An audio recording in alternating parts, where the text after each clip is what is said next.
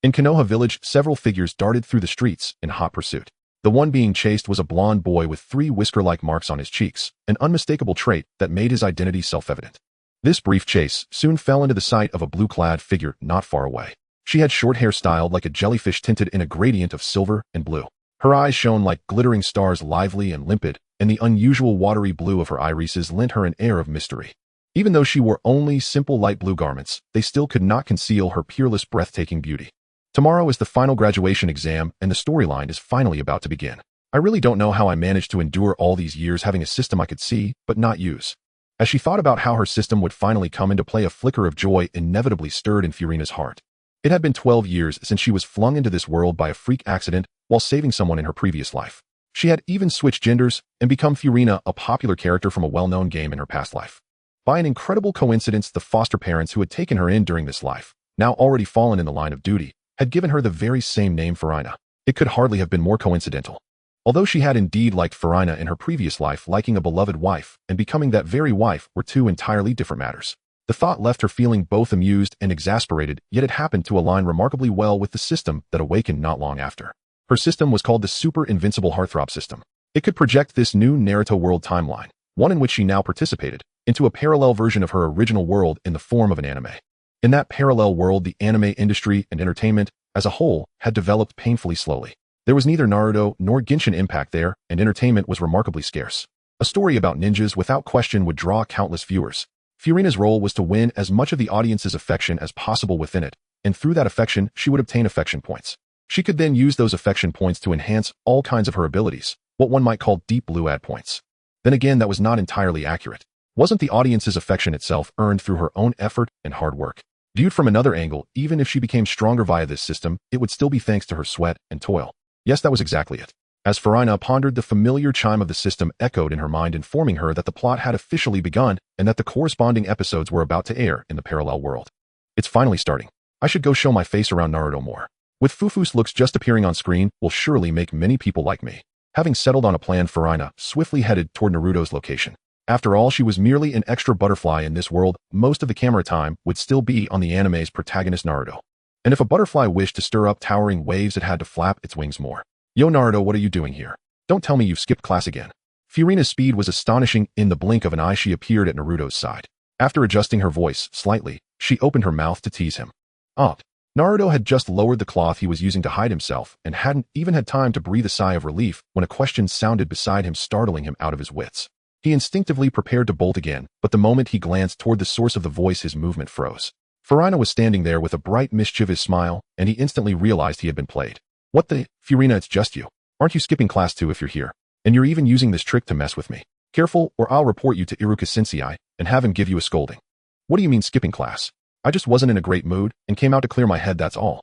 As she spoke, Furina's smile slowly faded, as if she had noticed something unpleasant. She subtly motioned toward the space behind Naruto. Haha, Furina, you think I, the great Naruto, will fall for the same trick twice? Don't even try it, I won't be fooled by you again. Even as he spoke, Naruto began to sense that something was off, as though someone was drawing closer and closer behind him. Ignoring his own bravado for mere moments before he slowly turned his head to look, he was immediately greeted by an obviously furious face, the very person Naruto least wanted to see at that moment. Iruka-sensei. Naruto. Iruka's sudden appearance clearly gave Naruto a fright. He had not expected that Furina had not been lying, that there really was a situation. But by the time he realized this, it was already far too late. Watching Naruto being scolded by Iruka, the corners of Furina's mouth curved into a slight grin. He had only himself to blame. She had already warned him, and if he chose not to believe her, what could she do? Although Iruka was genuinely angered by Naruto's antics, he did not forget that Furina was watching from the side. After reprimanding Naruto a few times, he turned his head toward the girl, who was quietly laughing. Whether it was because venting on Naruto had already dispelled much of his anger, or because Furina's usual performance was excellent, and she hardly seemed like the type to cut class, Iruka's expression gradually softened as he faced her. The moment she felt Iruka's gaze fall on her, Furina instantly knew what he was about to say. Before he could even ask, she repeated to him the same explanation she had just given Naruto. Oh, so you just weren't feeling well emotionally. All right. If anything is bothering you, you must remember to tell me. Don't keep it bottled up inside. I understand. Thank you, Iruka-sensei. After hearing Furina's explanation, Iruka did not press the matter further. He had seen her usual conduct with his own eyes. She did not seem like someone who would skip class. Hey, Iruka-sensei, why are you so nice to Furina, but so harsh to me? That's not fair. Naruto, who had been ready to enjoy the show, could not help but curl his lips and complain when he saw this tender scene between teacher and student. The contrast in how they were treated was simply too great. Hearing Naruto's disgruntled voice, the calm that had just returned to Iruka's face once again showed traces of anger. After taking a deep breath to steady himself, he spoke. You failed the last 2 tests, haven't you? Even so, instead of studying properly, you skip class and come out here to scribble all over the Hokage's faces. Tell me, are you really planning to graduate? Seeing the earnest look on Iruka's face, Naruto knew that in truth his teacher was only worried about him. So although he still appeared outwardly defiant, he did not continue to argue back. Seeing that Naruto no longer tried to argue back, the anger that had just risen in Iruka's heart subsided a great deal, and he turned his gaze once more to Funingna. Since we've already found this brat Naruto, we should head back as well. Funingna, how are you feeling now? If you're not comfortable, we can wait a bit before returning. Funingna was slightly taken aback by his words. She had not expected him to take the excuse she had casually made up so seriously, and a trace of guilt flickered through her heart. Let's go back together, Iruka-sensei. I'm already fine. Naturally, Funingna had no intention of staying outside any longer. The only reason she had come here was to make an appearance. Now that she had shown herself, there was no need to remain outside. After returning to the classroom, Funingna discovered that what had just happened was already being broadcast in the other world.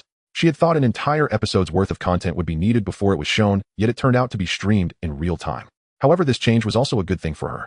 Thanks to the scenes just now with Naruto and Iruka, her affection points had already begun to roll in. After gaining affection points, small plus signs finally appeared beside all the attributes she had long been able to improve only through cultivation. The golden sheet she had waited on for so long could at last be put to use. Funingna. Stats: Constitution Chunin 241, 5000, Speed Chunin 451, 5000, Strength Jinin 112, 2000, Chakra Chunin 34895000.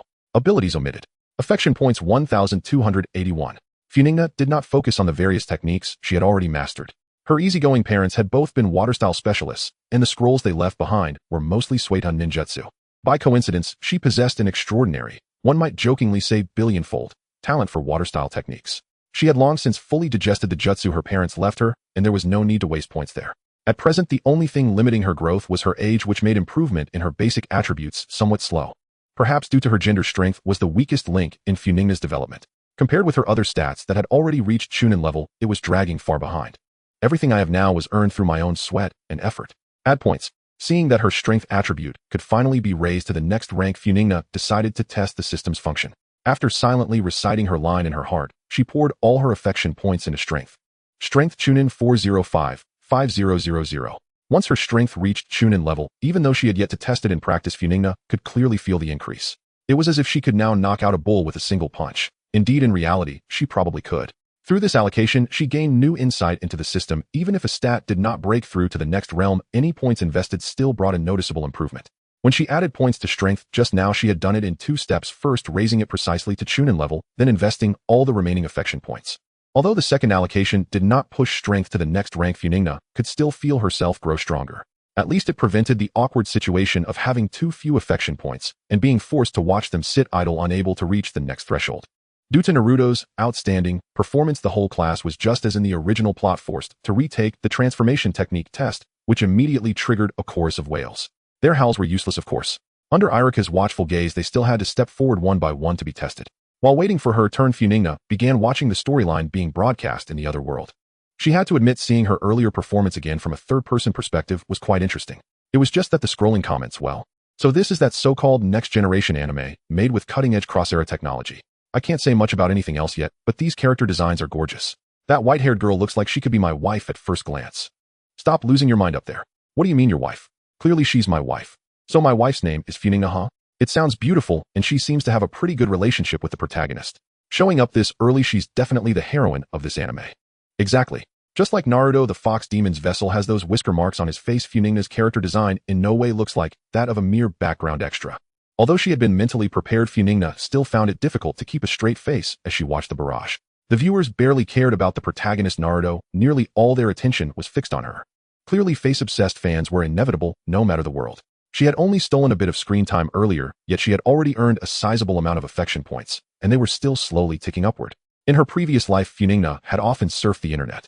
She knew that the audience's feelings toward her right now were simply lustful admiration, not any sincere affection for her character. To obtain a large amount of affection points, what she needed was genuine love for who she was, not shallow fondness based solely on appearance. In the system's judgment, such desire born of looks alone carried very little weight. Next, Funingna. Just as she was forming plans in her mind, Iruka finally called her name. The 3-body technique was a basic jutsu to her, utterly effortless. This test was nothing more than a formality. Interestingly, Naruto was the one scheduled to go right after her, and his famous sexy jutsu would make its debut here. There was no way Funingna would miss such an amusing moment. She had already prepared a camera to capture this scene, planning to bring it out and tease him with it once he grew up. It would undoubtedly be hilarious when that time came. Chuckling to herself, Funingna began to move, looking for the perfect spot to take the shot. As she walked, she gradually came to stand near a girl with pale eyes. Funingna tilted her head for a glance. Who else could it be but Hinata? Noticing that the girl was watching Naruto with a worried expression as he stepped forward, a faint smile flashed across Funingna's face. She tiptoed to Hinata's side and suddenly wrapped an arm around her shoulders, grinning wickedly as she spoke. "Little Hinata, you look awfully worried. Is it because of Naruto?" Startled by the sudden embrace, Hinata clearly jumped. Before she could gather her thoughts, however, Funingna's words flooded her mind, and a rosy blush spread across her cheeks. "Funingna, it's you." Upon realizing that the person who had suddenly attacked her was Funingna, Hinata visibly breathed a sigh of relief, glad that it was no one else paying attention to her. As for Funingna, she had already grown somewhat accustomed to it. "Hey, what are you doing with the camera?" After regaining her composure, Hinata also noticed the camera in Funingna's hands. Perhaps out of curiosity, or maybe to change the subject, Hinata immediately began to inquire. "Oh, you mean this? It's to capture some interesting moments." As Funingna spoke, Naruto on stage began his transformation technique. Seeing Naruto's actions, Funingna's smile widened, just like now. After Naruto's seductive transformation technique appeared, Iruka, who was facing him, instantly fell back, nose bleeding, as if he had stepped out of an anime. In that moment, Funingna quietly pressed the shutter button. Perfect, adding to the prince's dark history. In the future, if he wants this photo back, she would have to negotiate a good price. "Funingna, don't you think this is a bit inappropriate?" Just as Funingna was secretly amused, a quiet inquiry came from beside her. Although Funingna's actions were swift, Hinata, who had been alert, had still noticed. "Hinata, do you really think it's not good? I can read your thoughts. You want me to share a little, right?" "Oh no, that's not it." Hearing Funingna's misunderstanding, Hinata immediately lost her previous thoughts, her face reddening even more as she hurriedly explained. "Really?" After Funingna teased Hinata for a moment, Iruka, who had just been knocked back, stood up again, but his expression clearly indicated he was not feeling well. "Which fool?"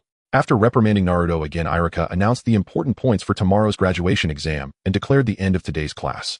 After class, Funingna did not rush to leave, but continued to watch the plot being projected from another world. After a while, Funingna discovered that her sneaky shot of Naruto had also been recorded, and she couldn't help but feel a sense of embarrassment at being caught doing something wrong. Seductive technique, huh? Quite interesting. I have to say, Naruto still has his charm. Hey, everyone, tone it down a bit. You're exposing your IP. Why is everyone focused on Naruto? Did you not notice that while Naruto was using the seductive technique, Fufu was capturing him with the camera? I didn't expect Fufu to have such a wicked sense of humor. I like it even more now. Indeed, that reaction was quick. I see that the others in the footage are still stunned, while Funingna has already managed to take a picture. She's a top-notch photographer. Favorability 111. After noticing that the comments from the audience seemed indifferent, Funingna decided not to dwell on it any longer. However, she occasionally needed to pay attention to the camera aimed at her. With her thoughts settled, Funingna did not linger, and soon the graduation exam of the next day arrived. During this time, Funingna had been contemplating whether to participate in Naruto's plot to steal the sealing book. If she did, defeating Mizuki and showing off would definitely earn her a lot of favorability. However, in the end, Funingna chose to give up. After all, this matter was designed for Naruto, and she was merely an outsider. Participating would surely draw the attention of the Third Hokage. Moreover, the old schemer Danzo would also take note of her. She knew very well who he was, and given her current insufficient strength, it was better not to stand out too much. Besides, since she had already died once, it wouldn't be a problem for her to eventually defeat Kaguya and Madara. There was no need to put herself in danger for such a small gain. Once everyone had gathered, the graduation exam began as scheduled. Not long after, Funingna saw Naruto looking dejected walking out of the testing classroom. Although she knew exactly why he felt this way, Funingna pretended not to notice and quietly asked, "Hey, what's wrong? You don't look like yourself, Naruto." After hearing Funingna's voice, Naruto did not lift his head, but sighed and said, "Don't mention it. I embarrassed myself during the test. My shadow clone was a mess." "Forget it, someone like you, Funingna, won't understand." "Who says I don't understand? Just look." Seeing that Naruto seemed to doubt her understanding, Funingna naturally wouldn't agree. She then created a shadow clone that looked just as miserable as Naruto's, although it also resembled Naruto. Upon seeing the clone that was nearly identical to his own during the test, Naruto was momentarily stunned before he began to shout. "What the heck, Funingna? Were you peeking at my test at the door? And why does this clone look like me? Am I not entitled to my dignity?" Hearing Naruto's question, Funingna first chuckled softly before adopting an unhappy expression to respond to his earlier question. "I didn't do anything wrong. Don't accuse me. I just mimicked my appearance from when I practiced before. As for why I used your appearance, it's because you didn't believe me just now, saying I wouldn't understand you, as if you wanted to distance yourself from me. That also makes me unhappy." Faced with Funingna's misunderstanding, Naruto was clearly a bit anxious. He had only spoken those words because he was feeling down. He had no such thoughts in his heart. After all, Funingna was one of the few people he could consider a friend over the years. Even though others were willing to talk to him, he could still sense that they were concerned about his identity as the nine-tailed fox, but Funingna was different. She seemed completely unaware of the rumors in the village about him being the fox spirit, treating him just like anyone else, as if he were an ordinary person. This perspective might not mean much to others, but for Naruto, who had been viewed through colored glasses for so many years, it was incredibly precious. Moreover, Funingna did not belittle his somewhat whimsical dream of becoming Hokage, instead choosing to believe in and encourage him, something others would not do. Looking at Naruto, who seemed hesitant to speak, Funingna felt it was about time to stop the charade, as she would feel guilty if she kept it up. So she relaxed her expression and said with a smile, all right, stop overthinking. I was just saying it casually. Since you don't seem to be in a good mood, how about I treat you to some delicious food? Really? That's great. Let's go then. Thanks to Funingna's diversion, Naruto, who had been feeling a bit down, was now back to his usual self, as if he had already moved on from the recent exam failure. Just order whatever you like, don't hold back. Oh, why are we having dango? I thought you would treat me to Ichiraka ramen.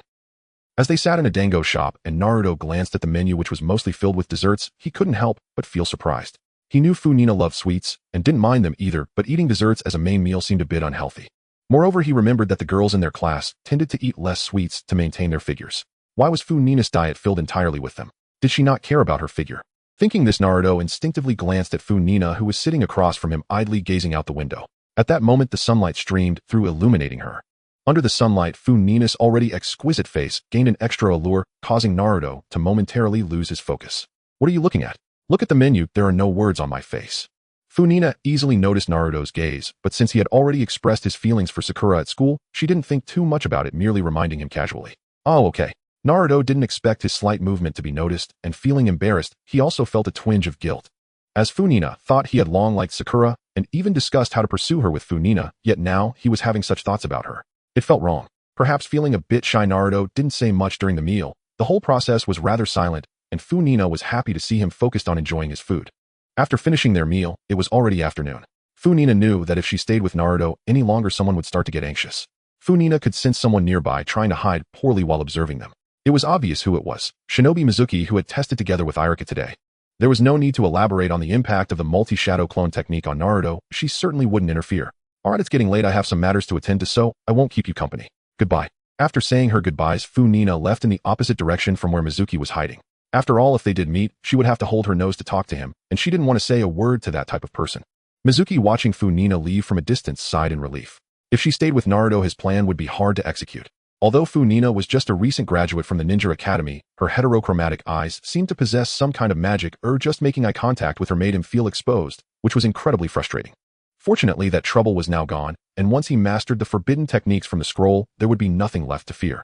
With these pleasant thoughts in mind, Mizuki adjusted his smile to appear as friendly as possible, then walked over to Naruto. Naruto, you're here too. Back at home, even though she had a cheat to directly allocate points, Funingna still engaged in her daily training. There was no helping it, after so many years of training, without slackening it had become a habit. If she didn't do anything, she'd feel a bit out of sorts. After finishing her training and taking a shower, Funingna lay on the recliner in her pajamas, her delicate fair feet swinging back and forth in the air, light and ethereal. If this scene were to be captured, many would wonder why food wasn't placed on the table. I spent so much time with Naruto today, yet there isn't even a single frame of me. It seems that forcing it doesn't yield results. After watching the broadcast for a while, Funingna realized she hadn't appeared at all, feeling a bit speechless, but she quickly brushed that emotion aside. At that moment, the content had entered a climax where Mizuki revealed his true colors and was confronting Naruto. One must admit this groundbreaking technology was impressive, giving a sense of immersion. Hey, so that's where you were hiding. I knew there had to be some footage of me. In the classic pre-battle flashback of the protagonist, Funingna finally saw her longed for self appearing after the memories of her and Iruka, encouraging Naruto. Naruto, just as in the original story, summoned thousands of shadow clones and directly brought Mizuki to his knees, making him understand what it meant to be overwhelmed. Damn, that's satisfying. Watching this little calamity scream for so long now, it feels great. Iruka Sensei is like a father figure to Naruto. Without him, Naruto's life would probably be worse off than it is now. Indeed, the protagonist is invincible after a flashback, but surprisingly, Funingna also has a part in that memory. What's surprising about that? From their interactions at the beginning, it was clear they had a good relationship. I also wish I could be teased by a pretty female classmate. For the previous statement, there aren't any pretty female classmates, but how about the male ones? A few days later, Funingna, I've reviewed your records. You've performed excellently in school, but it seems you don't have good relationships with your classmates. Is there a reason for that? The speaker holding a pipe spoke in a gentle tone, resembling a kind old man. However, Funingna, sitting across from him, was unusually serious. After all, sitting opposite her was Sarutobi Hiruzen, known as the strongest Hokage in history.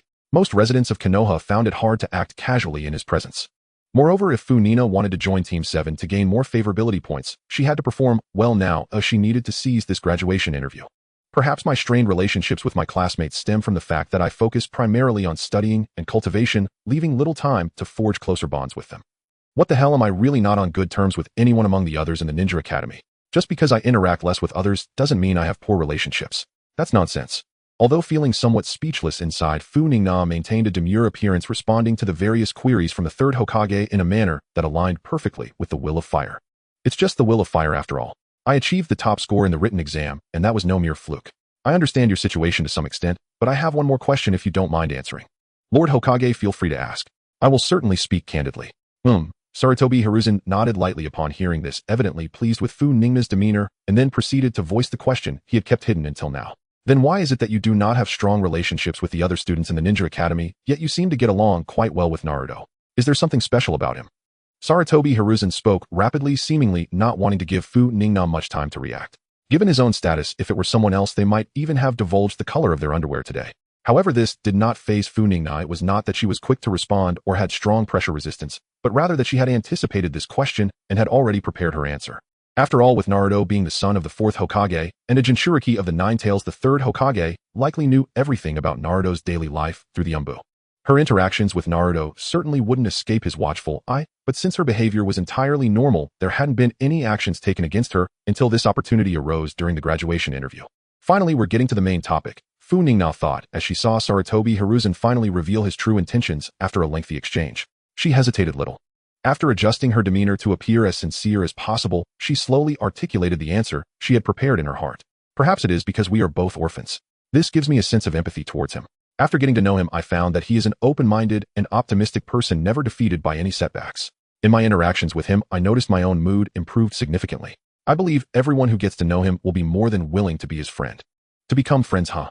After hearing Funingna's words, Sarutobi Hiruzen murmured a few sentences under his breath before breaking into a smile. Funingna's response pleased him greatly.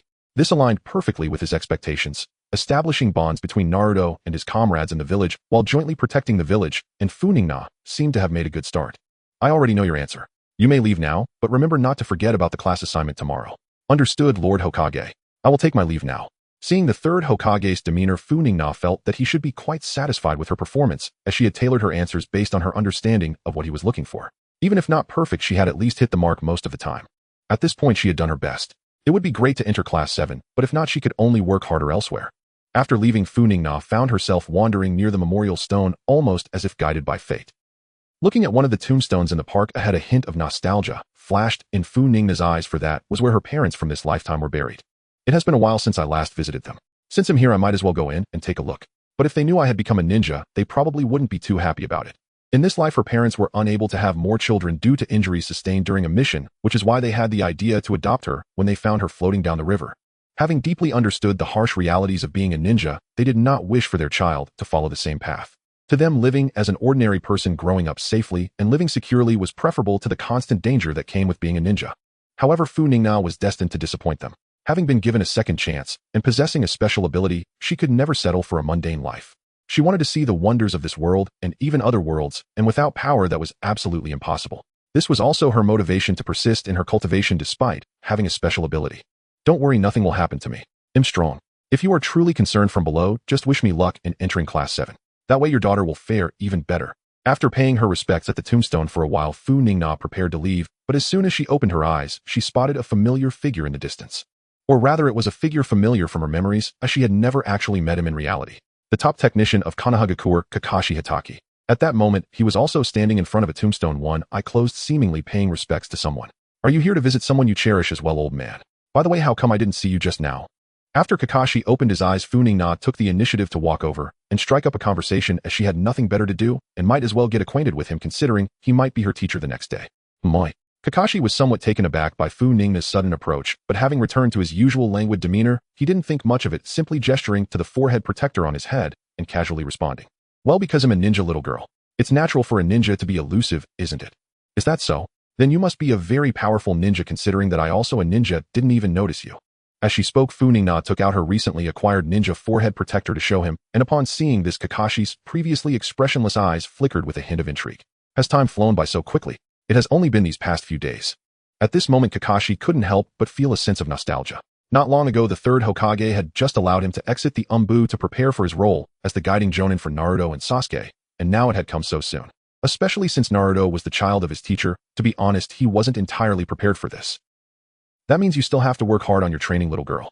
Kakashi did not want to steer the conversation towards himself. It was not due to any identity reasons, as he had already withdrawn from the Umbu and had nothing left to conceal.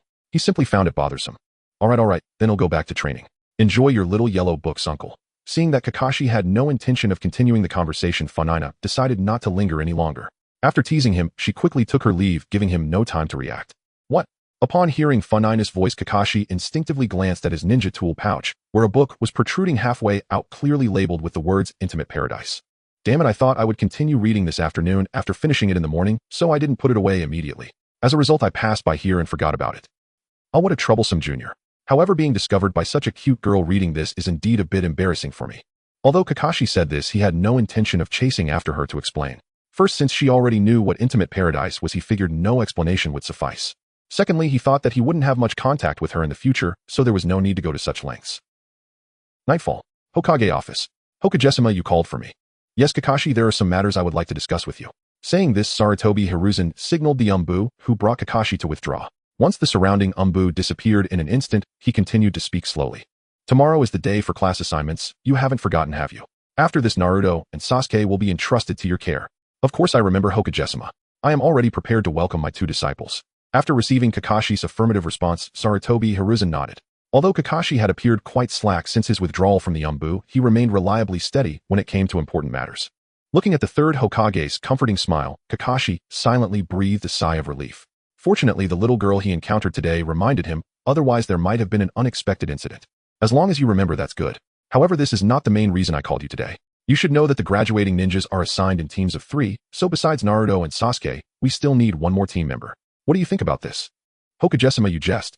I just recently withdrew from the Umbu, and I am not familiar with the graduating student situations. How could I possibly provide any suggestions? This was not Kakashi deliberately evading. During his time away from the Umbu, he had only learned about his future 2 disciples. He was completely unaware of the others, and naturally could not provide any opinions. However, it wouldn't be entirely accurate to say that at this moment, he recalled a blue figure Funingna whom he had met at the memorial stone today. Although their time together was short, he had already grasped some of her personality. If she were on the team, the atmosphere would likely be much more relaxed. Yet these were thoughts Kakashi kept to himself and did not articulate. After all, he hadn't asked for her name at that time, he didn't know her. Furthermore, he wanted to maintain some dignity. Being on the same team as her would likely make his future days rather difficult. Faced with Kakashi's reluctance, the third Hokage first picked up his pipe, took a puff, and then exhaled a plume of smoke before explaining. What I mean is, I want to see what kind of person you think would be suitable to join Naruto and Sasuke's team. Originally, I had a candidate for their teammate, but an unexpected incident has left me uncertain about who the best choice is. That is why I wanted to ask you their future teacher. Upon hearing this, Kakashi nodded. It was not an issue at all. He then took the 2 information sheets that the third Hokage handed him and began to look for the final team member. The first candidate had no major issues. They were quite outstanding in theory, but rather average in other aspects. Furthermore, they had a fondness for Sasuke and were also someone Naruto liked, which could lead to some trouble with the 3 of them on the same team. However, upon seeing the second information sheet, Kakashi's dead fish eyes instinctively widened slightly, and this unusual reaction did not escape the notice of the third Hokage across from him. Kakashi, is there something wrong with her? Hearing the third Hokage's inquiry, Kakashi recounted his encounter with Funingna at the memorial stone today, of course omitting the part about being caught reading adult material. He also shared his earlier impressions of Funingna. After all, he could distinguish between public and private matters. He would not let personal emotions cloud his judgment. It seems she has a good evaluation in your eyes, Kakashi. After listening to Kakashi's account, the third Hokage nodded and then pondered for a moment before continuing slowly. That child went to the memorial stone to visit her parents. Her parents were heroes who sacrificed themselves for the village after all. Moreover, she has managed to graduate from the Ninja Academy with excellent results while being all alone for so many years, as she must have been persevering in her training all this time. Listening to the third Hokage's reflections, a glint of light flashed in Kakashi's eyes. Although he had met Funingna there, he had not anticipated that both her parents were gone. Thinking about it this way, her somewhat tough personality must have been a way to protect herself. After several rounds of contemplation, Kakashi steadied his mind, his gaze becoming much more resolute. He had made a decision. He was prepared to suggest Funingna join his team so that he could look after her. However, before Kakashi could speak, the third Hokage had already come to a conclusion. This child has a good relationship with Naruto and is not infatuated with Sasuke. Their interactions are primarily related to training. Moreover, based on what you mentioned earlier, she would contribute to the harmonious atmosphere of the team. Taking everything into account, let's choose Funingna as the last member of your team. What do you think, Kakashi? Although a decision had been reached, the third Hokage did not forget to consult Kakashi's opinion. After all, he would be the future team leader, and his views were essential. Of course, there's no problem, Hokage-sama. You may arrange it as you see fit. Kakashi naturally would not refuse. Just a moment ago, he was pondering how to persuade the third Hokage to favor Funingna, and now that this effort could be saved, he was more than happy. Alright, it's getting late. You should head back early to prepare for tomorrow's class placement test. I won't keep you any longer. Okay, Lord Hokage. After Kakashi left, the third Hokage gently shook his head as he watched him go. Having been Hokage for so many years, he could naturally discern Kakashi's thoughts. After all, the eyes cannot lie. Fortunately, they shared the same thoughts, which saved a lot of trouble. The next day, for the class placement test, Funingna unusually arrived at the classroom early. After all, today was the famous scene where Naruto and Sasuke kissed. It would be a pity to miss it just because she arrived late. After casually finding a spot by the window in the back row, Funingna propped her head up to look outside, daydreaming, as there were still not many people around. After a while, as students gradually arrived, the classroom became lively. Everyone gathered with familiar classmates to discuss their future aspirations. Funingna didn't feel lonely. She was just eager to see if the famous scene would happen, as she had been anticipating it for a long time. Sakura was expressing her affection for Sasuke again, while Naruto watched from the side. Things were progressing smoothly, which was great. Naruto jumped onto the desk in front of Sasuke, locking eyes with him. There happened to be someone fooling around in front, so it seemed that the situation she worried about wouldn't happen. That was fantastic. Just as Funingna was poised with her camera ready to capture the moment, she suddenly felt someone gently poke her with a finger. Turning her head, it was Hinata again. Is there something you need, little Hinata? I'm a bit busy right now. Oh, I can only play with you later. Faced with Funingna's tone, which was akin to coaxing a child, Hinata's previously accumulated courage instantly evaporated. Blushing, she lowered her head and opened her mouth, unsure of what to say. She had just seen Funingna looking mischievous with her camera, casting a glance at Naruto, and she felt that Funingna was about to take some not so good pictures, which was why she came over to try and stop her. However, Hinata clearly overestimated herself. After being brushed off by a few of Funingna's words, she found herself at a loss, her mind blank. Just as Hinata was dazed, the classmates behind Naruto finally made their move. One of them knocked Naruto off balance, causing him to tumble straight towards Sasuke. Then the anticipated scene finally occurred. Upon seeing the two of them kiss, Funingna swiftly found a suitable spot and repeatedly pressed the shutter as others stood there bewildered, executing the entire action seamlessly. It's over. Noticing what was happening between Naruto and Sasuke, as well as Funingna's actions, Hinata realized that her fears had come true. She couldn't prevent Funingna. I'm sorry, Naruto-kun. As Hinata silently blamed herself, the others in the class also came to their senses. Upon realizing what had happened, the boys and girls in the class displayed two entirely different reactions. The boys were all in high spirits, with some suppressing their laughter, while others burst into laughter. However, while a few were joyous, others were troubled. The girls in the class all wore unhappy expressions while the boys rejoiced. What did you do? I didn't want to kiss that arrogant Sasuke. I didn't know which idiot pushed me just now. At this moment, Naruto had already separated from Sasuke. He watched as the angry girls approached him to question him. However, he didn't consider the earlier incident to be significant, so he just casually explained. However, the girls were all furious, and Naruto's nonchalant demeanor undoubtedly escalated their anger. At this moment, Naruto began to sense something was off. As he looked at the girls closing in around him, Naruto hurriedly started to explain. However, they clearly weren't listening anymore. Unless something unexpected happened, he was going to get beaten up. Just as the girls took the initiative to attack, Funingna, who had been watching from a distance, decided to intervene. After all, she had just enjoyed the show with Naruto, and watching him get beaten would make her conscience ache. However, just as she stood up to intervene, she noticed Hinata, who had poked her earlier, was now lying on the desk with a worried expression. Seeing this, a smile flickered in Funingna's eyes as she quickly walked over to her. Little Hinata, you wouldn't want your Naruto-kun to get beaten up by those girls, would you? Hearing the soft inquiry in her ear, Hinata quickly turned to look, meeting Funingna's gaze. In those mismatched eyes, Hinata seemed to catch a glimpse of a faint smile. Please help Naruto-kun, Funingna-san. After saying this, Hinata quickly lowered her head. However, even so, Funingna could still see the blush on her face, indicating that this request was something Hinata had mustered all her courage to say. To this, Funingna could only sigh in her heart, thinking that Hinata was a bit too shy as a child. Her words used in this context had no impact on Hinata. Alright, don't blush. I'll help your Naruto-kun, but as a trade you have to keep the photos I took secret. Let's consider it our little secret. After saying this, Funingna didn't give Hinata a chance to think, and instantly appeared between Naruto and the group of girls, separating them once again. Funingna, what are you doing? Funingna, you're not trying to help that guy, are you? That guy just kissed Sasuke-kun. Exactly. Funingna, are you defending Naruto? You must like him. So fast. Unlike the girls who were concerned about Funingna interrupting them, Sasuke, who was sitting aside, couldn't help but widen his eyes a bit. He hadn't noticed Funingna's appearance at all just now. Doesn't that prove that her strength exceeds his? No, she might just be better at the body flicker technique, and besides, I didn't activate my Sharingan. That's how it is. However, at this moment Sasuke, who was the center of attention at the ninja school, went unnoticed, as everyone's gaze in the classroom was fixed on the suddenly appearing Funingna. As the protagonist, Funingna listened to the doubts and some unflattering remarks from the crowd, she still maintained a faint smile, as if she hadn't heard anything. However, her subsequent words were anything but gentle. "What did you just say? I didn't catch that. Could you repeat it?" While saying this, Funingna turned her gaze towards the person in the crowd who had just claimed she supported Naruto, as if she genuinely hadn't heard. The other party, who was about to speak again, suddenly shivered under Funingna's gaze for reasons unknown. Although she wasn't sure if it was just her imagination, she ultimately chose to keep silent and retreated behind the crowd, no longer meeting Funingna's eyes. Noticing her actions, Funingna paid her no mind. After all, what was the point of making wild guesses every day? She liked girls in both her past and present lives after all. However, although she had scared one off, a group of people remained in front of her chattering incessantly, which gave Funingna a headache. If it came to a physical confrontation, she could easily handle the group in front of her, but debating with so many people would truly be exhausting. Sigh, if I had known, I wouldn't have come on a whim. What a hassle. Maybe I should just let them beat Naruto up to vent their frustrations. Watching the crowd chatter nonstop, Funingna couldn't help but rub her forehead, her mind wandering to the thought of escaping. However, since she had just promised Hinata, leaving now wouldn't be ideal. Hey, what are you all doing here? Even if it's time to graduate, you shouldn't be this excited. Just as Funingna was feeling troubled, a voice from outside the door rescued her. It was Iruka, standing with his arms crossed, looking at them with a bemused expression.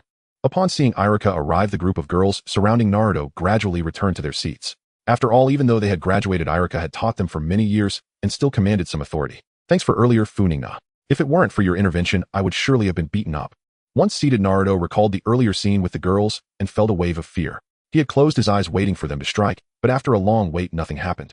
When he opened his eyes again, he saw Funingna's back standing protectively in front of him. It's nothing. Although you jumped onto Sasuke's table out of boredom, the main fault doesn't lie with you. As a friend, it's only right for me to help you. Friend. Although Funingna explained casually, it gave Naruto a different kind of feeling. He had seen how the earlier girls defended Sasuke, but at that time he hadn't thought much of it. He had gotten used to being alone all his life, so it was normal for others not to help him due to the rumors of the Nine Tails.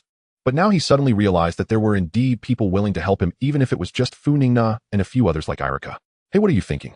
You look strange. Just as Naruto was lost in thought, Funingna noticed his odd demeanor. After all, he looked like he was about to cry one moment and laughing the next. Oh, it's nothing. I was just thinking about how the class assignments would go. It turned out Naruto was terrible at lying, as Funingna could see right through him. As for what Naruto was truly thinking, she could guess most of it from his earlier behavior.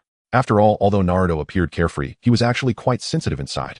What was merely a simple act of helping a friend for her was likely something much more significant for Naruto. Those who lacked love were like that. Moreover, he was just a child.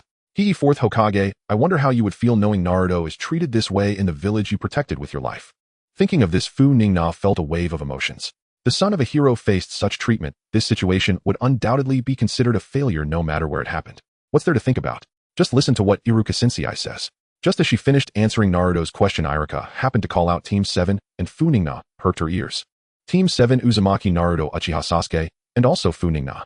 Yay. Originally, Naruto was somewhat displeased to be in the same team as Sasuke, but upon hearing Funingna's name, his expression visibly brightened. Although I didn't get to be with Sakura, and there's that annoying guy Sasuke, being in the same team as Funingna is still pretty good. With that loser Naruto. But that Funingna seems to have decent abilities, so it should be fine. Sasuke, sitting on the other side, was somewhat satisfied upon hearing about his teammates. Putting Naruto aside, at least Funingna's performance qualified her to be his teammate, and she wasn't as annoying as the other girls in the class. He had been exasperated by those girls. Upon hearing that she was indeed in Team 7, Funingna finally breathed a sigh of relief. After all, there were far more opportunities to gain favor in the main cast than elsewhere. If she had ended up in a different team, she would have had to find a way to migrate over, and just thinking about that was troublesome. Before long, Iruka announced everyone's group assignments. Sakura, who had been replaced by Funingna, was placed in a random team with two other nameless characters Funingna had never heard of. Funingna had no particular thoughts about this. She didn't dislike Sakura, but she also didn't particularly like her, as she was basically in a state of indifference. However, in the end, she had taken someone else's opportunity. Although Sakura herself didn't know this, Funingna wouldn't pretend to be unaware. Staying true to her own feelings was what mattered most. So when the opportunity arose in the future, she would recommend Sakura to Tsunade, as she was quite talented in medical ninjutsu, and Tsunade would surely not refuse. With their respective thoughts, everyone in the classroom gradually left to attend to their own matters, waiting to meet with their team leaders in the afternoon. Funingna, on the other hand, went alone to the dango shop, planning to celebrate with a feast. Having been assigned to Team 7 meant she had a secure future. Hey, isn't this Funingna? You look so happy. What do you want to eat today? Upon seeing Funingna, a regular customer, the owner of the dango shop greeted her warmly. As it was still early, the dango shop was empty. Funingna casually found a seat, responded to the owner's enthusiasm, and then inquired about something she had been looking forward to for a long time. By the way, Uncle Shopkeeper, have you made that dessert I mentioned before?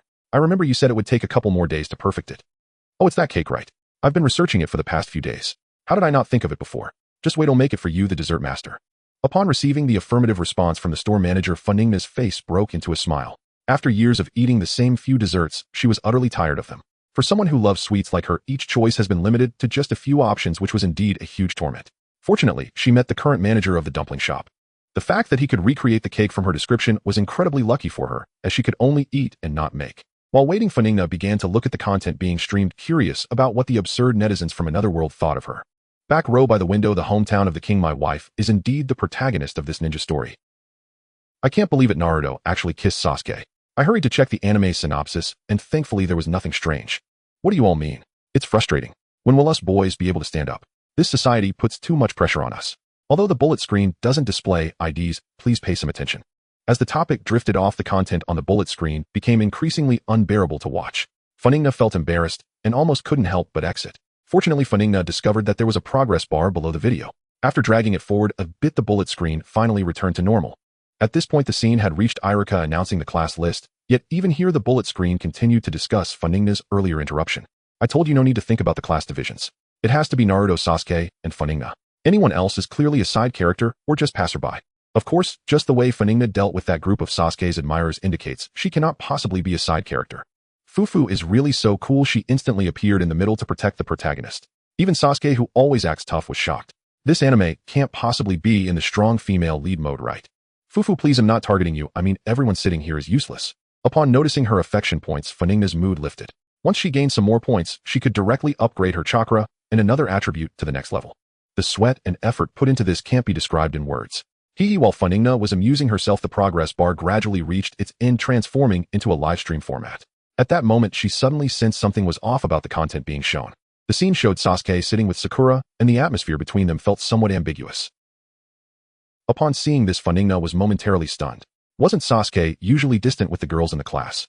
How could it be like this? Like Funingna, the audience watching this scene also felt something was amiss. After all, they had seen Sasuke's previous demeanor and thus began to speculate on the bullet screen. I remember Sasuke wouldn't even acknowledge the admirers in class. Is this really the Sasuke I know? If this is Sasuke, I might as well eat the screen seriously. Let's not deceive ourselves here. But I do think it looks like Naruto. After all, the previous plot showed Naruto like Sakura. This Sasuke must be Naruto using a transformation technique to disguise himself. Good analysis clicked. So that's how it is. After reading the analysis on the bullet screen, Funingna understood what was going on. She had just momentarily forgotten, but with the reminder, everything came back to her. It was indeed a bit of a silly move. Naruto transformed into Sasuke to trick Sakura into a kiss, but ultimately didn't due to a stomach ache. That's basically it. However, she remembered Naruto's stomach aches were due to drinking expired milk or eating spoiled food. She had previously told him to throw away anything expired and eat proper food. So isn't that? After realizing this, although Funingna couldn't help but curse inwardly, she still decided to intervene. After all, her kind heart couldn't bear to see such things. Store manager, I just remembered something I need to handle. I'll be right back. After saying a few words to the store manager before he could respond, Funingna's figure instantly vanished from the shop. She had seen that the two were about to kiss, and there was no time to waste. Okay, no need to rush. The cake will take some time to prepare. Once the store manager finished speaking, he noticed Funingna was already gone.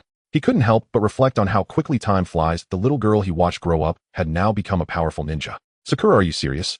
Yes, Sasuke-kun, as long as I can earn your approval, I'm willing to do anything. With that, Sakura closed her eyes and the distance between them grew smaller. Unfortunately, this ambiguous atmosphere was abruptly shattered by an unexpected interruption. Sasuke, Sakura, what are you two doing? Not caring about others in broad daylight. Upon hearing that familiar voice, the two, almost touching figures hurriedly sprang apart, simultaneously turning to look in the direction of the voice. Iruka-sensei, what are you doing here? What? If you two can be here, can I be here? Facing Sakura's inquiry, Iruka couldn't help but chuckle in anger, then responded somewhat unhappily. No, that's not what I meant. Iruka-sensei, we were just... Seeing that Iruka's tone was not quite right, Sakura instantly felt quite nervous, but still prepared to continue the explanation. However, before she could finish, Iruka interrupted her. Looking at Naruto, who seemed hesitant to speak, Funingna felt it was about time to stop the charade, as she would feel guilty if she kept it up. So she relaxed her expression and said with a smile. Alright, stop overthinking. I was just saying it casually. Since you don't seem to be in a good mood, how about I treat you to some delicious food? Really? That's great. Let's go then. Thanks to Funingna's diversion, Naruto, who had been feeling a bit down, was now back to his usual self, as if he had already moved on from the recent exam failure. Just order whatever you like, don't hold back. Oh, why are we having dango? I thought you would treat me to Ichiraka ramen. As they sat in a dango shop and Naruto glanced at the menu which was mostly filled with desserts, he couldn't help but feel surprised. He knew Funingna loved sweets and didn't mind them either, but eating desserts as a main meal seemed a bit unhealthy. Moreover, he remembered that the girls in their class tended to eat less sweets to maintain their figures. Why was Funingna's diet filled entirely with them? Did she not care about her figure?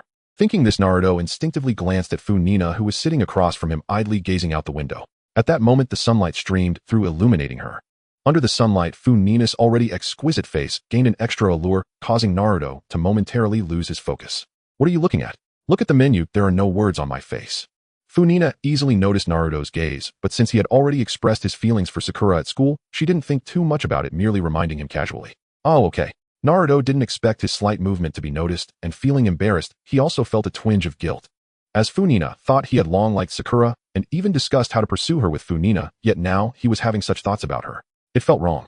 Perhaps feeling a bit shy, Naruto didn't say much during the meal. The whole process was rather silent, and Funingna was happy to see him focused on enjoying his food. After finishing their meal, it was already afternoon. Funingna knew that if she stayed with Naruto any longer, someone would start to get anxious. Funingna could sense someone nearby trying to hide poorly while observing them. It was obvious who it was, Shinobi Mizuki, who had tested together with Iruka today. There was no need to elaborate on the impact of the multi-shadow clone technique on Naruto. She certainly wouldn't interfere. Alright, it's getting late, I have some matters to attend to, so I won't keep you company. Goodbye. After saying her goodbyes, Funingna left in the opposite direction from where Mizuki was hiding. After all, if they did meet, she would have to hold her nose to talk to him, and she didn't want to say a word to that type of person. Mizuki, watching Funingna leave from a distance, sighed in relief. If she stayed with Naruto, his plan would be hard to execute. Although Funingna was just a recent graduate from the Ninja Academy, her heterochromatic eyes seemed to possess some kind of magic, just making eye contact with her made him feel exposed, which was incredibly frustrating. Fortunately, that trouble was now gone, and once he mastered the forbidden techniques from the scroll, there would be nothing left to fear. With these pleasant thoughts in mind, Mizuki adjusted his smile to appear as friendly as possible, then walked over to Naruto. Naruto, you're here too. Back at home, even though she had a cheat to directly allocate points, Funingna still engaged in her daily training. There was no helping it, after so many years of training, without slackening it had become a habit. If she didn't do anything, she'd feel a bit out of sorts. After finishing her training and taking a shower, Funingna lay on the recliner in her pajamas, her delicate fair feet swinging back and forth in the air, light and ethereal. If this scene were to be captured, many would wonder why food wasn't placed on the table. I spent so much time with Naruto today, yet there isn't even a single frame of me. It seems that forcing it doesn't yield results. After watching the broadcast for a while, Funingna realized she hadn't appeared at all, feeling a bit speechless, but she quickly brushed that emotion aside. At that moment, the content had entered a climax where Mizuki revealed his true colors and was confronting Naruto. One must admit this groundbreaking technology was impressive, giving a sense of immersion. Hey, so that's where you were hiding. I knew there had to be some footage of me. In the classic pre-battle flashback of the protagonist, Funingna finally saw her longed-for self appearing after the memories of her and Iruka, encouraging Naruto. Naruto, just as in the original story, summoned thousands of shadow clones and directly brought Mizuki to his knees, making him understand what it meant to be overwhelmed. Damn, that's satisfying. Watching this little calamity scream for so long now, it feels great. Iruka Sensei is like a father figure to Naruto. Without him, Naruto's life would probably be worse off than it is now.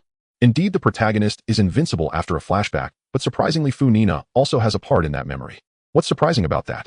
From their interactions at the beginning, it was clear they had a good relationship. I also wish I could be teased by a pretty female classmate. For the previous statement, there aren't any pretty female classmates, but how about the male ones? A few days later, Funingna, I've reviewed your records. You've performed excellently in school, but it seems you don't have good relationships with your classmates. Is there a reason for that? The speaker holding a pipe spoke in a gentle tone, resembling a kind old man. However, Funingna sitting across from him was unusually serious. After all, sitting opposite her was Sarutobi Hiruzen, known as the strongest Hokage in history. Most residents of Konoha found it hard to act casually in his presence. Moreover, if Funingna wanted to join Team 7 to gain more favorability points, she had to perform well now, as she needed to seize this graduation interview. Goodness, had my wife not appeared just in time, Naruto's impersonation of Sasuke would have already landed him a slap. Once someone asked me what kind of girl I liked. I didn't know then, but now I believe I've found her. Fufu is precisely the kind of woman who belongs only in dreams. Tell me who could possibly resist a girl who teases you to lighten the mood, yet remains clear-sighted and principled when matters grow serious? And who on top of all that is stunningly beautiful? Hold on, Naruto himself fits that description perfectly, yet he still loves Sakura unwaveringly. But didn't you notice how flustered Naruto looked when Funingna declared she disliked such antics? Even if his heart belongs to Sakura, Funingna has undoubtedly carved out a vital place within it. Affection level 1111111. Affection level 13503. The staggering surge in this metric reflects the audience's deepening fondness for Funingna. By the system's own criteria, affection generated by superficial charm pales beside that kindled by genuine emotional resonance, proof that winning hearts outweighs mere theatrical flourish. By afternoon, Funingna encountered Naruto and Sasuke again in the classroom, and noticed faint bruises marring their faces. What had transpired after her departure was all too evident. Yet no rift had formed between them, instead they sat side by side at ease. Evidence of the profound, fated chemistry between the reincarnations of Azura and Indra. Though Funingna had deliberately arrived late, knowing Kakashi would be delayed, she still waited far longer than expected, growing restless before the silver-haired Chunin finally appeared. Such a crude prank could never succeed. Sasuke glanced at the chalkboard eraser Naruto had suspended above the doorway, and sighed inwardly. Was this truly the same boy who'd briefly impressed him as surprisingly capable? Haha, don't dismiss it so quickly. Perhaps our sensei is an unusually engaging person unwilling to disappoint us, and thus will step right into the trap. That is plausible, Sasuke conceded with a nod. After all, no ordinary trap could possibly ensnare a Chunin, unless of course he chose not to evade it. As the two spoke, the classroom door swung open, and true to expectation, Kakashi walked straight beneath Naruto's contraption, sending a puff of chalk dust swirling above his head. He refrained from dodging, not to spare our feelings. How remarkably selfless of this student. Kakashi, having overheard Funingna and Sasuke's exchange outside the door, felt his mood lift, even though he'd never intended to dodge in the first place. Haha, look, my trap worked. This teacher's utterly hopeless. Kakashi's fleeting good humor evaporated the moment Naruto's laughter rang out. A sudden, unsettling thought crossed his mind. This student may well deserve a firm disciplinary reminder. Allow me to introduce myself. I am your team's Chunin instructor, Hatake Kakashi. From this moment onward, we are one unit. But let me state something clearly. Your recent behavior has left a poor first impression. I hope your future conduct proves me wrong. Otherwise, the consequences will be most unpleasant. Now, report to the rooftop. With that, Kakashi turned and strode away. Sensing their sensei's simmering displeasure, the three students wasted no time, hurrying toward the rooftop without hesitation. When they arrived, Kakashi sat atop the rooftop, arms folded, radiating patient boredom, as if he'd been waiting for hours. Ah, you're here. Since we've just met, let's begin with introductions. You decide among yourselves who'll go first. But shouldn't you go first, sensei? We don't even know where to begin. Naruto retorted, and Kakashi, unperturbed, obliged with a calm, measured introduction. You already know my name. As for what I like, or dislike, I'd rather not say. My interests? Numerous, though I'll withhold those for now.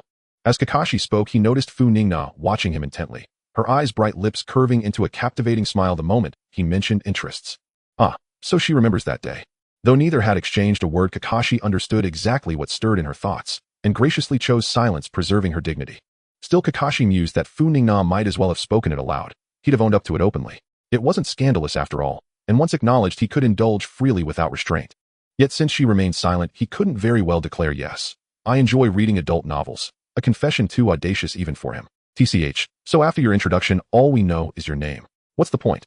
Lost in thought, Kakashi ignored Naruto's grumble, merely gesturing for them to proceed. Naruto and Sasuke then introduced themselves. In turn, Naruto vowed to become Hokage. Sasuke swore vengeance upon Itachi Uchiha, just as foretold in destiny. Kakashi gave a quiet, knowing nod. He knew both boys well. Their declarations aligned precisely with his expectations. Only one remains. Funingna, your turn. As Funingna prepared to speak, the other three leaned in, realizing with mild astonishment that after 6 years as classmates, Naruto and Sasuke knew almost nothing about her beyond her fondness for sweets. Kakashi, meanwhile, knew even less. Only the barest outline from official records, a model student across all domains. Yet she inexplicably already knew his private literary predilection. As for me, I cherish all beauty the world holds and reject all that mars it. My interests are many, cultivation among them. And my dream, to make this imperfect world a little more beautiful, to shape it into the world I envision. That's it. What do you think? That iconic line, lifted from a beloved game of her past life, had surfaced unbidden in Funingna's mind during her pause. She deemed it a fitting aspiration, and with only slight refinement offered it as her truth. However, saying this is not solely to gain the audience's favor. If she ever has the capability, she will strive to change the ninja world, making it less cruel. Is Funingna's dream really like this? After listening to Funingna's story, Naruto suddenly felt that her dream seemed even more impressive than his own. But that's all there is to it, for with his experience, he had no deep understanding of either becoming Hokage or changing the world, only a simple impression of their greatness. Sasuke was similar. He was only focused on revenge and completely indifferent to other matters, while Kakashi was different from them. Having spent many years on missions in the Umbu, he was well aware of the main theme of the ninja world: slaughter and hatred. Even the newly graduated students had to go to the battlefield when he was young. To transform such a ninja world into a beautiful place, to make it resemble the ideal, is a dream that is likely many times more difficult than becoming Hokage. He didn't know whether to say his student was arrogant or that her ambitions were lofty. Sigh. If you truly want to realize such a dream, you must train hard, Funingna. Though he didn't truly believe that Funingna's dream had any chance of coming true, Kakashi didn't intend to discourage her, and instead offered some encouragement. After all, she had spoken well of him in the classroom earlier, so he naturally wanted to embody the qualities of a good teacher. Of course, Kakashi-sensei, I will work hard. In response to Kakashi's encouragement, Funingna readily agreed, but her main focus was somewhat different from what he imagined. She was just going to put in a bit of extra effort. Alright, since we've mostly introduced ourselves, it's time to get to the main topic. I have one more thing to tell you. Then Kakashi began to intimidate the three of them, mentioning that graduating from the ninja school only required talent, and that there was a 66 elimination rate, which would sound quite alarming if they didn't know the truth. For instance, Naruto and Sasuke, who were sitting beside him, immediately changed their expressions after hearing Kakashi's words, making Funingna feel quite amused. She knew the plot and naturally didn't worry about this. After all, Naruto and Sasuke only needed to be afraid, while she had to consider many more things to be liked by more people. So at 5 o'clock tomorrow morning, we will gather at the training ground on time. Just a heads up, don't eat breakfast or you'll throw up. After saying this, Kakashi didn't give them a chance to ask further questions, waved his hand, and quickly left. Although Kakashi-sensei asked us to gather at the training ground early, judging by his previous tardiness, he probably won't arrive on time. So just a reminder, no need to go too early. After hinting that Kakashi would be late, Funingna turned to leave, but before she could take a few steps, Naruto called out to her. But what if Kakashi-sensei isn't late this time?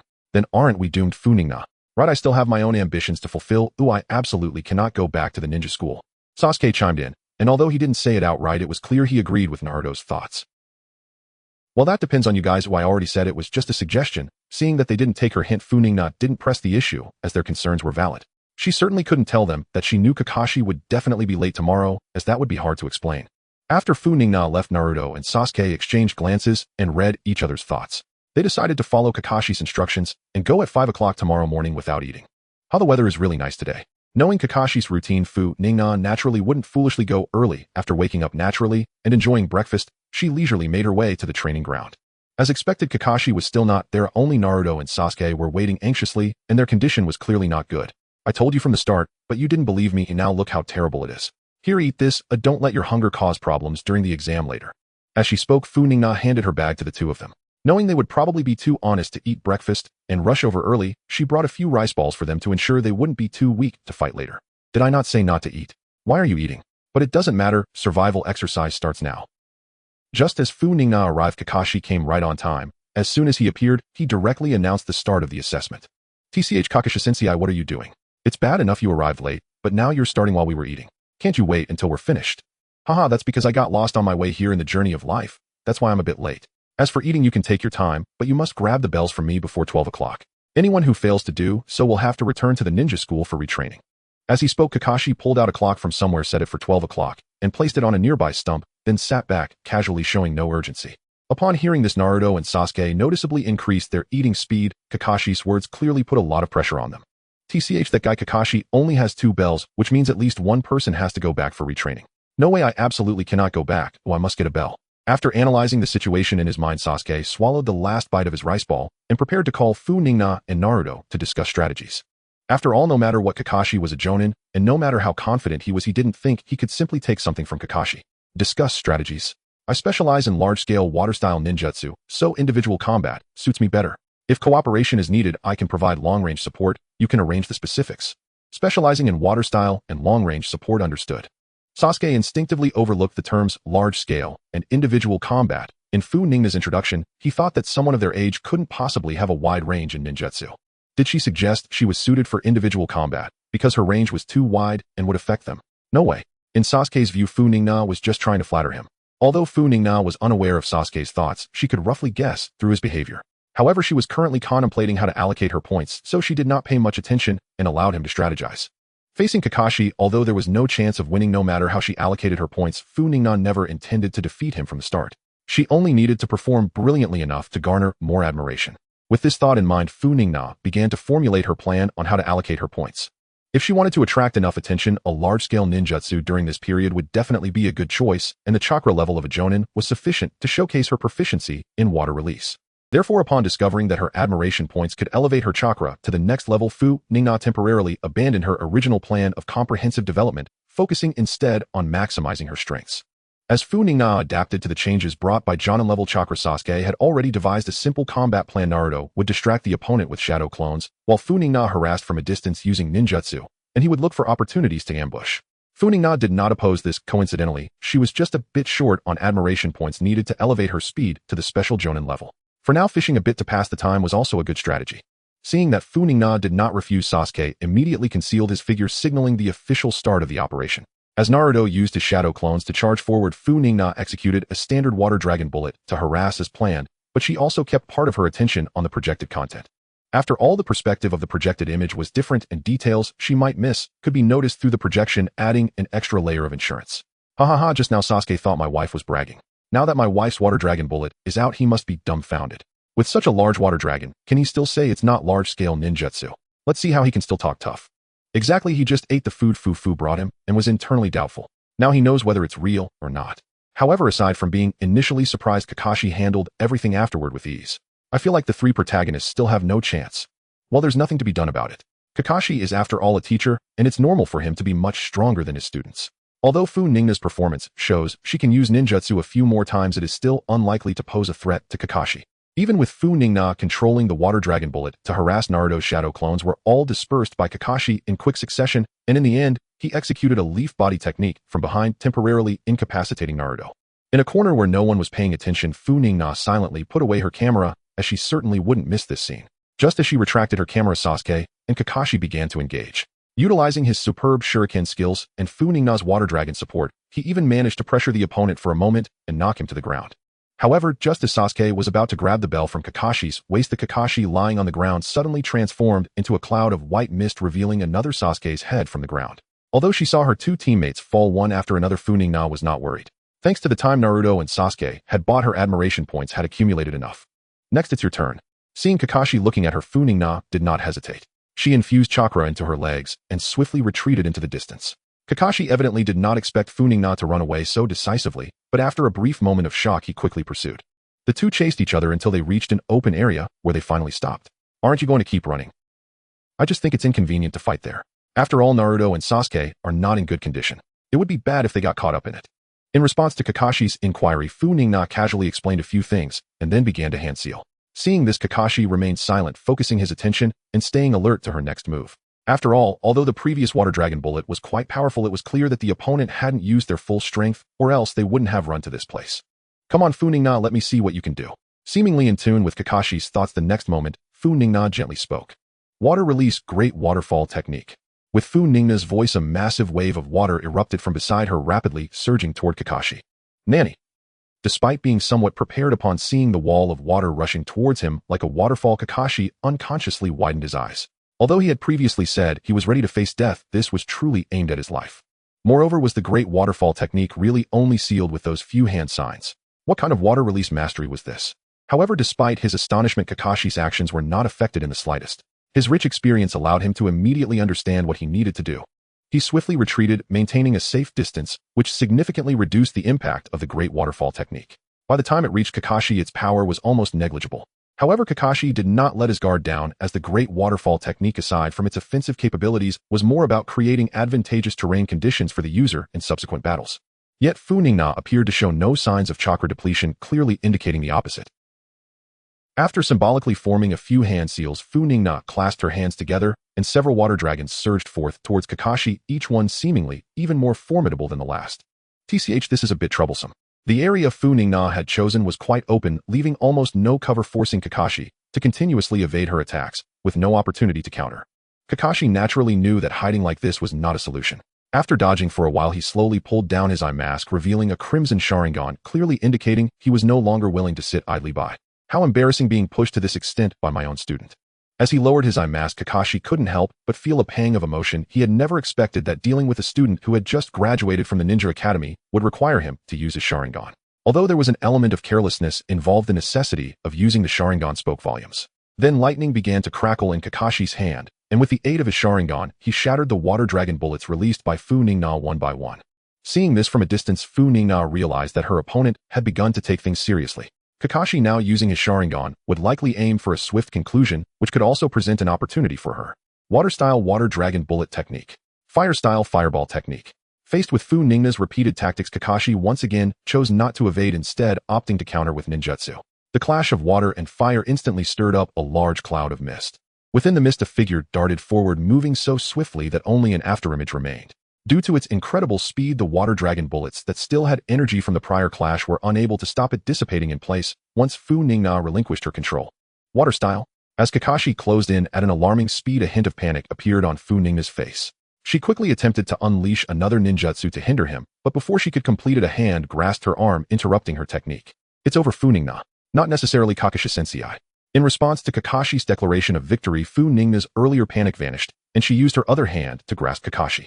Feeling Funingna's unusual action, Kakashi immediately sensed something was wrong, but it was already too late.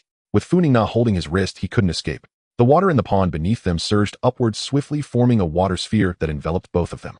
Water-style water prison technique. As the voice echoed, Funingna within the water prison transformed into a plume of white mist, while another Funingna approached from the side and placed her hand on the prison. Can this count as my victory, Kakashi Sensei? Well done, but did I not say that you must take my bell to truly succeed? As Kakashi spoke, Funingna suddenly felt a hand resting on her shoulder. When she turned to look, it was none other than Kakashi. Meanwhile, the Kakashi in the water prison also dissipated into white mist. Utilizing the distraction caused by the steam from the water-fire clash, Kakashi employed his usual shadow clone tactic for testing. Originally, he had only intended it as a precaution, but surprisingly it turned out to be quite effective. Kakashi Sensei is truly impressive. Hearing Funingna's seemingly conceding words, Kakashi barely had time to ponder.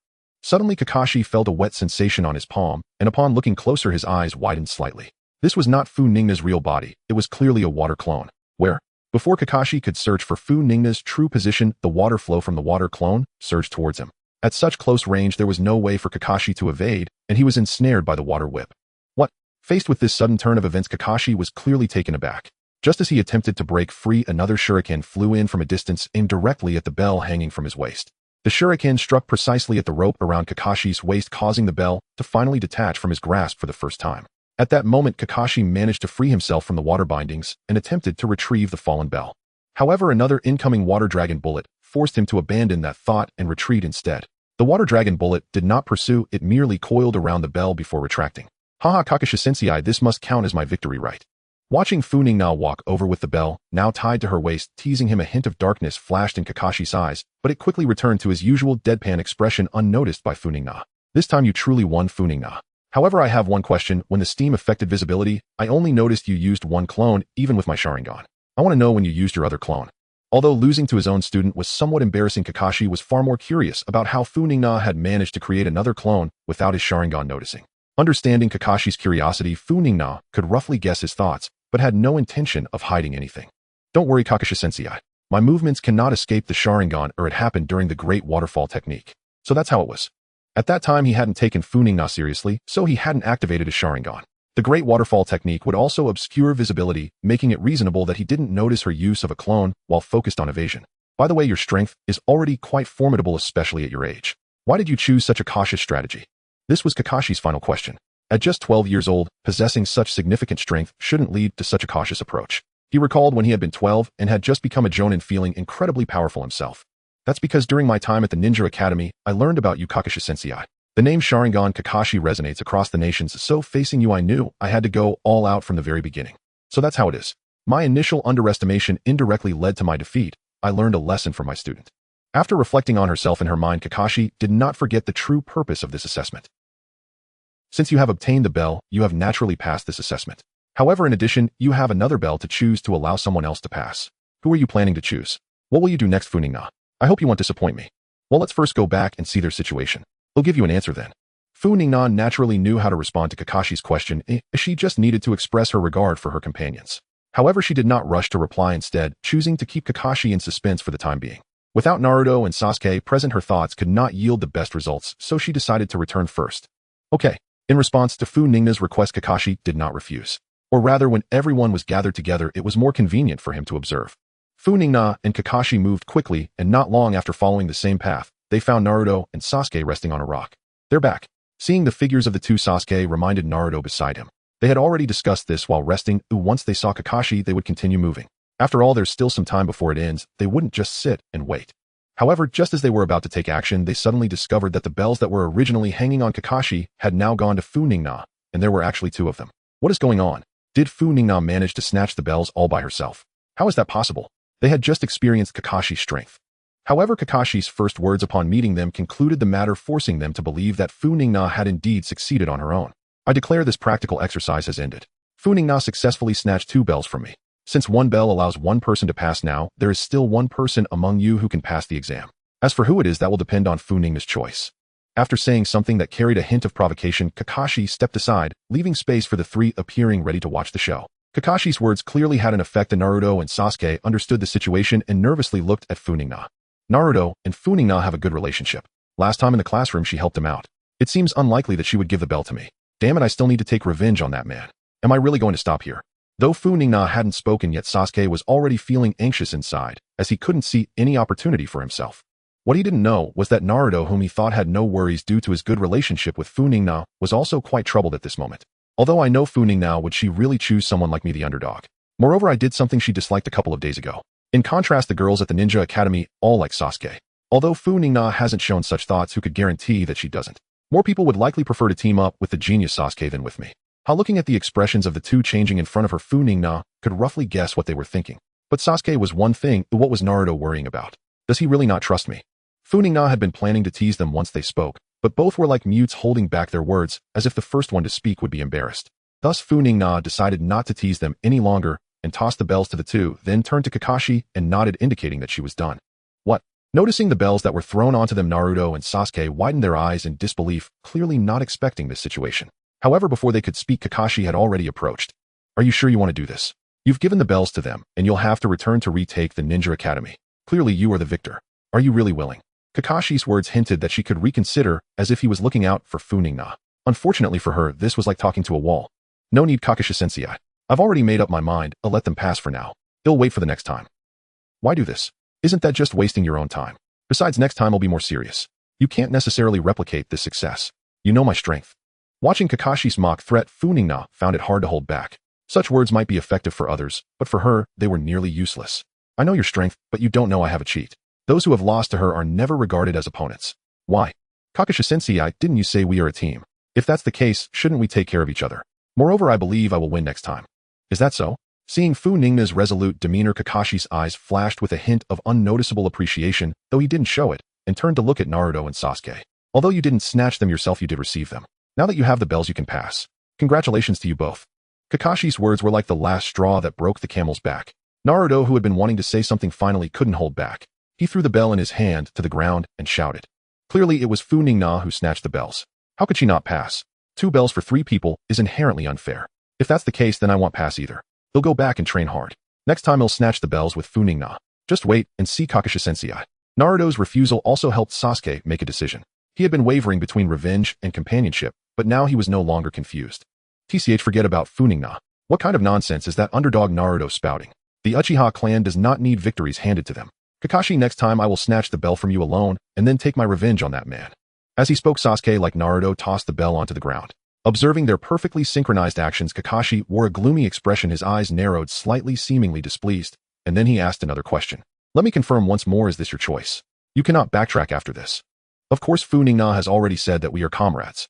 How could we abandon our comrades, Kakashi-sensei? There's no need to say more, we have made our decision. Right, Kakashi, no need to say more. I won't do anything that would tarnish the honor of the Uchiha clan. Is that your answer? Very well, then I will announce it. As he spoke halfway, Kakashi's voice faltered. At this moment, Naruto and Sasuke couldn't help but feel a twinge of tension. Although they had already made up their minds, they still couldn't maintain their usual composure at such a moment. You are all qualified. What? Hearing Kakashi announce their qualification, Naruto and Sasuke instinctively exchanged glances, both filled with surprise. Clearly the sudden twist had caught them off guard. Watching this scene, Funingna couldn't help but feel that Kakashi was being a little too mischievous. Even at this point, he still wanted to scare them a bit. Wasn't he afraid of giving someone a heart attack with such a mix of sorrow and joy? Seeing the astonished expressions on everyone's faces, Kakashi smiled slightly and then decided to explain himself without further ado. In fact, the bell snatching was merely a surface-level assessment. The real test was whether you could face difficulties together with your companions. As long as you can do this, you will pass my test. Oh, so that's how it is. But since the bell snatching was just a superficial test, how did your bell end up with Funingna, Kakashi-sensei? Faced with Naruto's question, Kakashi's smile faltered in an instant. This guy Naruto really has a knack for bringing up the most awkward topics. He had just appeared to have a sudden realization, and yet was still asking such questions. You don't need to know that. In any case, I announce that Team 7 is officially established from now on, and we will begin taking on missions starting tomorrow. After deflecting Naruto's question, Kakashi quickly changed the subject. After all, he still had to be a teacher. If they found out that he had used his Sharingan, but still failed to keep the bell, how could he face them as their teacher? It would be better to let them guess, who at least that way he could save some face. Wait, Kakashi-sensei, didn't you forget something? Seeing Kakashi about to leave, Funingna quickly called out to him. Is there something else? Kakashi, hearing her words, couldn't help but feel puzzled. No matter how much he thought about it, he couldn't remember what he might have forgotten, so he could only look at her. Haha, Kakashi-sensei, shouldn't we celebrate the establishment of Team 7 today? Besides, after all that fuss, I feel like I'm starving. Although Funingna's words were somewhat indirect, Kakashi, who had lived for many years, could naturally understand what she meant. However, he did not refuse. He just smiled helplessly and then announced that everyone could do as they pleased today and he would treat them. Kakashi-sensei is treating us. That's great. What should we eat? Should we go for Ichiraku ramen? Faced with Naruto's simple idea, Funingna subtly shook her head. This child, now that someone was treating, how could just ramen be enough? Naruto, Ichiraku ramen is indeed good, but our Kakashi-sensei is a renowned elite jonin. If he is treating, it wouldn't do to just eat ramen. We should at least have some barbecue or something, right? Don't you agree, Kakashi-sensei? Although Kakashi wanted to say that wasn't true, that he didn't mind losing face, and that Ichiraku ramen was quite good, facing Funingna, who had already moved closer looking at him with eager eyes, he opened his mouth, but ultimately couldn't utter a word of refusal. Right, Ichiraku ramen isn't suitable for a celebratory gathering. Let's go for barbecue instead. Although a barbecue meal would cost quite a bit, it was nothing for Kakashi considering the substantial amount of money he had accumulated from years of mission work. Since Funingna wanted to go, they would go. It was also a way for him to show some care for someone who had lost both parents from a young age. He understood all too well the feeling of growing up in loneliness. However, Funingna was unaware of Kakashi's many thoughts. She only felt delighted at having taken advantage of Kakashi. After all, barbecue was quite a luxury for her, as she had hardly eaten it a few times throughout her life. Now being able to indulge in this opportunity, she was naturally in a good mood. After finishing the barbecue, everyone returned home to rest and prepare for the first mission the next day. After having done countless tasks that seemed like mere fillers, such as searching for cats, Team 7 finally welcomed their first official mission. At the mission assignment location, an old man wearing a straw hat and glasses was standing there. He was the client for this mission, Dazna. Hey, is this the ninja that's supposed to protect me? They look just like little kids who haven't grown up yet. Can they really keep me safe? Upon confirming that Naruto and the others were the ninjas assigned to his task, a clear expression of doubt appeared on his face. Hey, what did you just say? What little kids? I'm just not fully grown yet. Let me tell you, I'm a very capable ninja. After witnessing Naruto's loud and chaotic behavior, Dazuna's skepticism deepened. Clearly, Naruto's performance made it hard for him to trust. Bearing the hopes of his fellow townspeople, he could not afford to have any issues here. Don't worry, I consider myself to be quite a reliable ninja. We will ensure your safety. Seeing that the employer was somewhat distrustful, Kakashi spoke up to clarify, and upon hearing this, Dazna turned to look at Kakashi and the other two. When he saw that Kakashi, Sasuke, and Funingna all seemed fairly reliable, he felt a bit more at ease, and then began to introduce the general content of the mission. The task is basically like this: you just need to protect me while I build the bridge. There isn't much else to it. That sounds pretty easy. Watching Dazuna's nonchalant demeanor, Funingna felt a bit disdainful. From the way he looked, one might think it would be a very easy journey, but she knew that during this mission they would encounter the attack of Zabuza Momochi. The other party likely has a vague understanding of the situation. After all, this has been classified as a crank mission. If it were another team of lesser strength taking on this task, it would be a dire situation. Of course, while she may complain, Funingna doesn't harbor much dissatisfaction. After all, due to economic constraints, Dazna, or rather the common people of the Land of Waves, can only afford the price of a crank mission, which is already their utmost effort. Asking for help directly from Konoha village. That would truly be a disaster. Funingna doesn't believe Konoha would offer assistance without compensation. Many things in this world cannot be judged simply as right or wrong. If there is anything truly wrong, it is this damned world where ordinary people must rely on deceptive means to seek a glimmer of hope. She does not like such a world. Just as Funingna was lost in thought, Kakashi had also finished understanding the task situation from Dazna. Thus, the first high-level mission for Team 7 officially began. How this is so boring. There's nothing on the way, it's utterly meaningless. Isn't it good that nothing is happening? Are you hoping for an attack, Naruto? Glancing at the two oddly protruding pools ahead, Funingna silently shook her head, then continued to tease Naruto, as if she hadn't noticed. Since these two have appeared, it can't be long before Zabuza shows up. At this moment, the group reached the edge of the two unusual pools. Suddenly, two figures emerged from the water and attacked Kakashi, binding him with their weapons and pulling him forcefully. First one, take him down. After sensing that this seemingly strongest adult ninja had been dealt with, the two smiled simultaneously, thinking that the most troublesome part was resolved and the rest would be easier. However, before they could enjoy their victory, two water dragon bullets suddenly charged at them. The two immediately broke out in cold sweat, barely managing to dodge at the last moment, but before they could relax, the water dragon bullets turned around and attacked them again. Nanny! This time they were not as fortunate as before. Both were hit by the water dragon bullets and were sent flying backward until they crashed into a massive tree. When everyone looked again, the two bodies were already battered and broken, clearly beyond saving. After confirming their demise, Funingna relaxed, but as she searched around, she found no sign of Kakashi and couldn't help but criticize his dark sense of humor. Kakashi-sensei, he can't really be dead, can he? Looking at Kakashi's corpse, Naruto showed a worried expression, clearly not considering that Kakashi might be faking his death to play with them. What are you saying, you fool? Kakashi is a Jonin, oh how could he possibly die from such a simple attack? Seeing Funingna only chuckling without explaining, Sasuke could only explain himself while facepalming. I see now, oh I thought Kakashi-sensei was too strong to die so easily. As Naruto also caught on Kakashi's corpse transformed into a wooden stump, and Kakashi walked out from another part of the forest looking utterly uninterested, clearly unaffected by the attack. From their earlier performance, they should be two Chunin. After Kakashi joined her side, Funingna suddenly spoke up. Just as Naruto was pondering what it meant, Kakashi repeated it, and then looked at their client Dazna. Yes, two Chunin. This is already beyond the scope of a crank mission. Mr. Dazna, do you have anything to say about this? Seeing Kakashi's scrutinizing gaze, Dazna knew that if he did not tell the truth, they might refuse to continue with the mission. Therefore, he revealed the specifics of the situation. Everyone learned who wanted Dazna's life: Kaido, the wealthy merchant of the Land of Waves. As one of the world's richest men with no lack of funds, the ninjas he sends next will only be stronger, and significantly so. If we continue the mission, we are very likely to encounter Jonin. This far exceeds the standards of a crank mission. As your captain, for safety reasons, my suggestion is to give up. However, we are a team, so the final decision rests with you. Kakashi's meaning was clear. He suggested abandoning the mission, but Funingna and the others were also team members with the right to choose, so majority rules. Of course, we should continue to protect Uncle Dazna and return to the Land of Waves to build the bridge. Did you not hear how that guy Kaido has made life so miserable for the people of the Land of Waves? If we give up, won't they lose all hope? Upon hearing Naruto's words, Sasuke's eyes involuntarily shifted, clearly having taken in what Naruto said, but Kakashi's words also. Forget it, I abstain from participating. It's up to you. I'm fine with either giving up or continuing. With Sasuke's abstention, the direction of the mission ultimately fell upon Funingna.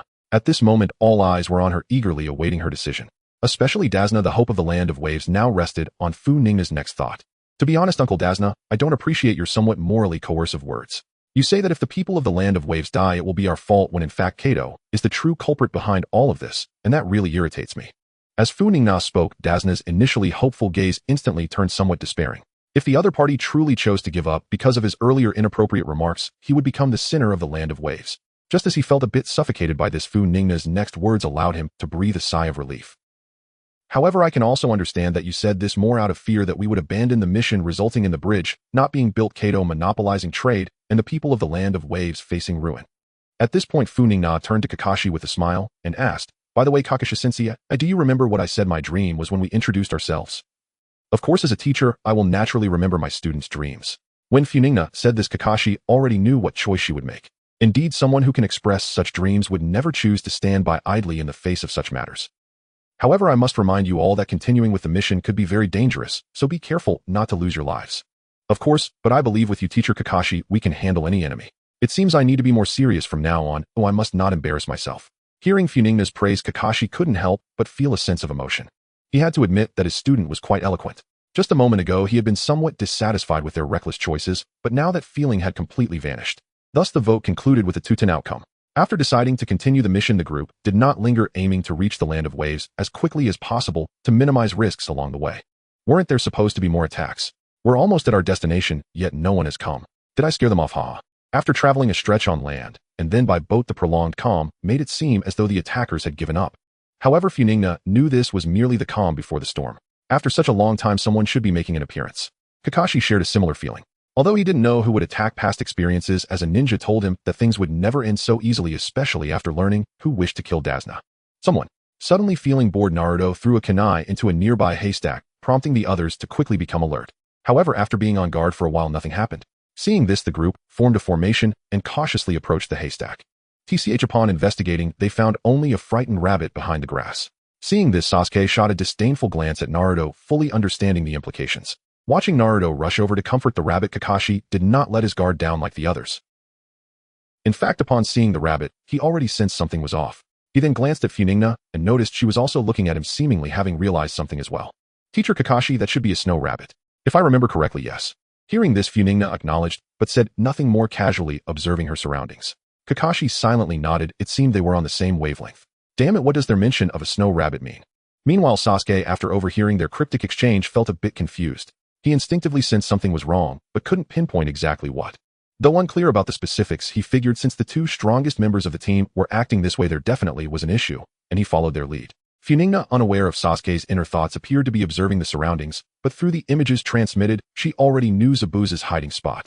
Stop staring and make your move, Zabuza. I'm getting tired just waiting here. Just when Funingna was wondering why Zabuza hadn't yet acted, a sudden sound of something cutting through the air emerged from the distance. Get down.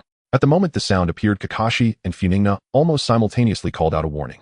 Hearing this, the others did not hesitate and quickly dropped to the ground. Just as they did, a large blade flew over their heads and embedded itself in a nearby tree. Before they could catch their breath, a figure appeared behind them, leaning against the large blade, causing everyone to become alert. I wondered how my brother in the mist could miss, but it turns out it's because you're here with your Sharingan, Kakashi. It makes sense now. Though I knew the enemy ahead would be strong, I didn't expect it would be you, the rogue ninja from the mist, Zabuza Momochi. Just as Zabuza recognized his identity, Kakashi also discerned it immediately, or rather with Zabuza's distinctive features, it would be a true marvel to not recognize him. Alright Kakashi, let's cut to the chase. Since you know who I am, you should also understand my strength. I am not someone you can compare to your brother in the mist who attacked you before. So hand over that old man behind you, it will be better for both of us. Otherwise what happens next will not be pleasant for either of us. We are ninjas from Konoha. How could we abandon our employer and flee? Kakashi naturally could not agree to Zabuza's demands. After refusing, he pulled back the eye patch covering his Sharingan, for facing an enemy of Zabuza's caliber required him to give it his all. The opponent is a formidable warrior who dared to assassinate the Mizukage and escaped unscathed. Let's go all out together, teacher Kakashi. Looking at Funingna, who had come to his side, and recalling her previous performance, Kakashi did not refuse, but whispered a reminder. Alright, but you know the other party is one of the strongest. Be careful not to stray too far from me. Got it then, I'll leave my protection to you, teacher Kakashi. Though their conversation was kept as quiet as possible, it still did not escape Zabuza's ears. Upon realizing Kakashi intended to bring a young girl to confront him, he couldn't help but mock. Haha Kakashi, I can't tell if you're proud, or just confident bringing a burden to face me. Be careful, she might just lose her life in the next second. Whether she's a burden will soon become evident. Naruto, Sasuke, you two protect Dazna well, and be wary of other ambushes. As for Zabuza, he's ours to deal with. Alright. Though reluctant, Naruto and Sasuke understood that Zabuza's overwhelming aura indicated he was not an opponent they could handle at present. After vowing to become stronger, they quickly covered Dazna's retreat. Water-style Great Waterfall technique. After a few had evacuated, Funingna wasted no time and launched her attack. Although Zabuza was a water-style ninja, Funingna was not concerned that this technique would create an advantage for the opponent. Perhaps the opponent would gain some slight enhancement, but Funingna was confident that in the realm of water ninjutsu the opponent could never rival her. Any boosts they received would be negligible in comparison. As soon as Funingna's voice fell, countless streams of water surged forward, causing Zabuza, who had been showing off with his back, turned to widen his eyes in shock. Though he knew that Kakashi wouldn't leave Funingna without sufficient strength, and thus had some expectations, it was still rather exaggerated. Even if he were to join, it wouldn't be much different. However, despite his surprise, Zabuza remained calm, for he was also a ninja skilled in water techniques. The stronger the technique used by the opponent, the greater his advantage. Surely he didn't think that just because he wielded a big knife, he could only rely on physical techniques. That was too naive. Let this mist-hidden Jonin teach you a lesson, little girl. Zabuza thought this, and acted accordingly. After barely dodging the Great Waterfall technique, he stabbed his decapitating dagger into the ground, and began forming hand seals. Water-style Water Dragon Bullet Technique. Water-style Water Dragon Bullet Technique. Let me show you the water ninjutsu of the Mist Hidden. Upon hearing that Funingna was using the same technique from a distance, Zabuza sneered. It was exactly what he wanted. Defeating the opponent using the same jutsu in their area of expertise was quite amusing indeed. Is that a Water Dragon Bullet you're using? Before Zabuza could celebrate for too long, he was stunned again. Opposite the Water Dragon Bullet, he had summoned 5 Water Dragon Bullets arose simultaneously. Compared side by side, his looked pitiful. Why isn't this a Water Dragon Bullet? Which of these isn't a proper Water Dragon Bullet? Funingna nearly laughed at Zabuza's question. Why bother forming so many seals just to use a Water Dragon Bullet? He could just charge in with his big knife. Why insist on competing in ninjutsu with her? Zabuza was so angry that he almost cursed. Did he really think he was far enough away that she couldn't see the smile on his face? Was she deliberately trying to mock him? However, he didn't have time to curse, as aside from one of Funingna's Water Dragon Bullets that cancelled out his own, the others were already rushing towards him. If he didn't respond properly to such techniques, he would be injured. Under Funingna's control, the Water Dragon Bullets blocked most of Zabuza's evasion routes. He managed to fend off 3, but the last one was unavoidable. There's no time to use the substitution technique, damn it. As he realized there was no way to evade, Zabuza gritted his teeth, picked up the decapitating dagger, and slashed at the incoming Water Dragon Bullet. With his force, the Water Dragon Bullet was split in 2. However, due to taking the technique hidden, Zabuza's arm trembled uncontrollably, forcing him to temporarily set the decapitating dagger down. Your proficiency in ninjutsu is indeed commendable, but I will not grant you another opportunity. While speaking, Zabuza slowly began to form seals with his still trembling arm. He intended to use the mist-hidden technique to drag the battlefield into his area of expertise. Just as Zabuza was forming the seals, he suddenly felt a strong sense of danger from behind. In that instant his pupils constricted. Having walked the edge of a blade for years, he naturally wouldn't dismiss it as a mere illusion. He quickly halted his sealing movements, picked up the decapitating dagger, and without thinking blocked behind him. As it turned out, his instincts were correct. They saved him once again. As the decapitating dagger just blocked behind him, a flash of lightning struck toward his heart. The lightning collided with the dagger, and in the next moment the blade shattered while the lightning surged forward. The attacker was none other than Kakashi. Upon spotting an opportunity, he did not hesitate to launch a surprise attack, using his signature ninjutsu lightning cutter. However, after the earlier obstruction, the power of the lightning cutter was nowhere near what it had been, and its speed had slowed significantly. Thus it could not penetrate Zabuza, merely injuring his skin before Zabuza's hand tightly grasped Kakashi's wrist. Seeing that there was no longer a chance for a lethal strike, Kakashi did not hesitate and kicked forward. Faced with Kakashi's fierce kick, Zabuza, in a poor state, couldn't respond in time, and was sent flying until he crashed into a massive tree. I return your words back to you. I will not grant you such an opportunity. Cough cough. Although he avoided the lethal strike of the lightning cutter, Kakashi's previous kick was equally powerful. Now Zabuza felt an unbearable pain in his abdomen. Cough, it seems I am going to be defeated this time. I must admit I misjudged. It was actually this woman who took down the Ghost Brothers. I thought it was you, Kakashi. Looking at Kakashi and Funingna standing side by side ahead, Zabuza couldn't help but feel a sense of resignation. But had Zabuza truly given up resistance? Of course not. He merely wanted to buy time with words, both to recover and to wait for someone. From the moment you thought I was carrying a burden, you were already close to failure. After saying this, Kakashi moved forward to deliver the finishing blow. Though he was unclear about Zabuza's thoughts, he was unwilling to give him a chance to recover. In facing such a formidable foe, giving one's all was the greatest show of respect. Just as Kakashi got closer, Zabuza, who appeared to have no ability to resist, suddenly sprang up and swung his broken sword at Kakashi. His speed was astonishing, clearly not resembling that of an injured person. His earlier near-death state had evidently been an act. Zabuza's surprise attack seemed to have been anticipated by Kakashi, who easily dodged the strike. However, just as he avoided Zabuza's attack, a flurry of shuriken came raining down on him. The sheer number of shuriken was overwhelming, making evasion impossible. Kakashi's eyes flashed with surprise. He never expected Zabuza to have accomplices. Water-style water shield technique. Without Kakashi having to evade, a massive water shield appeared behind him just as the shuriken emerged. The tiny shuriken could not penetrate the suddenly appearing water shield, and were all consequently blocked. Thanks, Funingna. Realizing there were still new enemies, Kakashi returned to Funingna's side, simultaneously expressing his gratitude. After all, although he had many ways to respond to the attack from Chinbin, it ultimately required the consumption of chakra, and his chakra reserves were Could it really be, as Funingna said, that he was affected by watching too much of the Paradise of Affection, causing issues with his chakra? Perhaps he should take a break from it for a while. No, he was in the middle of a battle. What was he thinking? How could that possibly be the case? It was simply because he needed to constantly consume chakra to maintain his Sharingan. Lost in thought, Kakashi unconsciously glanced at Funingna beside him, and upon noticing she wasn't looking at him, he inexplicably felt a sense of relief.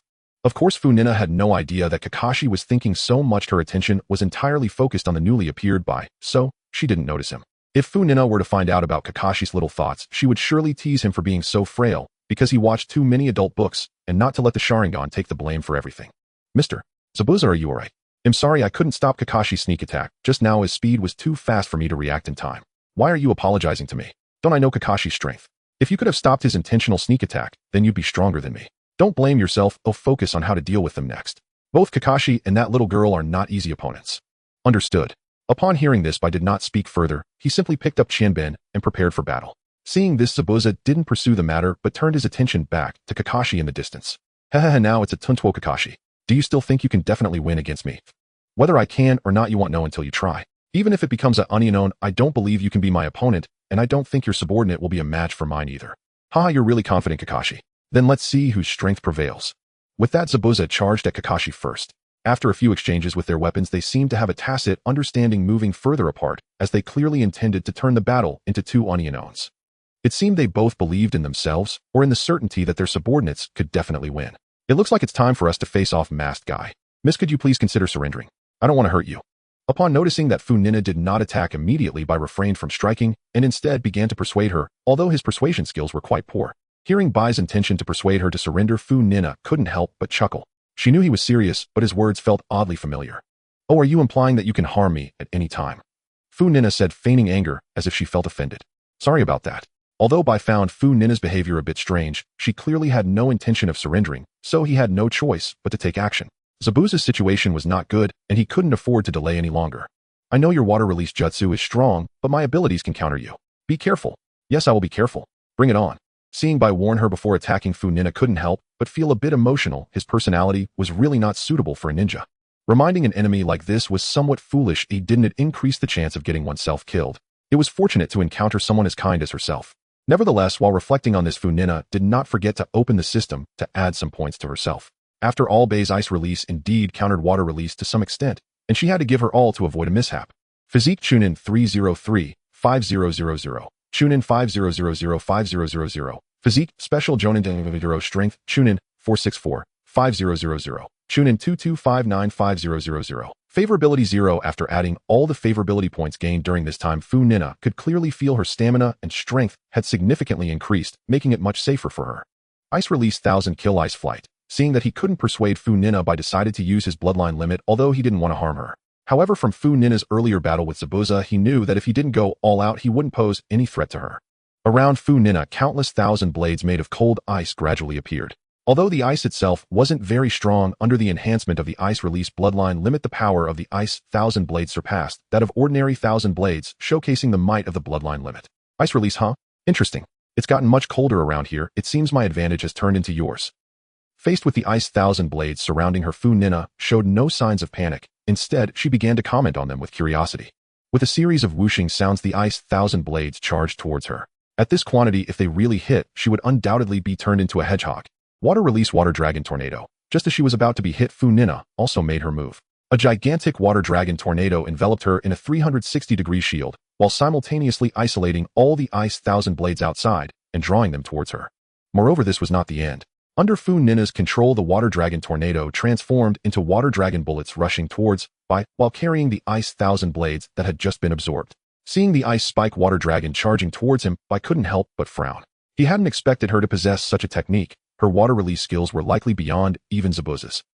Realizing that his thoughts were somewhat disrespectful to Zabuza, Bai shook his head to quickly dismiss it and swiftly formed hand seals again. At the moment before the ice spike water dragon struck, Bai, a massive ice mirror appeared in front of him, blocking the attack. After the powerful impact, the ice mirror remained completely unharmed. Furthermore, not only in front of Bai, but also around Funingna and above, similar massive ice mirrors appeared, trapping them both within. Sai, it seems I've inadvertently benefited you with the water I worked hard to create earlier. If I hadn't used the grand waterfall technique, you probably wouldn't have been able to produce such a large ice mirror. Gazing at the enormous ice mirrors surrounding her, Funingna felt a sense of discomfort despite having anticipated this moment, knowing that her technique would benefit her opponent. In the past, she was always the one overpowering others. This time, however, she found herself at a disadvantage, even if it was merely a ninjutsu that was being used against her. Indeed, without the technique you used earlier, my jutsu would not have reached such power. It has exceeded my expectations. Be careful, for I shall unleash my full strength now. As her words fell, white figures emerged from the surrounding ice mirrors, as though each one was the true body, and countless shadowy forms shot towards Funingna from all directions. It certainly looks quite cool. In response to this assault, Funingna summoned a shadow clone to employ the same technique, using a water vortex to defend herself while her hands continued to move, and she reminded her opponent as she formed hand seals. Be careful. My ninjutsu is quite powerful too. As a person of principle, since Bai was reminding her during the battle, Funingna naturally wouldn't forget to remind him in return. This is what true gentlemanly exchanges are about. Water Release Water Break Wave. After warning Bai, a high-pressure water column erupted from Funingna's mouth, piercing through the water vortex and striking the opposite ice mirror, directly penetrating it. After piercing through, Funingna did not stop. The water column continued moving sideways until it had sliced all the surrounding ice crystals in half, concluding her ninjutsu. As for why she used the water break wave, a high-level water ninjutsu created by the second Hokage, it was simply because she had learned it herself. With Tobirama Senju paving the way, having grasped the basic principles of ninjutsu, she was naturally able to learn it, especially since her talent for water release was no joke. Huff huff. After the ice mirrors shattered completely, Bai's figure reappeared, panting heavily, clearly overwhelmed by the immense pressure from the recent water break wave. If it weren't for her reminder just now, I would have probably. Just as Bai was having such thoughts, the mask with a large scar on his face finally shattered under the strain. The water break wave had grazed his mask, and without the reminder, it would have surely been his end. Hey, should I call you mask bro now, or beautiful bro? By the way, are you a boy or a girl? Is your voice part of your disguise? Seeing Bai's beautiful face revealed after the mask fell, Funingna couldn't help but ask the question many Naruto fans had been curious about. Sorry, I'm actually a boy. My name is Bayu. As for those titles, let's skip them. After politely answering Funingna's question, Bai couldn't help but feel a bit disheartened at her effortless demeanor. This must be considered a failure for him. Even with the advantage of terrain, he was still no match for her. And Mr. Zabuza wouldn't need a failed tool, so what was the meaning of continuing to live? In that case then, Observing Funingna's slightly bitter expression after receiving his answer, Bei's heart made a decision. It seemed like it was time to end his role as a failed tool who dying at the hands of this beautiful girl would be a rather nice conclusion. What? That's asking for death. Why go to such lengths? Your current state can still hold up against me for a while, and your companion is still fighting over there. It wouldn't be right to just surrender and wait for death. Hearing Bei's request for her to kill him, Funingna couldn't help but feel speechless, although she understood that the opponent might resort to such measures if defeated. It felt too hasty. She had just finished enhancing her skills and was ready to go all out only to be told not to fight, which left her feeling somewhat frustrated. No need for that. If it weren't for your reminder just now, I would be dead by now. I can sense the gap between us, and I am not Zabuza's companion, I'm merely his tool. Upon hearing Funingna call him Zabuza's companion, Bei's eyes brightened momentarily before dimming again. He then began recounting his past with Zabuza, hoping to persuade Funingna to act decisively. However, after listening to his past, Funingna showed no signs of being moved. Not to mention that she knew the true feelings Zabuza and Bai had for each other. Even if she didn't, she wouldn't accept such things. Is it possible that the relationship between people isn't determined merely by titles? Perhaps he calls you a tool, but in his heart he still regards you as a companion, just hesitant to express it. Just from the story you shared, I can feel he cares about you. Is it really like that? Upon hearing this, Bei's thoughts involuntarily drifted back to his interactions with Zabuza. After Funingna's reminder, he realized it might indeed be as she said. Seeing Bai swayed by her words, Funingna continued her persuasion, believing her next words would surely dispel his desire for death. Look, I told you I was right. Also, Bai, have you considered this? Kakashi Sensei is currently engaged in battle with Zabuza. Once you die, I will definitely rush over there, and then it will be me and Kakashi Sensei teaming up against Zabuza. You wouldn't want him to be besieged by both of us, would you? You know my strength too. Bai initially thought Funingna would say something to dissuade him from seeking death, but he was surprised by her unexpected response. Furthermore, he had to admit that Funingna's somewhat abstract words were indeed effective. At least now he no longer wished for death. He must hold her back to prevent her from attacking Mr. Zabuza. Do you want to continue fighting? Forget about it. After hearing your past, I no longer wish to continue. Of course, if you insist on fighting, I can oblige. Then what do you want to do? Seeing that Funingna had lost her desire to continue fighting, Bai also refrained from attacking. After all, she had just guided him, and if it weren't for Zabuza, he wouldn't want to clash with her. That's more like it. Why bother with a life and death struggle? I have an interesting. A suggestion. You must have doubts about whether Zabuza truly regards you as a companion, so why not test it? I'll go over there and trick him into thinking I've taken you down and see how he reacts. His true feelings will surely show when he thinks you're dead. How about it? This doesn't feel quite right.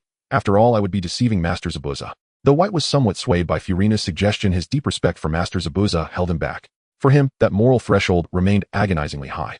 Furina, however, showed no disappointment at White's refusal. She could hear the hesitation in his voice, the faint stirring of willingness beneath his reservations. All she needed was to supply him with a plausible justification. It's not as if you're the one deceiving him. I simply defeated you and mistakenly believed you were dead. You merely survived by sheer fortune. There's no deception on your part, or rather I am the deceiver.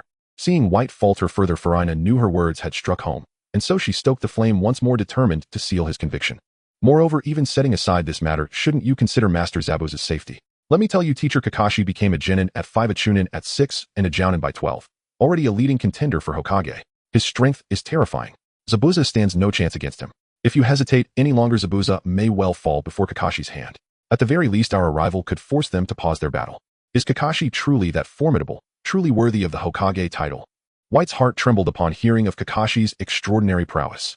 After all, Master Zabuza had fled the hidden mist village only after failing to assassinate the Mizukage.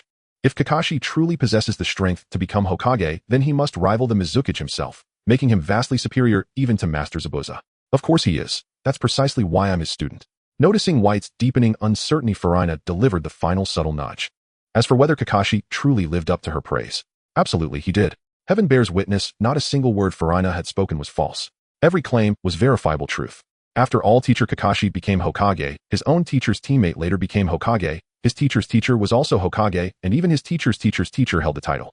So tell me, can anyone deny he was a legitimate contender for the Hokage seat? And indeed, Kakashi did ascend to Hokage. Furina had even restrained herself from stating outright that his ascension was inevitable. His strength, too, was undeniably exceptional, and should their battle have dragged on, Zabuza, already weakened, would inevitably have fallen. So where lies the falsehood? Nowhere. You've simply misinterpreted the facts. Indeed, if he is qualified to be your teacher, he is certainly qualified to contend for the Hokage title.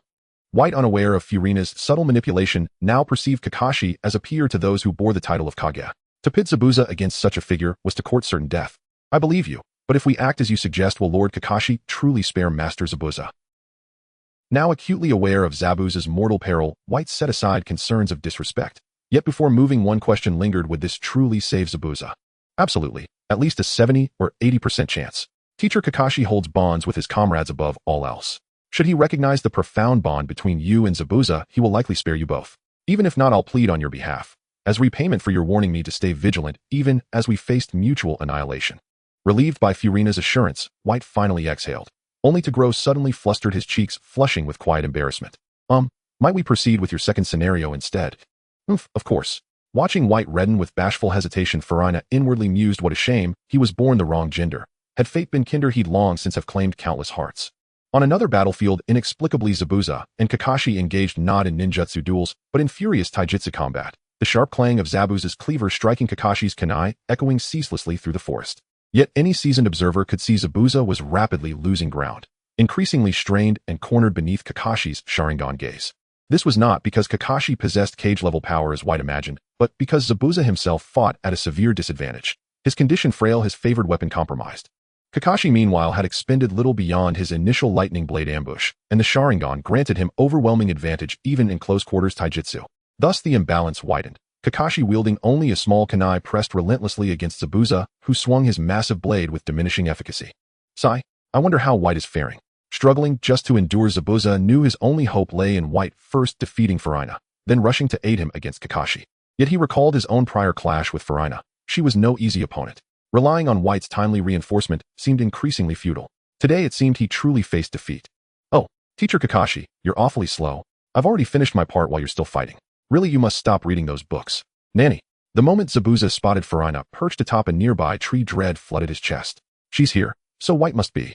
Distracted and unsettled, Zabuza abandoned further engagement with Kakashi, driving him back with sudden force before locking his gaze fiercely onto Furina. Brat, why are you here? And what of White? Even now a sliver of hope flickered within him, that White had merely concealed himself, biding time in the shadows for an opening. Kakashi, observing the scene, made no move to resume combat. Furina's arrival alone spoke volumes, especially that masked figure named White had clearly fallen to her. How could Kakashi be certain this was truly Furina, not a disguised imposter? Simple, only Furina would address him so casually, identifying someone by tone alone. Well, that was a skill acquired in a lifetime. Confirming her identity sealed Zabuza's fate. 2 against 1 left no path to victory. There was no need to rush, and Furina, judging by her expression, clearly intended to speak. Why am I here? You should know the reason well enough yourself. It's because I've dealt with my opponent, that's why I've come here. What are you fantasizing about? Is he dead? It doesn't matter, I don't need such a useless tool anyway. If he's gone, then so be it. After receiving the most unwanted answer from Funingna, Zabuzan's eyes trembled slightly, but he quickly feigned indifference, expressing disdain for his tool. Since Bai was already dead, he could not afford to expose any flaws. So you treated him as a tool. Just now I heard him recount your past together, and I thought you were companions. He even said you were the most important person to him. It seems I was mistaken. But it's fine. I was feeling a bit guilty for eliminating someone important to you, but now I don't need to feel that way. Instead, I've helped you remove a useless tool, so you should thank me for that.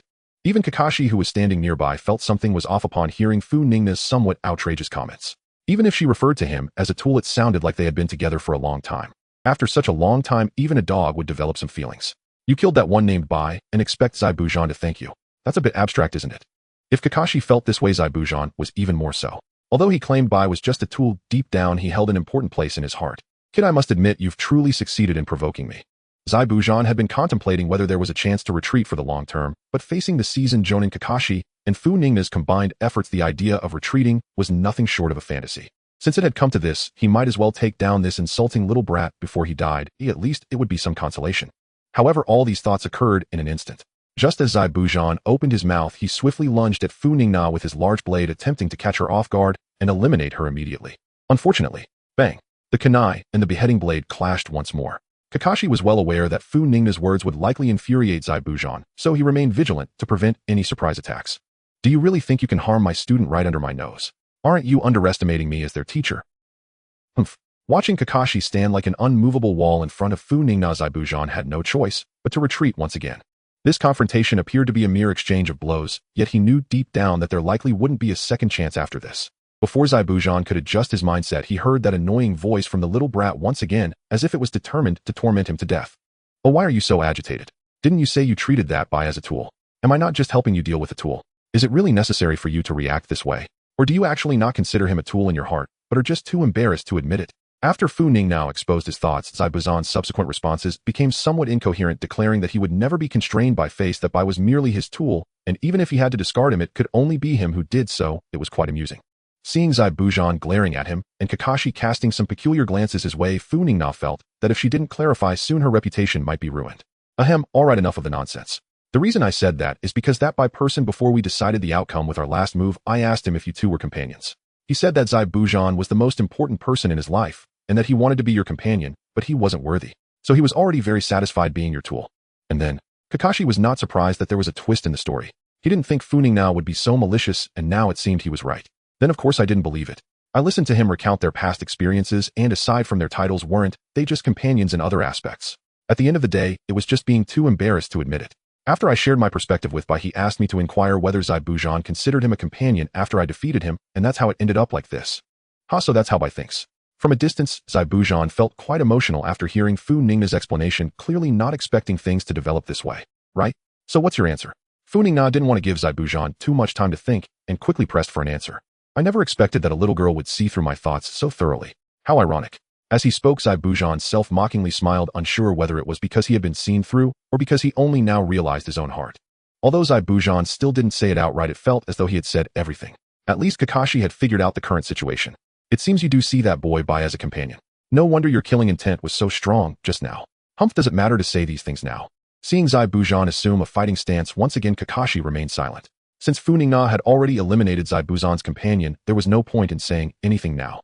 Though he felt regret about it, Funingna was his student, and also his companion, so he wouldn't allow her to act recklessly. As the tension between the two sides escalated, reaching a critical point on the verge of eruption, a sudden appearance of a figure pressed the pause button on this impending deadly duel. Bai, didn't you just die? After Bai appeared, Funingna, as if possessed by a dramatic spirit, began to spin a yarn, while everyone else was still processing the situation, making it seem as though Bai had truly miraculously escaped death. However, the others present were not fools. Those who could become Chunin were not too dim-witted. Analytical ability was a necessary part of their skill set. Though Funingna's act was somewhat convincing, they couldn't detect any issues. But Bai was different. After being scrutinized by Zabuza, he instantly faltered, appearing somewhat embarrassed, especially since he had seemingly escaped death without any obvious injuries. Therefore, Kakashi and Zabuza could basically piece together what was happening. Although it's quite annoying to have been played by both of you, I'm not someone who lacks appreciation. I will remember this favor, and I will repay it when the opportunity arises. Let's abandon the mission and leave Bai. Having said that, Zabuza sheathed his already broken beheading blade and prepared to turn and leave. After what had just happened, it was clear that it would be difficult to continue fighting. Wait a moment. What's wrong, Kakashi? You don't want me to leave. Do you think I've reached my limit? Upon being stopped by Kakashi, Zabuza couldn't help but feel puzzled, as the other party didn't seem interested in continuing the fight after what had just transpired. No, you've misunderstood. I just want to ask if there will be any strong opponents attacking us later. If I get ambushed without any warning, that would be quite troubling for me. Facing Zabuza's inquiry, Kakashi, who had already donned his eye mask, waved his hand repeatedly. Although he had entertained the thought of pursuing a definitive outcome, now that Funingna had reconciled with Bai, he let go of that notion. After all, Zabuza's own strength wasn't much weaker than his. Even if the other party was in poor condition, if it came down to a fight, he would definitely suffer serious injuries. For a crank mission, it was better to let it go. And the fact that the other party chose to abandon the assassination was naturally the best outcome. I thought it would be something serious. Don't worry, aside from myself, the rest are just some trash easily dealt with by that young girl. Is that so? Then it seems we can finally relax a bit during this time. Thank you. Watching Zabuza and Bai gradually disappear from sight, Kakashi let out a sigh of relief. His energy had been somewhat depleted during the earlier confrontation. If he fought any longer, he feared he would end up lying here. Although he wouldn't be in danger with Funingna by his side, it would be incredibly embarrassing. Don't you have anything to say to me, Kakashi-sensei? Why do you ask that? After reuniting with Naruto and Sasuke, the group resumed their journey. Along the way, Funingna, having nothing better to do, struck up a conversation with Kakashi. What a womanly mercy, letting the enemy go. Kakashi looked at Funingna with confusion. He naturally understood she was referring to Zabuza and Bai, but that wasn't the point. The point was that he didn't know what to say in response. Could it be that she thinks of him as a cold-blooded and heartless person? That can't be true. He believed he usually exuded a positive energy. Putting aside the right or wrong of letting the other party go, it at least prevented further combat. Moreover, they have already abandoned the assassination. We don't need to consider matters outside the mission, and from a personal standpoint, I support your actions in this matter. I hope you can maintain this mindset going forward. I understand. Funingna didn't expect that her simple desire for conversation would lead to such a lecture. It was indeed a bit overwhelming. After being met with resistance from Kakashi, Funingna turned her attention to the streaming visuals. The comments from online viewers were quite amusing. Everyone was incredibly talented, and she loved it here. Before starting a fight, shouldn't they remind each other? Are they really ninjas? This is too much about martial ethics. Is that by just a pretty girl pretending to be a boy? With looks like that, why is he a boy? Isn't it better for him to be a boy? Bro, you smell great, hee. Why does it feel like Funingna is mocking Zabuza when she speaks? Although I know it's to encourage Zabuza to express himself, I really didn't expect Funingna to say such things. Actually, it can be viewed this way. Funingna's ability to say such words proves she is not some naive girl, but rather someone who understands the darker side of the world. Yet, even in such circumstances, isn't it more precious to express a desire to make this world a better place? It can only be said that the production team has indeed captured this sentiment. Favorability 1111. 11. Current favorability 14,489. Finally arrived. Thank you for your protection along the way. I appreciate your help during the bridge construction. After walking a bit further, the group arrived at the destination of this mission. They just needed to wait for the bridge to be completed, and then the mission would be considered accomplished. Since Zabuza had abandoned the mission, the following days passed without any disturbances, and life went on amidst daily training until the day the bridge was completed. Excuse me, can you help me one more time? That Kaido has gathered a group of people at the bridgehead. With their interference, the final touches cannot be completed. I didn't expect there to be enemies. What are we waiting for? I'll show them the results of my hard training over these days right now. After hearing Dazuna's predicament, Naruto, who had been waiting for an opportunity to act, immediately became impatient to showcase his prowess. He had been wanting to contribute his strength. And then what are we waiting for? Let's hurry up. Sasuke, who had been beside him, didn't even wait and immediately set off towards the location Dazuna mentioned. His thoughts were similar to Naruto's, and due to his pride, he was even more eager to prove himself. After this period of training, he was no longer the one who could only observe from the sidelines. Hey Sasuke, wait for me. Seeing Sasuke take the lead, Naruto felt a bit anxious and quickly chased after him while shouting. Watching the two leave one after the other, Kakashi and Funingna exchanged glances, both seeing the absurdity in each other's eyes. They couldn't understand why these two were in such a hurry. Nobody was competing with them. However, to prevent any unforeseen circumstances, they quickly followed. Although they set off a bit later than Naruto and Sasuke, their speed was greater, so they wouldn't fall too far behind. Upon arriving, Naruto and Sasuke had just engaged with the ninjas hired by Kaido, and these hired ninjas truly lived up to Zabuza's description of them as trash. Naruto and Sasuke were able to handle several opponents each without falling behind. It was hard to believe that such low-level ninjas dared to provoke them. They might as well have come to seek death. It can only be said that in the land of waves, a country without ninjas, many people had no concept of what ninjas were, and even that wealthy merchant Kaido was no exception. Because for the sake of money, ninjas had to follow his orders, even the notorious rogue ninja Zabuza. Over time, he lost any real understanding of what ninjas were. A group of unruly warriors and wandering ninjas gathered around Kaido noticed that Naruto and Sasuke had reinforcements, and they approached with curses, proving that ignorance breeds fearlessness. Hey, this little girl is quite cute. How about keeping Big Brother company? Hey, I can't believe you would even target a child. If anyone's going to do any accompanying, it should be me first. Those who followed Kaido were certainly not good people, and upon getting a closer look at Funingna's appearance, they filled their mouths with filthy words. Even Kakashi frowned at the scene. No matter how mature Funingna tried to appear, she was merely a newly graduated student. It was best to silence them quickly. Just as Kakashi was about to act for Funingna's mental well-being, a sudden series of cracking sounds erupted, followed by two figures flying backward at high speed. Looking in the direction where the figures flew, it was the two who had spoken first. Upon hitting the ground, their bodies twisted, seemingly having suffered immense pain, leaving their fate uncertain. Since you have a mouth but cannot speak, why not just remain silent forever? Funingna's mood was understandably poor. Just the thought of being coveted by these creatures made her feel nauseous, let alone their disgusting words. It was truly a case of adding insult to injury. Kakashi, who had been ready to intervene, silently retracted his impulse after observing her reaction, also dismissing his earlier concerns. Who knows what state he was in now? Just as Funingna prepared to use ninjutsu to clear the scene, she suddenly turned her head, showing a look of confusion, which Kakashi mirrored. Zabuza, what brings you here? Seeing the familiar figure, Kakashi felt a wave of suspicion. Hadn't he abandoned his mission? Moreover, he didn't seem to be here for a fight. So why was he here? Kakashi, do I need to report to you where I go? I'm just wandering around. Is that not allowed? Of course it is. I didn't mean anything by it. Although Zabuza's tone was far from pleasant, Kakashi could discern that he was not an enemy this time, relieving him of any worries. After retorting to Kakashi, Zabuza ignored him and turned his attention to the now puzzled Funingna. Hey, a newly graduated brat shouldn't be killing so many people. Coincidentally, I'm not pleased with those scoundrels either. Just leave them to me. Although Zabuza maintained a cold demeanor while saying this, Funingna could tell the underlying meaning. He was worried she would kill too many and was ready to assist her. Clearly wanting to help her, yet pretending to disguise his intentions, the male tsundere trope was best avoided. After all, he was already employing an outdated tactic, especially being male. Hey kid, what are you laughing about? What's so funny? First, I don't go by hey or kid. My name is Funingna, so please call me by my name instead of hey or kid all the time. Second, I understand your good intentions, and there's no need for you to feel embarrassed about saying it directly. After all, I won't mock those who help me. Despite claiming she wouldn't laugh, Funingna couldn't help but burst into laughter by the end. Zabuza's forehead was brimming with symbols of frustration, clearly angered by her contradictory behavior.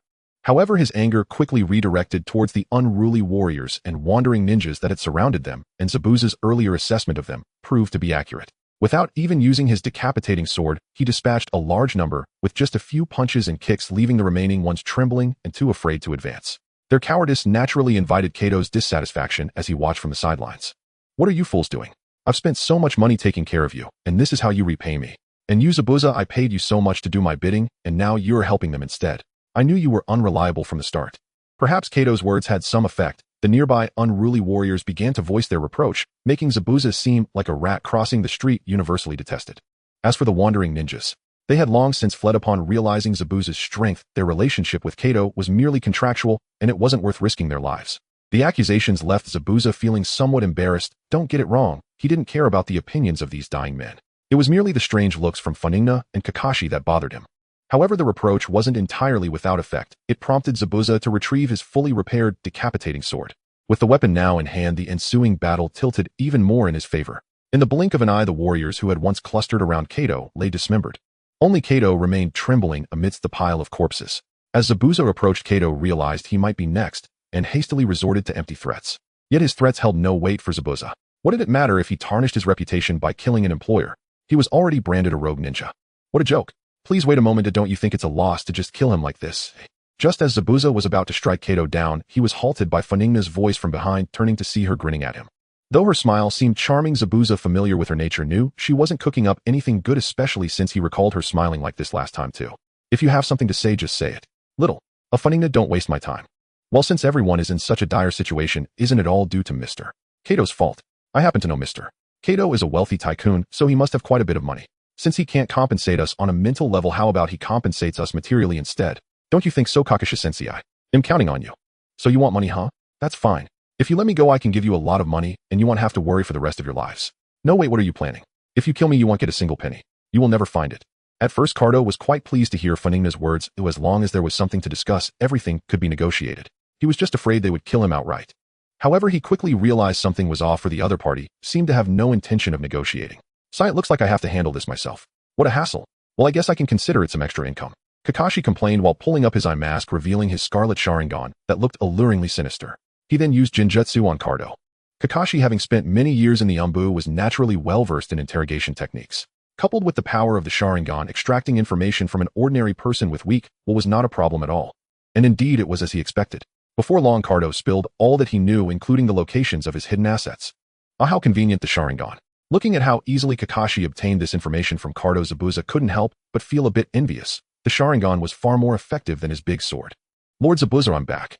Meanwhile, Haku dragged a few people over, and those being dragged were the several wandering ninjas who had just escaped. Their lack of strength made it impossible for them to escape from Haku's grasp. "Hey Haku, you're here too. Just in time. Let's divide this guy's money among us. Oh, from the sound of it, there's a share for us too.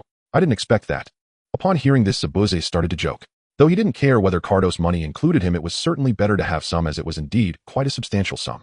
"Of course there's a share for everyone. But I have a question for you. Why did you obediently help Kato with his tasks? You could have just robbed him. After all, he's not a good person. Wouldn't it have been easier to take him out?" Zabuza replied, "Do I look like that kind of person?" Funingna retorted, "Don't you?" Zabuza exclaimed, "You." After dividing Kato's assets, everyone went their separate ways. After such a long mission, they finally started their journey back to Konoha. 100 million Ryo, that's enough to buy 3 Asumas. After receiving the silver notes hidden by Kato, a portion was distributed to the citizens of the Land of Waves who had long been oppressed by Kato, while the majority went to Kakashi, the main contributor. The remaining amount was split evenly between Funingna, Zabuza, and Haku, which meant each person received 100 million. Everyone was pleased with this outcome, at least those few were. On the way back, since there was no client to worry about, the group moved quickly and soon returned to Konoha. "I'm finally back. This mission was really tough on me. It was supposed to be a crank mission, yet I had to battle against Chunin. Don't you agree, Kakashi-sensei?" As Funingna spoke, she moved closer to Kakashi, preparing to lead him to a nice meal, especially since he had gained quite a lot this time. It would be a waste not to take advantage of it. "You certainly worked hard this time, so you all can disperse and enjoy some free time. I still need to report this mission to Lord Hokage. See you later." However, Kakashi seemed to have guessed Funingna's intention. Just as she opened her mouth, Kakashi left using body flicker technique under the pretext of reporting the mission, leaving Funingna momentarily stunned. "Seriously, you earned the most money this time, yet you won't even treat us. What's the point of keeping all that money? You can't possibly use it to collect a bounty of 35 million, can you?" Seeing her plan to treat the wealthy fall through, Funingna, feeling down, decided to console herself with some dessert, and subsequently said her goodbyes to Naruto and Sasuke. Uncle Gomu, your skills have improved again. At this rate, I feel like your desserts will sweep the world in no time. Haha, flattery. I wouldn't dare think of sweeping the world. I'm just happy to satisfy you, a professional. How could that be? I believe in you, your skills can achieve that. Facing Funingna's continued encouragement, Uncle Gomu, the owner of the dumpling shop, did not refute her. With his newfound skills, he was indeed confident he could do it. Then Uncle Gomu went to the back kitchen to bring out other styles of cakes, and Funingna naturally accepted them all. The others were worried about gaining weight, but she wasn't concerned at all. No matter how much she ate, she wouldn't gain weight. At most, she would just feel a bit stuffed. Perhaps this was a kind of talent. Wow, I almost forgot about this while watching the live stream. Just as Funingna was indulging in food and drink, she suddenly felt the content being streamed was still updating.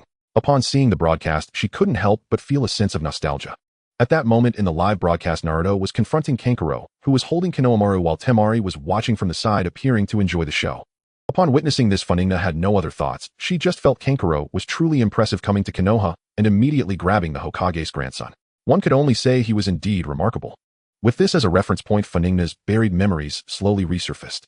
She remembered that afterwards it seemed like Sasuke and Gaara took turns to show off their skills. In such a situation, she naturally couldn't miss out. The beloved favorability value was coming her way. You bastard, put Konohamaru down quickly, or I won't hold back. Haha, are the people of Konoha this unreasonable? Clearly he was the one who offended me first, yet now I'm being blamed. Seeing Kankuro's nonsensical response, it was evident he was looking for trouble. Naruto could no longer endure it. He clenched his fists and charged at Kankuro. Kankuro, however, remained unfazed. He made no defensive moves at all. With a simple flick of his finger, it was as if Naruto tripped over his own feet, crashing to the ground. Damn it, what kind of strange technique are you using? Is this the level of a Konoha genin? You can't even figure out how I did it. Truly disappointing.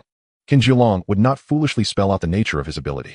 Faced with Mingren's puzzled gaze, he merely shrugged, wearing an expression of bored indifference. A flippancy that only served to enrage Mingren. You strange fellow, I'll defeat you this time. You defeat me? I admit you've ruffled me a little. First I'll deal with this brat, then it'll be your turn. Humph. With that, Kinjilong clenched his other hand into a fist, preparing to strike Mu Yiwan hard. Yet before he could move, a sudden whoosh split the air. A sharp hiss. Pain exploded at Kinjilong's wrist. Wincing, he was forced to release the grip he had held on Mu Yiwan. Seeing this, Mingren hurriedly pulled Mu Yiwan back to safety, preventing him from falling into greater harm. Damn it, who is it? When Kinjilong spotted a bloodstained stone on the ground, he immediately realized what had attacked him. Heat rose to his face at the thought that he had been scared by such a thing. A humiliation he could not hide. Stop looking, I'm right here. The others turned toward the voice and saw Zhuozhu sitting on a branch in the distance, casually tossing stones. He was plainly the one who had thwarted Kinjilong. And not bad looking, Shoju murmured in admiration when she recognized Zhuozhu. It seemed Mui's environment produced more handsome young men than their Sha'in village. Kinjilong's thoughts could not have been more different. To him, Zhuozhu was merely posturing. He removed the crow wrapped in bandages from behind his back, ready to teach the attacker a lesson. Hey Kinjilong, are you really going to use that here? If this escalates, Teacher Maji will scold us. As Kinjilong began to unwrap the bandages, Shoju frowned. They had an important mission, and my drawing too much attention here would be disastrous. It's fine. I'm only going to teach him a lesson. It won't get out of hand, so don't worry. Just be careful then. Seeing Kinjilong unmoved, Shoju could do no more. She stepped back and prayed inwardly that the matter would not blow up into something larger. Stop, Kinjilong. Just as the puppet was nearly disassembled, a new voice rang out. Kinjilong's face drained of color, as if some dreadful thought had seized him. Looking again, not far from Zhuozhu, a red-haired youth balanced upside down on a branch, a huge gourd strapped to his back. His face was cold and utterly devoid of emotion. Most arresting was the crimson character AI on his brow and the dark panda-like rings around his eyes, as though he had not slept for a very long time. I am Wailuo, I was only. Noticing what Wailuo's arrival, Kinjilong stopped his movements, and even his voice trembled, as if the man before him were something terrifying. Enough. Can't you understand me? Go back. Okay. All right, I understand. After Wailuo repeated himself, Kinjilong dared not utter another word. He answered in a quavering voice, plainly cowed by the other man's presence. Wailuo snorted and paid Kin no heed, turning instead to regard Zhuozhu. He had seen Zhuozhu stop Kin earlier and found it interesting. Before Wailuo could speak, another voice came from above them. Wailuo's eyes widened in disbelief. He had not expected anyone to slip past his perception and come so close. Zhuozhu, by contrast, seemed entirely unbothered. With Wailuo present, he had some mental preparation, and more importantly, this voice was one he knew well. Yes, that's how it should be. No need for bloodshed. Oh, wouldn't it be better if everyone lived in peace? The final voice belonged to Funingna. Since Xiaowei had been showing off so brazenly as Zhuozhu's teammate, she naturally stepped in to restore the situation. The effect was surprisingly good. Wailuo's shock was genuine, which meant Funingna's efforts to mask herself from his perception had not been in vain. Rather interesting. Who are you? Wailuo's expression first grew grave then curled into a predator's smile as he regarded Funingna, who swung her legs casually from the branch. Red-haired one, shouldn't you introduce yourself before asking someone else's name? If you wish to know my name, that will depend on whether you have the ability to learn it. Denied the answer he wanted, Wailuo's displeasure showed, his murderous intent swelled and began to envelop Funingna. Sand began to pour from the gourd on his back. There was no doubt he intended to strike. Fury flared in Wailuo. Despite the situation, Funingna remained calm and unconcerned, a demeanor that felt like a personal affront to him. Without further hesitation, he controlled the flowing sand, bringing countless grains around Funingna with the intent to crush her by the method he knew best. But just as the sand began to gather, it seemed to detonate. The swarm around her burst outward in all directions as if it had been blown apart. Before Wailuo could seize the sand and mount another attack, Funingna had already closed in on the still upside-down Wailuo, and while he had not yet reacted, delivered a whip-like kick to his abdomen. The sudden blow sent Wailuo hurtling backward. He struck the ground with such force that the resounding impact made everyone gasp, fearing he might be grievously hurt. Wailuo! Wailuo! Many voices cried out. Whether others felt concern or not, Shoju and Kanjilong were certainly anxious. They knew why Wailuo had come to Mai, and if he erupted here, the mission would be ruined before it had begun. Although the casual strike from Funingna lacked great power, it still left a few black lines on Gar's body, with some gravel falling off, creating an oddly peculiar sight. Even with the protection of the armor of sand, some pain was unavoidable. Though not intense, it constantly stimulated Gar's nerves, further intensifying his killing intent. Ignoring Shoji and Kankuro, who rushed over to check on him, Gaara pressed his palms together, and sand continuously spilled from the gourd on his back, clearly indicating that he was not ready to let this go. Just as Gaara was about to take action, a hand suddenly grasped his wrist, halting his next move. Is that Maki? The person who suddenly appeared was indeed recognized by Funingna. He was one of the few renowned experts from Sunigakure, and also the master of Gaara and his siblings. Since the other party had appeared, it was likely that a fight wouldn't break out. After all, they had come to Konohagakure with a mission, and it was impossible for Gaara to act wantonly now. As Funingna had anticipated, after Maki whispered a few words to Gaara, he turned around and returned to Shoji and Kankuro. Though his expression still appeared somewhat grim, he indeed refrained from making another move. After calming Gaara down, Maki, as their leading jonin, could hardly remain silent. Despite Sunigakure being somewhat weaker, they were still one of the 5 great shinobi villages, and they had to maintain their dignity. Is this how you treat guests in Konoha? We traveled a long way to participate in your Chunin exams, only to be met with such treatment. Truly disappointing. Hearing Maki's righteous speech, Funingna nearly lost her composure. This old man was quite adept at twisting the truth. One could only say that there was a reason he was involved in this plan. This gentleman, whose name I do not know, although you cover one eye, it does not mean you can turn a blind eye to the facts. Moreover, you still have one eye uncovered, so please clarify who instigated this matter before making such statements. One eye, ha, did you hear that, Sasuke? Funingna's imagery is quite fitting. Naruto paid no mind to Maki's displeased expression and laughed heartily. To him, Maki and the one who had just bullied Konohamaru were in the same league, and now that there was a chance for revenge, he certainly wouldn't let it slip. Hey, it can't be said like that.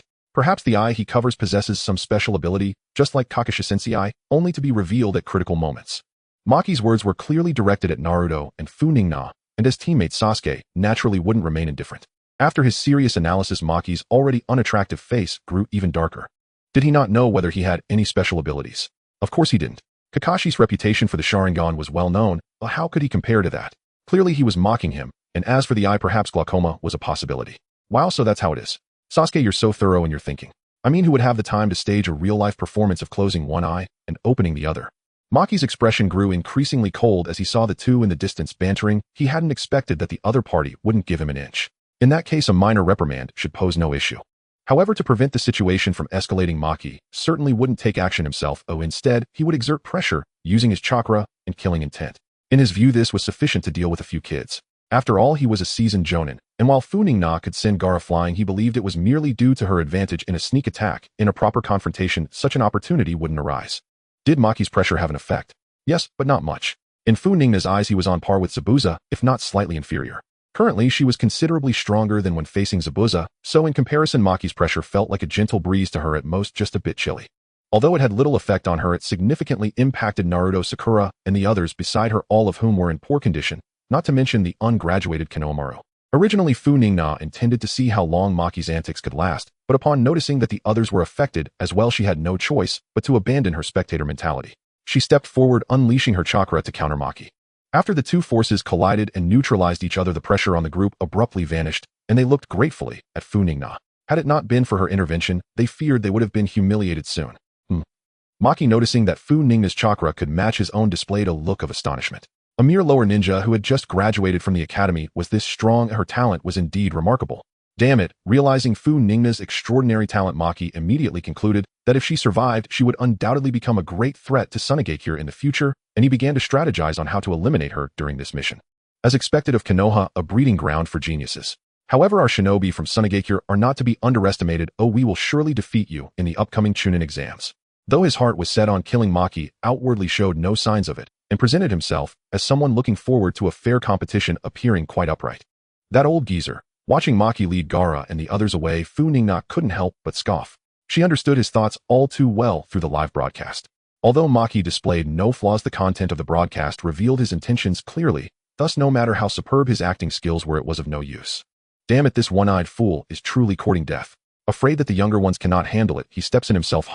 I bet he won't survive this chapter.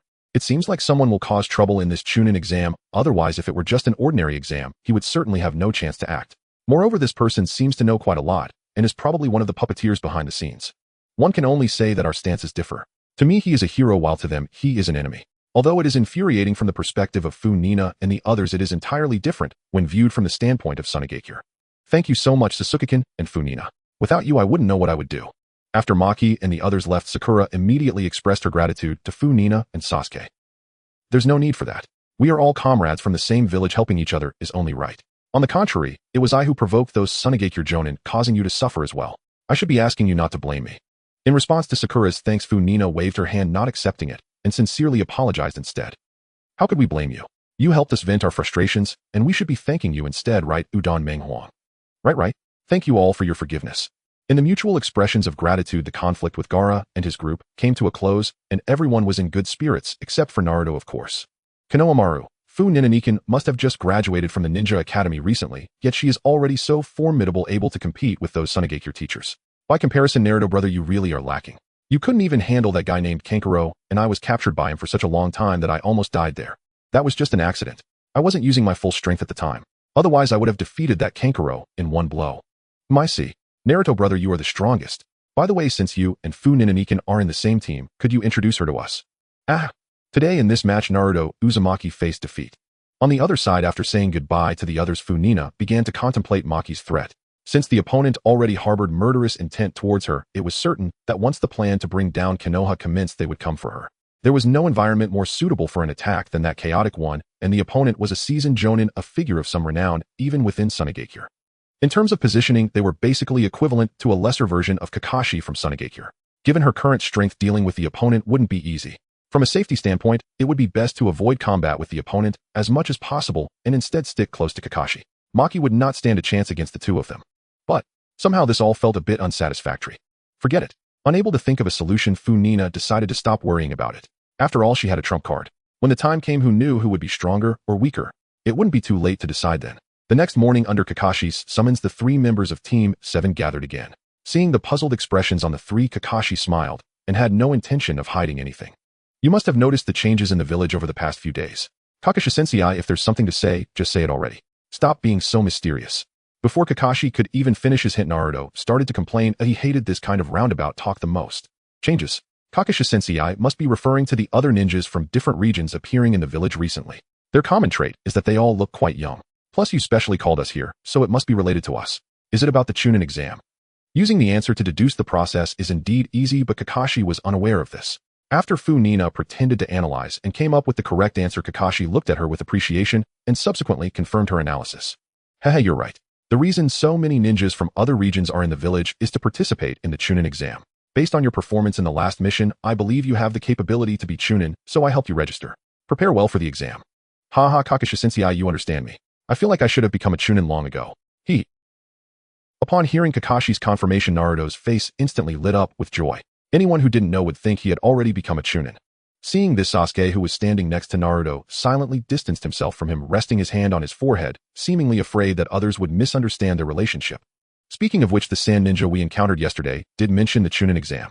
It seems they are participants in this Chunin exam as well, especially that one with the gourd on his back. He is quite strong. You mean the one with the gourd? Although he is indeed strong, he is not unbeatable. I believe that even if you encounter him, you and Naruto can definitely defeat him. This is not Funingna randomly encouraging them, it is a fact. Sasuke knocked Gaara out of his tailed beast transformation, and Naruto brought Gaara back to his senses. Is it wrong to say that they defeated him together? There is no problem. After receiving the news that Kakashi had registered them for the Chunin exam, they all intensified their training preparing for one last push before the exam arrived. A week later at the first examination site for the Chunin exam. It's already this late. Why hasn't Funingna arrived yet? How long are we going to wait? Outside the examination site, Naruto and Sasuke stood side by side watching the crowd come and go. After a long while they still had not seen Funingna's figure, making Naruto feel a bit anxious. Idiot. Didn't Funingna say yesterday that she had something to do today and would be a bit late? She told us to go in first. I just thought I might wait for her since we still had some time. I thought you were thinking the same, but it turns out you know nothing. Did you forget what she said yesterday? As he spoke, Sasuke seemed unable to tolerate that he had waited with someone who knew nothing for so long. He simply turned away and headed toward the examination site. Oh, is that so? After Sasuke's reminder, Naruto remembered that Funingna indeed mentioned something about this yesterday. He just got too engrossed in eating ramen at that time and didn't pay attention. Hey Sasuke, don't walk so fast. Wait for me. I just accidentally forgot who I actually do know. Just as Naruto realized there was indeed such a matter, Sasuke had already walked quite far, about to disappear from Naruto's line of sight. Seeing this, Naruto didn't have time to think and could only explain as he quickly followed after him. They were told to let those two go in first. I don't know what they were waiting for outside all this time. After seeing Naruto and Sasuke enter, the ever-watchful Funingna leapt down from her concealed perch in the tree and slowly made her way toward the examination venue. She didn't actually have anything to attend to, as she had claimed to Naruto and Sasuke. That was merely a pretext. In fact, she had been quite idle these past few days with nothing urgent to occupy her time. The reason for her current state was that she had caught a glimpse of the updated live broadcast from a few days ago. It was nothing particularly remarkable, but when she saw the trio from Class 3, it suddenly reminded her of something little Lee seemed poised to confess to little Sakura during the first round of the Chunin exam, and now she had taken little Sakura's place in Class 7. If what Funingna didn't want to happen were to actually transpire, she could already envision herself digging a 3-room apartment into the ground with anxiety. Thus, to be on the safe side, she decided to observe discreetly for a while before making her appearance after little Lee and the others had left. Yes, that's how it is. Oh, little Sakura. Suddenly, amidst the crowd, Funingna spotted little Sakura, who was accompanied by 2 others that appeared to be her teammates. Funingna recognized them as well. They were rather talented civilian ninjas from their class. Is this the power of corrective ability? Even though she had supplanted little Sakura in Class 7, the latter still participated in the Chunin exam in another class. With this in mind, although it felt somewhat wrong to think it seemed she didn't have to worry about that matter anymore. After a commotion caused by an illusion set up by 2 proctors was uncovered, little Lee, just like in the original story, confessed to little Sakura, and the result, of course, was rejection. Seeing this, Funingna finally relaxed her worries, sighed in relief, and decided to stop hiding. She approached Naruto and Sasuke with a facade of just arriving and inquired about the situation with feigned seriousness. Funingna, let me tell you, that despicable guy with the thick eyebrows just confessed to little Sakura. Clearly cough cough, while little Sakura didn't accept him, so he's really got some lofty ideas. Although Naruto's topic had strayed somewhat, Funingna still nodded with a smile. Was she not clear about what had just happened? She simply felt a bit abrupt and wanted to blend in. Naruto, you really have gone far enough. Seeing that Naruto had completely diverted the topic to little Sakura, Sasuke couldn't help but feel somewhat helpless. He didn't even know how many times he had felt like this today. Nevertheless, he summarized what had just happened, prompting Funingna to nod in agreement. Although Funingna's demeanor seemed a bit perfunctory, Sasuke, with the exam about to begin, chose not to comment further and simply joined the crowd entering the examination hall. Once everyone had settled in, the chief proctor stepped onto the platform and began to explain the rules of the exam. His tone was very serious, and coupled with the terrifying scars on his face, it effectively created a sense of pressure for this examination. The most evident reaction was that after listening to his explanation of the exam rules, many candidates in attendance already showed signs of distress, clearly feeling the immense pressure. This feeling intensified after the test papers were distributed. Observing Naruto, who was scratching his head in frustration, but still hadn't put pen to paper, Funingna couldn't help but chuckle. Hinata, sitting next to him, was practically ready to place her paper on his desk, yet he was still ignoring it. Truly, what a waste of her good intentions. Unlike the nervousness of the others, Funingna appeared quite relaxed. This was not merely because she knew the true nature of the exam, it was also because there wasn't a question on the test she couldn't answer. Consequently, she felt absolutely no pressure.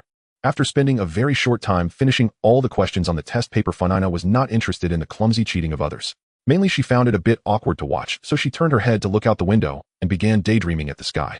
Is this really the Chunin exam? This is nothing but a cheating competition where everyone showcases their unique skills.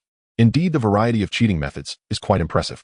However, I believe this is also the production team's way of showcasing the abilities of different characters, setting the stage for their future battles. After all, combat is undoubtedly the most crucial part of a ninja's exam.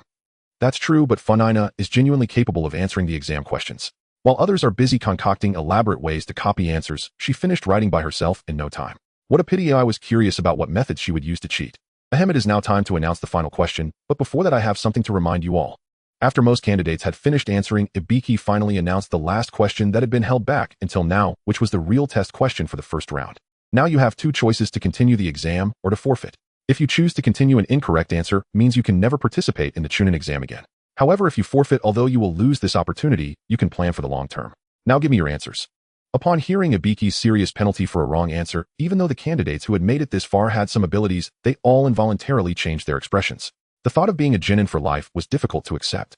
I forfeit. I forfeit as well. It's better to come back next year. If I answer incorrectly this time, I won't have another chance.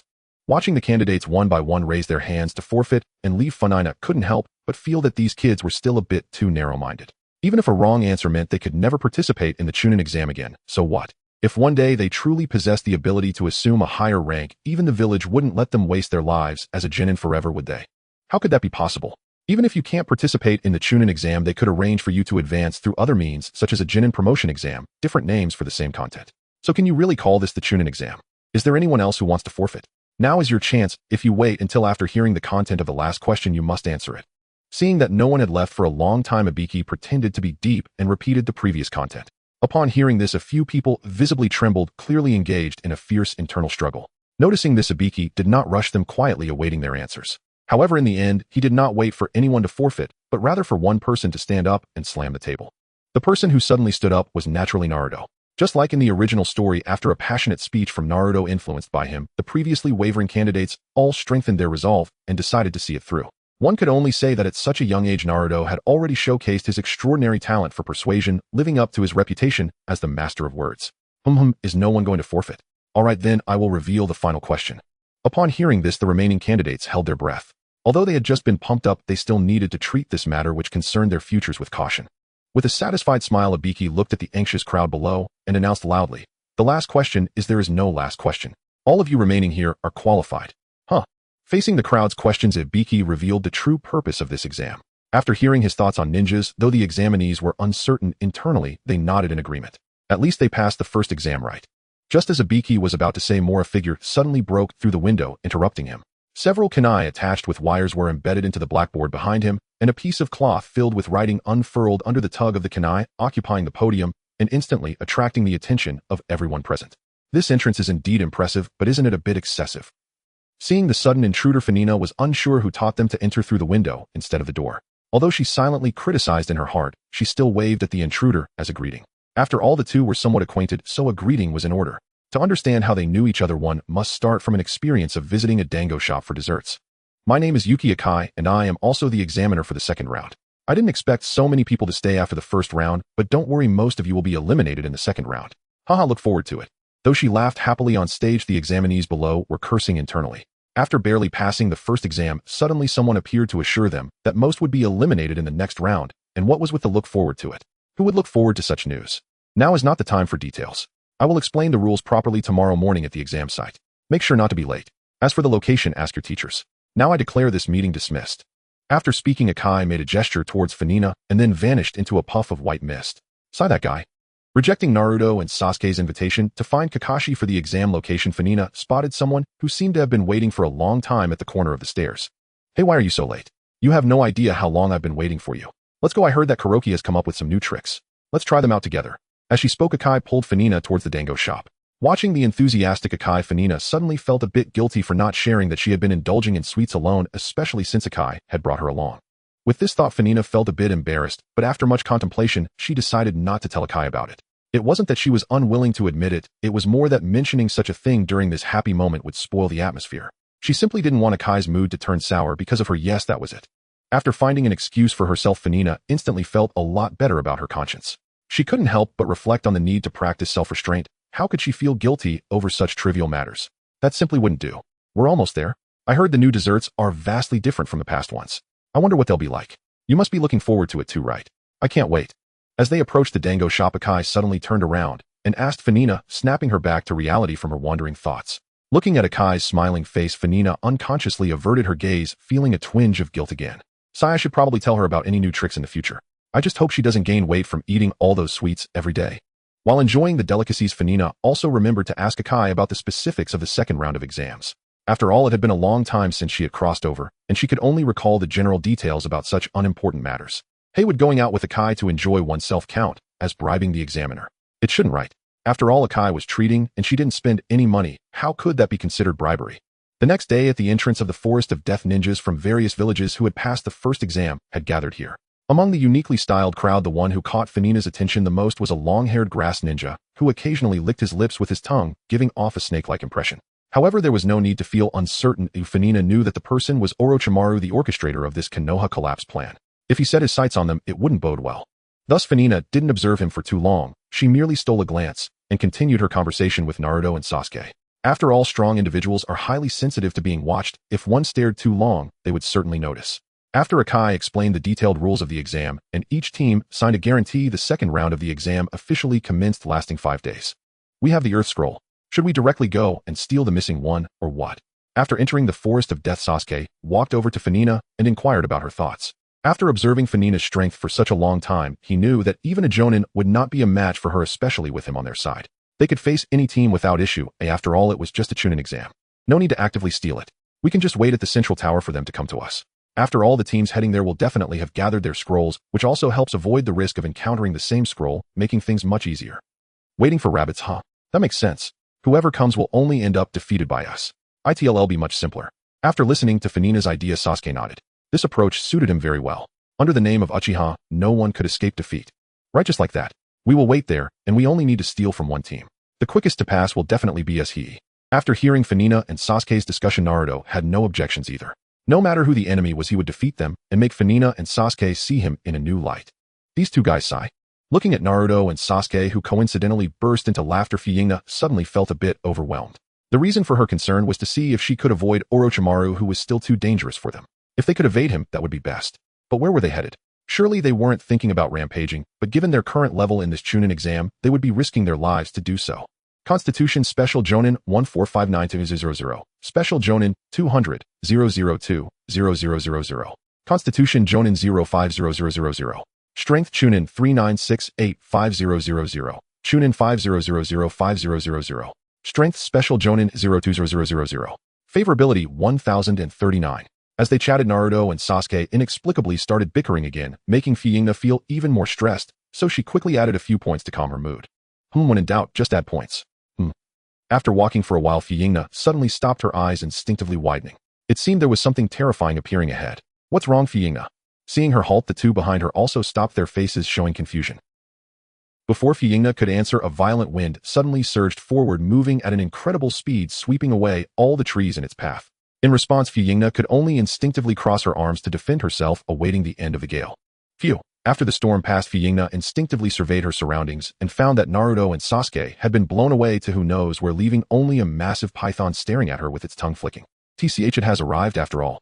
There was no need to think about who the attacker was. The enormous snake and its abnormal wind technique could only belong to one person in this Chunin exam. The very person Funingna had been worried about. Orochimaru. So it's you who's here to deal with me. It seems I've been underestimated. After observing for a while, Funingna still couldn't spot Orochimaru's figure. He must still be looking for his father. But whether it was father or not, now that there was interference, the situation could change, and if anything unexpected happened to Sasuke, it would be disastrous. So she had to hurry there. After making her decision and looking at the giant python staring at her, Funingna smiled. Could you please move aside? Damn it. After being sent flying again, Sasuke took out several shurikens from his ninja gear pouch and threw them at the approaching grass ninja from sharp angles, trying to hinder the opponent's advance. Is this the special throwing technique of the Uchiha? Interesting. The grass ninja, seeing the shurikens flying towards him, commented casually, but his demeanor contradicted his words. He casually pulled out a kunai from somewhere and effortlessly blocked all the incoming shurikens. Watching his leisurely demeanor, Sasuke felt a crushing blow to his pride. Damn it. Seeing the grass ninja closing in, Sasuke, though reluctant, still had to endure his physical fatigue and retreat. He had no idea how such a powerful opponent had come from a place he had rarely even heard of, and such strength couldn't possibly belong to a mere genin. Although there were many questions in Sasuke's mind, his retreating speed did not slow down in the slightest. After their previous encounter, he had realized that he alone was no match for the opponent. Only by finding Funingna and teaming up could they hope to win. However, the grass ninja clearly had no intention of letting him go. Upon seeing him try to escape, he immediately pursued with speed far exceeding Sasuke's. Within seconds, the grass ninja was once again blocking his path. Seeing the grass ninja merely blocking him without attacking, Sasuke understood that the opponent had been toying with him from the beginning. Although this Catan mouse feeling frustrated him, it was also beneficial, or at least he could buy time for Funingna and the others to support him. If this is all the strength you have, then it ends here. The grass ninja seemed to read Sasuke's thoughts and shattered his momentary glimmer of hope. Seeing the grass ninja who licked his lips and continued to close, and Sasuke felt a surge of despair. The closer the opponent got, the more pressure he felt, nearly choking him. No, I haven't avenged that man yet. How could I just end here? Just as Sasuke was about to drown in the endless pressure, perhaps out of unwillingness or for some other reason, his eyes suddenly turned crimson, with two tomo spinning slowly, appearing incredibly enchanting. How is that the same eye as that person?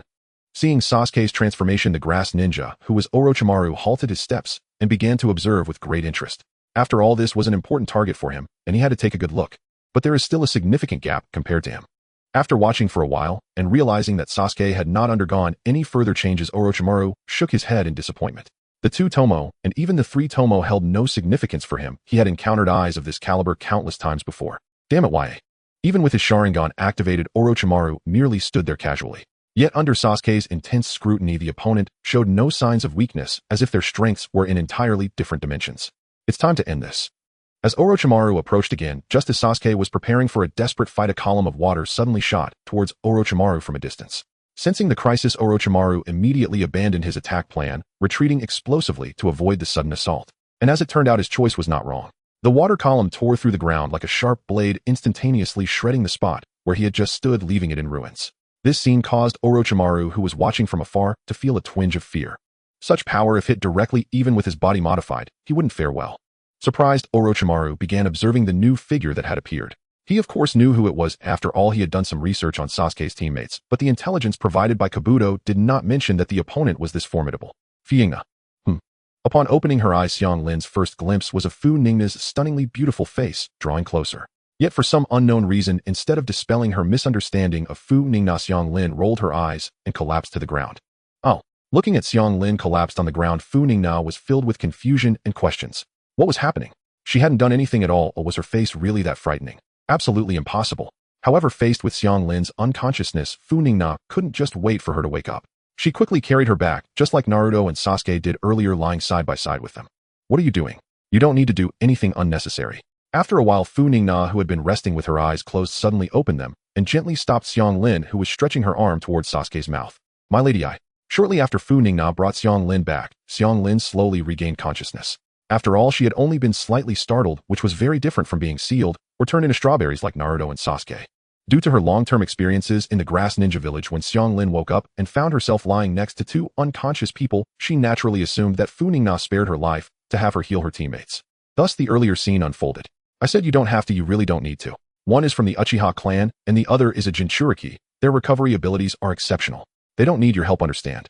After saying this, Funingna looked at the somewhat puzzled Xianglin, probably guessing the worries in her heart, and continued to explain. I overheard your conversation with those two earlier. The people from Grass Ninja Village treated you and your mother as human bloodbags. I was quite displeased with them, which is why I took such drastic measures. Looking into Funingna's azure eyes, Xianglin found no trace of deceit, and combined with what Funingna said earlier, she realized she might have misunderstood her.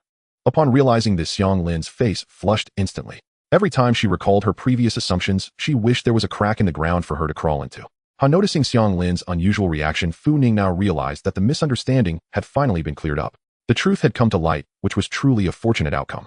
Seeing the misunderstanding lifted, Funingna took the opportunity to introduce herself and also introduce the unconscious Naruto and Sasuke. After all, it wasn't quite right to keep calling out without introducing herself, especially since she knew who they were yet pretended not to. That would be even worse. By the way, is he also from the Uzumaki clan? After a while, as she regained her composure, Xianglin noticed that Funingna didn't seem to be a cold person. Now, on the contrary, she had a warm demeanor, which eased her anxiety considerably and gave her the courage to ask him. As she spoke, Funingna glanced at Naruto, indicated by Xianglin. Was he from the Uzumaki clan? Certainly, without a doubt, but it wouldn't be appropriate to directly tell her. Who knows? Like me, he has grown up alone since childhood with no relatives, so I can't confirm if he is from the Uzumaki clan. I only know his last name is Uzumaki. What a pity. If he had red hair like you, it would be a clear sign, but alas, he has blonde hair, so there's no way to tell. After contemplating, Funingna subtly hinted at Naruto's identity, which was the best she could do. After all, there was no reason for her to know that Naruto was from the Uzumaki clan, and she didn't want any suspicion cast upon her. Although Xianglin didn't get a clear answer from Funingna, she nodded, but didn't say anything more. Seeing this, Funingna also refrained from asking.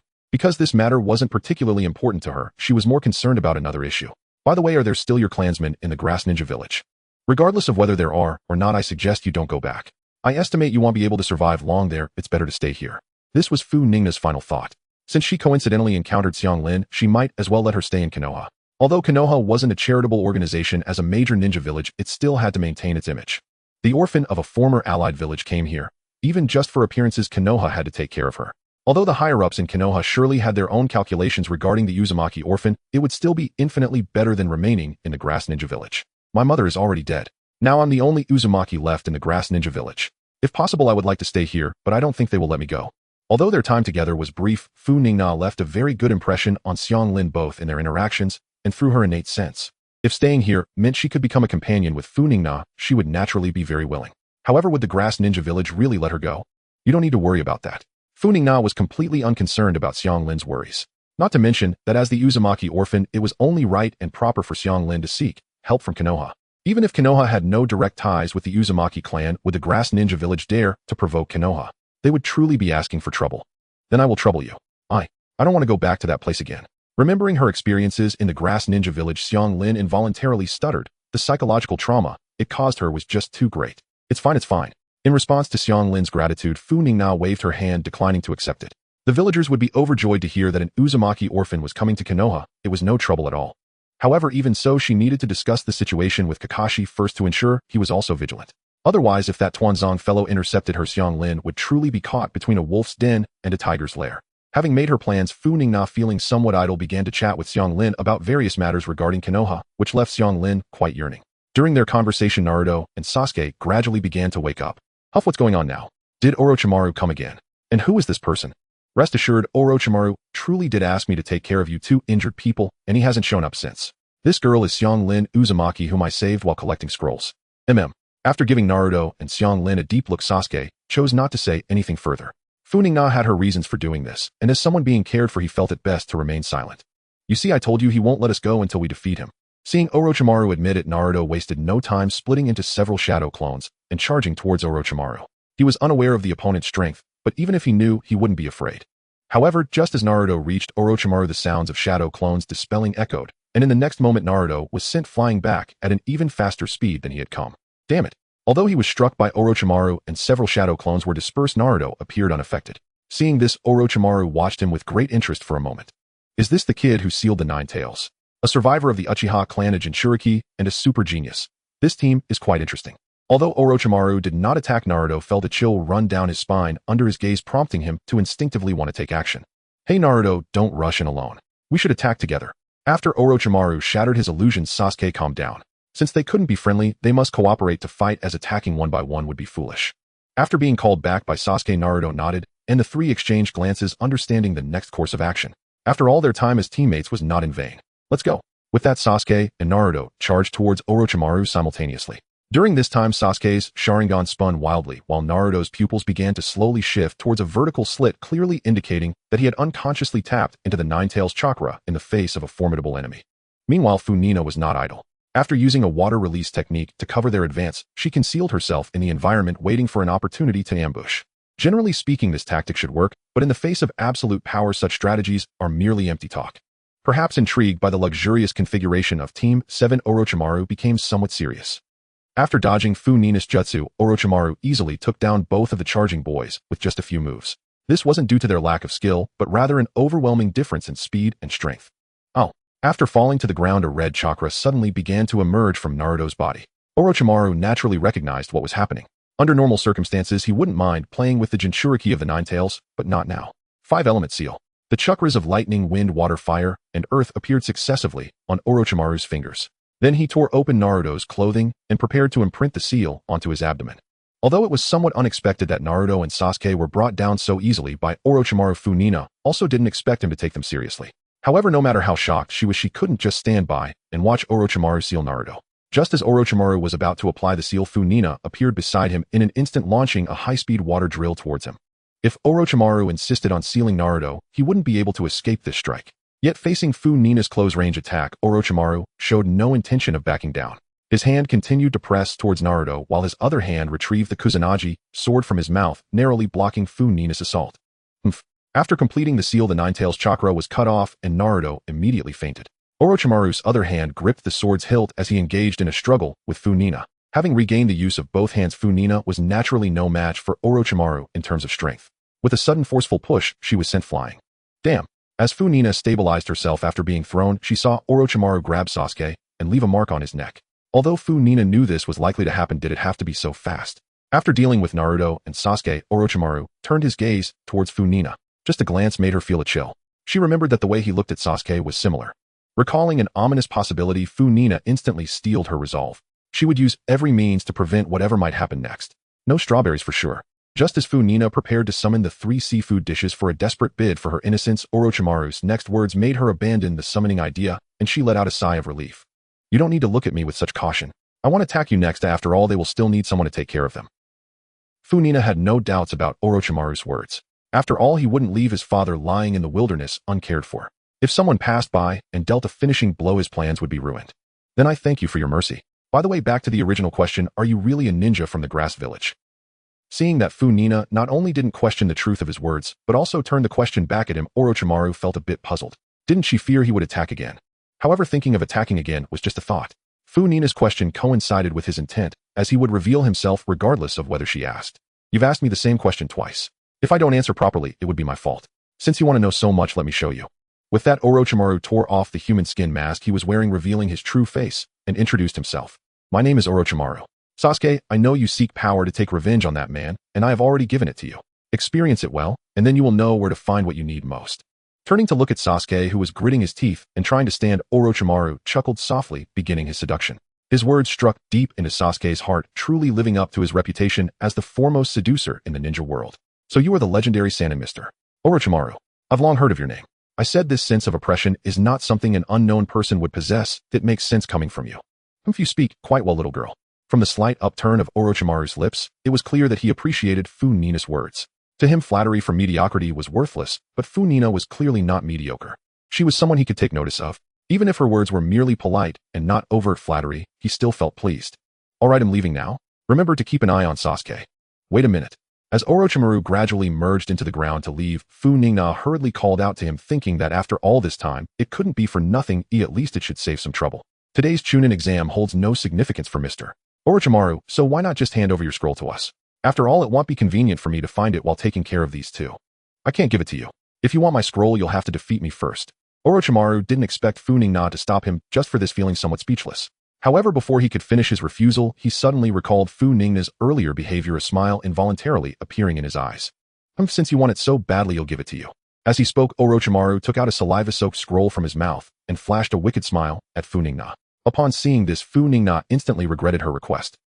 Watching the scroll flying towards her, Funingna instinctively widened her eyes, then hurriedly dodged Orochimaru's sneak attack. If this thing hit her clothes, she might not be able to wear them again. It seems you really like this gift. Seeing Funingna's panicked dodging, Orochimaru smiled with satisfaction, then swiftly merged into the ground to escape. Damn it, one day I'm going to make snake soup out of you. Watching Orochimaru's figure vanish, Funingna felt a surge of anger. He just committed mischief, and then ran away. Plopped. After Orochimaru left, Sasuke, who had been holding on, finally couldn't support himself any longer and fainted. Seeing the two lying neatly on the ground, Funingna lost the mood to think about Orochimaru's matters. She had no intention of taking Orochimaru's scroll. It was mainly a matter of principle. With her strength, it would be easy to borrow a scroll from any team, so there was no need to make herself uncomfortable. Let's go. Glancing at the scroll on the ground, Funingna grimaced, and then hoisted Sasuke on one shoulder and Naruto on the other, ready to find a place to rest. After finding a cave to lay the two down neatly, Funingna took the opportunity to rest for a while. While recovering her stamina and chakra, she also began to check the situation of her releases. After all that fighting, if the favorability rating wasn't high, she would be heartbroken. That Orochimaru should be the BOSS, right? Just his murderous aura alone can suppress Sasuke and Funingna. I remember that no matter how fierce Zabuza or Kaga's murderous intent was, it had no effect on Funingna, but he is different. And this guy even knows sealing techniques. Now even Naruto can't go all out. Just now I thought Naruto was about to explode when I saw red chakra around him. To seal with another seal, it's like a nesting doll, and Naruto is really in a tough spot. I never realized Funingna had this side to her. On the surface, so it's the legendary Sanin, Mr. Orochimaru. I've long admired you. Internally, this guy, one day it'll definitely turn him into snake soup. The gap is just too big, ha. Upon seeing this, Funingna frowned. This thing actually projects her inner thoughts as well. Doesn't that mean she has to be careful about what she thinks in the future? That's a bit too torturous. However, soon after, Funingna's furrowed brow relaxed. She discovered that only a small portion of her inner thoughts was projected, and only the more interesting ones, like making snake soup, were shown. even if projected they were positive. In that case, Funingna decided not to think about it anymore. Since she couldn't turn off the feature of projecting her thoughts, she might as well lay back and enjoy it. After all, the feedback so far was quite good. Brothers, you all saw it. Funingna is going to turn Orochimaru into snake soup, and this dish will be served at our wedding, so remember to come and try it. What are you daydreaming about over there? Have you flown too high on the leaves and started fantasizing in broad daylight? Yeah, everyone step aside, let me wake him up. He's still daydreaming here. He'll join in too. Don't all of you just blindly tag along. Those with diabetes, remember to stay away. Don't let this kid taste any sweetness. Favorability 11-11. 11 favorability 4-6-5-9-3. After resting for a while, Funingna prepared to go out and find a lucky team to borrow a scroll. After all, they couldn't afford to fail here. Before leaving, Funingna also made sure to create a shadow clone to take care of the two. This shadow clone was sufficient to handle most of the exam's candidates, and only Gaara would pose some trouble, but it was still manageable to run away with them. There were quite a few teams participating in this exam, so Funingna didn't need to search deliberately if she noticed a team's presence. Oh, the grass ninja, a familiar face, what a coincidence. In the shadows, Funingna also clearly saw the forehead protectors of the three people resting below, which were the same as the identity Orochimaru had disguised himself with. All were grass ninjas, and there was even a girl with red hair in the middle who could only be Karen. It's all your fault for bringing this burden. Oh, when fighting with other teams you were completely useless. Otherwise we wouldn't be so miserable. Exactly, just like your mother useless. If you're a burden, that's one thing, but not even knowing your own value. Hurry up and help me and Ryokai heal. Aside from Karen, the clothes of the other two were heavily damaged, and they were covered in dirt, clearly having been at a disadvantage in the earlier fight with others, and could only come back to vent their frustrations on Karen. Alright. After being scolded by her teammates, Karen could only timidly extend her arm towards the two, even though it was very painful for her, but like her mother she had no choice. Who wants your arm? Your healing ability is so poor, just hand over your neck instead. The grass ninja beside her was clearly dissatisfied with the arm she extended. Given their current exhaustion, extending her arm was just a joke. Hurry up. Watching Karen dawdle, the grass ninja couldn't help but urge again. Just then, while waiting, the grass ninja suddenly felt something was off and stared intently at a massive tree. I wondered who it was. Turns out it's a grass ninja. After observing the situation, Funingna decided not to hide anymore, slowly stepping out from behind the concealed tree. This was also why the grass ninja was able to sense her. If she had truly wanted to hide, they would never have discovered her. Accompanied by the sound, Funingna appeared within the line of sight of the two grass ninjas. Concerned that Funingna might have teammates lying in ambush nearby, the two grass ninjas dared not act despite her approaching proximity, only able to threaten her with bravado. I warn you, don't come any closer, or we will. There's no need to search, it's just me. Watching the two grass ninjas threaten her while looking around for their teammates, Funingna couldn't be bothered to hide the truth and directly informed them of the actual situation. After all, she was just so understanding. What she said should be true. We haven't found any trace of others. The two grass ninjas exchanged glances, and after arriving at the same conclusion, one of them sneered and maliciously retorted. It seems you really are all alone. Should I say you're confident or just arrogant? Coming to find us alone, you can't possibly think you can deal with us by yourself, can you? Well, Liangjia, this little girl is rather good-looking. Before that grass ninja could finish his thought, Funingna's chakra suddenly erupted, the powerful chakra, exerting an overwhelming pressure on the two, freezing them in place and forcing the unfinished words back down their throats. I'm sorry, but I'm not interested in hearing what you have to say next. Saying this, Funingna took out a kunai, playing with it as she approached the two. If they couldn't speak, it was better for them to keep silent. Now Funingna understood why so many people like to pressure others with their killing intent and chakra, as she couldn't deny that this feeling was indeed exhilarating. We didn't recognize the great mountain earlier. Please spare us this time. You came looking for us for the scroll, right? We'll give you the scroll, and then we won't need to fight each other. What do you think? Oh, is that so? Hearing this, Funingna fell silent for a moment, as if contemplating whether to agree to their proposal. After a while, under the tense gaze of the two grass ninjas, she slowly spoke. Then you can hand over the scroll to me. Alright, Liangjia, quickly give the scroll to this esteemed person. I know, why are you rushing me? Seeing that Funingna seemed to agree to their proposal, the two grass ninjas breathed a sigh of relief, as if a heavy burden had been lifted. From the chakra that Funingna had just unleashed, they understood that they were no match for her. Even the leader of their ninja village might not be much stronger than her. If a fight broke out, it would definitely be a situation from which they would not escape. After receiving the scroll handed over by the grass ninja, Funingna waited a couple of times before putting it away. It was the celestial scroll, quite a stroke of luck. Now she could head directly to the central tower once those two woke up. Esteemed person, we won't obstruct your view here any longer. We'll take our leave now. After Funingna put away the scroll, the two grass ninjas cautiously began to inquire, afraid that one wrong move would provoke her anger again. Leave? When did I say I would let you go? I only asked you to hand over the scroll. Oh, I made no other promises, you know. You're lying to us. Seeing the smile that appeared on Funingna's face, the two grass ninjas realized that this woman had no intention of letting them leave. She was just toying with them. You can't possibly think I would let you go so easily, right? How naive. If I just let you walk away, who will provide me with the thrill of the hunt? After a bit of snake-like talk, Funingna pretended to lick her lips, looking like a villain. Unfortunately, paired with her appearance, it lacked any real intimidation. Xianglin, let's go look for the scroll in other places. This woman is up to you to deal with. Xianglin, huh? Though they were scared stiff by Funingna's chakra, they couldn't afford to be afraid at a moment of life and death, forcing themselves to muster the spirit to prepare to escape. However, their speed was nothing for Funingna to watch. Combined with the pressure from her chakra, as soon as they turned to flee, Funingna instantly closed the distance. Then came a kick from each of them. Under Funingna's full strength, both were sent flying at speeds far beyond their limits, crashing through several trees before finally stopping. Isn't it a bit too underestimating of me to let a little girl fight me, two gentlemen? Not long after they stopped, Funingna arrived, not forgetting to taunt them. Both grass ninjas had no special physique. Their inherent ability was quite average among genin. After taking a kick from Funingna, they lost even the ability to escape, relying on the trees to gasp for breath, their faces filled with terror. Since you won't speak, then it's fine, let's end it here. Funingna didn't particularly enjoy torturing and killing, so she quickly used a water-severing wave to conclude their fears. The reason she toyed with the two earlier was simply because she was displeased with their treatment of Xianglin. Although there were many such things in the world that she couldn't control, if they came before her like this, she would never turn a blind eye. The reason for this was not that she was a good person, but simply because it made her feel better.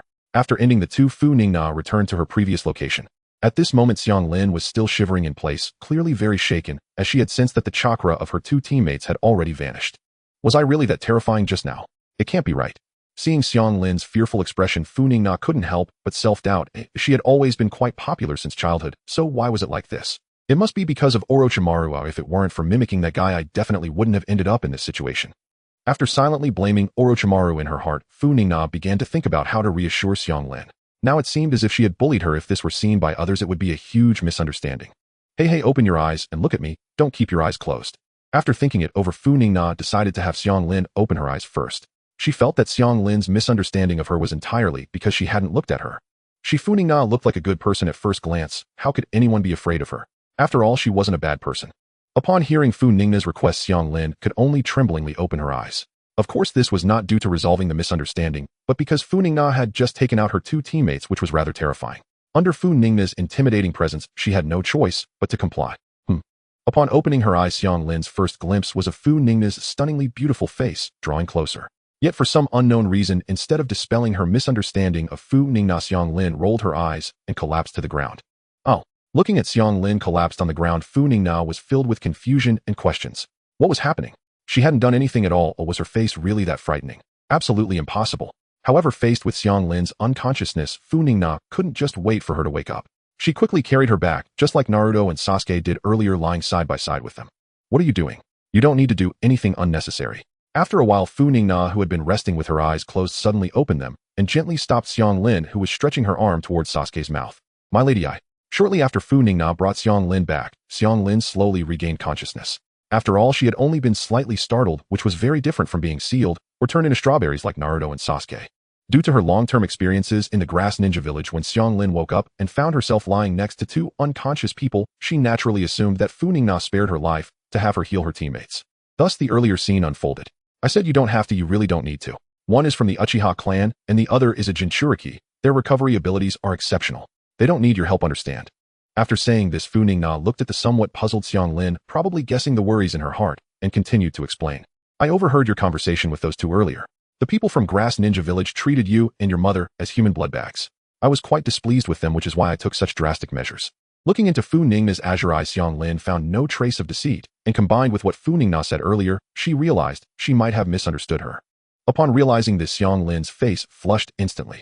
Every time she recalled her previous assumptions, she wished there was a crack in the ground for her to crawl into. On noticing Xianglin's unusual reaction, Funingna realized that the misunderstanding had finally been cleared up. The truth had come to light, which was truly a fortunate outcome. Seeing the misunderstanding lifted, Funingna took the opportunity to introduce herself and also introduce the unconscious Naruto and Sasuke. After all, it wasn't quite right to keep calling out without introducing herself, especially since she knew who they were yet pretended not to. That would be even worse. By the way, is he also from the Uzumaki clan? After a while, as she regained her composure, Xianglin noticed that Funingna didn't seem to be a cold person. Now, on the contrary, she had a warm demeanor, which eased her anxiety considerably and gave her the courage to ask him. As she spoke, Funingna glanced at Naruto, indicated by Xianglin. Was he from the Uzumaki clan? Certainly, without a doubt, but it wouldn't be appropriate to directly tell her. Who knows? Like me, he has grown up alone since childhood with no relatives, so I can't confirm if he is from the Uzumaki clan. I only know his last name is Uzumaki. What a pity if he had red hair like you, it would be a clear sign, but alas he has blonde hair, so there's no way to tell. After contemplating, Funingna subtly hinted at Naruto's identity, which was the best she could do. After all, there was no reason for her to know that Naruto was from the Uzumaki clan, and she didn't want any suspicion cast upon her. Although Xianglin didn't get a clear answer from Funingna, she nodded, but didn't say anything more. Seeing this, Funingna also refrained from asking. Because this matter wasn't particularly important to her, she was more concerned about another issue. By the way, are there still your clansmen in the Grass Ninja Village?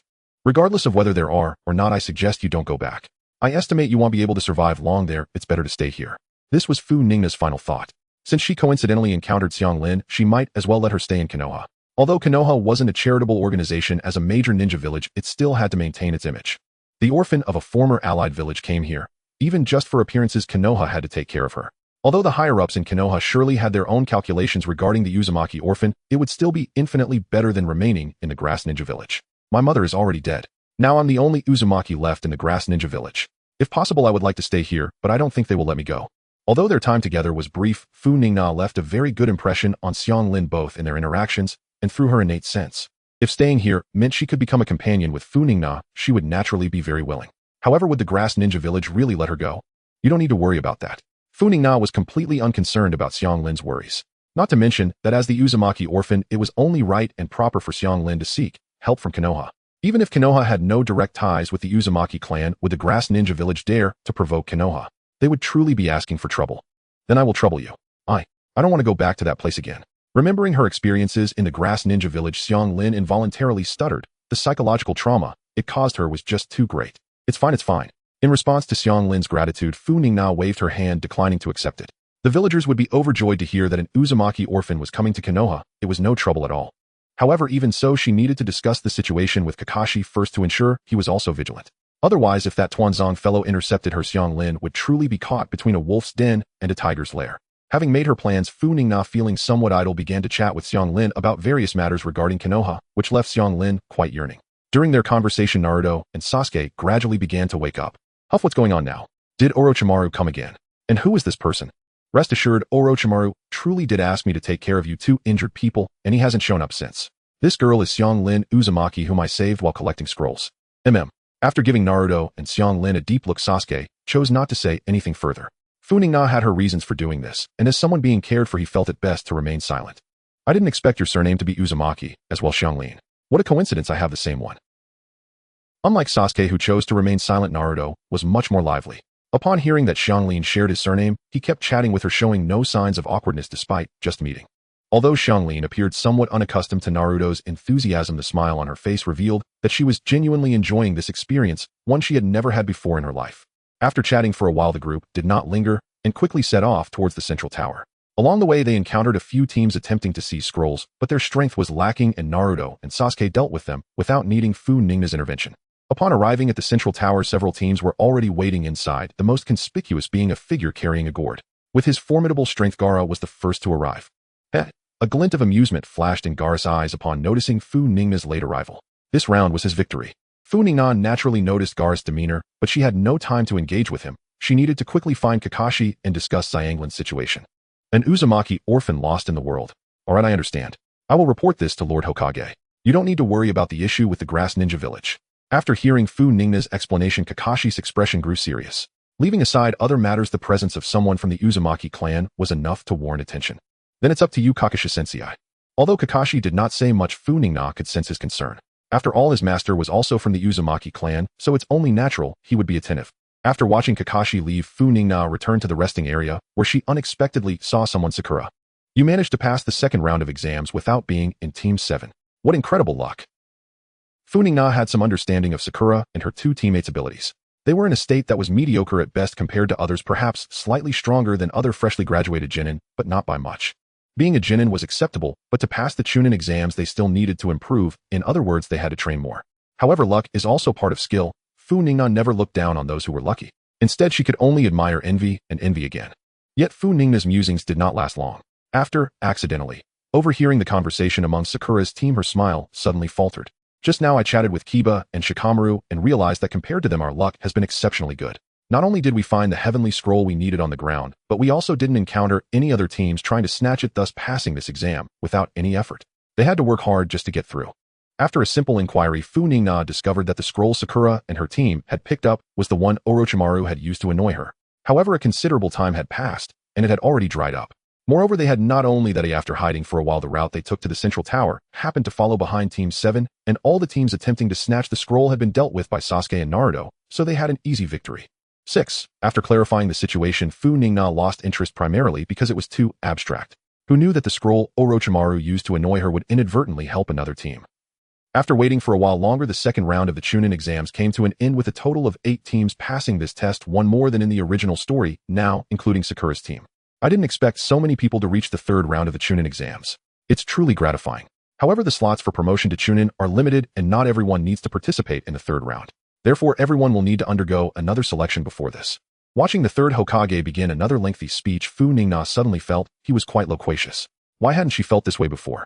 Oh, back then she was hiding with her shadow clone and never actually went to listen herself, so she naturally didn't have this annoyance, but now it was different. After languidly listening for a long time, the third Hokage finally concluded his speech feeling unsatisfied. If it weren't for the fact that a girl from the Uzumaki clan needed him, he might have wanted to talk a little longer. Next, we will determine the battle pairs by drawing lots. The first match will be between Uchiha Sasuke and... After the third Hokage left, the proctor Nara Shikaku immediately stepped to the center of the arena and announced the start of the elimination rounds without any unnecessary delay. Due to the increasing effects of the cursed seal, Sasuke's condition was significantly impacted, making it extremely difficult to handle even a weak sound ninja, putting him in a perilous situation.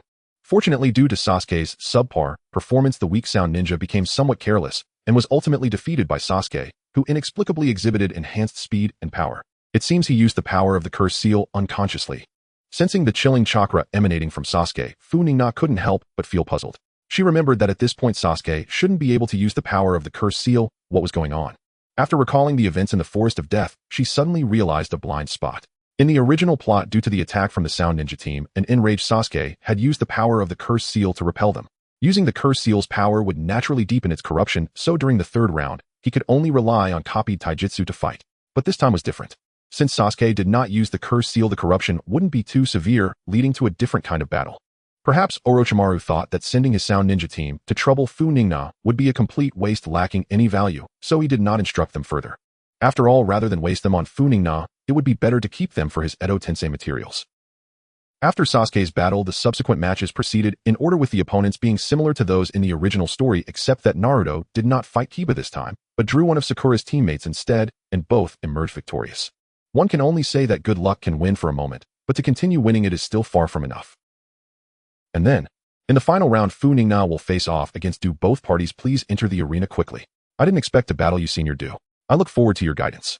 Funingna's surprise was not just talk. She thought the other party would choose to forfeit. To her surprise, he chose to continue and faced her directly. Haha, this is something I should be saying, Funingna. I look forward to your guidance. Through Do's glasses, Funingna could not detect any signs of abnormality. He appeared sincere and enthusiastic.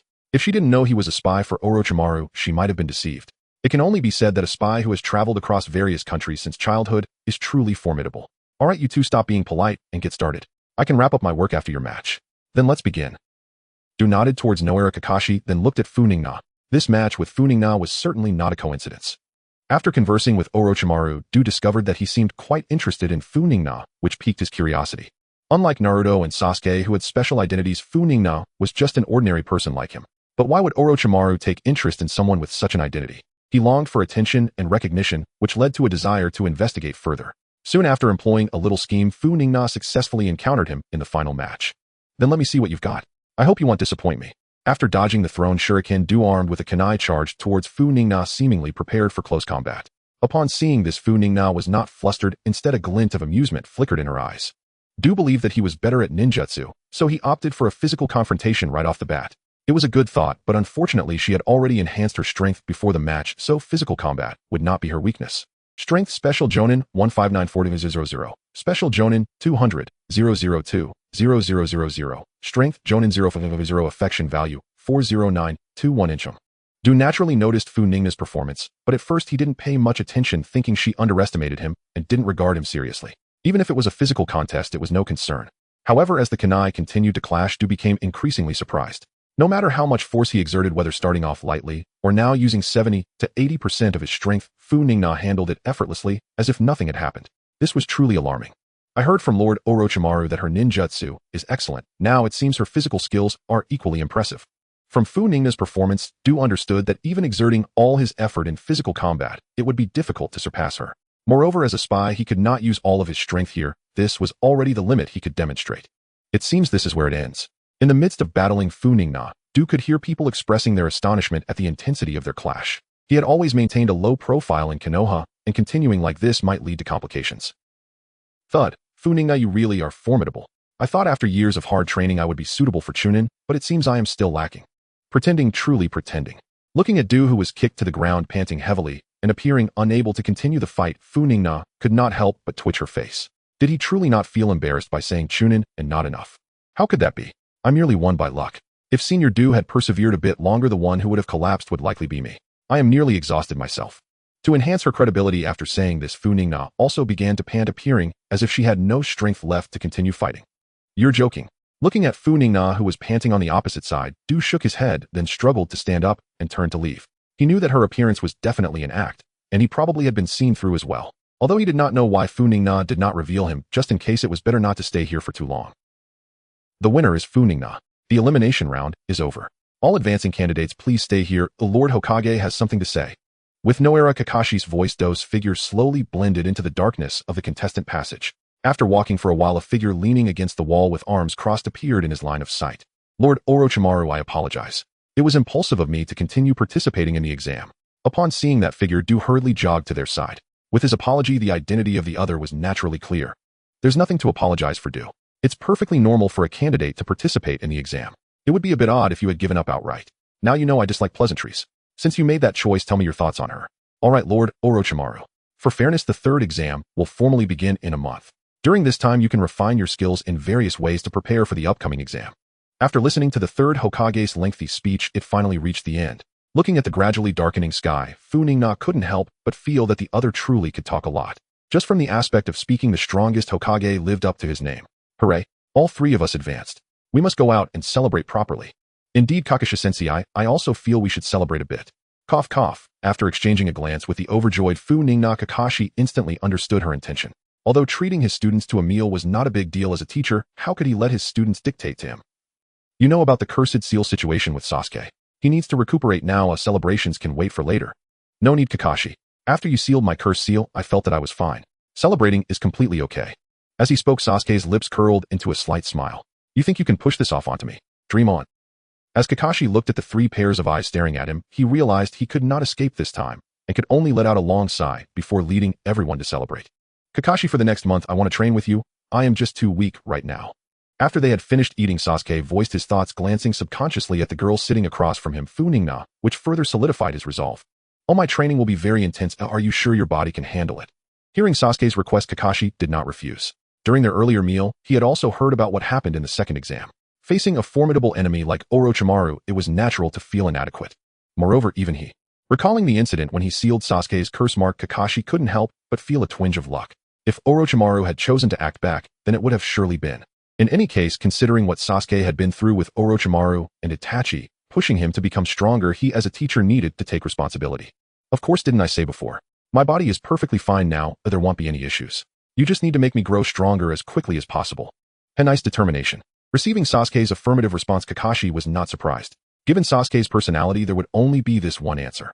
It seems he would be quite busy in the upcoming month, as the conviction in Sasuke's eyes was almost infectious. Then let's take a good rest today. Oh, I will be relentless in our training afterward. If I couldn't be more willing. Watching the two of them banter, Naruto suddenly felt something was off. Why were only they getting fired up? He needed training too, after all. He didn't want to embarrass himself in the competition a month later. Naruto, I understand your thoughts. However, compared to Sasuke, my training isn't really suitable for you and won't yield good results. I will find you another teacher tomorrow. After listening to Naruto's request, Kakashi did not accept the idea of training together. It wasn't that he didn't want to teach, but it truly wasn't appropriate. Why is it that Sasuke is suited for your training, but I am not? Kakashi-sensei, are you being biased? Kakashi-sensei and Sasuke both possess Sharingan, which provides many learning opportunities. Moreover, Sasuke's chakra affinity aligns more closely with Kakashi-sensei's. Kakashi-sensei is proficient in both lightning and fire release, whereas your strengths, Naruto, happen to be areas Kakashi-sensei is not skilled in. Hence, it would be the right choice to have someone else teach you. Seeing Naruto also wanting Kakashi to guide him, Funingna nearly burst into laughter.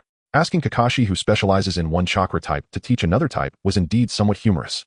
That's right, just as Funingna said, our compatibility is not suitable for training together. It would only result in wasted effort. Oh, I see. After Funingna and Kakashi's explanations, Naruto understood the situation. He wasn't foolish. Since it wasn't suitable, he wouldn't force it. We all have teachers now, but what about you? After resolving his own issue, Naruto did not forget about Funingna. As friends for so many years, he felt he should consider her as well. Upon hearing this, Sasuke and Kakashi also turned their gazes to Funingna.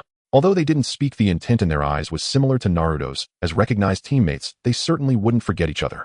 Facing the questioning gazes of the three, Funingna's smile became even more pronounced. Her smile radiant. It felt quite nice. You all don't need to worry about me. I have my own training plan.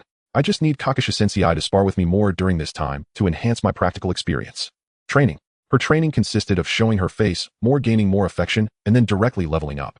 What she truly needed to cultivate was her battle experience. Although she could rely on leveling up to achieve miraculous strength, she didn't want to only depend on brute force. After all, what if one day that strength didn't yield miracles? That would be disastrous. It seems I won't have a moment's rest during this upcoming period. Facing Funingna's request, Kakashi naturally couldn't refuse. He now felt overwhelmed just thinking about his busy days ahead. Teaching Sasuke one moment, sparring with Funingna another, it felt like he was spinning like a top, just thinking about life felt a bit bleak. Don't think like that, Kakashi-sensei. This way you'll see less of the romantic paradise, which will be beneficial for your health and will help you last longer in battles in the future. Upon hearing Funingna's comfort, the water Kakashi had just sipped instantly sprayed out. After so long, how could she still cling to that? His reputation. Wait, how did he spray water with a mask on? Watching Naruto, who had turned into a drenched chicken, Funingna and Sasuke couldn't help but raise a few question marks. Kakashi-sensei. Before Kakashi could refute Funingna's absurd logic, Naruto, who had reacted and was furious, began to vent. Clearly, he had done nothing, yet he was the one suffering. Sai, which path did I? The day before the competition, in a hospital room in Konoha, a large amount of sand suddenly flew in, slowly, gradually settling in front of a hospital bed on which lay a sleeping watermelon-headed boy. Soon a figure carrying a gourd arrived beside the bed.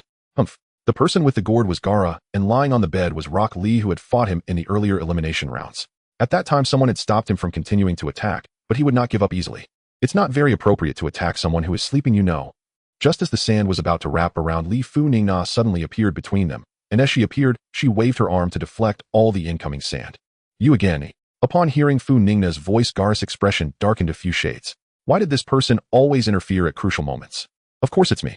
Have you missed me after all this time? Seeing Gaara's gloomy face, Funingna could hardly suppress her laughter. She had been waiting for him ever since she remembered he would come to the hospital to target Lee. She had been hanging around here. Moreover, she did not waste her time while waiting, as she had also asked the hospital's on-duty ninjas about medical ninjutsu. Although they only explained the general principles, with her charm from leveling up, she had managed to learn it. At this moment, Luo was clearly not thinking of Funingna. The way he was staring intently at her indicated that he wished for her to vanish from sight, yet Funingna was not one to fulfill such a desire. Confronted with each other's gaze, neither party yielded, causing the atmosphere in the room to gradually grow colder. Just as the tension between Funingna and Luo was about to reach a breaking point, a voice suddenly called out from outside the door, prompting both of them to turn their heads. You're dressed so lightly, it's no surprise you're cold in a place like this hospital. Upon seeing the silhouette at the door, Funingna's face brightened with a smile. The newcomers were Sakura and Ino, who had come to visit the injured, with Ino being the one who just spoke. What do you mean? I've always dressed like this. Though Ino was somewhat confused by Funingna's words, it didn't last long, as both she and Sakura were not oblivious. They quickly sensed that the atmosphere was a bit off. To be precise, it was Luo who seemed off, his face stoic and decidedly abnormal. Although the two seemed to have raised their guard, Luo had not even glanced at them. In his view, the only obstacle was Funingna across from him. The others were insignificant. Since you're so meddlesome, I might as well eliminate you first. Saying this, Luo reached out towards Funingna, causing countless grains of sand to surge towards her. Moreover, holding onto the mentality of since him here, he included Ino and Sakura at the door in his attack, sending sand flying at them as well. Seeing that Luo was attacking both Ino and Sakura together, Funingna couldn't help but curse inwardly. However, she did not intervene, for behind them, she had already spotted that familiar green figure. Unlike Funingna's water shield defense, the sand directed at Ino and Sakura suddenly exploded everywhere. Accomplishing such a feat required exceptionally advanced physical skills. Tomorrow is the official exam. If you wish to fight, you can do so then. However, if you insist on continuing to attack, you might just end up staying here for the night. Dressed just like Lee, there was no one else in Konoha village apart from Guy. However, unlike his usual boisterous self, Guy wore a serious expression, clearly not joking in his earlier statement. Seeing yet another nuisance arrive, Luo's eyes darkened a shade. This time he could no longer disregard it. Glaring at Funingna and then shooting a glance at Guy, who was watching him from afar, Luo, albeit reluctantly, chose to leave. Tisk tisk tisk. Watching Iai Luo leave without uttering a single threat, Funingna suddenly felt he wasn't as insane as she had thought. He was quite perceptive of the situation. Thank you so much, Funingna. If it weren't for you, Lee might have. In any case, I'm thanking you on his behalf. Once he wakes up, I will have him thank you personally. There's no need for such formalities, senior guy. I believe not just me, but you Ino and Sakura as well would step in to stop anyone attempting to harm our comrades in the village. It just happened that I was here. Seeing Guy bowing in gratitude, Funingna was startled and quickly reached out to help him up. After all, she had her own selfish motives for doing this and couldn't bear such earnest gratitude. Regardless, you saved Lee, so it is only right that I thank you. If you ever need help, feel free to reach out to me. Alright, I'll remember that. I won't hold back when the time comes, senior Guy. While the two were chatting, signs of awakening began to show in the bedbound Lee. Noticing Guy's gaze was continuously drawn to Lee, Funingna self-consciously retreated with Ino and Sakura leaving space for the mentor and student. After exiting the ward, the atmosphere among the few lightened up, becoming far less heavy than it had been inside. Oh no, look at you dressed so lightly, it's only natural to feel cold. After coming out of the ward, Funingna suddenly pinched Ino's waist. Unfortunately, due to the bandages wrapped around it, Funingna found no pleasant sensation, only a stiff feeling. What are you doing? After being suddenly attacked by Funingna, Ino quickly stepped back, blushing as if she had been bullied. Moreover, the reason I feel cold is because of that guy carrying a gourd. Upon seeing him, I sensed a wave of brutality. Plus, he just aimed to kill Lee. In such circumstances, feeling cold is perfectly normal. After all, everyone knows our clan is sensitive to this sort of thing. It definitely has nothing to do with my clothing. While speaking, Ino crossed her arms and made a gesture to indicate her disagreement. Fine if you say so, then it must be true. Why do you speak like that, Funingna? It's really annoying. Is that so? But I don't feel that way at all. If you feel it, it must be a ghost. The next day at the venue for the third round of the Chunin exams, this time, like last time, we'll decide the matchups through a draw. However, this time it will be conducted by Lord Hokage himself, so everyone be prepared. The first match could very well be yours. After announcing the rules, Orochimaru began the drawing, and the first match drawn was a fierce clash between Uzumaki Naruto and Hyuga Neji. It should be noted that a month ago during the elimination rounds, Hinata had suffered serious injuries at Neji's hands. Although Naruto was unaware of Hinata's feelings for him, he was still very displeased with Neji's actions.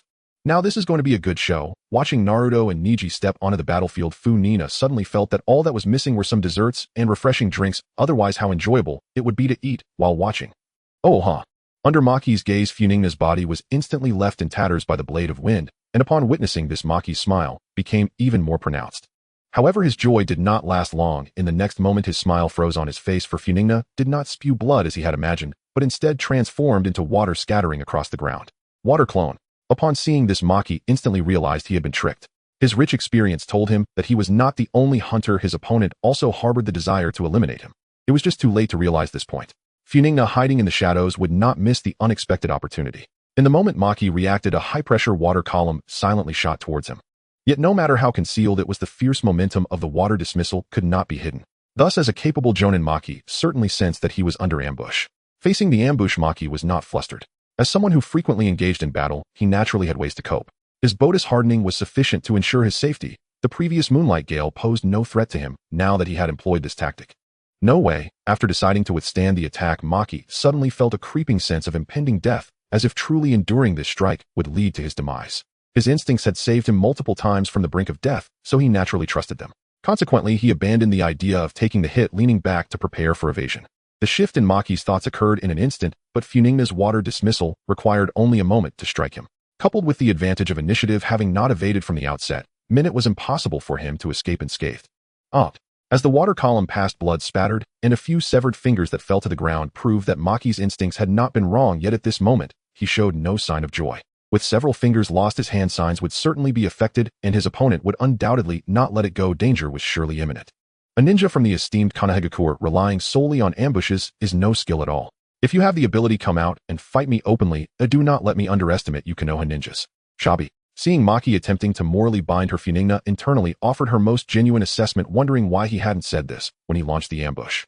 Though she felt disgruntled, Funingna had no intention of continuing to hide. Through her earlier attack, Maki could certainly deduce her general location, yet instead of attacking, he resorted to verbal sparring. At such a time, he would not act without purpose. Delaying also served his aims, and thus she would not allow him to have his way. Water-style grand waterfall technique. Countless streams of water surged forth from Funingna, overwhelming everything in their path as all obstacles were swept along in a rush towards her opponent. Indeed, it is the blade of wind, I knew it. After feeling something cut through the waves, Funingna's speculation was confirmed. While she spoke hypocritically to attract attention, she secretly launched ambushes with the blade of wind. If she hadn't known of her opponent's abilities, she might have genuinely fallen into his trap.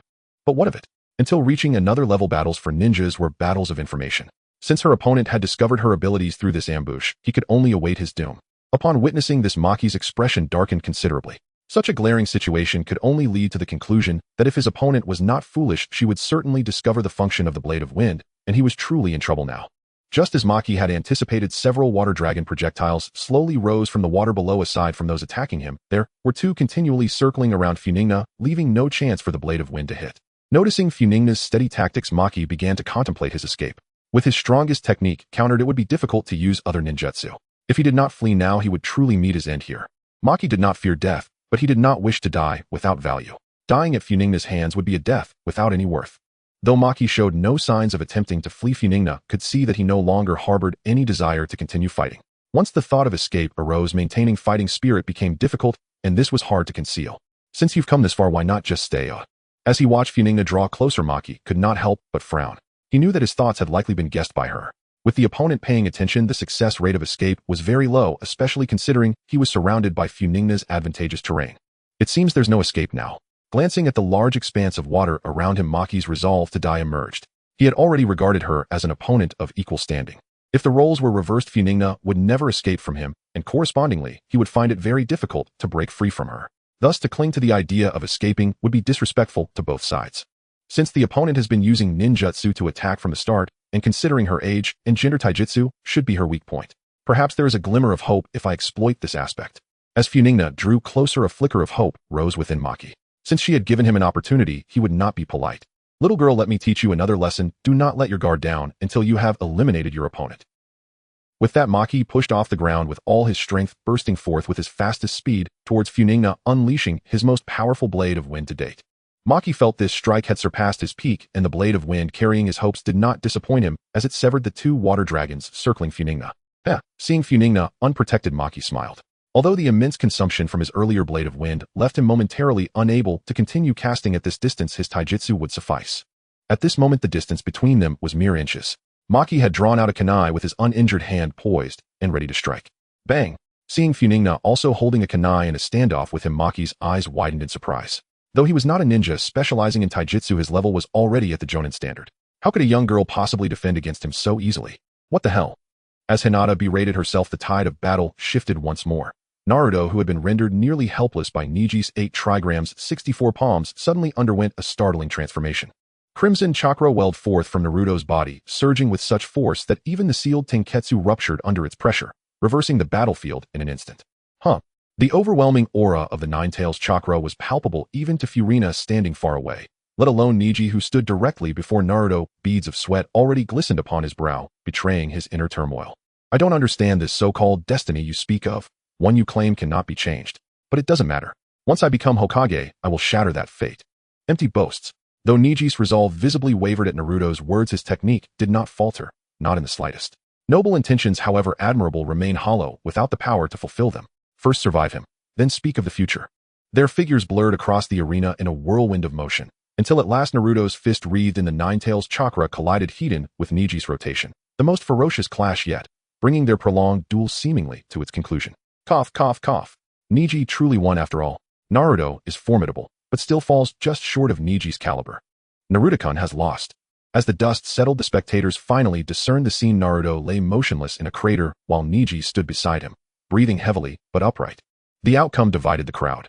Tintin rejoiced, having held her breath when Naruto unleashed the Nine-Tails chakra. Relief washed over her, for things had unfolded precisely as she'd hoped.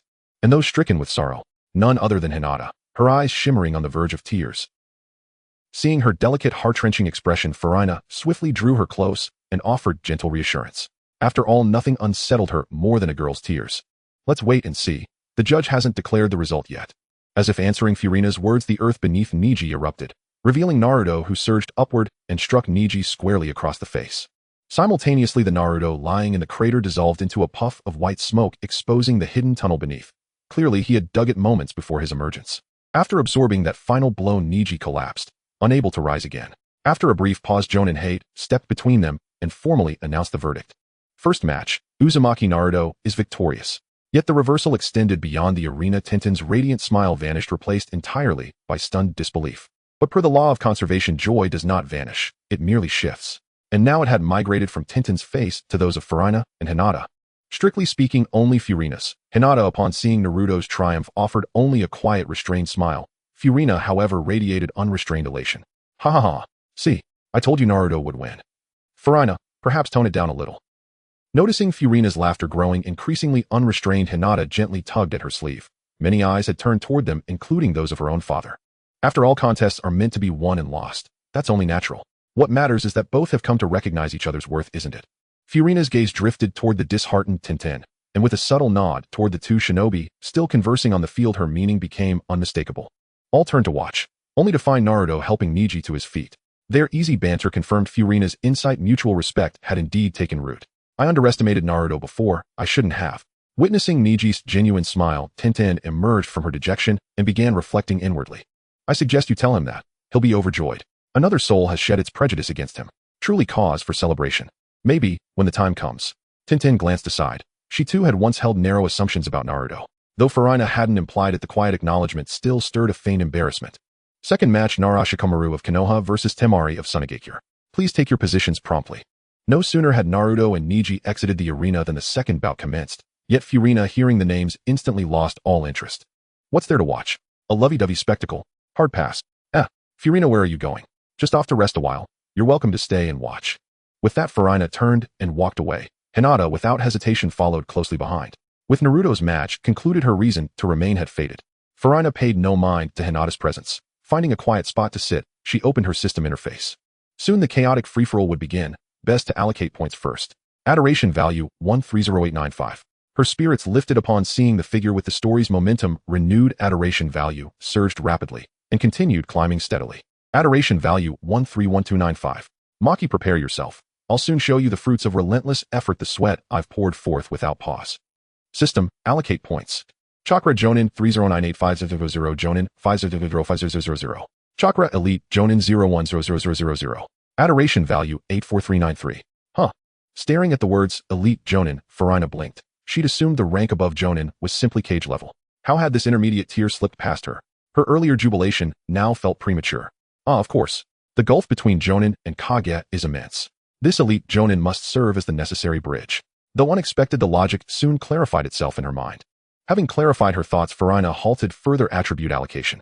She decided to observe whether her affection value could accumulate to 100 before Orochimaru made his move. Enhancing Shadow Tier Chakra would yield far greater gains for her than any other stat. Haha, this is priceless. Look at Gaara's utterly bewildered expression. He must be speechless. Whether last time or now, it's always Furufuru who thwarts his plans. That's hardly thwarting, it's a timely rescue. She always appears at the most critical juncture. I'm beginning to suspect Furufuru deliberately times her entrances to the second. Timed rescues, huh? That reminds me of one particular man. And, whoa, can I swap places with him? I'd gladly let Furina hold Hinata and pinch her cheeks. In fact, I'd even volunteer to become Hinata next time, just so Furina can cradle me and squeeze my face. Alright, enough preamble. You've listed all the benefits. Now, what are you willing to pay in return? And, so you're guaranteed profit either way, aren't you? Poor Hinata. Though both she and Furina cheered for Naruto, he credited all the encouragement solely to Furina. In the end, Hinata's devotion was tragically misplaced. But no matter, she still has me. Oh, how noble your rhetoric sounded. Until at long last your true intent emerged. Your yin state map runs rather long, doesn't it? The announcer's voice echoed across the arena. Orochimaru has voluntarily forfeited. Round 2 goes to Temari.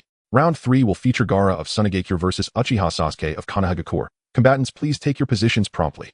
After briefly scanning the live commentary, Furina watched as Shikamaru and Temari's match concluded as expected. Next came the clash of titans, Gaara versus Sasuke. And shortly thereafter the Konoha Crush plan would officially commence, triggered once Gaara was forced into partial one-tail transformation. It seems I won't have time to wait after all. Glancing at her current affection value, Furina realized reaching 100 was no longer feasible. She would need to allocate points elsewhere instead. Speed Jonin 231 Jonin 5 and Speed Elite Jonin 0 and affection value 3834. And after maxing speed, Furina chose not to hoard remaining points. She evenly distributed them between constitution and strength. Though this approach yielded less immediate progression than targeting the next tier, directly incremental gains were still meaningful. With battle imminent, she intended to strengthen herself as thoroughly as possible. Strength Jonin 8445 Jonin 236 Constitution Jonin 154 Jonin 273. And sensing the surge across all attributes, Furina felt terrifyingly powerful. Lifting Maki overhead with one hand seemed effortless. In plain terms, she was riding high. Now is no time for complacency. Yet swiftly Furina steadied herself, closing her eyes to acclimate to this sudden, overwhelming augmentation. Moments later, a piercing cacophonous shriek erupted from the arena, like 1,000 birds shrieking in unison. Furina's eyes still closed snapped them open and turned her gaze toward the source. By now she had largely internalized her newfound power, and the grand spectacle was finally about to begin. Boom! And almost immediately after the Chidori's cry echoed, an immense savage chakra erupted from the arena's center, its brutal aura surging outward, making every nearby soul feel as though some ancient monstrosity had just awakened. Nirvana rebirth technique. And before spectators could scatter in panic, countless white feathers descended en masse from the sky. Upon contact, most fell instantly into deep slumber. Only a handful remained conscious. Yet the chaos did not end there. Following the Genjutsu squads of shinobi bearing Sound Village, and soon a forehead protectors stormed Konoha, clashing fiercely with its defenders. Simultaneously, colossal serpents surged forth from within the village. Merely twisting their bodies sent buildings crumbling like sandcastles. In moments, Konoha dissolved into utter pandemonium. The wide-area Genjutsu held no effect on Furina, but Hinata beside her collapsed instantly upon contact with the feathers. Fortunately, Furina reacted swiftly, catching her before she struck the ground. What followed was simple. Hinata's father Hayashi would naturally resist such illusion, and as head of the Hyuga clan, he would certainly remain off the battlefield. Let him evacuate his daughter first. Here, your daughter. And after handing Hinata to the approaching Hayashi, Furina prepared to depart in search of Maki. Rather than await developments passively, she preferred to seize initiative. As Hayashi accepted Hinata, his gaze lingered on Furina's retreating figure, his brow furrowed in quiet conflict, as if words trembled on his lips. But before he could speak, she had already vanished, leaving only a fading afterimage. Incredible speed. And staring at the direction she'd disappeared, Hayashi instinctively activated his Byakugan. Yet even with its all-seeing clarity, he'd barely registered her departure. Had he grown soft from years of village tranquility? Impossible. After all, he remained a jonin. Even at his weakest, how much could he truly have declined? My daughter's friend is clearly extraordinary. My earlier offer to shelter her together was perhaps entirely unnecessary. So there you are. I finally found you. In spotting a sapphire-hued figure locked in combat with Asuna, Shinobi Maki's eyes hardened with predatory fury, and he melted into silence, stalking closer unseen. Furina wasn't the only one hunting Maki. From the moment the plan commenced, he too had been searching for her. So long as this Konoha prodigy lived, a stone weighed perpetually upon his heart. And now, the stone would finally fall. In watching Furina dispatch her sooner opponent with a water technique, Maki's hidden gaze sharpened with renewed malice. Such ruthless efficiency confirmed it, she must be erased.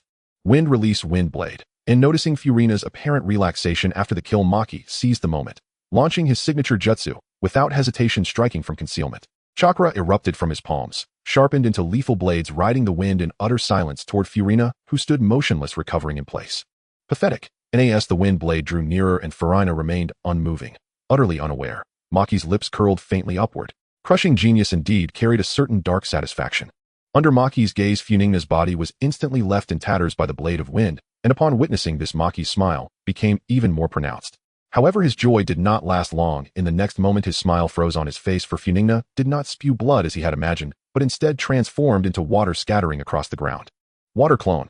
Upon seeing this, Maki instantly realized he had been tricked. His rich experience told him that he was not the only hunter. His opponent also harbored the desire to eliminate him. It was just too late to realize this point. Funingna, hiding in the shadows, would not miss the unexpected opportunity. In the moment Maki reacted, a high-pressure water column silently shot towards him. Yet no matter how concealed it was, the fierce momentum of the water dismissal could not be hidden. Thus, as a capable jonin, Maki certainly sensed that he was under ambush. Facing the ambush, Maki was not flustered. As someone who frequently engaged in battle, he naturally had ways to cope. His Bodis hardening was sufficient to ensure his safety. The previous moonlight gale posed no threat to him now that he had employed this tactic. No way. After deciding to withstand the attack, Maki suddenly felt a creeping sense of impending death, as if truly enduring this strike would lead to his demise.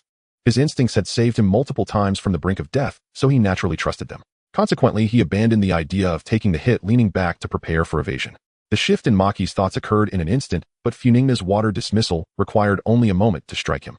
Coupled with the advantage of initiative, having not evaded from the outset, it was impossible for him to escape unscathed. As the water column passed, blood spattered, and a few severed fingers that fell to the ground proved that Maki's instincts had not been wrong. Yet at this moment, he showed no sign of joy. With several fingers lost, his hand signs would certainly be affected, and his opponent would undoubtedly not let it go. Danger was surely imminent. A ninja from the esteemed Konohagakure relying solely on ambushes is no skill at all.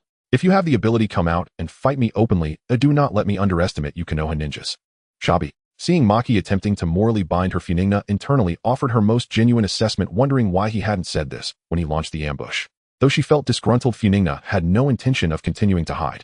Through her earlier attack, Maki could certainly deduce her general location, yet instead of attacking he resorted to verbal sparring. At such a time, he would not act without purpose, delaying also served his aims, and thus she would not allow him to have his way. Water-style grand waterfall technique. Countless streams of water surged forth from Funingna, overwhelming everything in their path as all obstacles were swept along in a rush towards her opponent. Indeed, it is the blade of wind, I knew it. After feeling something cut through the waves, Funingna's speculation was confirmed. While she spoke hypocritically to attract attention, she secretly launched ambushes with the blade of wind. If she hadn't known of her opponent's abilities, she might have genuinely fallen into his trap. But what of it? Until reaching another level, battles for ninjas were battles of information. Since her opponent had discovered her abilities through this ambush, he could only await his doom. Upon witnessing this, Maki's expression darkened considerably. Such a glaring situation could only lead to the conclusion that if his opponent was not foolish, she would certainly discover the function of the blade of wind, and he was truly in trouble now. Just as Maki had anticipated, several water dragon projectiles slowly rose from the water below. Aside from those attacking him, there were two continually circling around Funingna, leaving no chance for the blade of wind to hit. Noticing Funingna's steady tactics, Maki began to contemplate his escape. With his strongest technique countered, it would be difficult to use other ninjutsu. If he did not flee now, he would truly meet his end here. Maki did not fear death, but he did not wish to die without value. Dying at Funingna's hands would be a death without any worth. Though Maki showed no signs of attempting to flee, Funingna could see that he no longer harbored any desire to continue fighting. Once the thought of escape arose, maintaining fighting spirit became difficult, and this was hard to conceal. Since you've come this far, why not just stay? As he watched Funingna draw closer, Maki could not help but frown. He knew that his thoughts had likely been guessed by her. With the opponent paying attention, the success rate of escape was very low, especially considering he was surrounded by Funingna's advantageous terrain. It seems there's no escape now. Glancing at the large expanse of water around him, Maki's resolve to die emerged. He had already regarded her as an opponent of equal standing. If the roles were reversed, Funingna would never escape from him, and correspondingly, he would find it very difficult to break free from her. Thus, to cling to the idea of escaping would be disrespectful to both sides. Since the opponent has been using ninjutsu to attack from the start, and considering her age, and gender, taijutsu should be her weak point. Perhaps there is a glimmer of hope if I exploit this aspect. As Funingna drew closer, a flicker of hope rose within Maki. Since she had given him an opportunity, he would not be polite. Little girl, let me teach you another lesson. Do not let your guard down until you have eliminated your opponent. With that, Maki pushed off the ground with all his strength, bursting forth with his fastest speed towards Funingna, unleashing his most powerful blade of wind to date. Maki felt this strike had surpassed his peak, and the blade of wind carrying his hopes did not disappoint him as it severed the two water dragons circling Funingna. Seeing Funingna unprotected, Maki smiled. Although the immense consumption from his earlier blade of wind left him momentarily unable to continue casting at this distance, his taijutsu would suffice. At this moment, the distance between them was mere inches. Maki had drawn out a kunai with his uninjured hand poised and ready to strike. Bang! Seeing Funingna also holding a kunai in a standoff with him, Maki's eyes widened in surprise.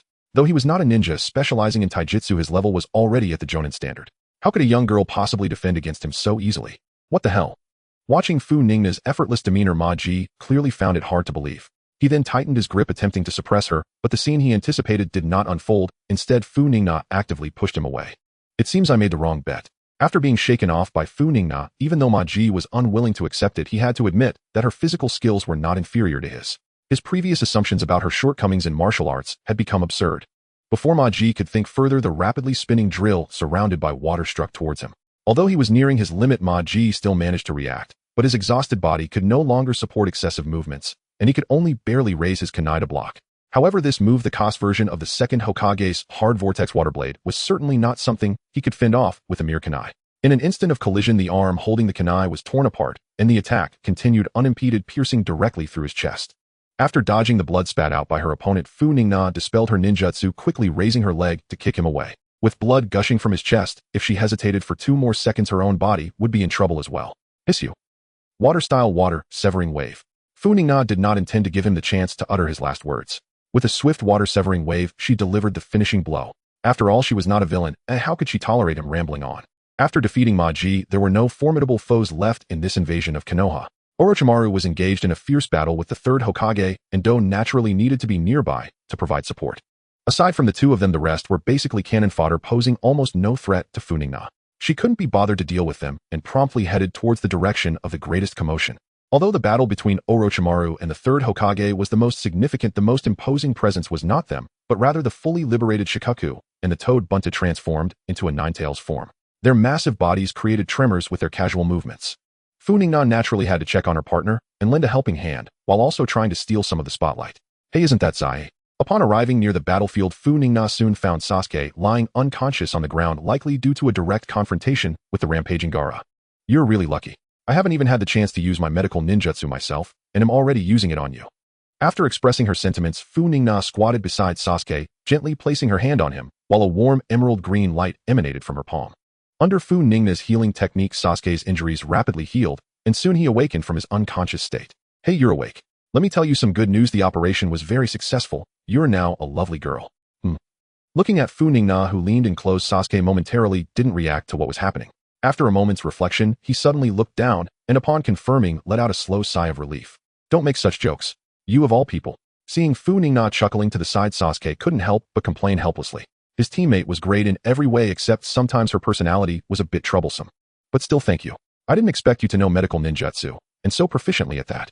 Sasuke couldn't help but feel a sense of admiration.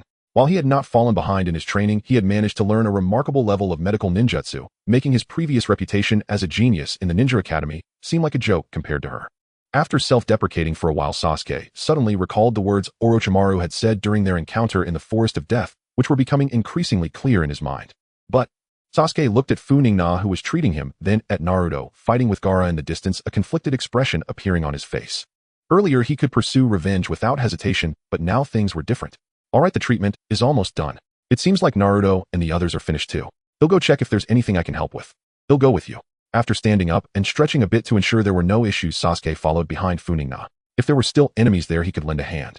In the midst of the battle between the two giants, all the surrounding trees were flattened, leaving Naruto and Gaara lying in the middle of an open area, both of them equally unconscious. It looks like it's my turn to use my medical ninjutsu now. Walking over to Naruto, she unleashed the emerald green light from her hand again. Under the healing of the palm technique, combined with Naruto's strong life force as a Jinchuriki, he quickly regained consciousness. Funingna, I'm fine, now please help Gaara to recover too. After waking up, Naruto's first words were to ask Funingna to heal Gaara. Upon hearing this, Funingna didn't ask any questions and directly approached Gaara to begin treatment. Hey Funingna, aren't you going to ask why? Seeing Funingna starting the treatment without a word, Naruto couldn't help but feel puzzled, having spent a lot of brainpower trying to figure out how to explain. Fool, we're comrades. Is there really a need for so many questions between comrades? Since you want me to save him, there must be your reasons. I just need to help, and even if he wakes up and causes trouble, it's no big deal. I can just knock him out again. Oh ho ho. After hearing Funingna's righteous response, Naruto felt a bit embarrassed. It was all his fault for asking such a question. Seeing Naruto's awkwardness, Sasuke couldn't help but chuckle. This idiot. So this is how Funingna views her comrades. After silently mocking Naruto in his heart, Sasuke began to ponder Funingna's previous words. He felt she wouldn't oppose him seeking out Orochimaru. Hey, you're awake. Let me tell you some good news. The operation was very successful. You're now a lovely girl. As a Jinchuriki, Gaara's physique was exceptional. It didn't take long for him to recover, and he slowly opened his panda-like eyes. Funingna also didn't forget to offer him the same blessing she gave to Sasuke. Moi. Haha, Gaara, you're awake. That's great. I'm fine now. Thank you for your help. Before Gaara could contemplate Funingna's previous words, Naruto, with a beaming smile, approached him. Upon seeing Naruto, Gaara set aside his earlier thoughts, and after thanking Funingna, began chatting with Naruto. At this moment, Luo was clearly not thinking of Funingna. The way he was staring intently at her indicated that he wished for her to vanish from sight, yet Funingna was not one to fulfill such a desire. Confronted with each other's gaze, neither party yielded, causing the atmosphere in the room to gradually grow colder. Just as the tension between Funingna and Luo was about to reach a breaking point, a voice suddenly called out from outside the door, prompting both of them to turn their heads. You're dressed so lightly, it's no surprise you're cold in a place like this hospital. Upon seeing the silhouette at the door, Funingna's face brightened with a smile. The newcomers were Sakura and Ino, who had come to visit the injured, with Ino being the one who just spoke. What do you mean? I've always dressed like this. Though Ino was somewhat confused by Funingna's words, it didn't last long, as both she and Sakura were not oblivious. They quickly sensed that the atmosphere was a bit off. To be precise, it was Luo who seemed off, his face stoic and decidedly abnormal. Although the two seemed to have raised their guard, Luo had not even glanced at them. In his view, the only obstacle was Funingna across from him. The others were insignificant. Since you're so meddlesome, I might as well eliminate you first. Saying this, Luo reached out towards Funingna, causing countless grains of sand to surge towards her. Moreover, holding onto the mentality of since him here, he included Ino and Sakura at the door in his attack, sending sand flying at them as well. TCH, seeing that Luo was attacking both Ino and Sakura together, Funingna couldn't help but curse inwardly. However, she did not intervene, for behind them, she had already spotted that familiar green figure. Unlike Funingna's water shield defense, the sand directed at Ino and Sakura suddenly exploded everywhere. Accomplishing such a feat required exceptionally advanced physical skills. Tomorrow is the official exam. If you wish to fight, you can do so then. However, if you insist on continuing to attack, you might just end up staying here for the night. Dressed just like Lee, there was no one else in Konoha village apart from Guy. However, unlike his usual boisterous self, Guy wore a serious expression, clearly not joking in his earlier statement. Humph. Seeing yet another nuisance arrive, Luo's eyes darkened a shade. This time he could no longer disregard it. Glaring at Funingna and then shooting a glance at Guy who was watching him from afar, Luo, albeit reluctantly, chose to leave. Tsk tisk tisk. Watching Luo leave without uttering a single threat, Funingna suddenly felt he wasn't as insane as she had thought. He was quite perceptive of the situation. Thank you so much, Funingna. If it weren't for you, Lee might have. In any case, I'm thanking you on his behalf. Once he wakes up, I will have him thank you personally. There's no need for such formalities, Senior Guy. I believe not just me, but you, Ino, and Sakura as well would step in to stop anyone attempting to harm our comrades in the village. It just happened that I was here. Seeing Guy bowing in gratitude, Funingna was startled and quickly reached out to help him up. After all, she had her own selfish motives for doing this and couldn't bear such earnest gratitude. Regardless, you saved Lee, so it is only right that I thank you. If you ever need help, feel free to reach out to me. Alright, I'll remember that. I won't hold back when the time comes, Senior Guy. While the two were chatting, signs of awakening began to show in the bedbound Lee. Noticing Guy's gaze was continuously drawn to Lee, Funingna self-consciously retreated with Ino and Sakura leaving space for the mentor and student. After exiting the ward, the atmosphere among the few lightened up, becoming far less heavy than it had been inside. Oh no, look at you dressed so lightly, it's only natural to feel cold. After coming out of the ward, Funingna suddenly pinched Ino's waist. Unfortunately, due to the bandages wrapped around it, Funingna found no pleasant sensation, only a stiff feeling. What are you doing? After being suddenly attacked by Funingna, Ino quickly stepped back, blushing as if she had been bullied. Moreover, the reason I feel cold is because of that guy carrying a gourd. Upon seeing him, I sensed a wave of brutality. Plus, he just aimed to kill Lee. In such circumstances, feeling cold is perfectly normal. After all, everyone knows our clan is sensitive to this sort of thing. It definitely has nothing to do with my clothing. While speaking, Ino crossed her arms and made a gesture to indicate her disagreement. Fine if you say so, then it must be true. Why do you speak like that, Funingna? It's really annoying. Is that so? But I don't feel that way at all.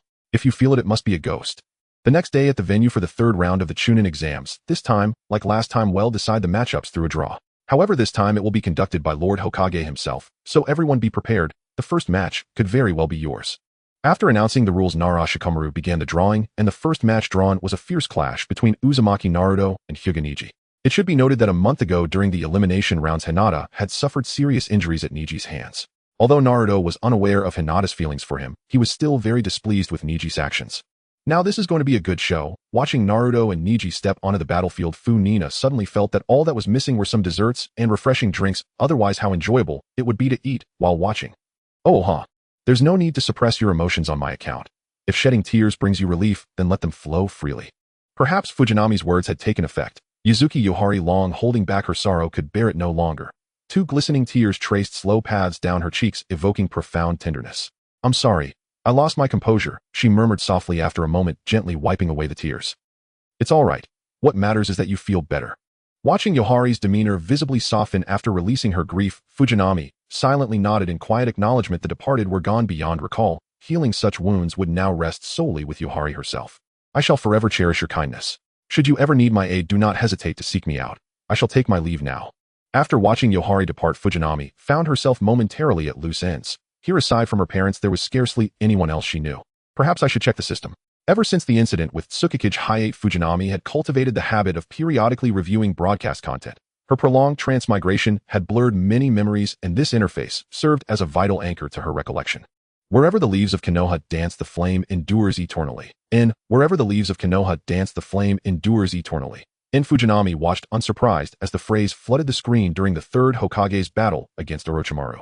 After all, the Third Hokage had presented an overwhelmingly noble image in his early appearances, and sacrificing his life to shield Konoha resonated perfectly with those very words, stirring deep emotion in countless viewers. To perish as a hero who protected one's village carried far greater dignity than any other end. After lingering briefly on the funeral scene, the live feed abruptly shifted, unexpectedly landing upon Karen. Having only recently arrived in Konoha, she had not attended the ceremony, and was instead resting in the quarters assigned to her by the village. Yet if she were merely resting, there would be no reason for the broadcast to dwell on her. By narrative convention, something was bound to go awry. And who at this precise moment might stir trouble? A figure swathed in bandages instantly surfaced in Fujinami's mind. Among all in Konoha, only Danzo Shimura held interest in Karen. Though formidable, Danzo inspired no fear in Fujinami, not only because Jiraiya stood within the village as a counterweight, but also because of her own growing strength. Affection points 93044. In glancing at her recent accumulation, Fujinami felt a quiet assurance raising her chakra reserves just one tier further, to the level of a Kage, would grant her the capacity to confront Danzo Hiden. Add to that her comprehensive intelligence on him, and the synergistic power of her 3 seafood companions, and the outcome of any clash remained genuinely uncertain. The sole exception was the dreaded Tsukuyami Infinite. At the thought of Tsukuyami Infinite, Fujinami couldn't help but sigh inwardly at Shirsue's tragic naivety. Now one eye rested in Danzo's possession, and she herself must remain perpetually vigilant. What perfect timing! In arriving at Karen's lodgings, Fujinami caught 2 masked figures poised before the door about to knock. Their attire left no doubt they were Root. Hey now, what exactly are you two doing? The person inside holds great significance to this village. Unauthorized personnel must not make contact. Fujinami made no attempt to conceal herself. After all, she bore the unmistakable insignia of the Fire Emblem, whose ranks were filled exclusively with Hokage, whereas they were the shadows beneath the floorboards, the vermin scurrying through dark alleys. Please don't misunderstand. We are ANBU currently executing a mission. If you have no business here, you may depart. Upon spotting Fujinami, the 2 Root agents hastily offered explanation. The girl might be young, but her recent defeat of Mikey had already proven her lethality. Should she intervene, completing Danzo-sama's orders would become exceedingly difficult. Really? Don't think dressing the part makes you ENBU. You ought to know my teacher Kakashi served as former ENBU captain, and he's told me precisely how to distinguish true members. In meeting their gaze squarely, Fujinami delivered the lie with flawless gravitas. Kakashi had never instructed her on ANBU identification, yet it hardly mattered his authority, as ex-captain lent her deception unassailable weight. The ruse worked flawlessly. The pair faltered unsettled. Though Root and ANBU shared similar functions, neither knew whether ANBU employed formal verification protocols. Ironically, Root did possess rigorous authentication methods, making their uncertainty all the more acute. And Fujinami, as Kakashi's acknowledged apprentice, only deepened their doubt. What now? In realizing their cover was likely blown, the 2 exchanged urgent glances. Without swift resolution, this mission would collapse entirely. Very well. We confess we are not ANBU. Yet we are shinobi of Konoha, members of Root operating under the direct command of Hokage advisor Danzo Shimura. Nor duties parallel those of ANBU. We cited their names solely to avoid misunderstanding. We trust you'll understand. After their silent exchange, one stepped forward to explain, all the while scrutinizing Fujinami's expression, ready to react instantly to any shift in her stance. Oh dear, your explanation fails to persuade me. Neither Hokage advisor Danzo Shimura nor your organization Root rings any bell. How then am I to believe you? As Fujinami's rejection signaled irretrievable failure, the Root agent nearest the door whirled around, determined to seize Karen by force before she could intervene. Meanwhile, the speaker assumed a defensive posture, locking his gaze onto Fujinami. Every muscle taut, every breath measured. Their practiced coordination betrayed repeated rehearsal of such scenarios. Yet the instant they moved, Fujinami reacted. Her form dissolved into afterimages, reappearing beside the guarding Root shinobi in the blink of an eye. No flourish was needed. The hard water blade flared, forcing the defender to recoil and evade, thereby forfeiting his chance to intercept.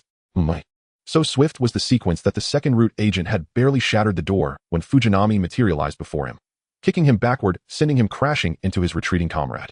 A soft, derisive chuckle rose in Furina's heart as she watched the 2 scramble awkwardly to their feet. Though many still dared oppose her Hiden, these 2 were certainly not among them. You will regret this. Realizing that taking Karen was now impossible, with Furina present, the 2 Root shinobi exchanged a glance and vanished swiftly. Mission failed. They had to report immediately to Danzo. Regret. I may not be Hokage, but I shall never regret my choices. Hearing their parting threat only deepened Furina's amusement. How quaint this verbal sparring, as if they sought to assert the legitimacy of the Hokage line itself. It's all right now, you're safe. The commotion had roused Karen, who now stood by her bed, eyes wide with alarm and uncertainty, clearly shaken by what she'd witnessed. Who were they, the 2 just now? Though deeply unsettled, Karen trusted Furina, who had saved her in the forest of death. Once her breath steadied, she voiced the question that had haunted her. Because those 2 Root shinobi had felt utterly hollow, like the shinobi of Kusagakure, devoid of warmth, seeing her only as a tool. I don't know either, but anyone targeting you at this hour is unlikely to be virtuous. Gazing into Karen's pleading eyes, Furina chose a gentle lie. To reveal that Danzo, the de facto highest authority in Konoha, had taken interest in her would bring only anguish, no doubt. Given tonight's events, it's clear you won't be safe here much longer. Let me take you to someone tied to the Uzumaki clan and formidable in strength. Aside from his irreverent demeanor, his presence is the safest haven you could find. Wouldn't that trouble him? Not at all. And let me tell you something else, Naruto is currently training under him. You'll surely bring him great joy when you arrive. At the mention of Naruto, her friend, Karen's expression visibly softened. Furina, noting the shift, gave a quiet approving nod. That settles it. A young girl should have no entanglement with Danzo. His machinations will be dealt with. Yes, by you, Hashirama. So there was someone else here after all. That's reassuring. May I ask, who is this mighty figure? Of course. You've surely heard his name, Jiraiya, one of the legendary Sanin. I see. Very well. I'll take charge of this young Uzumaki girl. Until a new Hokage is chosen, she'll remain under my protection. Though Furina withheld their identities, Jiraiya instantly deduced the mastermind behind the attack. He knew his own clan all too well. Only Danzo, the Hokage's shadowy advisor, would act so coldly and covertly. Yet Danzo's affair wasn't the sole reason he accepted. Upon seeing Karen's vivid crimson hair, memories surged, of a former student and of that student's wife. Had I been in the village during the Ninetales assault, Minato and Kushina might yet live. Reflecting on his most brilliant disciple, Jiraiya was overcome with sorrowful reverence. If Minato had survived, perhaps Orochimaru would never have dared stir such chaos here. Furina, you're entrusting Karen to me, Jiraiya-sama. I know you value your writing habits, but please exercise discretion.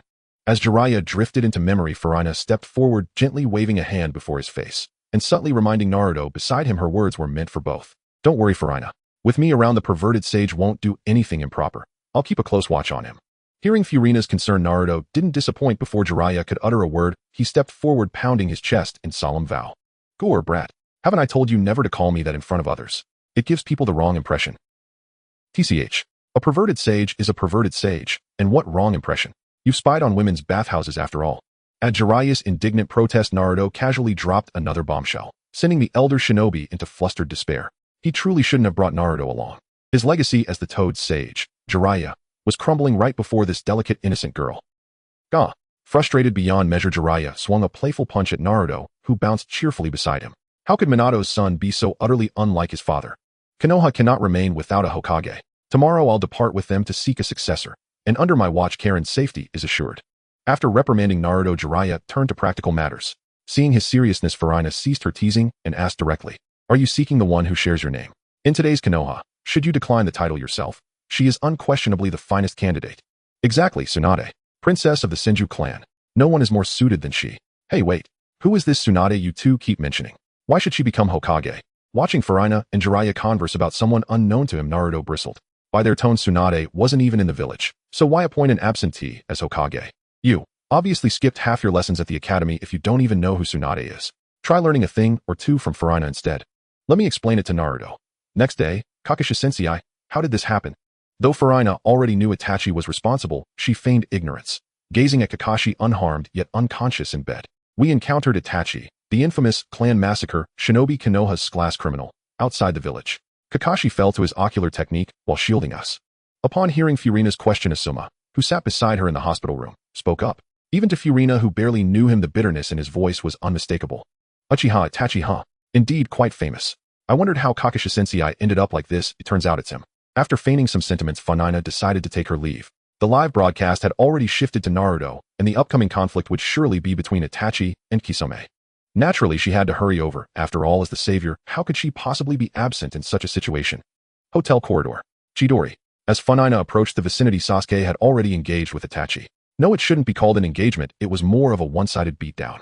The usually unstoppable Chidori seemed like child's play before Itachi, who casually deflected it, sending Sasuke's Chidori crashing into the wall. Itachi didn't give him another chance to counter. With a swift kick, he sent him crashing against the wall, then grabbed his neck, locking eyes with him. Tsukuyami. How could it be so quick? After seeing Sasuke faint through the livestream, Funingna couldn't help but curse inwardly. Initially, she wanted to observe for a while and find a suitable opportunity, but Itachi's swift actions had knocked Sasuke out in no time, and Naruto was also in a dire situation. How could she watch now? Since this Ninetales Jinchuriki is causing such a ruckus, I might as well incapacitate him first. Seeing Sasuke knocked out while trying to protect himself, Naruto could no longer contain his anger and began to channel the Ninetales chakra, preparing to confront the opponent. However, just as he activated the Ninetales chakra, Kisame stepped forward with Samahata, making a swift slice. Although it was just a light cut, all of Naruto's Ninetales chakra was consumed instantly. Then came the cycle of gathering and devouring again. After several repetitions, Kisame contemplated the idea of incapacitating Naruto. First, after all, as long as he didn't die, nothing else mattered. Hee. Watching Kisame approach with a creepy grin, Naruto couldn't help but show a hint of fear on his face. He heard Kisame's words clearly. Was it really going to end like this? He had just made good friends and found a great teacher. He truly wasn't ready to give up. Water release, water shark bomb technique. Just as Kisame raised Samahata to strike, a high-pressure water column suddenly shot towards him from the side. Feeling the fierce momentum of the surprise attack, Kisame abandoned his plan to continue attacking and dodged to the side. Having just avoided the attack, Kisame raised Samahata to block in front of him. In the next instant, a foot kicked against the blocking Samahata, and due to the ferocity of the attack, Kisame chose not to engage directly, but instead retreated to Itachi's side. I was wondering who it was. Turns out it's just a little girl. How embarrassing. After recognizing the figure that had just attacked him, Kisame self-deprecated, clearly dissatisfied with his earlier performance. Facing Kisame's remark, Funingna had no intention of engaging in conversation. Just as Kisame spoke, a wall of water suddenly appeared between Sasuke and Kisame, as well as Itachi. Simultaneously, a water whip had wrapped around Sasuke, and with a swift tug, Funingna pulled Sasuke to her side. Throughout Funingna's series of actions, Itachi silently observed from the side, making no move, seemingly lost in thought. Although Kisame had attacked, by the time he shattered the water wall, Sasuke had already been pulled away by Funingna, leaving him with no chance to stop it. Are you also a proficient water release ninja? Quite interesting. Mr. Itachi, don't interfere, I'll handle her myself. Kisame paid no mind to Sasuke being rescued by Funingna, nor did he ask Itachi why he had merely watched. Instead, he grinned and fixed his gaze on Funingna, beginning to unwrap the bandages on Samehada. Ninjas specialized in water release are already rare, and encountering one is even more challenging. Since this is a rare opportunity, I must spar with her. Since you want to play so much, let's see what you've got. Kisame wished to engage her unknown, and Funingna naturally welcomed this, as it would also allow her to stall for more time. After all, who knows why Jiraiya hasn't shown up yet? If both Kisame and Itachi attacked her, she wouldn't last long. Water release, water dragon bullet technique. Puff. Watching Kisame seriously weave seals, Funingna nearly burst into laughter, but managed to suppress it with all her might. Clearly his seal weaving was normal, so why did she find it amusing? It must be due to the videos she had seen in her past life portraying Kisame as a victim. Yes, that must be it. Definitely not her own issue. To avoid making the situation awkward, Funingna pretended to weave a few seals, and as Kisame completed his, simultaneously released her water dragon bullet. Water release, water dragon bullet technique. Even in a place devoid of water, the water dragons summoned by both were immensely powerful. Ordinary people, even in a water-rich environment, wouldn't stand a chance against them, showcasing their strength. The two water dragons collided and canceled each other out, soaking the surrounding ground. Subsequently, no matter what ninjutsu Kisame used, Funingna countered with the same technique. After several more cancellations, Kisame could no longer hold back. Even with his dull reactions, he could tell that his opponent was merely stalling for time. Why didn't you use that powerful water release technique you started with? Are you trying to drag out time with me? No. Opportunities to spar with water release are rare for me. I just wanted to use different ninjutsu like the one at the beginning. When you use it, I will naturally use it too. Although she indeed harbored the intention to stall for time, Funingna certainly wouldn't admit it, so she could only attempt to gloss over it. That's a pity. Oh, I can't perform that technique you used at the start. Although Funingna didn't directly answer his question, Kisame wasn't angry. After all, he wasn't planning on using ninjutsu anymore. Their 7 ninja swordsmen were all proficient in hand-to-hand combat. Are you talking about water release, water shark bomb? Don't be disappointed. If you want to learn it, I can teach you. Are you serious? Kisame, just about to act, was taken aback by Funingna's statement. Teach this enemy ninjutsu, especially such a formidable technique. Was this a joke? Or perhaps this was another delay tactic? However, seeing her serious expression, it seemed like she wasn't joking, which left him utterly perplexed. Of course, but adhering to the principle of equivalent exchange, if I teach you this ninjutsu, you must return the favor. I remember you were a ninja from the Mist Village. Do you know that water clone technique? That's such a pity. The water transformation technique is a secret passed down by the Katsuki clan, and I don't know it either. With that said, Kisame had no intention of discussing this further with Funingna, as their diversion from Jiraiya wouldn't last much longer. One of the legendary Sanin could return at any moment, and there was little time for them to waste. However, before Kisame could attack Funingna, a tall figure blocked his path, stopping his attack and forcefully repelling him once more. Sorry about that, there was a little incident. These two guys actually used illusions to control someone to restrain me. How despicable. Seeing Jiraiya suddenly appear, Funingna was not surprised that after all having delayed for so long, it was only reasonable that he should return now. She even suspected that he had been observing from outside for a while before making his entrance. I don't know about the incident, but is this how you look after your disciple? Just now Naruto almost got taken out by that guy with the strange knife. Upon hearing Funingna's complaint, Kisame in the distance raised his Samehada to signal Jiraiya, indicating that Funingna was referring to him. Seeing this, Jiraiya felt his face flush with embarrassment. Under normal circumstances, Funingna should have said, "It's fine, Lord Jiraiya. Your arrival is just in time, but how did it turn out like this? And that shark-headed guy, you actually cooperated with him, huh? You almost killed my beloved disciple, but I absolutely cannot let you two leave members of the Akatsuki." With that final remark, Jiraiya's demeanor shifted from playful to serious as he crouched down, slamming his hands on the ground. Toad mouth binding technique. As Jiraiya's voice rang out, the corridor around them gradually transformed into a red fleshy wall encasing the area. Faced with this change, Kisame quickly swung Samehada at the wall, trying to break through, but ultimately the blade only left a few scratches on the fleshy wall with no significant effect. Don't waste your efforts. The stomach of the great toad of Awagakure is indestructible. You might as well stay here and be corroded. With Jiraiya's laughter, the scratches left by Samehada on the fleshy wall quickly healed and disappeared. Seeing this, Itachi couldn't help but frown, though he soon relaxed again. "Kisame, let's retreat. Now is not the right time to fight." Saying this, Itachi turned and ran towards the corner, and without hesitation Kisame followed suit. After all, he had faced both Jiraiya and Funingna before and knew they were not easy opponents. Moreover, this was Leaf's territory, and if more reinforcements arrived, they would be in serious danger. "Don't run." Upon noticing their attempt to escape, Jiraiya immediately chased after them, and Funingna had no choice but to follow. However, reality turned out to be just as she suspected. That toad's stomach was directly punctured by Itachi's Amaterasu. It goes to show that any form of absolute defense will eventually be proven wrong. Looking at the large hole burned by Amaterasu ahead, Jiraiya clearly felt a bit awkward. He wanted to smack himself for showing off when he had nothing to do. Now he was getting slapped in the face so quickly. "This black flame seems to be unquenchable. We should seal it away." While dodging Funingna's teasing gaze, Jiraiya hurriedly explained the properties of the black flame, unsure if he was justifying himself or genuinely intending to seal it. "Fire sealing technique. I didn't expect to really seal this black flame. Lord Jiraiya is truly reliable." "Haha, just average." Hearing Funingna's praise, Jiraiya scratched his head, beaming with a smile. Even as he modestly claimed to be average, the pride on his face was unmistakable. However, lost in his self-satisfaction, he failed to notice the green figure emerging from the hole. Dynamic entry. Guy. Before Jiraiya could even question it, Guy's flying kick landed squarely on Jiraiya's face, sending him flying. At that moment, Guy realized who he had just kicked, and the jovial smile on his face disappeared. "Lord Jiraiya, I was just observing through my forehead protector and didn't realize it was you." After a brief bout of chaos, Guy explained his reason for being there. Like Jiraiya, he needed to find Tsunade for help due to Rock Lee's injuries, as she was currently the most renowned medical ninja in the shinobi world and was the only one capable of aiding Lee. "You don't need to worry about this. I plan to find Tsunade and ask her to return to the village as Hokage. When that time comes, you can request her assistance then." "I see having Lady Tsunade as Hokage is indeed appropriate. Thank you, Lord Jiraiya." After expressing his gratitude, Guy didn't linger, as there were many areas in the Leaf that needed assistance after the recent battle. As for Tsunade's matter, Jiraiya, having been her teammate, was naturally far more suitable than him, and Guy felt very reassured about entrusting this task to Jiraiya. "By the way, Lord Jiraiya, I wanted to ask, isn't Hanabi also by your side? Where is she now?" "You don't need to worry about Hanabi. She's currently taking care of the girl caught in the illusion, and I still have a shadow clone there. Don't worry, she's safe." Hearing Jiraiya's arrangements, Funingna nodded slightly. Not to mention, when it came to serious matters, Jiraiya was indeed quite reliable. She was relieved that she hadn't pushed Hanabi into a dangerous situation. "Let's go. First, we need to take this Uchiha brat back, and then we can find Tsunade. I already have news of her whereabouts." While saying this, Jiraiya slung the unconscious Sasuke over his shoulder. Before seeking Tsunade, he needed to ensure that Sasuke was properly taken care of, as being caught in the Tsukuyami was no joke. "Hey, are you coming with us?" After taking Sasuke for treatment, Funingna expressed her desire to join in finding Tsunade.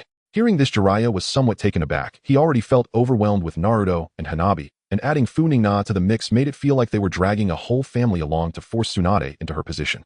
"Of course, with Lady Tsunade being a famous ninja in the shinobi world, I also want to witness her skills." "Oh, so you admire Tsunade as well? Well, since it's come to this, I can't refuse any longer." Although Funingna's thought process was completely unrelated to Jiraiya's judgment, she had no intention of explaining herself. As long as they were going together, it didn't matter if there was any misunderstanding. Moreover, it couldn't be entirely considered a misunderstanding. She not only wanted to make an impression, but also wished to establish a good relationship with Tsunade, having no ulterior motives aside from a slight desire to experience the sage mode of the Senju clan. To be precise, it is the sage mode of Hashirama. Given Hashirama's character, he would naturally not keep secrets in this regard, and the training methods for sage mode have likely been passed down. Therefore, if possible, Funingna would prefer to learn Hashirama's sage mode. After all, while Mayaboka Mountain also offers training, she has no fondness for the mysterious and eccentric Toad Sage. As for why she wants to learn Sage Mode, the reason is even simpler. As the enemies grow stronger, ordinary ninjutsu is gradually proving insufficient. Especially for her main technique, Water Release, which apart from a few specific ninjutsu, is practically useless. The enhancement from Sage Mode is now indispensable. Then let's set off. The village can't be without a Hokage for too long.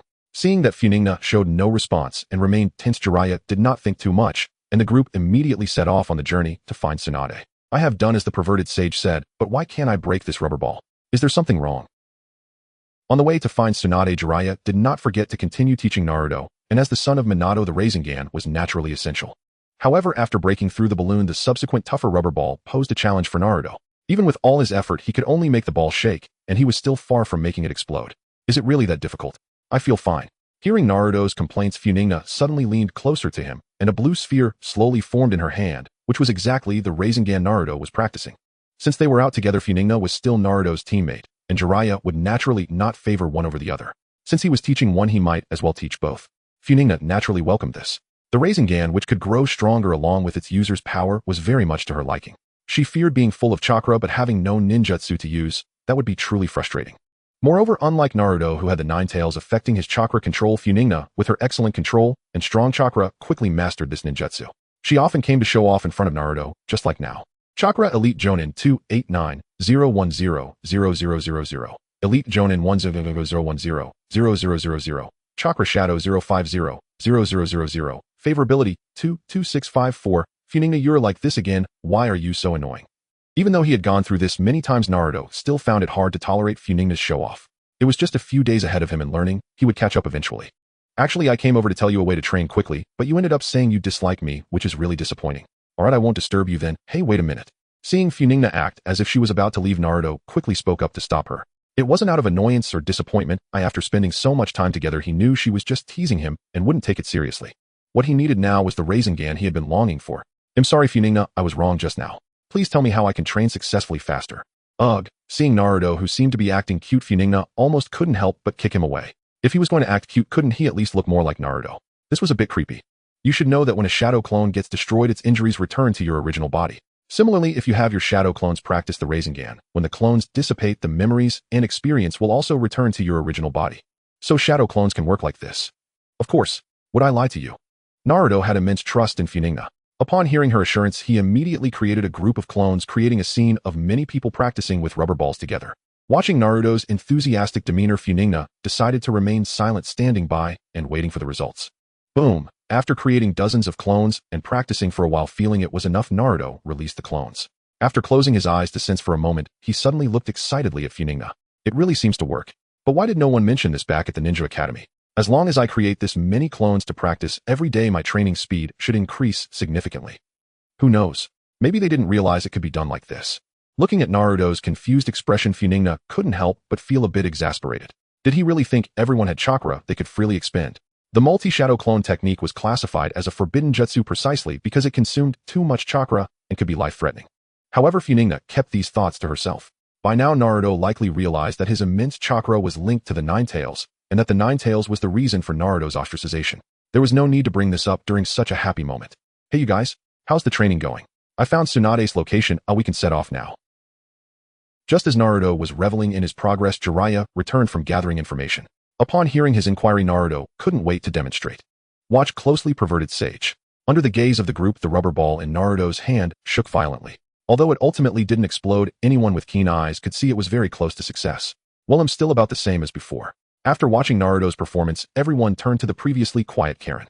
Facing the crowd's gaze, she somewhat bashfully revealed her situation. After hearing Funingna's method earlier, Karen had tried it as well. However, compared to Naruto, the Jinchuriki of the Nine Tails, even though she was a member of the Uzumaki clan known for their chakra, she still couldn't match him. The most evident difference was that Naruto could easily create dozens of clones to practice, while Karen struggled to create even 10 clones before exhausting herself. Moreover, her compatibility with the Rasengan was not great, which is why her training had been slow all this time, making no progress beyond the rubber ball stage. Take it slow, no need to rush. Just make sure to master it in the future. Why are you looking at me? Do you need me to show you again? Seeing Jiraiya comfort Karen and then look at her, Funingna couldn't help but feel puzzled. Hadn't she already shown her Rasengan? What more was there to do? You've learned the spiral sphere for a few days now, and you are quite proficient in water release. By the way, do you feel anything special? Oh, so that's it. Although Jiraiya didn't explain clearly, Funingna instantly understood his meaning. It was about adding chakra nature transformation to the spiral sphere. She was familiar with this. After all, Naruto's future wind release Rasen Shuriken was a result of incorporating wind chakra nature transformation, and she had naturally experimented with it. I think I understand what you mean, Lord Jiraiya, but I only have a few clues at the moment. More practice is needed to grasp it further. As she spoke, Funingna conjured another spiral sphere in her hand and gestured towards Jiraiya. Upon noticing that her spiral sphere was not much different from his, Jiraiya paid it no further mind. Oh, then you need to put in more effort. Alright, let's go find Tsunade. Hearing Jiraiya's call, Naruto and Ino quickly followed suit. Watching the backs of the three ahead, Funingna's spiral sphere gained a deeper shade of blue, and it seemed that its shape was about to change.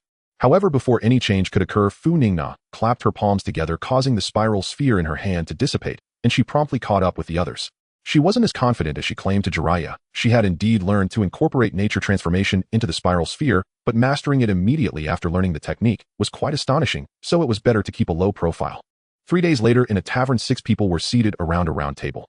Apart from Jiraiya and the other 4, the other 2 were naturally Tsunade, who had just been gambling, and her subordinate Shizen. How many times do I have to tell you, Jiraiya, and those who came to find me before this? I've already said I won't go back to being Hokage. Are you all not tired of this? If you want someone to sacrifice themselves to protect the village like a fool, you can choose whoever you like. Oh, just stop bothering me. You brat, how could you say that about Grandpa Third? For Naruto, while he might not care much, insulting the Hokage was akin to stepping on a landmine for him. After Tsunade made such a disrespectful remark about the Hokage, the two inevitably began to argue. As expected, the two argued from the tavern to the street outside, and they had already begun to exchange blows. Although Naruto's courage was commendable, the ensuing scene was somewhat hard to watch. Seeing Naruto charging at her with a half-formed spiral sphere, Tsunade's eyes flashed with a hint of nostalgia, but she would not hold back because of that. With that, she delivered a strike to Naruto's forehead, sending him flying several meters away, and the spiral sphere dissipated. A technique like this is not something a brat like you can learn, just like I wouldn't become a fool of a Hokage who sacrifices themselves for the village. Whether I can learn it is not up to you, and even if you don't want to be Hokage, it doesn't matter. One day, I will become Hokage and protect everyone. Although Tsunade instinctively looked down on what Naruto said when he mentioned becoming Hokage, she seemed to see the shadows of a few old friends in him, which brought back some unpleasant memories. How about this? Let's make a bet. If you can master this technique within a week, I will follow you back to the village to become Hokage, and I'll give you this as the wager. If you can't, then please just go back and don't bother me again. How about that?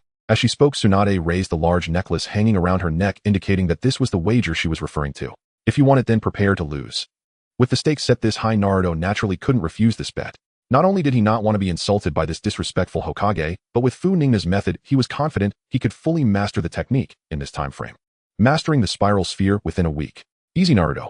It seems that Lady Tsunade actually wants to return to Konoha in her heart. Who are you, you little brat? Hearing her arrogant words, Tsunade also noticed Funingna, who had been watching from the side. You're not that yellow-haired brat. How can you be sure he will definitely succeed? I'm his teammate. I heard that Lord Jiraiya and the others were coming to find you, and since I wanted to meet the legendary Sanin, I came along.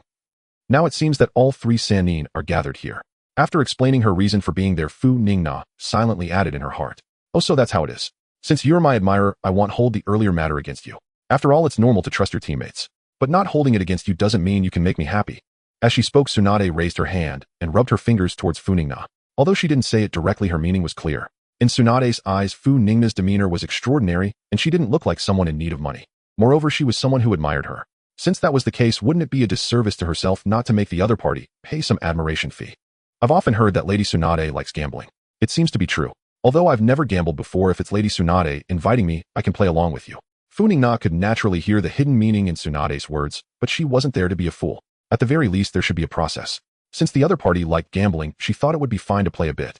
Winning or losing didn't matter. Establishing a good relationship during the process was what mattered. Tsunade didn't expect Funingna to not catch her meaning. However, gambling wasn't bad. Either winning against her would sound much better than asking for money outright. Since it was being offered so willingly, she wouldn't be polite in accepting it. I didn't expect you to see through it. That's right, don't underestimate gambling. You can learn a lot from it. Allow me to teach you well today. A perverted sage, is Funingna really going to be okay? Seeing that the topic shifted to gambling, and that Funingna was genuinely going to gamble, Naruto couldn't help but feel a bit worried. Even though he didn't understand many things, he knew that gambling wasn't a good thing. She should be fine, as Tsunade understands the gravity of the situation and won't bully a little girl too much. That's good. Hearing Jiraiya's assurance, both Naruto and Ino let out a sigh of relief. Tsunade looked formidable. They were genuinely afraid that Funingna would lose too miserably. How is this possible? Looking at the pile of chips on the table in front of Funingna, Tsunade's face was filled with disbelief. This situation was not right. It did not match her expectations. Thank you, Lady Tsunade. I believe you must have realized my humble background and chose to keep losing to me. I really appreciate it. Hey, wait a minute, why are you running off after winning? Tsunade was unaffected by Funingna's flattery. Seeing her begin to pack up as if preparing to leave, she hurriedly called out to stop her. Winning and then running away. Impossible. But you have no money left. How can we continue? Upon hearing Funingna's reminder, Tsunade realized that the money she had just borrowed, or rather deceived, that morning had all been lost to Funingna. She no longer had any funds to continue gambling. If I have no money, I'll just owe you. You know my status, though I won't default. As Funingna packed her things faster, Tsunade had to make a final struggle. If she just went back like this today, she would definitely lose sleep over it. Gambling small is for fun, but gambling big is harmful, Lady Tsunade. Let's stop here for today. Borrowing money to gamble only leads to deeper entanglement that makes one believe they can win back next time and fall deeper into the trap. Hearing this, Tsunade had to acknowledge that Funingna's words indeed made sense. This was what she initially wanted to teach her, but now the situation had turned, and it became Funingna imparting wisdom to her. What is this all about? Before Tsunade could think further, Funingna had already gathered her chips and called Naruto and the others to leave. Winning and then running. What a thrill. Perverted sage, did you know in advance that she would lose to Funingna, and thus weren't worried? You didn't even tell me. Really? Naruto did not suspect Funingna's excuse was false. In his view, Tsunade was a seasoned veteran. How could she lose to Funingna unless it was by design? Cough perhaps. Facing Naruto's complaints, Jiraiya felt a bit awkward. He could tell that Tsunade wanted to win, he just didn't expect her to lose so badly, in every gamble unable to even beat a novice. He felt a bit embarrassed just watching from the side. Well, better to leave some face for her, he decided not to explain. In the days that followed, Tsunade would find ways to get money daily to continue gambling against Funingna. Faced with her strong insistence, Funingna could only accept it reluctantly. And in the back-and-forth exchanges, Tsunade began to support the underprivileged families in the village even before she officially took on the role of Hokage. She really made me want to cry. As Tsunade's daily frustrations accumulated, the time gradually approached the last day of the bet with Naruto. Although Funingna acted relaxed, it was wise to prepare thoroughly. Perverted sage, what were you doing last night? Why are you still sleeping here? Seriously. In an izakaya, the three found Jiraiya, who had not returned all night. As Naruto shook him repeatedly, the drowsy Jiraiya finally began to awaken. Why do I feel so weak all over? This is strange. After waking up, Jiraiya moved his limbs and felt the weakness in his arms and legs, puzzled, while a bad premonition slowly emerged in his mind. This is bad, Lord Jiraiya. Just as Jiraiya was in doubt, the appearance of Shizune confirmed his suspicions. Through her explanation, everyone learned that Tsunade had gone to find Orochimaru, and they understood the background of the situation. Then let's hurry to find her. That Orochimaru is very dangerous.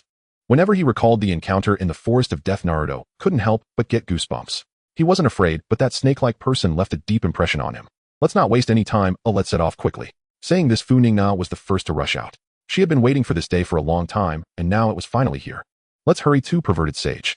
Seeing Funingna move so quickly, the others did not hesitate and began to set off one after another.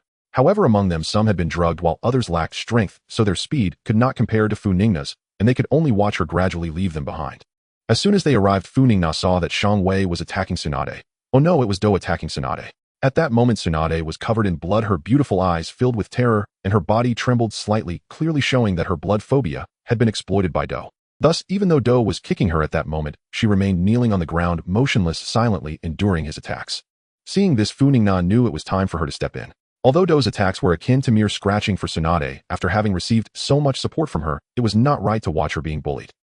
Just as Do kept attacking, a sudden feeling of danger appeared in his heart. His sensitivity was strong, and he trusted it completely. Without thinking, he instinctively stepped back to evade. In the instant after he dodged, a high-pressure water column struck the spot he had just occupied, while a blue figure appeared between the two, placing herself between him and Tsunade. Funingna's attack did not cease. A rapidly spinning blue drill formed instantly from her hand, and she ruthlessly aimed it at Do. Faced with Funingna's attack, Do couldn't help but frown. The sharp aura of the hard whirlpool water blade made it difficult for him to consider engaging directly, so he could only retreat back to Orochimaru's side, waiting for an opportunity. Second Grandpa, as Funingna forced Do back, looking at Funingna's back, Tsunade suddenly opened her mouth slightly, her voice as faint as a mosquito, almost inaudible. However, Funingna was an exception. She was not far from her, and was fully alert. Every little movement around her did not escape her notice, so hearing it was completely normal. Second Grandpa, Senju Tobarama. Surely you're not talking about me. Realizing that she seemed to have gained an extra generation suddenly, despite needing to be wary of Orochimaru and Do, she couldn't help but want to laugh. But thinking about it, it didn't seem to be a problem. With white hair and blue clothes, the ninjutsu she had just used was also one that Senju Tobarama excelled at. Even Kakashi with his Sharingan could mistakenly see things that was only normal for Tsunade with normal eyes to make a mistake. No, she has to hold it in, as she can't laugh. Fortunately, although Jiraiya and the others were a bit slow, they eventually arrived and managed to save Funingna. Who knows how hard it was for her to maintain a serious expression while her heart was laughing wildly. Lady Tsunade, are you alright? Looking at Shizune, who rushed to her side with concern, Tsunade finally realized that the person who had just helped her could not possibly be Senju Tobarama. It was clearly that little brat who had been winning money from her all along. The reason for the mistake, aside from the similar hair and clothing colors, was more due to her hemophobia, causing her consciousness to waver. Wait, she seemed to have unconsciously called him Second Grandpa just now. That little brat couldn't have heard that, could he? Recalling her earlier words, Tsunade's face involuntarily flushed slightly. He probably doesn't know, right? After sneaking a glance at Funina's emotionless profile, Tsunade felt a wave of relief. It seemed she either hadn't heard or didn't understand the meaning. Thank goodness, she almost ruined her lifelong reputation. Jiraiya, you're here too. I didn't expect us to reunite in this manner. Ignoring Shizune, who was whispering, Orochimaru spoke in a calm tone, as if it were merely a simple reunion of old friends, while gazing at Jiraiya, whose face was full of vigilance. Orochimaru, as long as I'm here today, don't even think about succeeding in whatever scheme you have. I advise you to leave quickly, or I won't show mercy. Whether I leave or not is not up to me, but rather up to Tsunade. As long as she is willing to help me heal my hands, I will leave immediately. Facing Jiraiya's threat, Orochimaru remained calm, as if stating something mundane, yet to Jiraiya's ears it sounded entirely different. Orochimaru's arms had been left crippled by their teacher, and now he sought Tsunade's healing. Wasn't that akin to dancing on a grave? Lord Orochimaru, what should we do next? Should we retreat? Just as Orochimaru and Jiraiya were exchanging barbs, Kabuto leaned in close to Orochimaru's ear and quietly offered a suggestion. It wasn't out of cowardice, the disparity in combat strength was too great. Without his hands, Orochimaru could only exert 50% of his battle power, making it exceedingly difficult to deal with Jiraiya, who was also one of the legendary three ninjas. Moreover, after the brief skirmish with Funingna, he had already felt significant pressure. It was evident that she was stronger than during the Chunin exams. Additionally, with Naruto, the Jinchuriki of the Nine Tails, Shizune, and Tsunade, who could potentially regain her strength at any moment if things took a turn for the worse, they would be in real trouble. As for Karui, Jiraiya naturally could not bring her along to deal with a dangerous figure like Orochimaru, so he had her stay at their hideout, assured that Naruto's summoned toad would keep her safe. No need to rush, Kabuto. Let's observe for a bit. Jiraiya's condition seems off, there may yet be an opportunity. Based on his understanding of Jiraiya, if he had managed to injure Tsunade to this extent and still hadn't made a move, something must be wrong. The fact that Jiraiya was trying to intimidate him into leaving further confirmed his suspicions. It seems Tsunade didn't want him involved, so she must have given him some drugs. He knew both of his former teammates all too well and easily deduced the truth. All right, Lord Orochimaru. Since Orochimaru wasn't in a hurry to retreat, Kabuto wouldn't press further and instead turned his gaze to their opponents, contemplating how to proceed. Kabuto-senpai, why are you standing with the one who killed Hokage Grandpa? Kabuto, who was observing, didn't expect Naruto to ask such a question. Wasn't it quite obvious? Because he is Orochimaru's mole, of course. Isn't that just a bit too naive? That's because I've been deceiving you all along. Until now, you're the only one who hasn't caught on. However, you'll have no part in what comes next. This battle isn't for weaklings like you. Damn it. Kabuto's blatant mockery completely overturned the image he had held in Naruto's mind. He was determined to personally defeat this guy to prove himself. Funingna, please help Tsunade heal first. I'll take care of this guy. I will definitely defeat him. Oh, Naruto's voice was not quiet. Kabuto also heard his intention to face him unknown. After confirming he hadn't misheard, a glimmer of amusement flashed in Kabuto's eyes. He had been prepared for a siege, he didn't mind the others, but the pressure Funingna exerted was simply too great. If he could truly take them on one by one, he would welcome it. Kabuto then turned his gaze to Funingna, waiting for her response. Under Kabuto's gaze, he saw Funingna open her mouth to speak, but no sound came out. However, Kabuto understood lip reading, her intention was to provoke him. This is troublesome. After deciphering Funina's meaning, the smile in Kabuto's eyes vanished instantly. Aside from Jiraiya, he would have to deal with these people on his own. If that's your decision, then I'll leave it to you. However, if you truly can't manage, I will still step in. Alright, leave it to me. You just focus on helping Tsunade recover. Although I would love to continue our unfinished Chunin exam battle with you, Kabuto-senpai, since Naruto has requested it, I guess I'll just have to be a spectator. Seeing Kabuto, who appeared somewhat surprised, Funina's lips curled slightly. Since someone was willing to take her place, that was perfect. She only needed to cover for him. Funingna, don't be careless. That guy named Kabuto is quite powerful, not inferior to Kakashi. You should still. As Jiraiya was engaged in combat with Orochimaru, he noticed that Funingna actually agreed to Naruto's solo request and quickly began to advise her. Normally steady, why was he suddenly feeling so uneasy? However, before he could finish his words, Orochimaru's head suddenly elongated, flying over to strike him away, forcing the rest of his words back down. Funingna has her own thoughts. You need not worry so much. Just take care of yourself. After knocking Jiraiya away, Orochimaru retracted his head, a look of disdain on his face that was clear he didn't appreciate Jiraiya's words. It wasn't simply that he thought Jiraiya's remarks would ruin his plans, or rather he understood why Funingna would choose this. Had it been him, he would have made the same choice. Even a genius, no matter how humble they appear, has their own pride to fulfill their comrades and control the situation. And this too is his opportunity. Damn it, seeing that Funingna had still made no move, Jiraiya couldn't help but curse inwardly. However, the relentless assault from Orochimaru required his full attention. He had to concentrate on the fight. As the center of attention for both Orochimaru and Jiraiya, what was Funingna thinking? Perhaps her thoughts aligned partially with Orochimaru's, yet remained distinct. Orochimaru might regard it as confidence in himself, while Funingna, having witnessed the narrative, knew that Naruto alone was sufficient to deal with Kabuto. At most, she would intervene at the end to prevent Naruto from falling into a life-threatening crisis.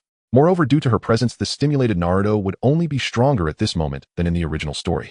By the end, it might not even be necessary for her to intervene. Lady Tsunade, I have some knowledge of medical ninjutsu. Let me assist you in recovering from your injuries. Since you know who I am, do you really think I need your healing? I am well aware of my own condition. Hurry and go help Naruto defeat that bespectacled man. Looking at Funingna, who was preparing to help heal her, Tsunade, despite still being affected by her hemophobia, did not back down. She is the foremost medical ninja in the ninja world. Did she really need help from a novice? What a joke. No way, Lady Tsunade. Naruto just said he would handle it alone. Besides, you should have some faith in Naruto. He has been training hard during this time for your wager. In my view, he already possesses the ability to fight Kabuto. And if any situation arises, I will step in, you can rest assured. Although Funingna spoke with noble intentions, Tsunade clearly wasn't buying it. She turned her head away, indicating her stance through action. Since Lady Tsunade is unwilling, I won't force myself into the situation. By the way, I have a question for you. When I first arrived, you mentioned what does that mean? I still can't figure it out. Originally, Tsunade had intended to see what this stubborn little brat might ask, contemplating whether to show mercy and provide an answer. However, she never expected this question, which left her momentarily speechless. Ahem, what You must have misheard. Speaking of which, I do feel a bit unwell. Please help me heal, and I can also provide some guidance. Damn it, how could she have actually heard that? If she learns that I called her That image is simply too beautiful for Tsunade to even dare to imagine. By the way, could Funingna really be a descendant of She excels in water style, has the same hair color, and possesses the powerful chakra of the Senju clan. Lost in thought, Tsunade's gaze towards Funingna turned somewhat strange. Funingna, of course, had no idea how vast Tsunade's imagination had become. Even if she knew, she wouldn't care, and after all, this identity posed no harm to her. Let them misunderstand however they like. Have you really just started learning? Tsunade's speculation regarding Funingna's identity was abruptly cut short as she noticed amidst the healing that her abilities seemed somewhat outrageous. Is she really a beginner? Yes, I learned it during the recent Chunin exams. I'm still not very proficient. If there are areas where I fall short, I hope Lady Tsunade can point them out. Tsunade's surprise clearly did not escape Funingna's notice, but she chose to pretend not to see it, feigning innocence, while seeking guidance, reaching the peak of her pretense. Your grasp is quite decent. You were just a bit behind my level back in the day. Let me point out a few areas for improvement, such as in front of her junior. Tsunade naturally would not let Funingna continue to show off, and soon began to offer guidance based on her years of experience. As for who was stronger between her and Funingna back then, only she knew. Rasengan, boom. After a short teaching session, the situation on the battlefield changed, not due to Jiraiya and Orochimaru, but because of Naruto and Kabuto. The tremendous roar just now was caused by the Rasengan. Due to the need to split his attention to watch for Funingna's sneak attack, combined with Kabuto's disdain for Naruto, while Naruto happened to excel in combat, all these factors converged. Kabuto was indeed caught off guard by Naruto's Rasengan taking a direct hit. The immense power sent him flying backward until he crashed into a rock, finally coming to a halt. After Kabuto was sent flying by Naruto, Jiraiya, and Orochimaru, who were locked in combat at a distance, also paused, glancing at the cloud of dust raised, and Orochimaru's expression darkened. He had originally planned to hold off Jiraiya, while Kabuto defeated the weaker Naruto, and then take out Funingna. That plan seemed to have been thwarted right from the first step. Upon confirming that Kabuto had been hit by the Rasengan, Naruto raised his fist towards Tsunade, then lay back on the ground, feeling relieved, as he had already reached his limit after the intense battle. Tsunade naturally understood what he meant and nodded in response. Although it was quite unbelievable, the wager had indeed been won by him. Eternal Tsunade, looking at Naruto lying on the ground, Tsunade suddenly felt a sense of familiarity. Past scenes flowed through her mind, and Naruto's Rasengan conjured the image of another person, brilliant and extraordinary. What did you just say, Lady Tsunade? Funingna clearly heard what the other party said, but her mischievous side kicked in, and she pretended to be ignorant, eager to see how the other would cover up this time. While I wait a moment, Naruto, be careful. Ahem. Before Tsunade could explain, Kabuto's figure emerged from the slowly dissipating dust. Surprisingly, even after taking a Rasengan Hiden, he still seemed capable of fighting, slowly approaching Naruto, who lay on the ground. Damn it, even if you can still stand, I will definitely defeat you again. Naruto naturally noticed Kabuto approaching and struggled to try to stand up. However, after several attempts he failed. He had already exhausted himself in the previous battle. After closing the distance to Naruto, Kabuto suddenly accelerated, clearly having feigned slowness earlier to catch others off guard. Although his speed was swift, Funingna was not slow either. Just as Kabuto attempted to seize Naruto, several kunai flew towards him, prompting Kabuto to retract his hand to evade. Have you forgotten I'm still here, senior brother Do? Being overlooked like this would truly break my heart. Lord Orochimaru, what shall we do next? Having been forced back by Furina, Do now stood beside Orochimaru, gazing at her from afar, his shoulders heavy with exhaustion. Though still physically capable of movement, his chakra had been nearly depleted earlier while defending against Naruto's Rasengan. Continuing combat with Furina was utterly beyond reach. Summon him, Do. Orochimaru, of course, had already foreseen Do's dilemma, and truth be told, he possessed no better solution. Summoning Manda was the only recourse left, though he prayed the serpent would not detect his injured arm and betray him mid-battle. Understood, Lord Orochimaru. Though Do shared the same misgivings, he offered no protest. Once Orochimaru had decided, obedience was all that remained. Summoning technique. Orochimaru, you know my terms well. After this, deliver 100 living sacrifices, or else Manda materialized, not inquiring about their foe, but issuing an immediate warning to Orochimaru, whose expression darkened further at the words. This arrogant serpent never failed to undermine him upon every appearance. Once Orochimaru regained full use of both arms, he vowed to exact a fitting retribution. Rest assured, I will prepare them. For now, please eliminate our opponent before us. Only then did Manda follow Orochimaru's outstretched finger toward the battlefield. Jiraiya and Tsunade. 100 sacrifices won't suffice, not even close. 200, no 300. Manda recognized both Jiraiya and Tsunade instantly, their names etched into memory from countless battles waged alongside the Toad Sage and Slug Sanin during the three Sanin's prime. Jiraiya and Tsunade are both severely weakened, far beneath their former strength. Silence. 300 it is, and no haggling. Refuse, and I'll simply dispel the summoning right now. TCH. Manda's brazen defiance stoked Orochimaru's fury. This serpent knew full well he couldn't risk dispelling the contract, now hence his audacious demands. 300, so be it. Now dispatch them swiftly. Though inwardly seething, Orochimaru betrayed no emotion. His priority remained clear: Manda must crush them without delay. Summoning technique. Manda's colossal form drew immediate attention from the distant onlookers. Jiraiya, fully aware of the serpent's might, wasted no time, activating his own summoning technique to call forth Gamabunta for counterbalance. Yet due to the lingering effects of Tsunade's medicinal herbs, the summoning yielded a most unexpected result. I'm Gamakichi, the Orange One. You summon me, Jiraiya. What do you need me to do? A tiny orange toad appeared on the ground, leaving everyone momentarily stunned, including Jiraiya himself, who stared blankly. I need your father, not you. At last Furina, unable to bear Gamakichi's bewildered gaze, pointed silently toward Manda behind him, indicating the true adversary. The moment Gamakichi turned, Manda lunged, eye-meeting eye. What had seemed tolerable at a distance now proved terrifying. Up close, Gamakichi bolted behind Jiraiya, trembling.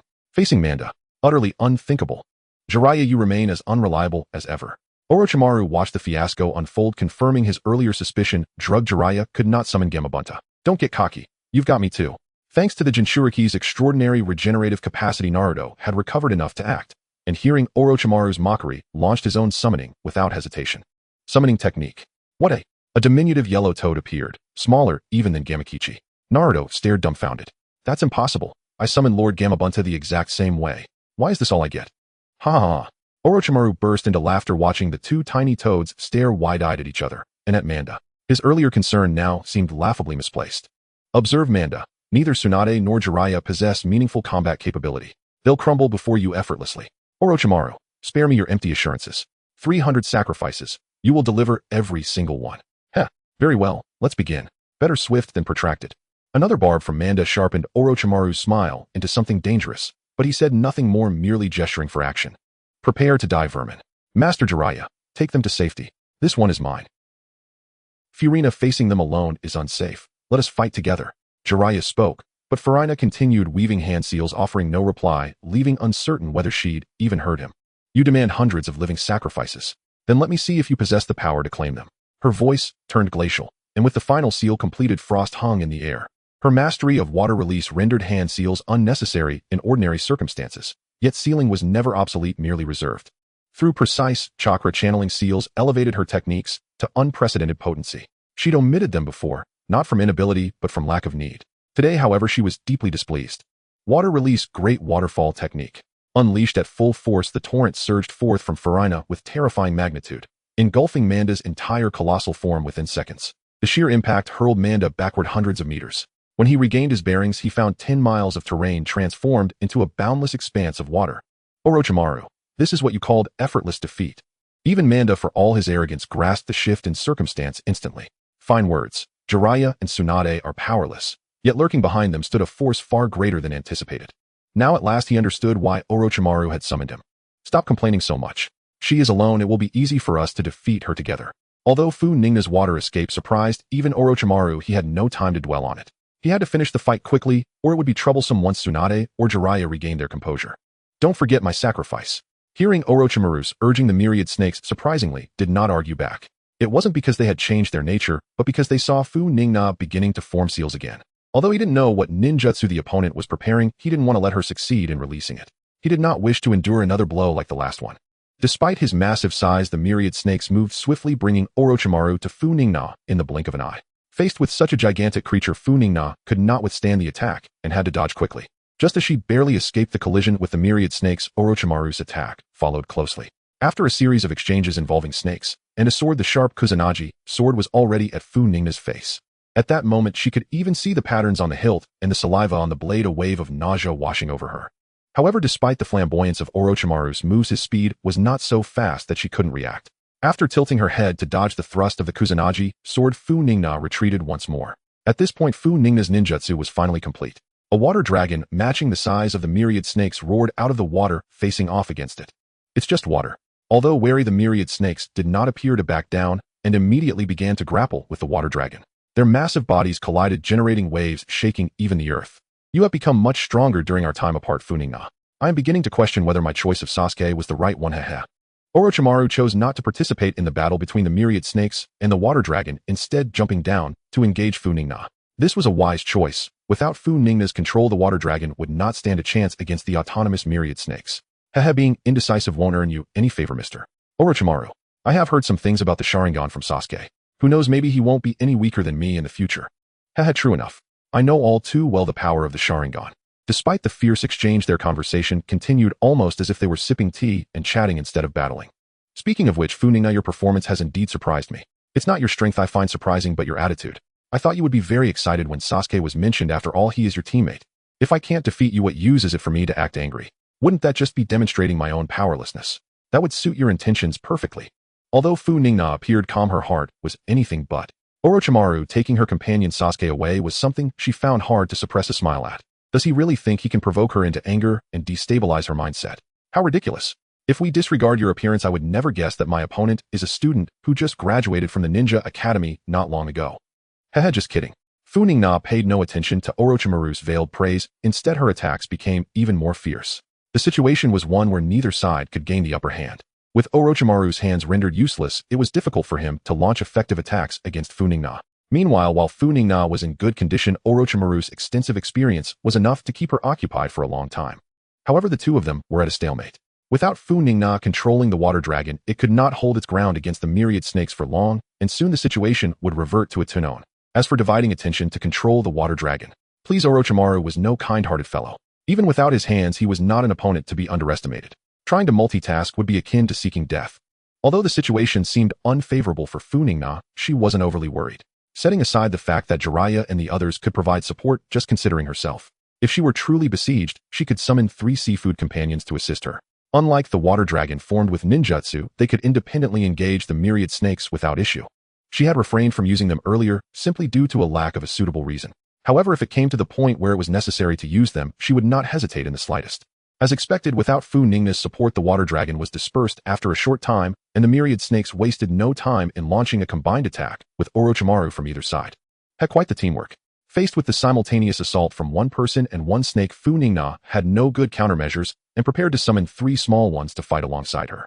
Speaking of which, this would be her first time, and she was somewhat looking forward to it. Previously, she had only interacted with the 3 seafood companions in the spiritual world, which ultimately lacked a sense of reality.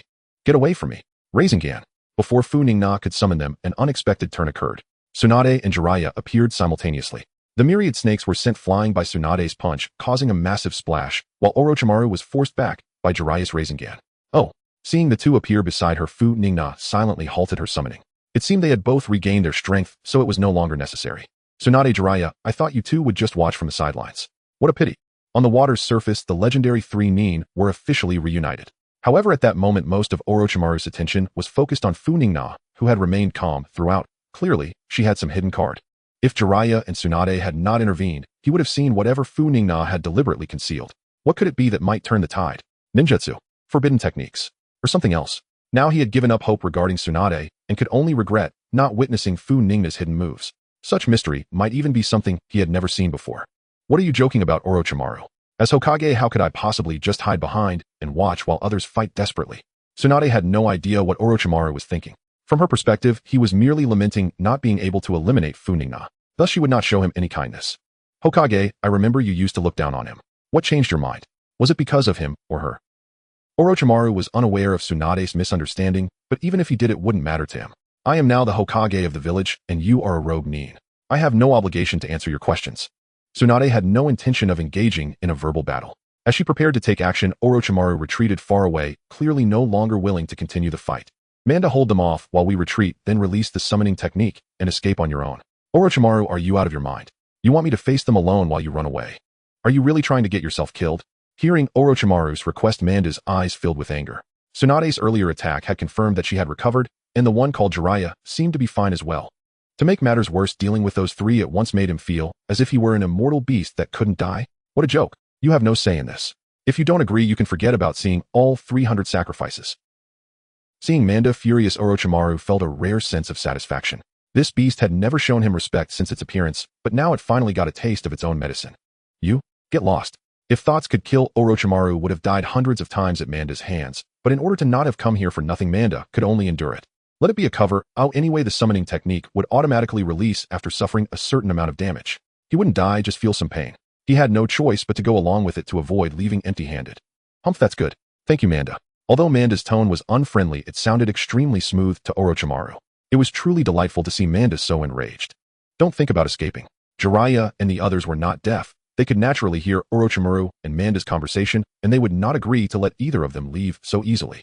However, after Manda agreed to Orochimaru, it did its duty. Its massive body blocked the path between both sides, giving them no chance to attack Orochimaru, and by the time Tsunade pushed Manda back, Orochimaru and Kabuto had already slipped away. It can only be said that in terms of self-preservation, few in the entire ninja world could compare to Orochimaru. The next time we meet, I will definitely kill you. Remember that. Under the united attack of the three, Manda was soon injured all over. He no longer cared whether Orochimaru had retreated to safety and quickly released the summoning technique after uttering a harsh word. Listen carefully, beast. When we meet next time, I will kill you even if I have to chase you back to your home. I promise. Before Manda disappeared, Funingna also made a harsh remark. No, it wasn't exactly harsh, more of a statement. Currently, she couldn't stop the other party from escaping, and even if she really did chase them to the Dragon Cave and face the White Snake Sage, she wasn't sure.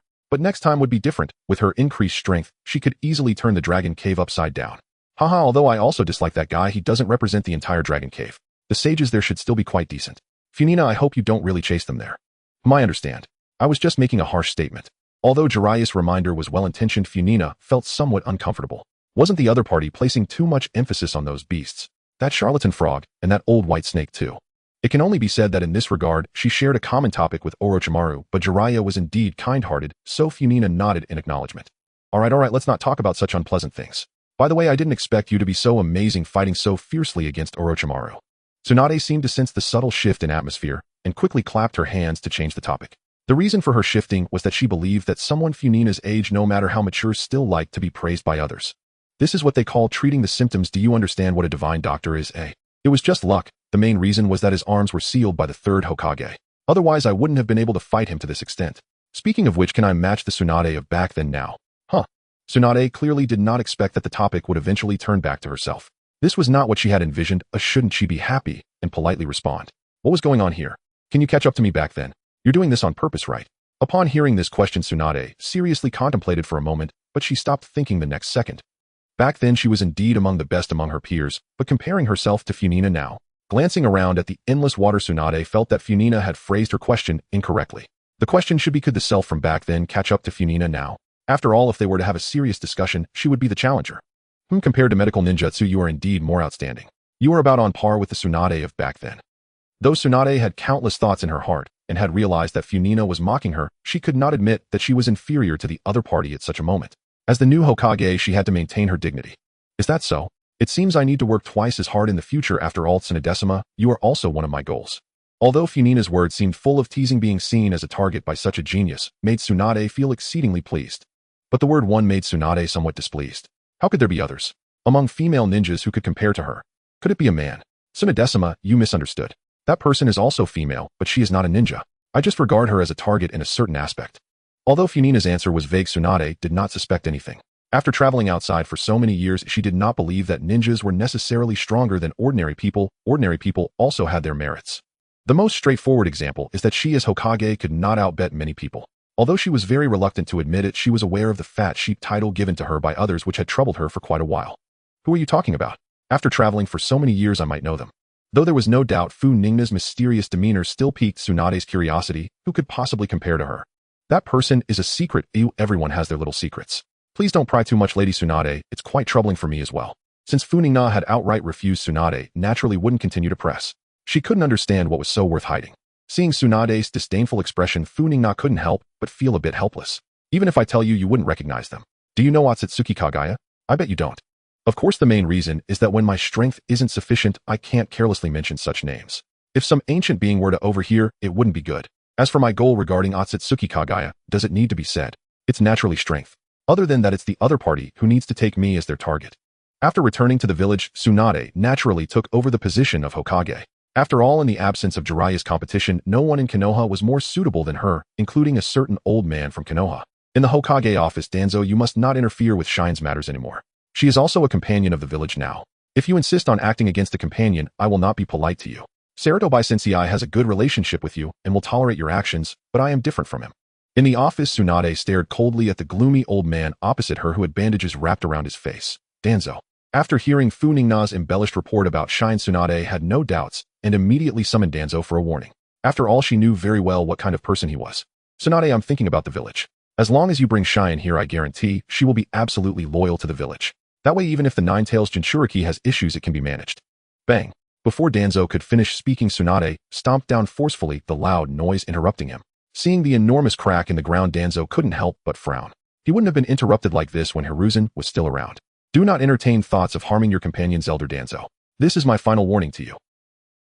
Tsunade didn't care whether Danzo frowned or not as she issued him an ultimatum. If he continued to be uncooperative, she wouldn't hesitate to take action starting from the roots.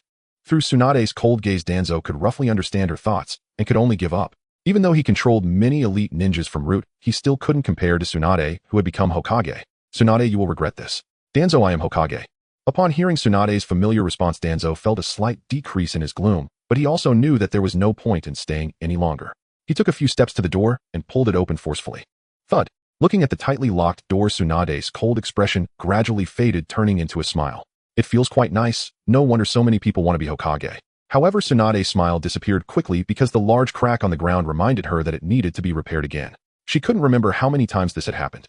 If it were just repairing the damage, she wouldn't mind, but what she cared about was that she would likely be nagged at again. Teacher Tsunade, I'm here. Just now I saw that guy Danzo storming out. You must have had a smooth conversation, right? Oh, the little one has arrived. Hearing the sound of the door opening along with the inquiry from outside, Tsunade's tense heart finally relaxed. This little brat really had been lurking outside, not trusting her as a teacher, huh?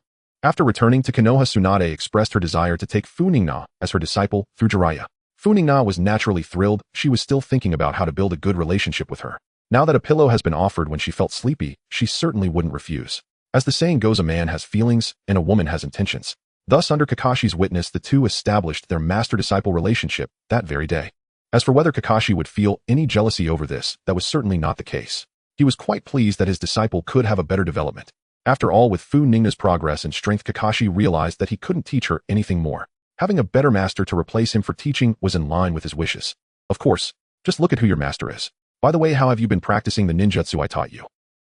After boasting a bit following Funingna's words, Tsunade changed the topic without batting an eye, even though the transition was somewhat awkward. Oh, that. Teacher, I've definitely practiced the ninjutsu you taught me well. I've almost learned all of it, it's just that it's not suitable for use here. Though Funingna's words sounded ordinary, they struck Tsunade's ears as if the other was mocking her.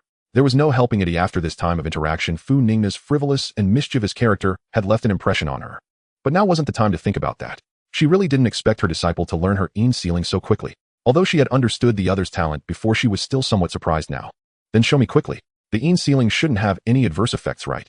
Though she knew Funingna didn't like boasting, Tsunade still wanted to confirm it herself. Oh, after all, this was quite astonishing. Upon hearing this, Funingna naturally wouldn't refuse. In fact, even if Tsunade hadn't asked her, she would have shown it to her.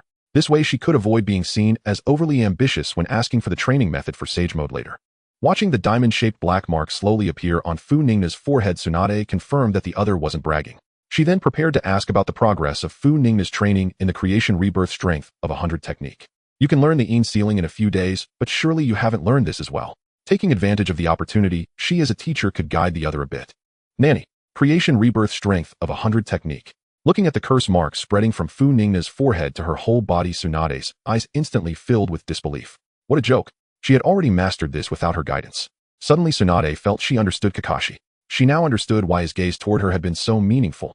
Having a genius for a disciple could be quite frustrating for a master. It seemed her role was just to pass on ninjutsu to her, after that it was none of her business. What kind of situation is this?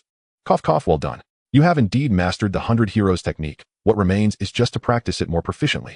Although she felt a surge of emotions within, in order to prevent the other from becoming arrogant, Tsunade did not show it, and instead offered her usual encouragement.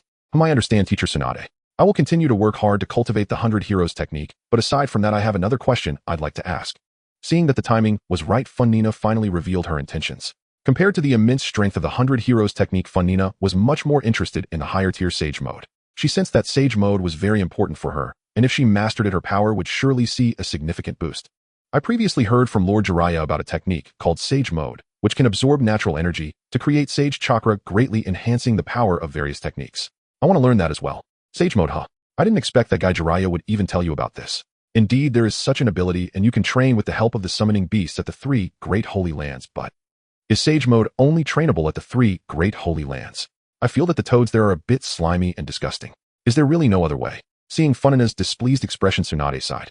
This was what she was about to say. Her disciple had a strong aversion to toads, making it difficult to train in Sage mode at the Wetbone Forest. Moreover, she had previously intended to bring her to sign a summoning contract with the toads, but Funingna rejected it. Tsunade was puzzled as to why she disliked toads so much. Although they were a bit slimy, weren't they quite cute? You must not let the toads hear you say that, otherwise they would surely be very sad. However, if we are to discuss other methods, there are indeed some, though they are a bit more difficult than training at the Holy Lands. Really? Difficulty doesn't matter. Teacher Tsunade, please tell me. Hearing this, Funingna felt hopeful. It seemed her guess was correct. The Sage mode, trained by Senju Hashirama, did not belong to any holy land, but was achieved through personal training, and there were methods passed down for training. Watching Funingna cling to her arm and act cute, Tsunade couldn't help but sigh at how far her student would go for her goals, even resorting to acting cute. She usually presented herself as a little adult, calm and composed, but now the dynamic had shifted so dramatically that Tsunade couldn't have imagined Funingna acting cute before. Moreover, it had to be said that Funingna's charm was truly overwhelming. Seeing her made Tsunade's heart melt. How had she never noticed this little girl was so adorable before? Alright, I've lost to you. You should know that the first Hokage, Senju Hashirama, is my grandfather. He also mastered Sage mode and recorded the methods of cultivation. If you truly don't want to go to the Wetbone Forest, you can cultivate this method instead. However, I must remind you once again, this is really difficult. I once tried to cultivate it, but was unsuccessful. If you really can't do it, don't force yourself. I wouldn't want to see you turn into a stone the next time we meet. I understand. Please hurry and give me the cultivation method, Teacher Tsunade. After Tsunade confirmed her suspicions, Funingna's smile nearly overflowed. Throughout this time, she had only worried about whether the method existed. She hadn't even thought about its difficulty. With the support of the system, how challenging could it be? She could simply use her efforts and sweat to overcome it.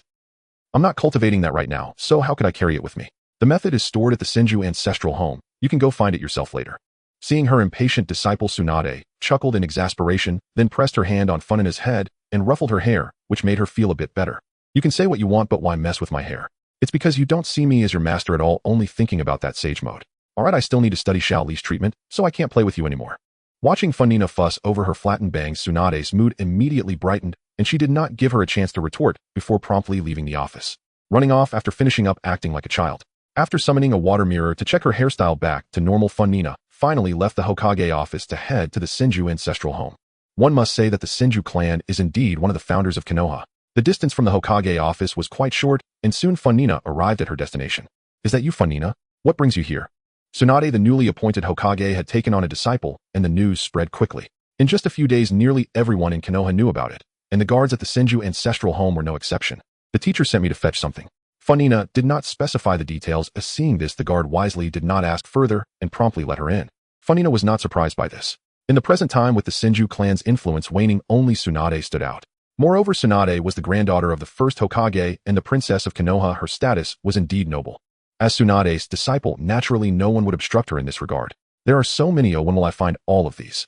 Looking at the dozens of large bookshelves filled ahead of her, Funingna finally understood why Tsunade was unwilling to accompany her. Even if she truly had free time, she would probably prefer to gamble a bit rather than accompany Funingna on this arduous search. Multiple shadow clone jutsu. Fortunately, after reaching the shadow level in chakra, creating several clones without engaging in battle posed no pressure for Funingna. They could search together, otherwise she genuinely felt she would tire herself to death here.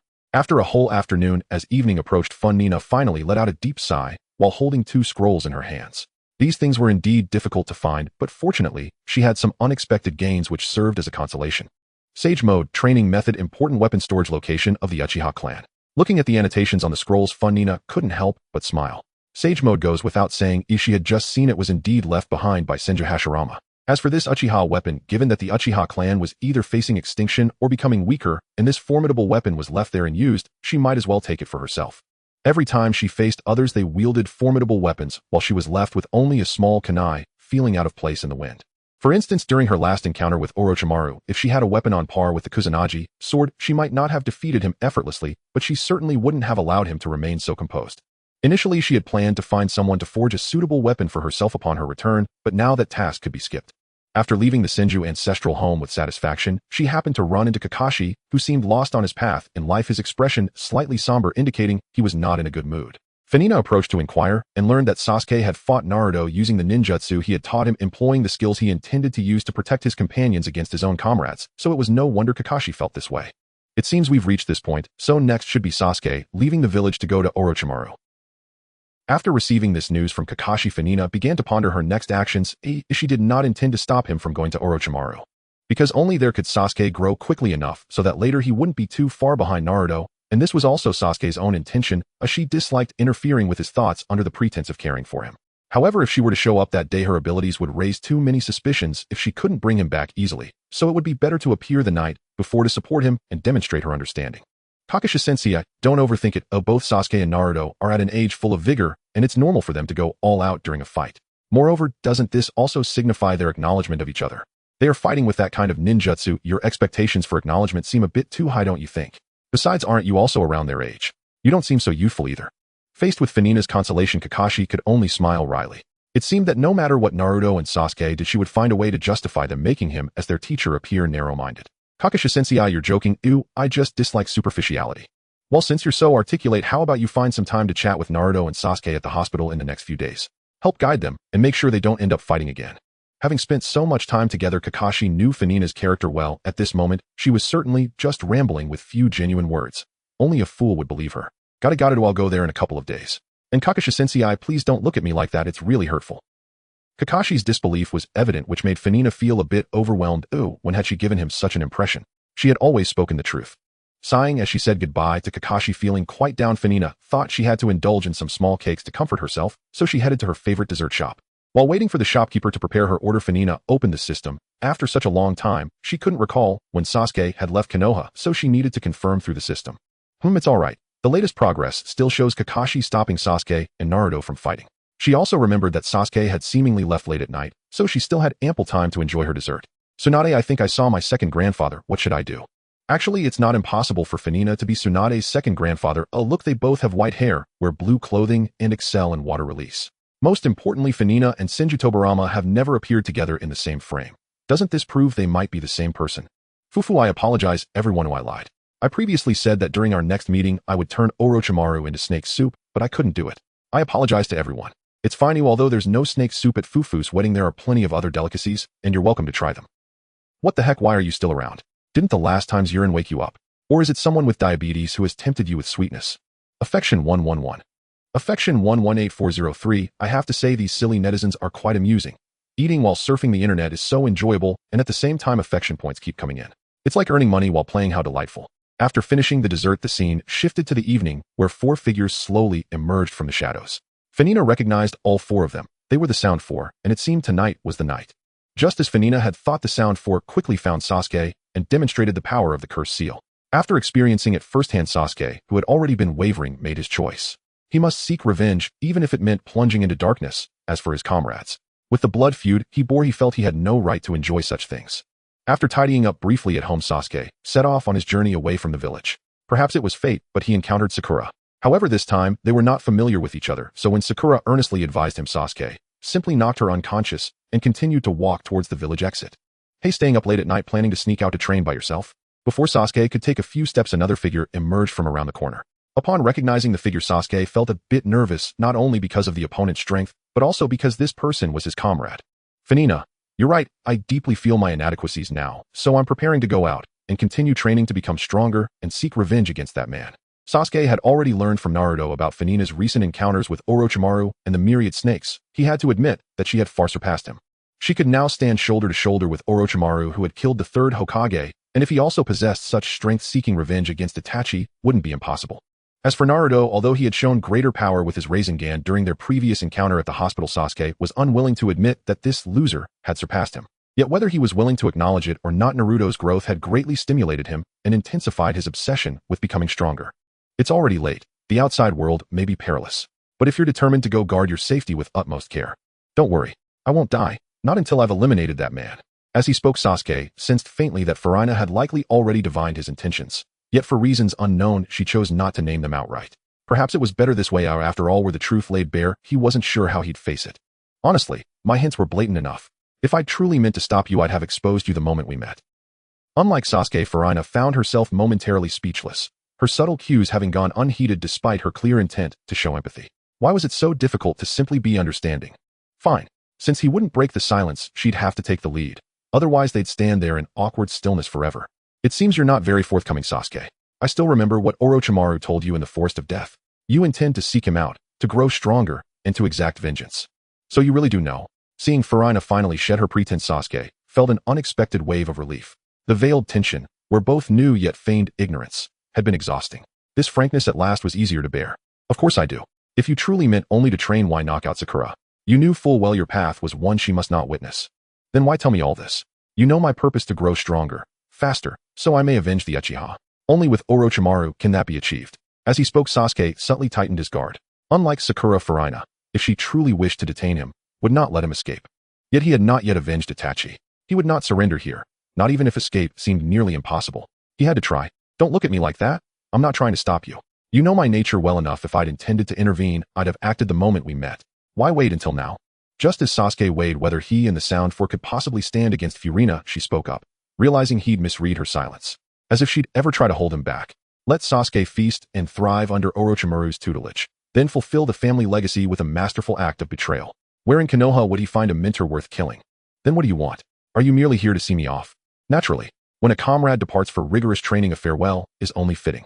Though I cannot fathom the agony of watching one's own kin slaughter the entire clan, as your companion, I honor your choice. This journey may be fraught with danger, but I know forcing you to stay would only deepen your torment. To live in such anguish is worse than death itself. So I will not hinder you. Humph. A faint, genuine smile tugged at Sasuke's lips, and with it his vigilance dissolved entirely. Just as he'd suspected, Furina would not oppose him. And more than that, she understood. Before this, Sasuke had believed no one in Konoha could comprehend him, that none grasped the unbearable weight he bore after the massacre. Now he saw he'd been mistaken. Not everyone was blind to his suffering. Even if only one person saw it clearly, sometimes one is enough. Still, while I hold this view, Naruto does not. Were he to learn you're seeking Orochimaru, he'd shatter your limbs before dragging you back. Not out of malice, but because he cannot bear losing a comrade to such peril. I know. That knucklehead's temperament is no mystery to me. At the mention of Naruto, Sasuke's smile deepened. Yes, he'd certainly try to stop him. Yet unlike others, Sasuke found it strangely difficult to harbor resentment toward him. He couldn't explain why. Perhaps because in another life they had been brothers. You understand. Well then, it's time to part. Should you ever need aid in the days ahead, come find me. We remain comrades, always. Thank you, but it's unnecessary. Vengeance holds meaning only when borne by my own hands. At Furina's words, we remain comrades, always, Sasuke's eyes flickered with quiet emotion. Yet he offered no reply. In his heart, the Uchiha's blood debt could be settled by no one but himself. Furina wasn't surprised by his answer. Had he actually asked for her help in revenge, she'd have questioned whether he was Sasuke at all. Then for heaven's sake, don't die, or I'll be forced to avenge you myself, reluctantly of course. Understood. Sasuke paused mid-stride toward the village gate, then without turning raised a hand in quiet acknowledgement. Humph. Watching Sasuke stride away with effortless poise, Furina saw no reason to linger. She'd already sensed several hidden figures growing restless in the shadows, and she had no intention of inviting trouble. That woman, her presence weighed heavier upon me than Kimimura's ever did. Rumors say she once clashed with Lord Orochimaru. Feeling overpowered by her is only natural. Don't pretend, you had just as I did. After Furina departed, four figures emerged one by one from the darkness. The Sound Four dispatched to escort Sasuke. They'd shadowed him discreetly, ensuring no mishap befell him en route. Until then they'd felt unburdened, even dismissive of Konoha's famed strength. But Furina's silent appearance shattered that illusion utterly. Marked by cursed seals, their senses far surpassed those of ordinary shinobi. Yet even as Furina stood openly unguarded, they felt not a sliver of confidence, not a single thread of possibility that they might prevail. The gulf between them was simply too vast. Enough bickering, hurry. I believe she noticed us earlier. She simply chose not to expose us, out of respect for Sasuke. Understood. None objected. They shared the same dread, the suffocating awareness that their lives hung suspended on another's whim. Leaving swiftly was the only wise course. Where have you been? Why didn't you appear sooner? Seeing the Sound Four materialize only after Furina's departure, Sasuke almost laughed. Moments earlier they'd swaggered before him, yet at Furina's arrival they'd vanished into the dark like frightened rats. We just handled some matters and arrived now. Oh, Lord Orochimaru has been waiting for you for quite a while. Let's go. I hope so. After uttering an ambiguous remark, Sasuke ignored them, knowing there was nothing he could do about their attempts to change the subject. It was better to leave quickly and avoid unnecessary worries. Taking one last glance at the night scenery of Konoha, Sasuke felt no lingering attachments in his heart. He then entered the special container carried by the Sound Ninja Quartet to rest, leaving this place, where he had lived for over a decade. The next morning, in order to avoid getting involved in the action to retrieve Sasuke, Funingna took advantage of the fact that the news of Sasuke's departure had not spread yet, and applied to Tsunade to leave the village under the pretense of going out to train in Sage Mode. However, although it was to prevent being conscripted, her reason for training in Sage Mode was not merely an excuse. She was genuinely prepared to practice, so it was not a deception to her master. Physical condition Jonin 39055000, Jonin 500-005-0000. Physical condition Elite Jonin 010-0000. Physical condition Elite Jonin 010-0000. Elite Jonin 100010-0000. Physical condition Kage 050-0000. Affinity value 24,332. Before training in Sage Mode, Funingna first elevated her physical condition to match her chakra level. The prerequisite for practicing Sage Mode was possessing a large amount of chakra, or else she would be eroded by natural energy. The refinement of chakra was closely related to physical condition, and after her chakra reached the Kage level, Funingna felt that her Jonin level physique was somewhat inadequate.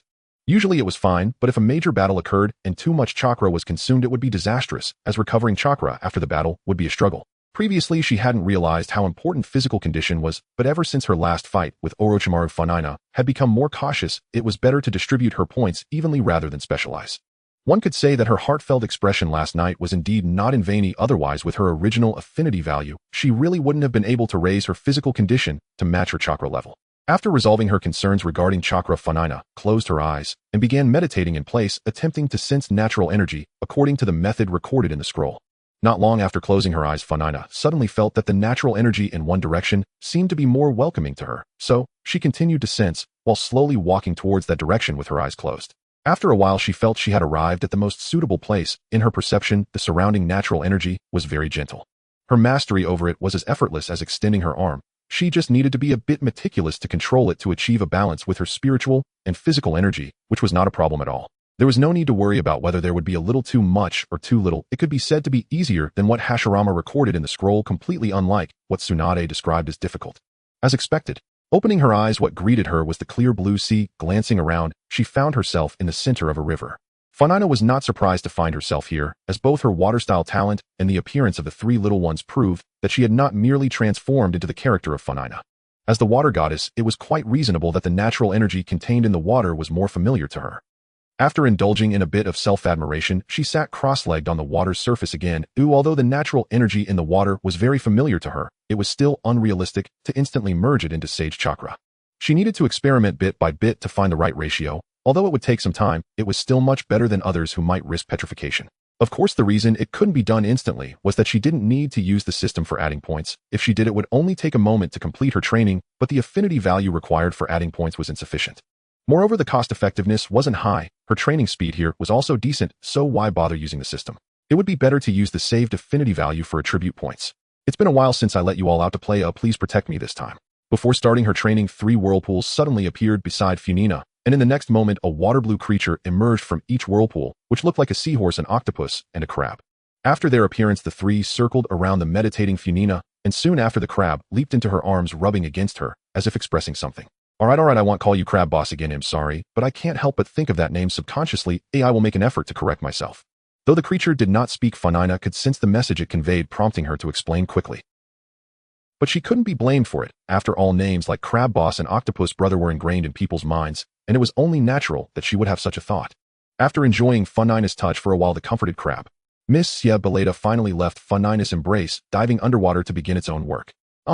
You two, I won't call you any strange nicknames again. Don't be mad at me. Following a wave of cute antics, the effect was excellent. Madame Haiva and Lord Uther had no way to deal with her, and after circling her a couple more times, they too dove underwater to guard against potential dangers.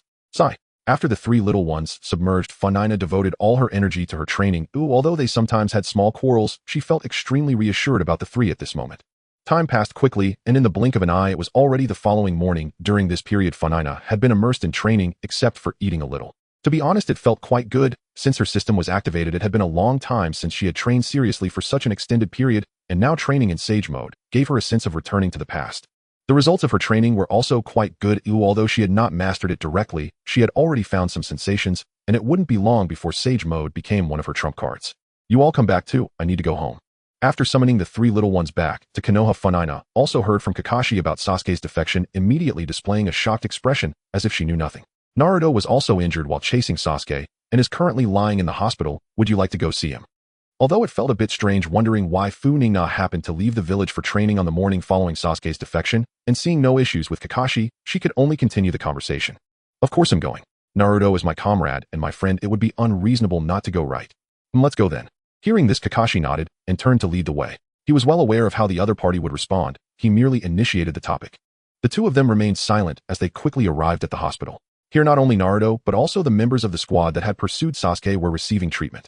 They had all sustained serious injuries during the mission, especially Neji and Dingji, who were nearly at death's door. Upon seeing this, Funingna didn't linger too long and offered a few words of comfort before swiftly heading to Naruto's ward. She feared that spending too much time with the severely injured would make her question her choices, yet she also couldn't forcibly keep Sasuke from leaving. It was a stalemate. Since overthinking would only lead to problems, it was best to think less for a while. Self-inflicted mental turmoil was unwarranted. It's you, Funingna. Sorry I couldn't bring Sasuke back. Upon seeing Funingna, Naruto, who was sitting on the hospital bed looking dejected, visibly brightened for a moment, but then his expression fell again. In his view, since Funingna was not with him, he felt obligated to bring Sasuke back. However, in the end his comrades were severely injured, and he could not succeed, thus betraying their hopes. Don't be so downcast. Sasuke has merely left, he hasn't died. You can still bring him back when you meet him again. Cheer up. Seeing Naruto's forlorn expression, Funingna sighed inwardly. She understood how much Sasuke's departure impacted Naruto. They had fought side by side not long ago, yet now he had become like this. Funingna knew Sasuke's reasons, and therefore wouldn't be too affected by his departure, but Naruto was different. Due to the Nine Tails, he had been lonely since childhood and cared more about his comrades than others. Sasuke was one he valued the most, so his departure naturally hit him hard. She's right. You are my student Jiraiya, the Toad Sage. How can you be so downcast? If you really want to bring Sasuke back, you must pull yourself together. Got it. Thank you all. At some point, Jiraiya had also appeared by the window. Seeing the several people encouraging him in the ward, Naruto's previously downcast demeanor began to recover. Funingna, teacher Kakashi, the perverted sage, and so many others supported him. How could he easily give up like this? Just wait, Sasuke, I will bring you back. After regaining his spirits, Naruto did not linger in the hospital and left the village with Jiraiya for training that afternoon. As a Jinchuriki, his physical injuries had long healed. The only thing troubling him was his unwilling heart. Hokage's office. How you also want to go out and train? Can't you train properly beside me? It seems I've become a burden to you. Boo-hoo. Looking at Tsunade, who was clutching her chest and appearing heartbroken, Funingna felt a few black lines appearing on her forehead. It was just the two of them here, and she was already letting loose. How could I ever disdain you, master? But you know that training in Sage mode requires a suitable environment, so please let me go. Don't give me that. If you really want to go, it's not impossible, but there is a task you need to complete first. Seeing Funingna grasp her arm again, preparing to use the same trick, Tsunade quickly pulled her arm away and crossed her arms, indicating that this was non-negotiable. Master, you are being too polite. It's just a task. You can rest assured and leave it to me. I promise to complete it successfully. Since it seemed there was no chance of evasion, Funingna readily agreed. It was just a task, and it wouldn't take too long. This task is a transportation mission concerning the Land of Snow, and it's rather important. I was originally going to hand it to Team 7, but since Naruto and Sasuke are both unavailable, it will rely on you and Kakashi to complete it. As for the specific details of the task, you can ask the client later, and you will know what to do then. The Land of Snow. Upon hearing these words, Funingna recalled that it was a nation covered in snow year-round, and rarely interacted with the outside world. Why would it be there? That's right, it's that place. Moreover, there is a celebrity among the people you will be escorting, and she is a great beauty. You will definitely like her. Master, you must be joking. With you beside me, who could possibly be considered a beauty? In my eyes, you are the most beautiful one. Flatterer, hurry up and go. After Funingna's praise, the smile in Tsunade's eyes was almost impossible to conceal, and she could only wave her hand to urge her to leave. Arriving at the location Tsunade mentioned, Kakashi was already waiting there along with a group of somewhat oddly dressed individuals who were likely the clients for this mission. Kakashi-sama, is this young girl the other person responsible for the mission? Seeing Kakashi greet Funingna, a man who appeared to be the leader wearing glasses couldn't help but feel a bit worried. Judging by her appearance, Funingna certainly wouldn't inspire confidence at first glance. After all, this was not a beauty pageant. They were heading into the perilous Land of Snow. The name of Sharingan Kakashi was renowned throughout the world, and he had indeed heard of him, confirming that he was a reliable ninja, but this young girl. Don't worry, Funingna is also quite strong. The two of us will be more than enough to carry out the mission. Hearing this, Kakashi could guess the concerns of the other party and immediately provided his assurance. Since Funingna had proven her strength in the previous battle against Orochimaru, coupled with her meticulous thinking, she would undoubtedly be a reliable teammate. Is Tsunade really not playing a trick on me? Where's the beauty? Walking through the crowd, Funingna still did not spot any beauty. She had initially thought that having a beauty accompanying her would make for an enjoyable journey, but it was quite disappointing. Now that everyone is here, let's go find Miss Yukihira and prepare to set off. We've already stayed here long enough and cannot delay any longer. Miss Yuki. Hearing the name Furina suddenly found it faintly familiar, then recalled wasn't she that renowned film actress? No wonder Tsunade had called her famous. Though Furina had never watched her film, she'd seen promotional posters. And if this truly was her, then Tsunade hadn't misled her at all. Indeed, the young woman was strikingly beautiful. Thanks to prior arrangements for surveillance, the group quickly located Miss Yuki, who sat alone in a tavern sipping wine. Her reasons for doing so unclear. Miss Yuki, the vessel bound for the land of snow, is about to depart. If we delay any longer, we'll miss it entirely. Ah, miss it? How splendid. I have no desire to return to that place. Not ever. Upon hearing her agent's plea, Miss Yuki wore an expression of utter indifference. After flatly refusing, she resumed drinking as though only alcohol could soothe her unrest. Watching Yuki drink without pause, Furina mused that Tsunade and she would likely get along splendidly, both utterly devoted to sake. Why are you so reluctant to go to the land of snow? It's merely for filming a movie, isn't it? Weren't you already in countless others? I may not have seen them, but your advertisements. I see those everywhere. You? Who even are you? Don't bother me. I know my own affairs and you wouldn't understand them anyway. Hearing yet another ill-timed attempt at persuasion, Yuki instinctively bristled. Yet perhaps beauty stirs universal empathy, for upon seeing Furina, her tone softened almost imperceptibly. Who am I? A shinobi of Konoha assigned to safeguard you throughout this production. Rest assured, you may proceed to the set without fear. No one under any circumstance shall harm you. Though Furina couldn't fathom Yuki's resistance, the moment the words "land of snow" crossed her lips, Furina caught a flicker of raw fear in Yuki's eyes. That clarified everything. What could possibly frighten someone about the land of snow? Unless it was someone. And if so, the solution was simple: remove the source of the threat. She despised bullies above all, and a celebrity like Yuki surely possessed considerable wealth. Once the danger was neutralized, a modest token of gratitude would be perfectly appropriate. A win-win indeed. Hey! Upon hearing Furina's introduction, Yuki's gaze flickered, then dimmed again, resigned. Her burden was hers alone to bear. She refused to entangle anyone else, least of all this radiant young woman whose eyes she prayed would never close forever. Oh! Yuki's dismissive sneer left Furina momentarily speechless. Ugh! Only because you're an ordinary civilian do I hold back. Were you a shinobi, I'd show you exactly what I'm capable of. Ah. But then it seems I must take over. Seeing Furina flustered, Kakashi's voice brightened with quiet amusement. His disciple's rare moments of embarrassment were always delightful, though regrettably scarce. What are you planning to do? Noticing Kakashi lowering his headband and stepping closer, Yuki tensed instinctively. But she was merely human. No amount of vigilance could shield her from Kakashi's Sharingan. One genjutsu, and she slumped into unconsciousness. As Yuki collapsed forward, Kakashi moved to catch her, only to find Furina already there, cradling her gently. Even as she held Yuki, Furina flashed Kakashi a downward-pointing thumb, leaving him momentarily stunned. Was I really just smiling at you? Is that truly worth such theatrical retaliation? With Yuki secured, the group soon reunited with the long-awaiting film crew, and after a swift journey boarded the ship bound for the land of snow. Kakashi-sensei, you're utterly despicable. When someone refuses, you resort to genjutsu. That's coercion, pure and simple. Standing on the deck, gazing across the endless sea, Furina, stricken by a pang of conscience, immediately scolded Kakashi beside her. Ah, much better now. All of this was entirely Kakashi-sensei's fault, that wretched man. Oh dear, don't say such things. I was merely fulfilling my mission. Even if I hadn't acted, wouldn't you too have resorted to other means to bring the princess aboard? Having long immersed himself in Isekai'd paradise, Kakashi instantly recognized the double entendre in Furina's words, but chose not to correct her, instead offering a placid defense of his conduct. After all, dwelling on semantics would only play into her hands. The deed is done, yet you still seek excuses, shirking responsibility. Kakashi-sensei, you're truly abominable. Furina didn't absorb a single word of Kakashi's reply, merely continued her solemn, utterly nonsensical tirade. All right, I confess I'm the villain. Look, people are staring. Let's drop it. Noticing curious glances from nearby passengers, Kakashi wisely ceased the discussion. He sensed his reputation might genuinely suffer if this continued. If Kakashi-sensei is a villain, then as your student, I too must be one. Though I've never tried that role before. Intriguing. Then this villain won't be lonely after all, huh? But one who dares speak such dreams could never become evil. And even if you did, surely the fault would lie elsewhere. Why am I crying? Help me put in some eye drops. A sudden voice interrupted their divergent thoughts. Turning, they saw Miss Yuki, reluctantly resuming her role, complaining as she requested eye drops. She'd appeared utterly convincing moments earlier, yet now broke character instantly. Still, from the perspective of behind the scenes footage, it was rather charming. After a brief observation, a colossal iceberg loomed ahead. The director instantly recognized its cinematic potential and insisted with fervent urgency that they land there to film. Furina and Kakashi were present solely to ensure the safety of the shoot, so they raised no objection. Nor did anyone else possess grounds to refuse. Thus, the entire party ascended the iceberg without hesitation. Once atop, the director immediately sprang into action, issuing rapid, passionate instructions to the crew. His profound love for his craft was unmistakable.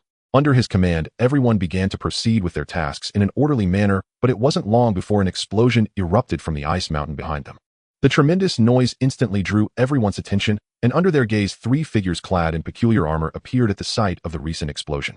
Miss Shuehue seemed to recognize them as she immediately retreated in terror upon seeing their arrival. The faces of the 3 were adorned with smiles, and one girl with pink hair spoke up. "Princess Xiaoxue, we've been waiting here for quite some time. Why do you choose to run at the first sight of us? Your uncle has been missing you terribly.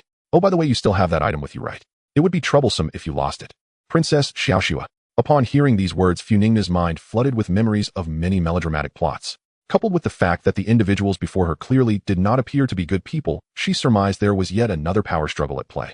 "Oh, I didn't expect you to be the runaway princess of the Snow Kingdom. But you really don't need to run. With me and Kakashi Sensei here, no one can harm you." Watching Xiaoxue dart past her, Funingna couldn't help but feel a bit speechless. Those people were clearly just a bunch of low-tier fighters. Oh, what was there to be afraid of? Couldn't they have a little faith in her? However, despite her complaints, Funingna understood that being fearful due to past shadows was natural. Thus, she did not impede the other party and turned to face the 3 who were chasing after them alongside Kakashi. "A mere Konoha ninja thinks they can stop us. Impossible. Our snow ninjas are the strongest." Seeing that neither Kakashi nor Funingna showed any intention of backing down, the leading snow ninja began to mock them. This was not a provocation, he genuinely believed what he said. Long ago, he had encountered Kakashi while on a mission, and at that time Kakashi had fled in a disheveled state before them, leaving him with the impression that Konoha ninjas were nothing special. Oh, snow ninjas. I had never heard of them before. I didn't realize there were ninjas in such a remote corner. Today has truly broadened my horizons. In terms of trash talk, Funingna, who often surfed the internet in her past life, would not yield to anyone. Coupled with her astonished expression, her words quickly made the snow ninja opposite her grind their teeth in frustration. "Don't let this little brat provoke you. Ill-handle Kakashi, you 2 go capture the elegant Xiaoxue first, then deal with her later." With that, the leading snow ninja took Kakashi with him to engage in battle elsewhere. Among the remaining 2 snow ninjas, one large man suddenly pulled out a device resembling a skateboard from somewhere and rushed toward Funingna. The other female snow ninja extended a pair of wings from the machine behind her and flew into the air, seemingly intending to directly swoop past Funingna to pursue Fenghua Xiaoxue. With one person holding back and the other chasing, the situation appeared to take a turn for the worse. After all, no matter how low tier they were still ninjas, making it easy for them to deal with ordinary people. A tank taking damage while an assassin sneaks in from behind. Quite an interesting strategy. Funingna had originally thought to play along a bit longer to relieve the boredom, but who would have thought that even with such mockery their target remained clear trouble for the princess. Given this, she had to take things seriously. She didn't want to find herself in a situation where something happened to her client while she was playing around. That would be utterly humiliating. Water-style water cutter wave. Although the large man on the skateboard was almost upon her, Funingna paid little mind to him, focusing instead on driving him back and then dealing with the pink-haired one. After all, although that pink-haired one looked rather low tier, she had not anticipated that the girl with the little wings could fly quite quickly and was almost catching up to Fenghua Xiaoxue in no time. That simply wouldn't do. However, reality often diverges from expectation, as was the case now. Seeing the large man charge headlong into her water cutter wave without evasion, Funingna doubted her own eyes for a moment. Even Orochimaru had chosen to evade this technique. Yet this guy did not flinch. Or was he more formidable than Orochimaru? What an eye-opening experience this was. Since he sought death, Funingna was no longer in a hurry to deal with the pink-haired girl. After all, it wouldn't take too long, and she could deal with her later. While she found the large man's actions quite foolish, Funingna also knew that his confidence likely stemmed from some form of support. Sure enough, just as she had thought. Just as the water cutter wave was about to hit, the man's armor suddenly overflowed with chakra, forming a protective barrier around him to resist the attack. So that's his trick. No wonder he's so fearless. With this level of defense, most ninjutsu should be ineffective against him. Seeing this, Funingna understood his reliance, but while confidence is a good thing, arrogance is not. Even the so-called absolute defense of Susanoo can be breached when an attack reaches a certain spiritual level, and this kind of armor was certainly no exception. Overwhelming strength was not difficult for Funingna. Thus, Funingna increased her chakra output for the water cutter wave, amplifying its power significantly. The armor, which had barely been holding against the watered-down version of the water cutter wave, could no longer withstand the increased force and was instantly rendered useless.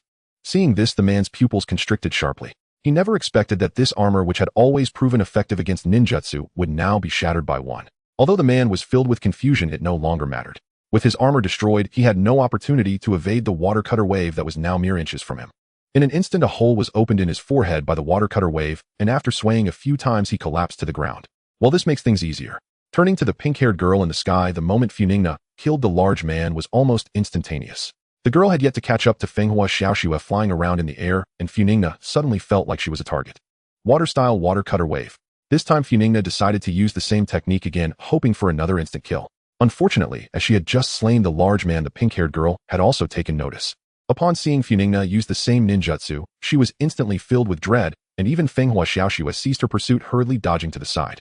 Just barely avoiding the water cutter wave before the pink-haired girl could even catch her breath, Funingna had already arrived beside her and kicked her back to the ground. Long time no see, Kakashi. Why aren't you running away this time like you did last time? You're making me exert more effort. My disciple is still fighting. As a master, how can I run away? On the contrary, you Wolfang better escape soon, or it will be too late. After narrowly dodging the massive ice whale's charge, Kakashi immediately retaliated against his opponent's taunts. Previously, he didn't pay much attention to such taunts. Compared to verbal sparring, he preferred to silence his opponents through action. But everything changed after meeting Funingna. Influenced by her, he no longer retreated in words, just as he was doing now. You really have a sharp tongue. Once my companions take down that little girl, I wonder if you can still smile. Not wanting to waste more breath, Wolfang quickly shut his mouth, focusing all his attention on the battle between the two. I return that statement to you in kind. Like the confident Wolfang, Kakashi also believed that Funingna would definitely win. After all, did Wolfang truly understand Funingna's strength? As her teacher, he certainly did.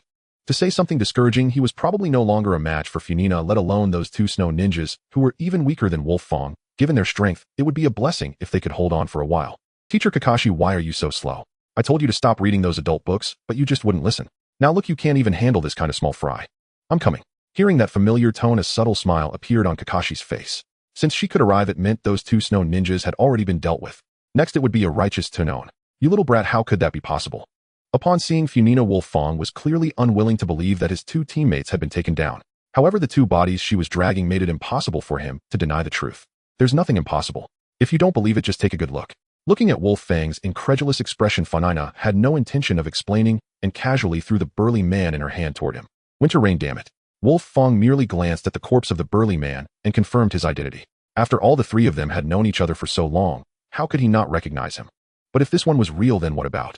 Thinking of the worst-case scenario, Wolfang hurriedly looked at the pink-haired girl in Funingna's other hand. There was no mistake, she was the last of their group. After confirming that it was indeed his two teammates, what puzzled Wolfang the most was why they had been defeated by Funingna so quickly. Wasn't she Kakashi's disciple?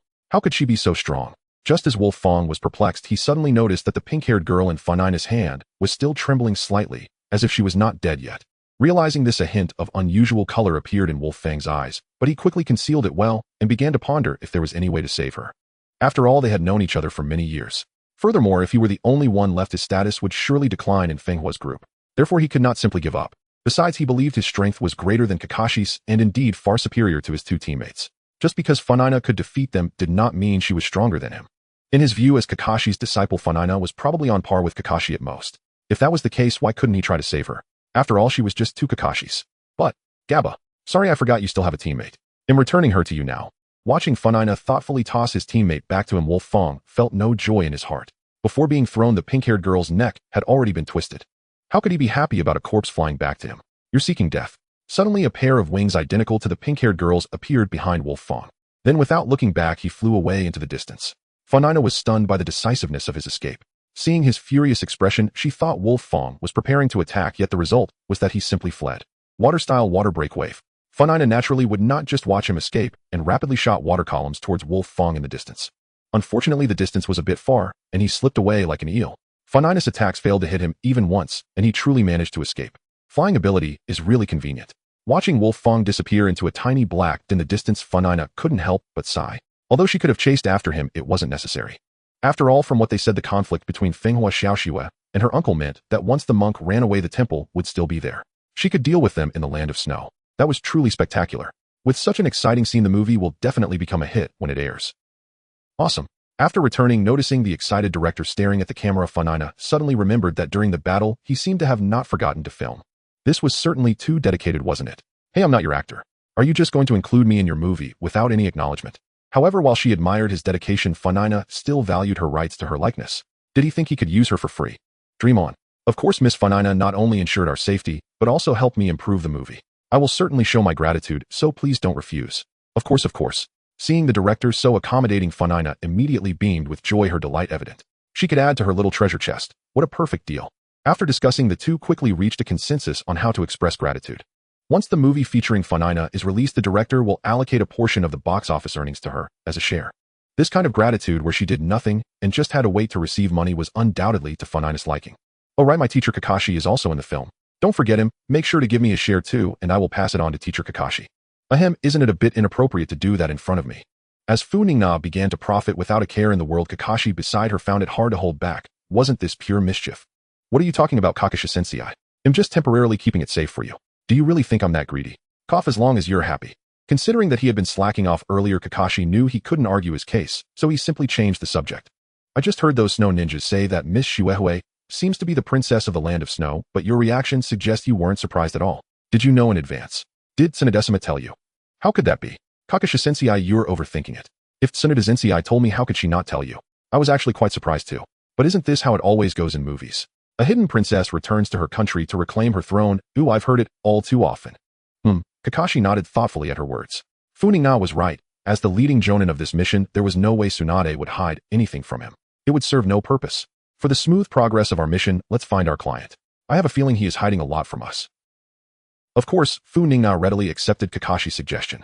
She was quite interested in the matter and couldn't wait to hear about the love and hatred within the land of snow. On the ship, not just Kakashi and Funingna, but the director and crew filming the movie were also present. Although they could disregard danger for the sake of filming, they at least needed to understand the situation. After all, they couldn't just die without knowing why. The client of the mission, the agent, realizing that the situation could no longer be concealed, had no choice but to recount the old stories from the past.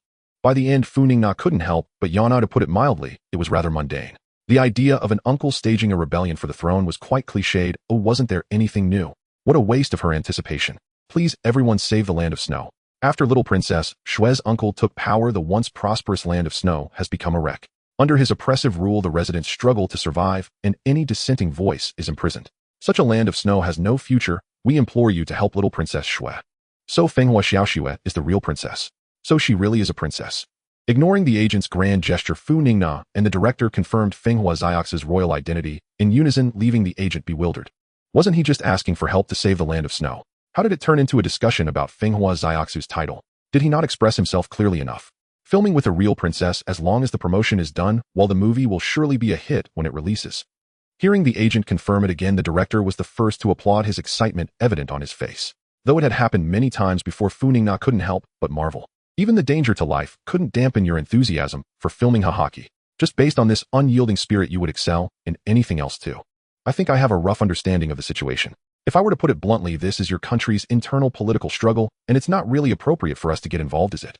Seeing Funingna seem resistant, the agent quickly began to persuade her. For him, the director's opinion was irrelevant, but without the help of these two Konoha ninjas, it would be absolutely impossible. Just dealing with the ninjas under Fenghua Xiaoxue's uncle would be a challenge. But our mission is to protect little Princess Shue during filming. Helping you reclaim your country is not within our scope of work. No matter how earnestly the agent tried to persuade her or appealed to justice, Funingna remained uninterested. In the end, the agent couldn't help but feel pessimistic. He had gained a clear understanding of the ninja's strength during the previous battle. With Kakashi and Funingna's help, defeating Fenghua Nuda would surely not be a challenge, provided they were willing to assist. If not with his current team, even the previous snow ninjas would be hard to deal with, let alone defeating Fenghua Nuda. Now that would be an impossible dream. So what you mean is? What I mean is we need more money. Seeing the agent look surprised, Funingna smiled, walked over, patted his shoulder, and explained. Even after all these years, you haven't given up on supporting the princess to reclaim her throne. Although the princess seems a bit resistant, I actually admire that. Yet admiration aside, you can't expect us to be fools. Taking escort money while trying to overthrow the country. Are you joking? Money is not the issue, so will you help little Princess Shue? Funingna's words instantly lifted the agent's spirits from despair to elation. Although it felt somewhat like being played with, he bore no resentment. As long as he could help little Princess Shue reclaim her throne, he would do whatever it took. This way, he could also repay the late king's kindness. But don't get too happy too soon. Helping you is contingent on whether you're telling the truth. If the residents of the land of snow are not as miserable as you say and instead live quite well, we won't act as disruptors. Of course. Once we arrive in the land of snow, I can prove that I am definitely not lying. Moreover, little Princess Shue is not only kind-hearted, but also very wise. Once she takes power, the residents' lives will surely improve. I assure you. Then we shall wait and see. Funingna nodded slightly in response, not denying it. She had a rough idea of what the situation in the land of snow would be like. As the agent said, life wasn't very good. After all, from the earlier behavior of those snow ninjas, it was clear that Fenghua Nuda was not a good person, and under the rule of such beings, it was a wonder if ordinary people could live well. The reason for saying all this is merely to prevent any unforeseen circumstances. After confirming matters with the agent, Funingna finally turned her head to look at Kakashi, who had been silently observing. Although she did not believe that he would refuse, it was basic respect to inquire about his thoughts since the mission was to be executed by both of them. Of course, if there were any issues, I would have interrupted you earlier. I do not oppose this. Continue with your ideas. Seeing that he was asked about his opinion, Kakashi provided his answer, and as Funingna expected, he did not refuse. There was no particularly special reason. It was similar to the mission in the Land of Waves. Since Funingna wanted to proceed this way, then so be it. He did not want to impose the cold harshness of the adult world on his students. Any talk of preparing them for reality was merely an excuse for his own inadequacies. Moreover, with Funingna's current strength, she was already capable of acting according to her own will, so accompanying her in this endeavor was no issue. After receiving Kakashi's affirmative response, Funingna's smile became more pronounced. It turned out that Kakashi understood her thoughts without needing much explanation. However, on another note, you still haven't communicated with your princess. If she doesn't have this idea herself, how can you force her into it? Of course not. The princess has been reluctant to return to the Land of Snow simply because she did not want to involve others. Now with your and Mr. Kakashi's help, I believe she will be able to regain her spirits. The agent did not dare to neglect Funingna's inquiry and quickly explained with various suitable reasons. In summary, the princess would definitely be fine. This is what you need to consider. Funingna smiled lightly at the words, said nothing further, and turned to rest.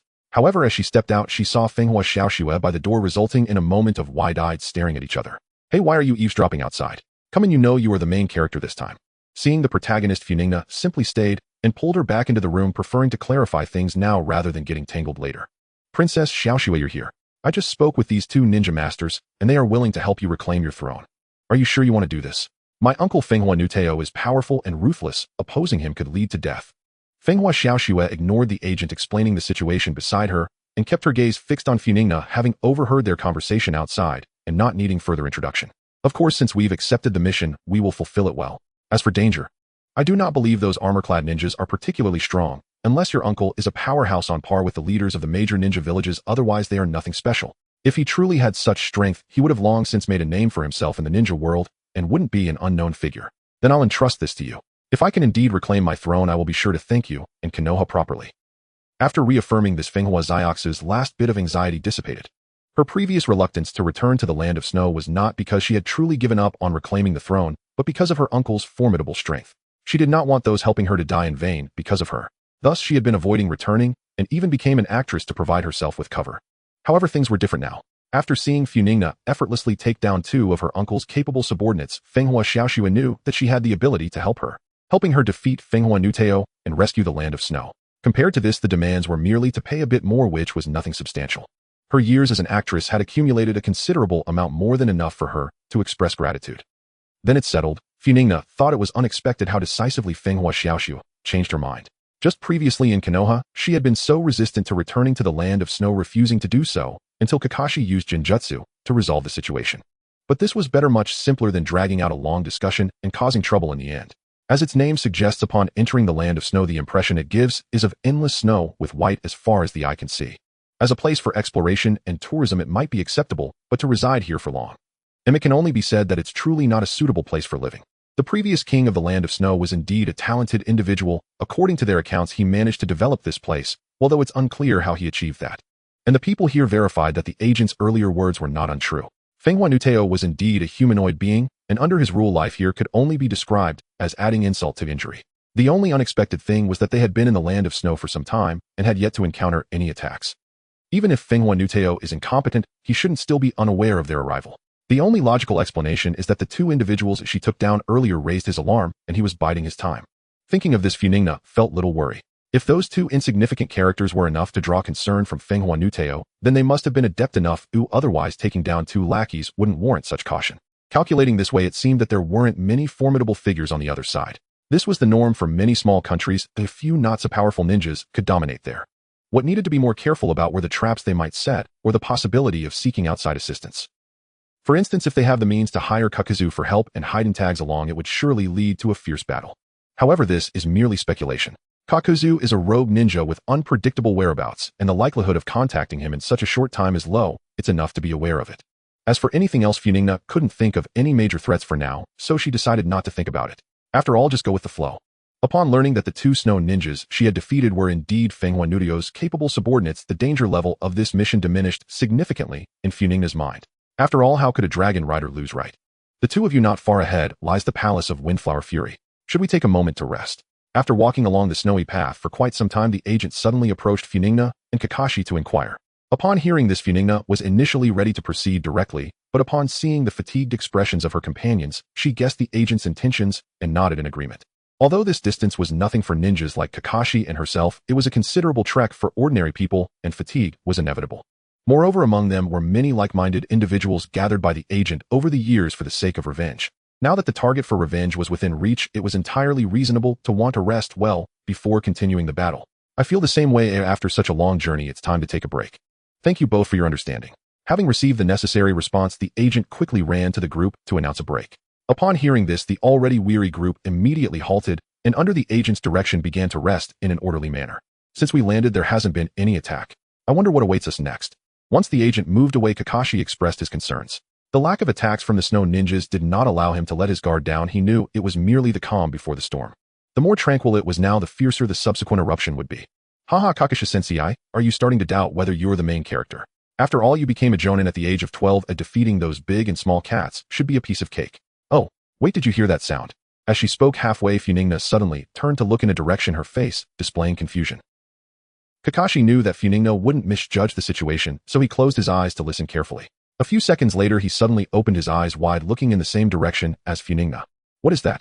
Under their gaze, a track suddenly appeared on the ground previously covered in snow, and soon a massive train sped along the track towards them. Not only did the accompanying group show surprise at this sight, but even Funingna's eyes widened involuntarily. What the heck is going on?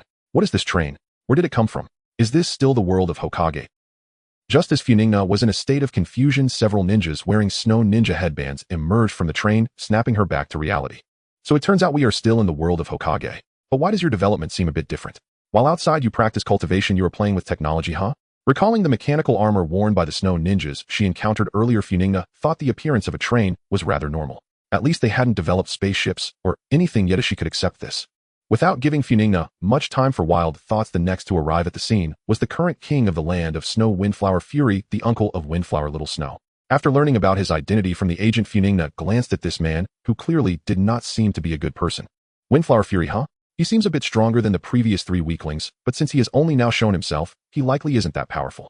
He is the infamous Windflower Fury who assassinated King and is the root cause of the current state of the land of snow. Please everyone join me in eliminating this villain. As the train approached the track, the agent called to the crowd to charge towards Windflower Fury, who stood on the train. I have no interest in talking to you. Where is Little Snow? If revenge is desired, she is the main character, should definitely be here. Windflower Fury, you are unworthy to meet Princess Little Snow. And then let's deal with you first. Windflower Fury glanced at Funingna and Kakashi in the distance, noticing they were not moving, in order to make the rushing crowd their target. Unlike typical attacks, after Windflower Fury gave the order, the train's form suddenly transformed, revealing countless holes. Then under the operation of personnel beside it, numerous shuriken poured out, shooting towards the approaching agent and his group like a torrential rain. Charging straight in like that, do you have a death wish? Watching the unexpected rapid assault ahead, Funingna marveled at the agent's bravery, yet her hands did not slow down in the slightest. Just as the agent's group was about to perish under the onslaught of countless shuriken, a massive water wall suddenly rose before them, blocking all incoming shuriken. And it wasn't over yet. After the shuriken had stopped firing, the water wall transformed into a water dragon, carrying countless shuriken as it charged towards the train. At the moment of collision, the train was knocked off the track, flipping sideways into the snow, with many of the operators perishing under the double assault of the water dragon and shuriken. The situation flipped entirely in an instant. Whoosh, whoosh, whoosh. Out from the overturned train, many figures sprang forth, with Windflower Fury leading the way. From his gloomy expression, it was evident that the recent events had left him in a foul mood. Additionally, there were several snow ninjas, including the previous Wolf Fong, along with a host of rogue ninjas wearing different headbands. Everyone who should and shouldn't be here had arrived, gathering an impressive assembly. Funingna was not surprised by the appearance of the rogue ninjas, as she had anticipated this. She then scanned the gathered individuals, noting that she hadn't seen a certain miser and a fool wielding a scythe, which was a relief. However, although Kakazu and Haiden were absent, Funingna did spot 2 familiar figures in the crowd, a rogue ninja from Mist who was standing behind Wolf Fong with a large sword, and another wearing a mask. Upon seeing them, Funingna was unsure whether Windflower Fury was lucky or unfortunate. Logically, not drawing Kakazu but instead drawing Zabuza was still a decent outcome, as he too was an elite jonin who had defected from one of the 5 great shinobi villages with considerable strength. But the unfortunate part was that the powerful help he had summoned happened to be acquainted with the very people he wanted to deal with, which was a disaster. Moreover, Funingna could tell that the reason Windflower Fury dared to attack now was that Zabuza had given him considerable confidence. While the other rogue ninjas couldn't be said to be negligible, they clearly fell short in momentum compared to Zabuza, and this was evident from their slightly behind positioning. The closest to Windflower Fury were several snow ninjas from his group, followed by Zabuza and the white figure beside him. The remaining individuals were slightly further back. Ninja of Konoha, where is Princess Yukaheim? This matter concerns only her and me. Surely she cannot hide from start to finish. Having seen no sign of Yukaheim since the confrontation began, Fubuki Dodo's expression darkened further. He had gathered this formidable force solely for the key she possessed. If she escaped now, his entire scheme would collapse into futility. There's no point pretending anymore. We all know your true motive. The necklace that unlocks the treasure vault. She entrusted it to me long before this. If you wish to claim it, come and take it, by strength alone. With that, Furina produced a necklace from seemingly nowhere and held it aloft toward Fubuki Dodo, a flawless replica of the one Yukaheim had worn earlier. What treasure? Merely relics left behind by the Fubuki clan. Very well. If Yukaheim refuses to show herself, so be it. After I deal with you, I shall seek her out personally. At the sight of the necklace in Furina's hand, Fubuki Dodo's eyes flickered, betraying an inner turbulence far deeper than his composed exterior suggested. Yet he dared not reveal his true interest, not when the shinobi he'd hired from the black market were ruthless mercenaries prone to betrayal. He feared they might turn on him the moment greed overrode loyalty. Though he feigned indifference, many among his retinue exchanged knowing glances. The word treasure casually dropped by Furina had already taken root in their minds. The necklace was of course counterfeit, a meticulously crafted forgery. The genuine artifact remained securely in Yukaheim's possession. Furina had never even laid eyes on the princess since the ambush began, let alone seized the necklace. Her ruse served but one purpose: to draw every eye and every blade upon herself. Against such odds she feared no assault, but Yukaheim, defenseless and vulnerable, could not survive even a single shinobi's discovery. After weighing consequence and cost, she chose to become the taunt, the decoy, the willing sacrifice. If there's nothing further, you should withdraw now. These are shinobi. Your presence here serves no purpose. Better to preserve your lives for the future of the land of snow than perish needlessly. Seeing that Fubuki Dodo delayed his strike, Furina turned instead to her manager, who had rushed to her side ready to fight alongside her. His courage was admirable, but courage alone could not shield ordinary men from shinobi warfare. Their presence would only hinder, not help. The manager instinctively recoiled, his voice catching. This was the chance he had waited decades for. Even death held no terror. To abandon it now felt like sacrilege. Yet passion did not cloud his judgment. In the next breath he grasped the truth. He had witnessed shinobi power firsthand. It dwarfed mortal capability. To remain was folly, to retreat wisdom. Without hesitation he signaled his people to disperse, swiftly, silently, denying Fubuki Dodo any opening to detect Yukaheim's whereabouts. Only the manager knew where Yukaheim truly was.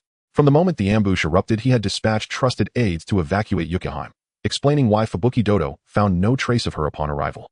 Perhaps he cared little for his own life. Revenge was worth dying for, but for the princess, never. In his heart she embodied the sole hope of the land of snow's rebirth, sacrosanct, inviolable. So confident, sending them away. Do you truly believe just the two of you can overcome us all? A sardonic gleam flashed across Orochi's eyes as Furina ordered the others to withdraw. His earlier defeat must have lulled her into complacency, yet this time was different. This time Fubuki Dodo himself led the assault, and had retained numerous elite shinobi from the underworld, including members of the legendary Seven Swordsmen of the Mist, famed for surviving assassination attempts against the Mizukage. What hope had this child's water release against such legends? All things considered, overwhelming numerical and tactical superiority rested firmly with them. Oh no. Isn't it possible? We're not just two. By the end, Furina could barely suppress her smile from her vantage. Zabuza had already begun drawing his sword, slowly, deliberately, behind Orochi. Furina, who had faced Zabuza before, recognized that motion, the unmistakable prelude to slaughter. Orochi, who'd narrowly escaped death last time, remained blissfully unaware of the storm gathering at his back.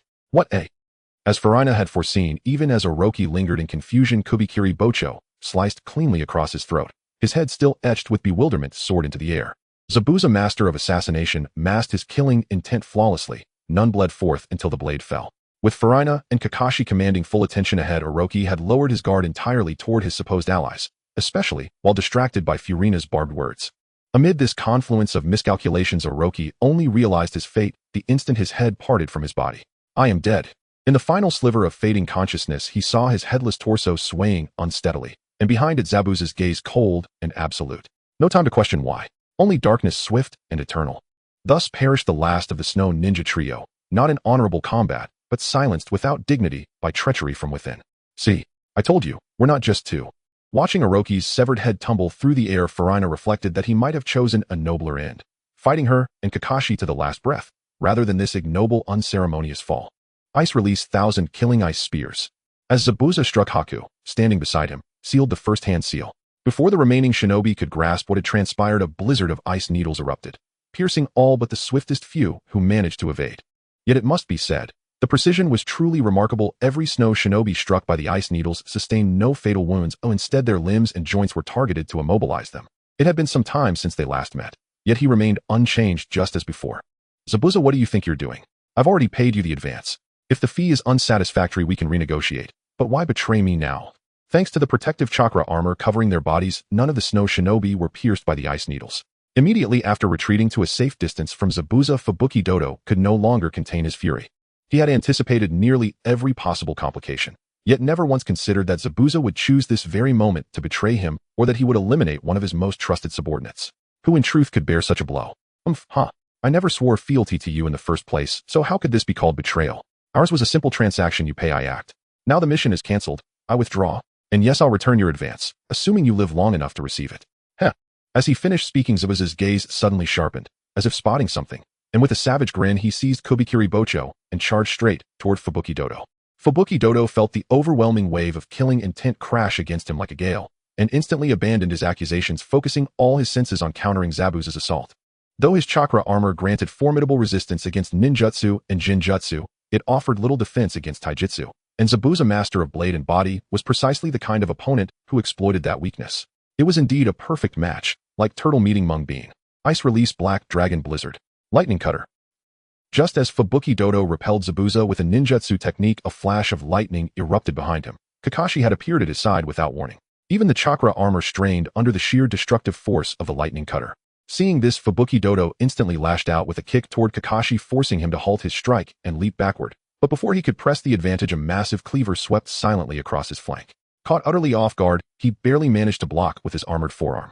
Yet Zabuza's raw power far exceeded what Fubuki Dodo could counter in panic. For but an instant they locked. Then Fubuki Dodo was hurled backward, crashing into the snow with a violent burst of white. As the swirling snow settled, Fubuki Dodo slowly emerged, gasping for breath, his right arm drenched in blood. Clearly the armor on his forearm had failed to fully withstand Zabuza's sudden devastating strike. Two elite shinobi, Kakashi and Zabuza, dedicated solely to you. You've certainly got your hands full now. Seeing that Kakashi and Zabuza had already pinned down Fubuki Dodo, Funingna turned away from the main battle, not to join the assault, but to assist Haku against the remaining shinobi. Though several shinobi remained, most were mere ronin, undisciplined, unrefined, and weak. They paled even beside Fubuki Dodo, let alone compared to Roga, the skilled shinobi Zabuza had slain earlier. With Haku fighting alongside her, victory came effortlessly. Within moments, every one of Fubuki Dodo's shinobi lay motionless upon the snow, groaning, broken, and utterly incapable of further combat. Since Haku remained present, Funingna chose not to deliver finishing blows. Instead, she turned her attention back to the fierce clash between Zabuza, Kakashi, and Fubuki Dodo. Unlike those nameless foot soldiers, Fubuki Dodo possessed genuine strength, so much so that even the combined might of Zabuza and Kakashi could not subdue him immediately. He was indeed worthy of his position as their leader. Yet both Kakashi and Zabuza were elite shinobi from major villages, seasoned veterans whose battlefield intuition and synergy, even when forged, spontaneously yielded power greater than the sum of its parts. Moreover, Fubuki Dodo's arm had already been wounded early on by Zabuza's Kubikiri Bocho, so as the duel stretched on, his resistance grew increasingly desperate and uneven. Defending left, he left his right exposed, guarding above, he neglected below. Wounds accumulated, not mortal, yet relentless, while Kakashi and Zabuza granted him not a single breath to recover. Lightning cutter. At last, under their dual assault, Fubuki Dodo faltered, revealing a fatal opening. And Kakashi's Sharingan missed nothing. A blinding flash of lightning. And in the blink of an eye, Kakashi's lightning cutter pierced straight through Fubuki Dodo's chest. His chakra armor, already severely compromised from prior exchanges, shattered under the technique's ferocity, offering no resistance as the blade tore clean through his torso. From afar, Zabuza flinched, as if a phantom pain stabbed deep into his own chest, as though he too had been skewered by the lightning cutter. A most unsettling sensation. What was that? Startled by his own lapse in focus, Zabuza shook his head sharply. To drift mid-battle. Clearly he'd grown lax lately. Having landed the decisive blow, Kakashi withdrew without hesitation, yanking his arm free and leaping backward. A direct hit from the lightning cutter sealed the outcome. All that remained was vigilance against the enemy's final desperate counterstrike. Damn it. Staring at the gaping wound in his chest, Fubuki Dodo could only curse inwardly. Kakashi and Zabuza had denied him every chance to flee, to trade blows, to turn his strength into threat. They wore him down methodically, sapping his stamina, eroding his composure, until death arrived while he still held power in his veins, yet could not wield it against them. Pleasure working with you. As Fubuki Dodo collapsed slowly, face twisted in bitter resignation, Kakashi offered Zabuza a quiet nod of acknowledgement. Had Zabuza not intervened, Kakashi and Funingna would still have prevailed, but the battle would have demanded far greater time, effort, and risk. And should the fight have dragged on, unforeseen complications might well have arisen, complications best avoided at all costs. Yet strangely Zabuza offered no reply, no nod, no word. Only a cold, dismissive grunt. Kakashi stared baffled. Moments ago their coordination had been flawless, now silence reigned. It's been a while, you've grown stronger still. Though he'd ignored Kakashi entirely, Zabuza spoke readily the moment Funingna and Haku drew near. This was no mere courtesy. Funingna's performance had genuinely stunned him, her scale of ninjutsu rivaling even that of the Mizukage he himself had assassinated. Not long ago her overall prowess had lagged slightly behind his own, but now, Zabuza sensed it clearly. If they fought for real, victory would no longer be his to claim. The speed at which one grows stronger is indeed terrifying. Of course I've been diligently cultivating every day. Everything I've achieved today is all thanks to my own efforts and sweat. Even though Funingna was talking nonsense, Zabuza did not doubt her.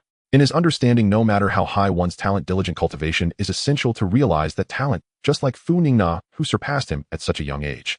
On the contrary, ever since he embarked on a wandering life, it seemed he had not seriously practiced at all. Every day was either executing missions or idling at the base.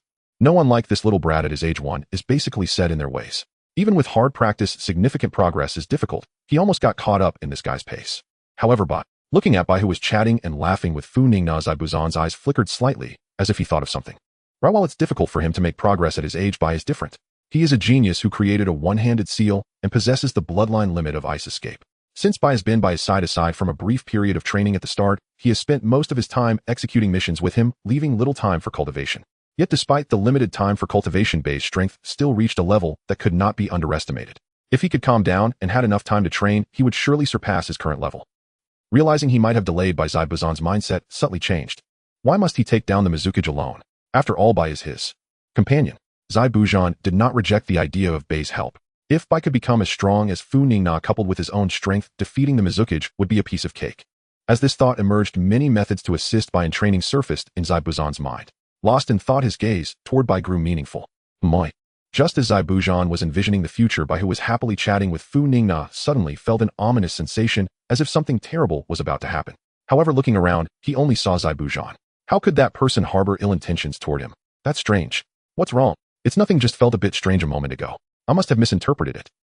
Bai puzzled heard Funingna's concern and immediately explained what had just happened. However, he did not take it to heart. How could Zabuza, no matter the circumstances, harm him? It was simply impossible. Oh, I see. Thank you very much, esteemed ninjas. Please come with us to the capital. We will surely express our gratitude to all of you. After a while, Kakashi, who had previously encountered a setback with Zabuza, returned with Fenghua Xiaoxiue and the agent. Upon meeting, the agent promptly expressed his gratitude. Not only him, but the others also wore smiles, their excitement evident. Clearly the defeat of Fenghua Nuda had greatly motivated them, and their future prospects seemed promising. Let's not rush into that. By the way, what treasure was that guy talking about? Could I also get a glimpse? I am quite curious about something he desires so much. This. Upon hearing Zabuza's request, the agent inwardly cursed.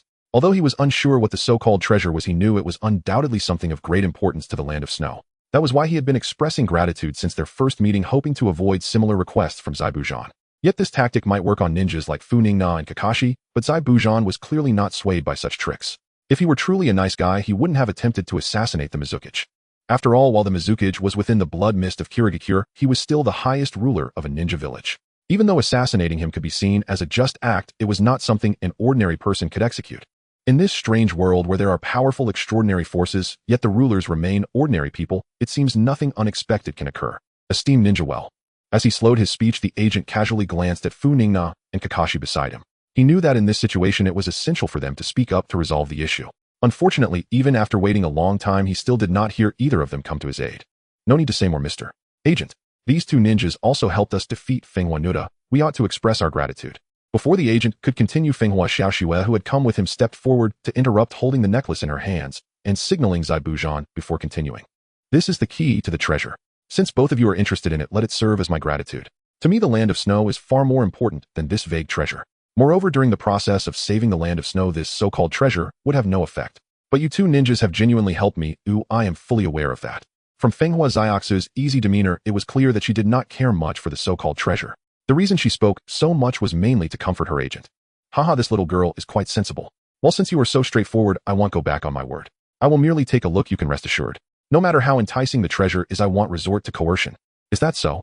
I truly appreciate you. Alright, no need for formalities. While I won't take your treasure, I expect a proper expression of gratitude.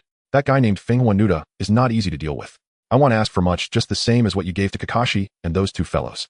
Seeing that Funingna seemed about to continue speaking, Zabuza quickly waved his hand to interrupt.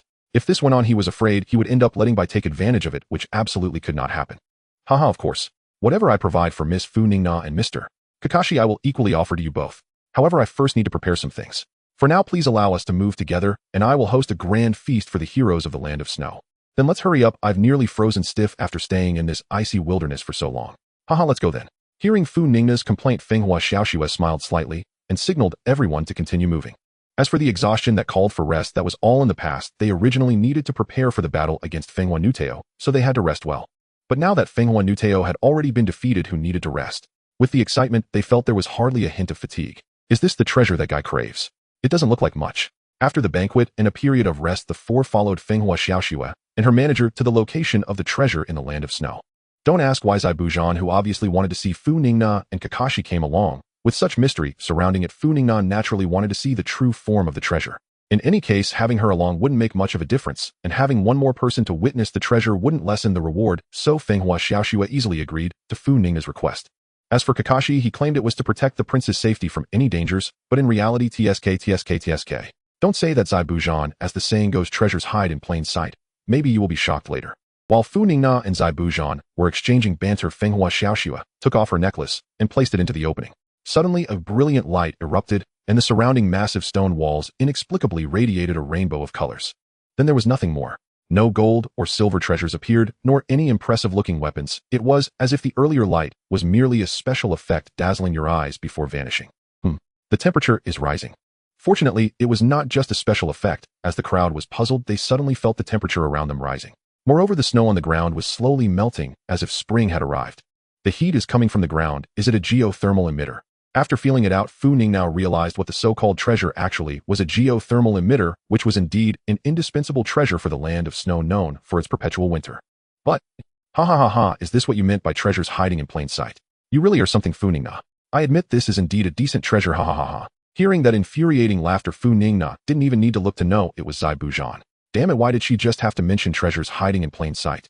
Naruto isn't some fantasy novel. What the hell is that? Now she was getting thoroughly mocked. Turning her head, she indeed saw Zabuza laughing uncontrollably, making her want to challenge him to a duel. Are you looking for trouble? All you do is laugh and laugh. Aren't you afraid of suffocating yourself? What looking for trouble? I'm just happy that the people of the Land of Snow won't have to suffer every day from hunger and cold anymore, and when I'm happy, I tend to laugh a lot, You're getting even more into it. Seeing Zabuza's smug expression, Funingna couldn't be bothered with him anymore. People like him only got happier the more you cared. If you ignored him, he would soon lose interest and stop. Turning back to look at the path they had taken thanks to the geothermal emitter, the snow on the ground had completely melted. After shedding its white coat, it now had a fragrant and vibrant atmosphere. Picturesque scenery. If developed for tourism, it would indeed be a great option. Now Funingna understood how Funingna's father had managed to govern the Land of Snow so well. She had thought a great hero descended to save this place, plagued by perpetual snowfall, but it turned out he had just activated easy mode with the geothermal emitter. Now Funingna's earlier confusion was resolved. How could a great hero prop up a crumbling empire against Funingna? It made no sense, but now the truth was revealed. The geothermal emitter was the MVP. Why are you still in a daze? Having seen the treasure of your Land of Snow, we should be heading back now. Glancing past Zabuza, who was not only laughing, but also finding mischief with Kakashi, Funingna's gaze finally rested on Funingna, who was staring blankly ahead, lost in thought. Is this the treasure you said we can never lose, father? Now I understand your intention back then. Ignoring Funingna's hand waving in front of her, Funingna seemed to recall something and suddenly spoke to herself, her gaze gradually becoming more determined. Funingna, who was watching from the side, was taken aback as she suddenly began to chant. Was this triggering a memory? Funingna felt that if this were an animated movie, a flashback would definitely be inserted at this moment. She would bet her signature hair tuft on it. Alright, let's go. After we return, I will settle all your rewards, and from now on you will be friends of the Land of Snow. You are always welcome here. As Funingna and her group gradually moved away, disappearing beyond the horizon, several white creatures slowly emerged from the ground near where they had just stood. Wow, that little girl has become even more formidable. But it has nothing to do with me. Let that guy Obito worry about it himself. If Funingna were still there, she would definitely recognize them at a glance. They were the White Zetsu, or rather the White Zetsu under Uchiha Obito. Moreover, these were not ordinary White Zetsu. They had their own consciousness. They were special White Zetsu. Spread throughout the ninja world, they provided unparalleled intelligence advantages. In the original work, the Akatsuki organization was able to capture most of the tailed beasts in such a short time, and they were undoubtedly instrumental. In the rain village in a cave, a person wearing an orange mask stood motionless, staring at the unending rain outside, lost in thought, exuding an air of mystery. Not until he sensed some movement behind him did the masked figure turn around to see the black and white carnivorous plant slowly emerging from the ground. Is there something you need? Hey Obito, am I not allowed to come find you unless there's something going on? That's really sad. Oh sorry, I seem to have forgotten how to cry. Whoa, now I'm even sadder. Hurry up, stop dawdling. Alright, I will tell you, but afterward you must tell me what crying feels like. I'm so curious. Seeing the glint of danger in Daido's eyes, Baiju quickly stopped his antics and spoke up. Daido, let me tell you, a place called the Land of Snow has undergone a tremendous change these days. It was once covered in snow, but now there is not a single flake to be seen. The Land of Snow. What is that? I've never heard of it. Is there anything noteworthy there? Hearing Baiju mention the Land of Snow, Daido's brow furrowed slightly. Over the years, he had been too preoccupied with the moons I planned to pay attention to such obscure little countries. As for his time in Konoha, let's not even mention it. Did you think Cien Air was joking with you? Knowing a little about these extracurricular matters is a sign of disrespect to Cien Air. Well, the Land of Snow hasn't changed, but what has caused the change is someone you care about, Kakashi and her disciple Funingna. Especially Funingna, she has become incredibly powerful. I felt like I would be discovered if I got any closer, and from the strength she displayed, it seems she is not weaker than you have. Funingna. After listening to Baiju's account, Daido didn't care about Kakashi, but instead murmured Funingna's name. He knew that while Baiju could be somewhat exaggerated, he still understood the gravity of such matters. If Baiju said she could compare with him, then she must have demonstrated corresponding strength.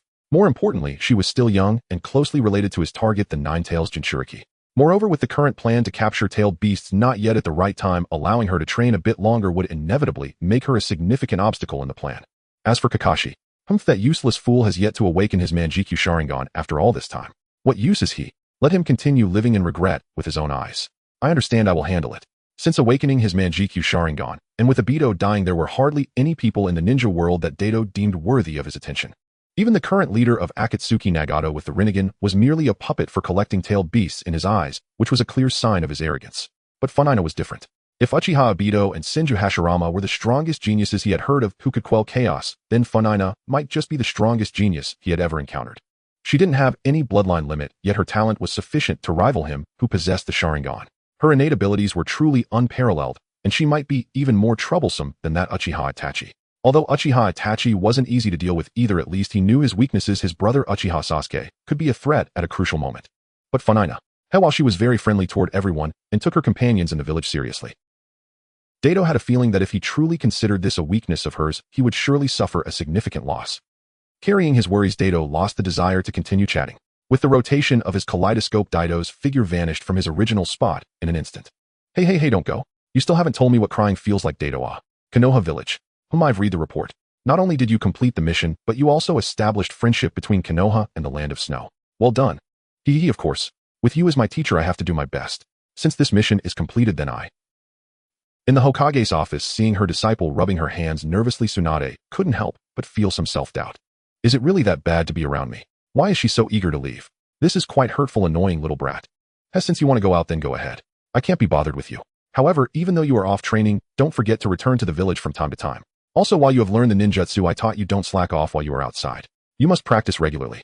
As my disciple, you must be proficient in these. Got it. Seeing Tsunade about to start another long speech, just like Tang Sung, Funingna couldn't help but feel a bit overwhelmed. She quickly clasped her hands together in prayer, hoping the other would finish soon. She really didn't want to hear it. Look at your impatient face.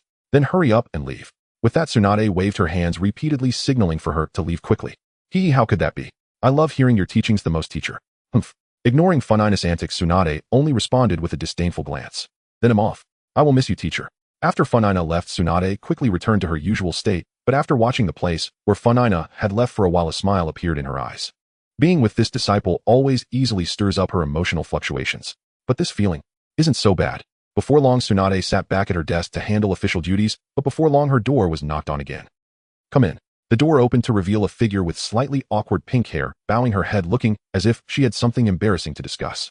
Oh, it's Sakura, coming to find me at this hour. Did you encounter some problems while practicing ninjutsu? Seeing the other's demeanor, Tsunade could roughly guess the reason for her visit, but she didn't feel annoyed. Instead, she felt a bit happy. This is how it should be. A disciple should occasionally encounter difficulties and come seeking guidance from the teacher. Otherwise, how would the teacher's role be reflected? Just like a certain someone coming to ask for a training method, and then bam, they learned it. What's going on here? Seriously. Right, Lady Tsunade, while practicing the palm mystic technique, I felt there were some areas I really didn't understand, so I...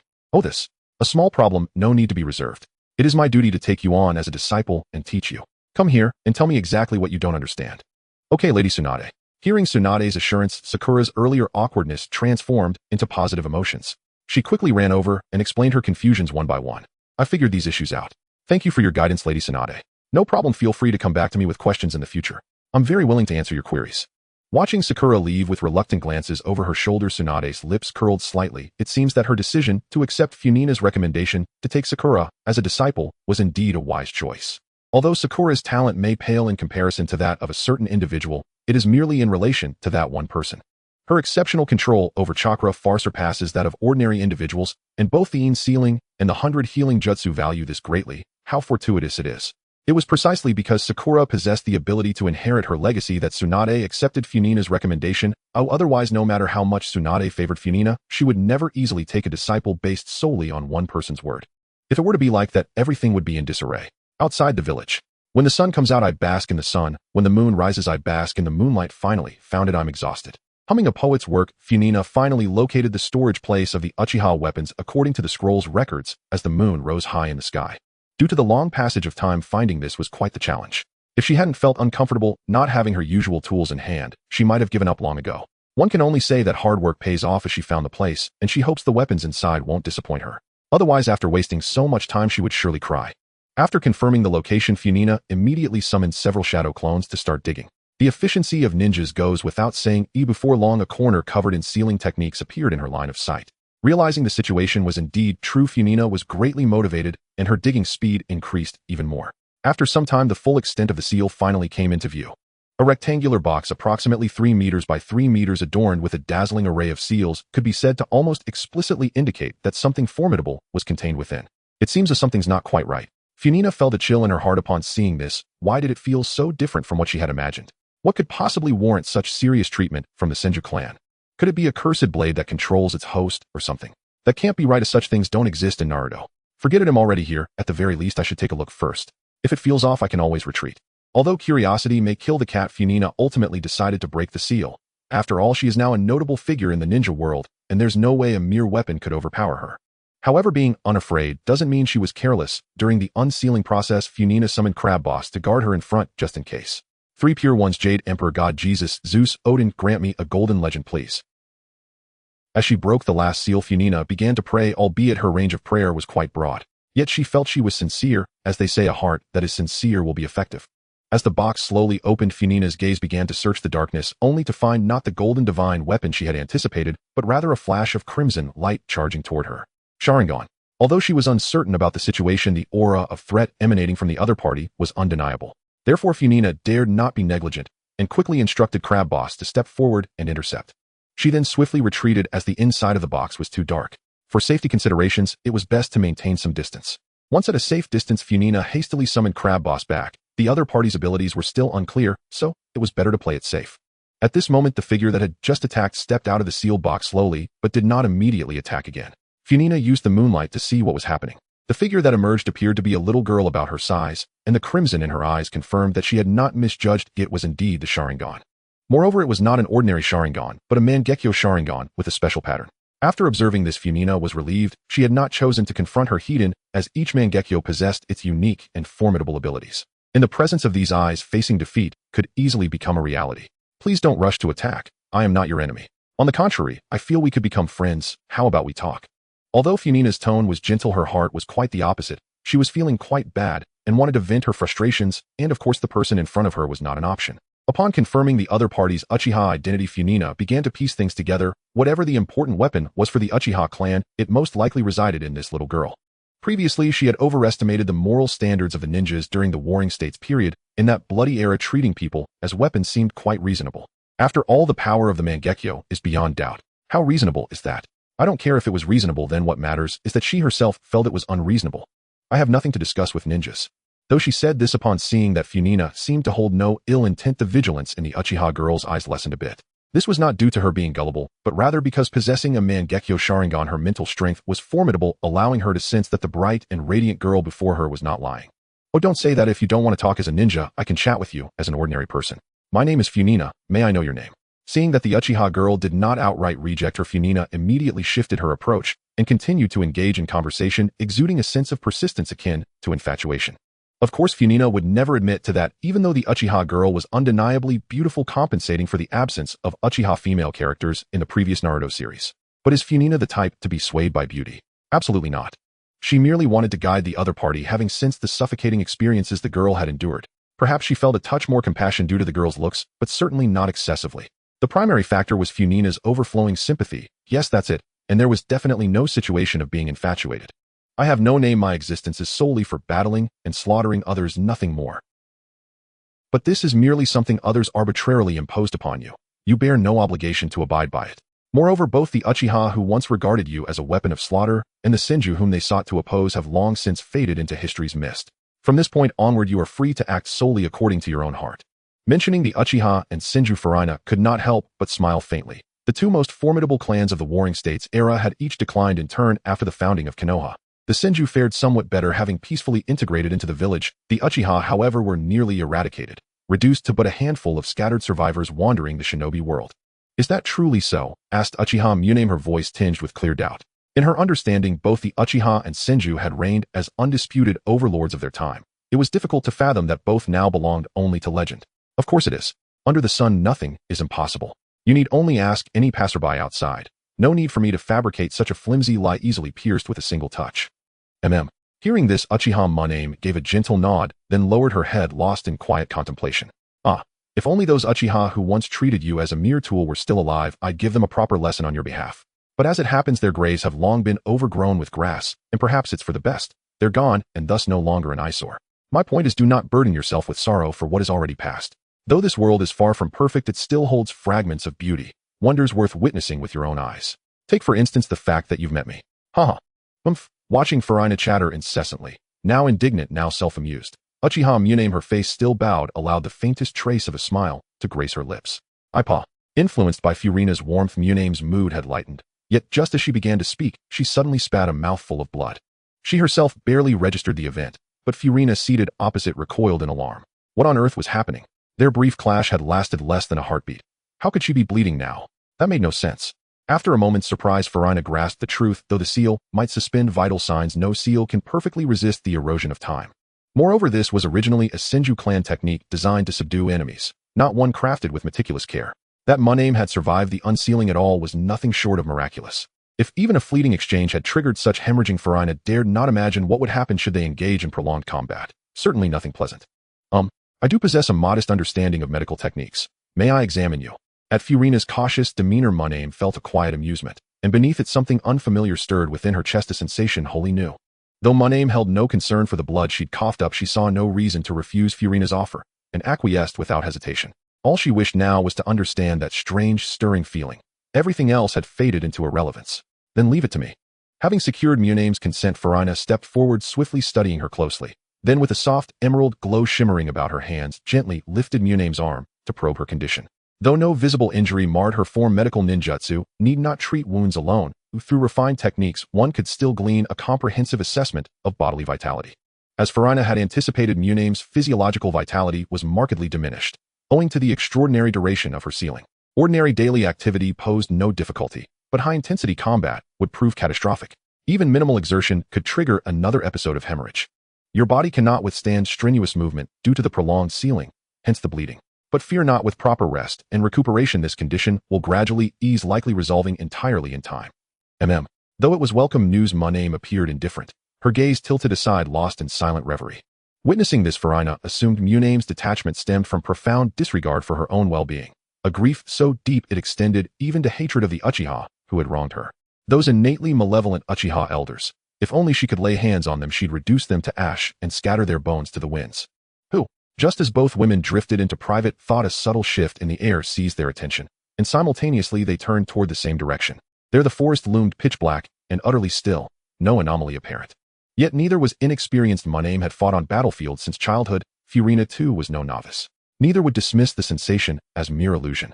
How remarkably perceptive. I'd intended only to observe, but what an unexpected boon this has become. With those words, a distorted vortex materialized before their eyes, and from its swirling depths emerged a figure clad in an orange mask. Clearly he was the anomaly they had sensed. Uchiha Obito. Though his features remained fully concealed, Furina, who had read the Naruto canon, recognized him instantly. To fail now would be grounds for self-embarrassment beyond redemption. Judging by your attire, you must belong to Akatsuki, but there are no Jinchuriki here for you to claim. Still, knowing and showing were two different things, especially since Obito currently masqueraded as Uchiha Madara. My purpose here is not the tailed beast, but the young Uchiha behind you. Hand her over, and I shall spare your life. Obito voiced his intent without restraint, his gaze locked unwaveringly, not on Muname as a person, but on her eyes. To encounter a pair of Mangekyo Sharingan here. How rare. Should I acquire them, I'd face either Nagato's betrayal or that other individual's wrath with far greater composure. Yet just as Obito admired the exquisite swirling patterns within Muname's eyes, something interposed itself, obscuring his view, severing his sight of that mesmerizing design. At some point, Funingna had already moved to stand before Uchiha, Wuming, simultaneously blocking the unmasked gaze of Obito. A person who hides and doesn't even dare to show their face should not spout nonsense about letting me go. Moreover, regarding what to entrust to you or not, this lady from Uchiha has her own thoughts and does not need outsiders like us to make choices for her. Do you understand? How well said. But since we can't communicate, let's see who is stronger in action. Obito's one visible eye glimmered slightly at her words. He was not surprised by Funingna's refusal. In fact, such a response was exactly what he expected. He did not deny Funingna's words, but their stances were different. To bring everlasting peace to the ninja world, he was willing to use any means necessary. Then let's see what you've got. I hope your strength is different from your sneaky demeanor. Just as Funingna faced off against Obito, Uchiha, Wuming behind her, watched the silhouette blocking her path, feeling that strange sensation return, even stronger than before. We've only just met, so why is she willing to help me? Does she see me as a friend? Though it was her first meeting with Obito, Wuming was all too familiar with that kind of gaze, as the members of the Uchiha clan had once looked at her with similar eyes. But Funingna was different, as she had never seen such an attitude before. Why would someone she had just met, someone she barely knew, be willing to help her deal with another person who also possessed a Sharingan? After much contemplation, Wuming finally found a term from Funingna's earlier words that she deemed fitting: friend. While Wuming pondered the meaning of friendship, the standoff between Funingna and Obito was reaching its conclusion. Neither of them was fond of waiting, they preferred to engage directly. However, during the standoff, Funingna did not remain idle. In that brief time, she poured her sweat and effort into her preparations. Speed Jonin 834450000, Jonin 500 005 0000, Speed Elite Jonin 010 0000, Speed Elite Jonin 010 0000, Elite Jonin 10000010 0000, Speed Kage 050 0000, Strength Special Jonin 156 632 0000, Special Jonin 200 002 0000, Strength Jonin 050, Strength Jonin 050, Jonin 500 005 0000, Strength Elite Jonin 010 0000. Affection points 18490. After using up most of the affection points accumulated during this time, Funingna felt her heart settle considerably. No matter how strong her inner resolve was, without sufficient strength to back it up, it was no different from a castle in the air. She had initially planned to save some affection points, but Obito's abilities were indeed troublesome. Moreover, he was no longer the rookie who had just debuted and fought against Minato. With his wood release and a series of other abilities, if Funingna did not respond carefully, she could very well find herself in deep trouble. Water release, water shuriken. Facing the high-pressure water column rushing towards him, Obito stood still, seemingly waiting for his doom as he watched the attack approach. Yet when the attack struck, the expected separation of flesh and blood did not occur. It was as if Obito did not exist in this world. The water shuriken passed through him unobstructed. All your attacks are useless against me. Obito remained unfazed by the water shuriken that passed through his chest, as if everything he said was true. All attacks were ineffective against him. Coupled with his carefree attitude, if Funingna were unaware of his abilities, she might truly have been fooled. Damn it, he really can act. Watching Obito approach steadily in response to her attack, Funingna inwardly cursed. His Sharingan had indeed drawn a good lot. If it had been Sasuke or Itachi's Sharingan, he wouldn't be able to act so arrogantly. How is this possible? Seeing her attacks being effortlessly ignored, Funingna appeared a bit anxious and quickly increased the frequency of her attacks, but no matter what, she seemed unable to affect Obito. I told you your attacks are ineffective against me. Observing Funingna's anxious demeanor, Obito continued to act arrogantly, though this time his tone carried a hint of amusement. It seemed he had previously overestimated Funingna. Now it appeared she was not so impressive after all. White Zetsu even claimed to be able to match him. How amusing. It's over. As he looked at his hand about to touch Funingna, Obito declared his victory. Once he made contact, no one could escape. Just as Obito's hand was about to touch Funingna, preparing to pull her into his Kemui space, a sudden intense sense of crisis surged in his heart. Realizing something was wrong, Obito decisively abandoned his attempt to grab her. In the next instant, as he reverted to his intangible state, 3 water columns pierced through his body. Had he insisted on continuing to absorb her even with the support of the Senju cells, he would have suffered serious injuries. With the momentum, the now intangible libido passed through Funingna without obstruction. Looking back, he realized what had just attacked him. Are these 3 blue creatures your summoned beasts? How interesting. I have never seen a summon in this form before. After expressing his astonishment, Obito's gaze suddenly became dangerous. The exposed Sharingan spun incessantly, as if it could see through the human heart. Using yourself as bait, and then launching a sneak attack through your summoned beasts is a very dangerous tactic. Based on what I know of you, you wouldn't act this way. So you know my abilities, don't you? No, I don't know your abilities, but every ability has its weaknesses. I don't believe you can ignore attacks while simultaneously launching your own. It wouldn't that make you invincible. Moreover, if you truly had such abilities, I doubt you would act so covertly. For instance, isn't your organization Akatsuki trying to capture the tailed beasts? If you had such power, I reckon you would have gone village to village capturing them by now. How could you be so low-key? I don't believe you're that kind of person. As expected, not so easy to deal with, huh? Beidou did not refute Funingna's words, rather he showed no intention of continuing to engage with her. He realized that White Absolute's words seemed to hold truth, the opponent was indeed troublesome. Since that was the case, there was no need to waste time on them, especially with a more valuable target nearby. TCH. Watching Beidou rush toward the Nameless One without a hint of regret, Funingna's expression darkened. This guy truly had no shame preferring to pick on the weak. Fortunately, Funingna had previously enhanced her speed to the level of a shadow, making her no slower than Beidou, and perhaps even slightly faster. Moreover, the Nameless One was no fool. Upon noticing Beidou's shift in target, he immediately retreated. Though his speed was significantly affected by previous events, he managed to buy enough time for Funingna to arrive from a greater distance. Humph. As he placed his hand on the Nameless One, while a massive water crystal pierced through his body, Beidou reluctantly continued to maintain his intangibility, passing through just like the Nameless One. What's this? Weren't you aiming for me just now? Why the sudden change of heart? A fickle mind won't win a girl's favor, you know. After glancing at the Nameless One who appeared unscathed, Funingna shifted her attention back to Beidou, her gaze now more serious. Just moments ago, she nearly fell victim to him. Although she had anticipated the difficulty of dealing with Kimui, it was still challenging in the heat of battle.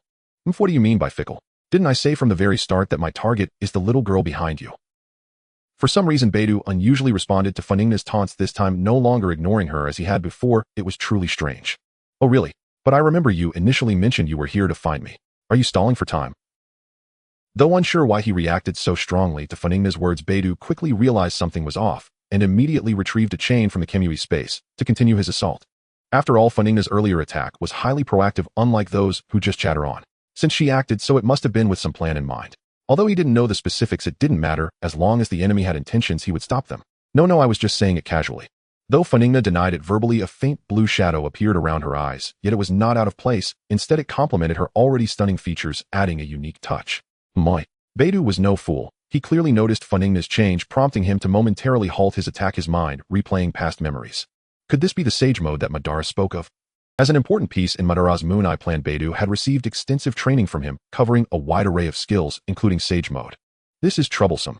Recalling the various functions of Sage Mode that Madara had described, Beidou couldn't help but feel uneasy. The opponent was already challenging enough in their regular state. If they added the boost of Sage Mode. Just as Beidou hesitated about what to do next, Funingna suddenly felt someone grab her hand, small yet not as soft as she had imagined. Turning her head, she found it was indeed the Nameless One.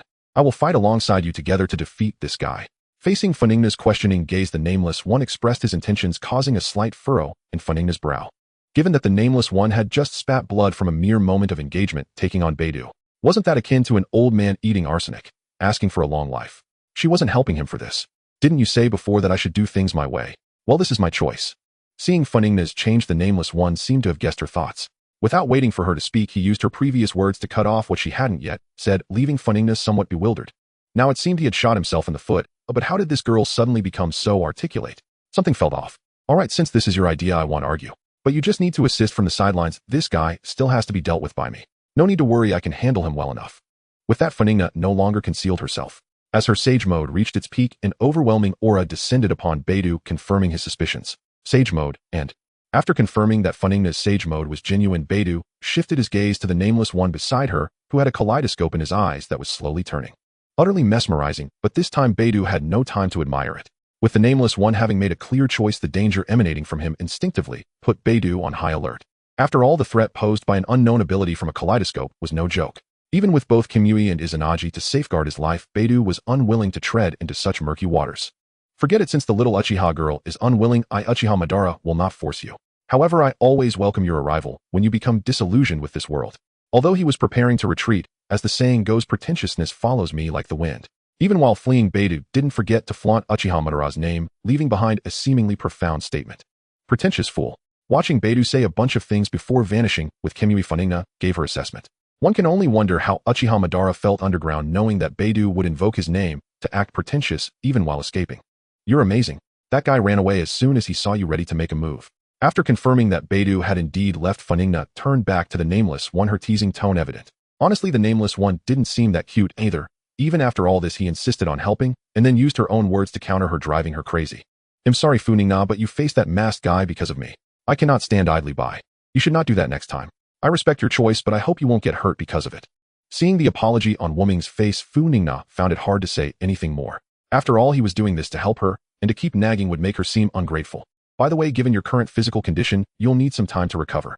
During this period, you should refrain from engaging in any fights to heal better. However, the world is not entirely peaceful. There are still bandits and wandering ninjas around. For safety, Sake, why don't you follow me for now? Once you recover, you can explore this world freely.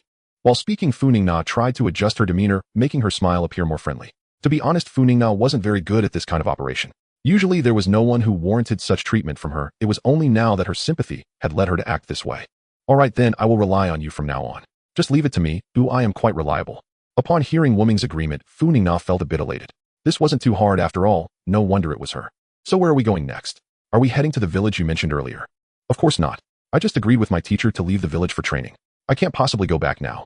To be honest, I came here to find a weapon suitable for me to use when needed, but as you know, the weapon recorded in the scroll turned out to be you. Fortunately, the outcome isn't bad. I have made a new friend. To avoid misunderstanding Wuming, Funingna handed him the scroll that sealed the record as she spoke. However, Wuming seemed unconcerned, glancing at it briefly before putting it away. As for my next goal, I still want to pursue my previous objective, so I plan to visit the Iron Country first. As a nation of warriors independent of ninjas, they must have great capabilities in crafting weapons. However, it seems to be a bit cold there. What do you think? I'm fine with anything. You can decide, Funingna. Naturally, Wuming would not refuse Funingna's suggestion. Not to mention that she was unaware of the world now. Even if she understood, she wouldn't have any objections. Compared to other matters, she preferred to be with her only friend. Then let's go. By the way, since we'll be traveling together for a long time, I can't just keep calling you hey. You should give yourself a name too, so it's easier to address you, and it also serves as a farewell to the past. As they prepared to set off, Funingna suddenly remembered that Wuming still didn't have a name. How could that be? It would be quite impolite to keep calling him Wuming. A name, huh? Wuming slightly lowered his head as if contemplating the matter seriously, but after a moment, he looked up at Funingna. I never thought about names, so I don't know what would be good.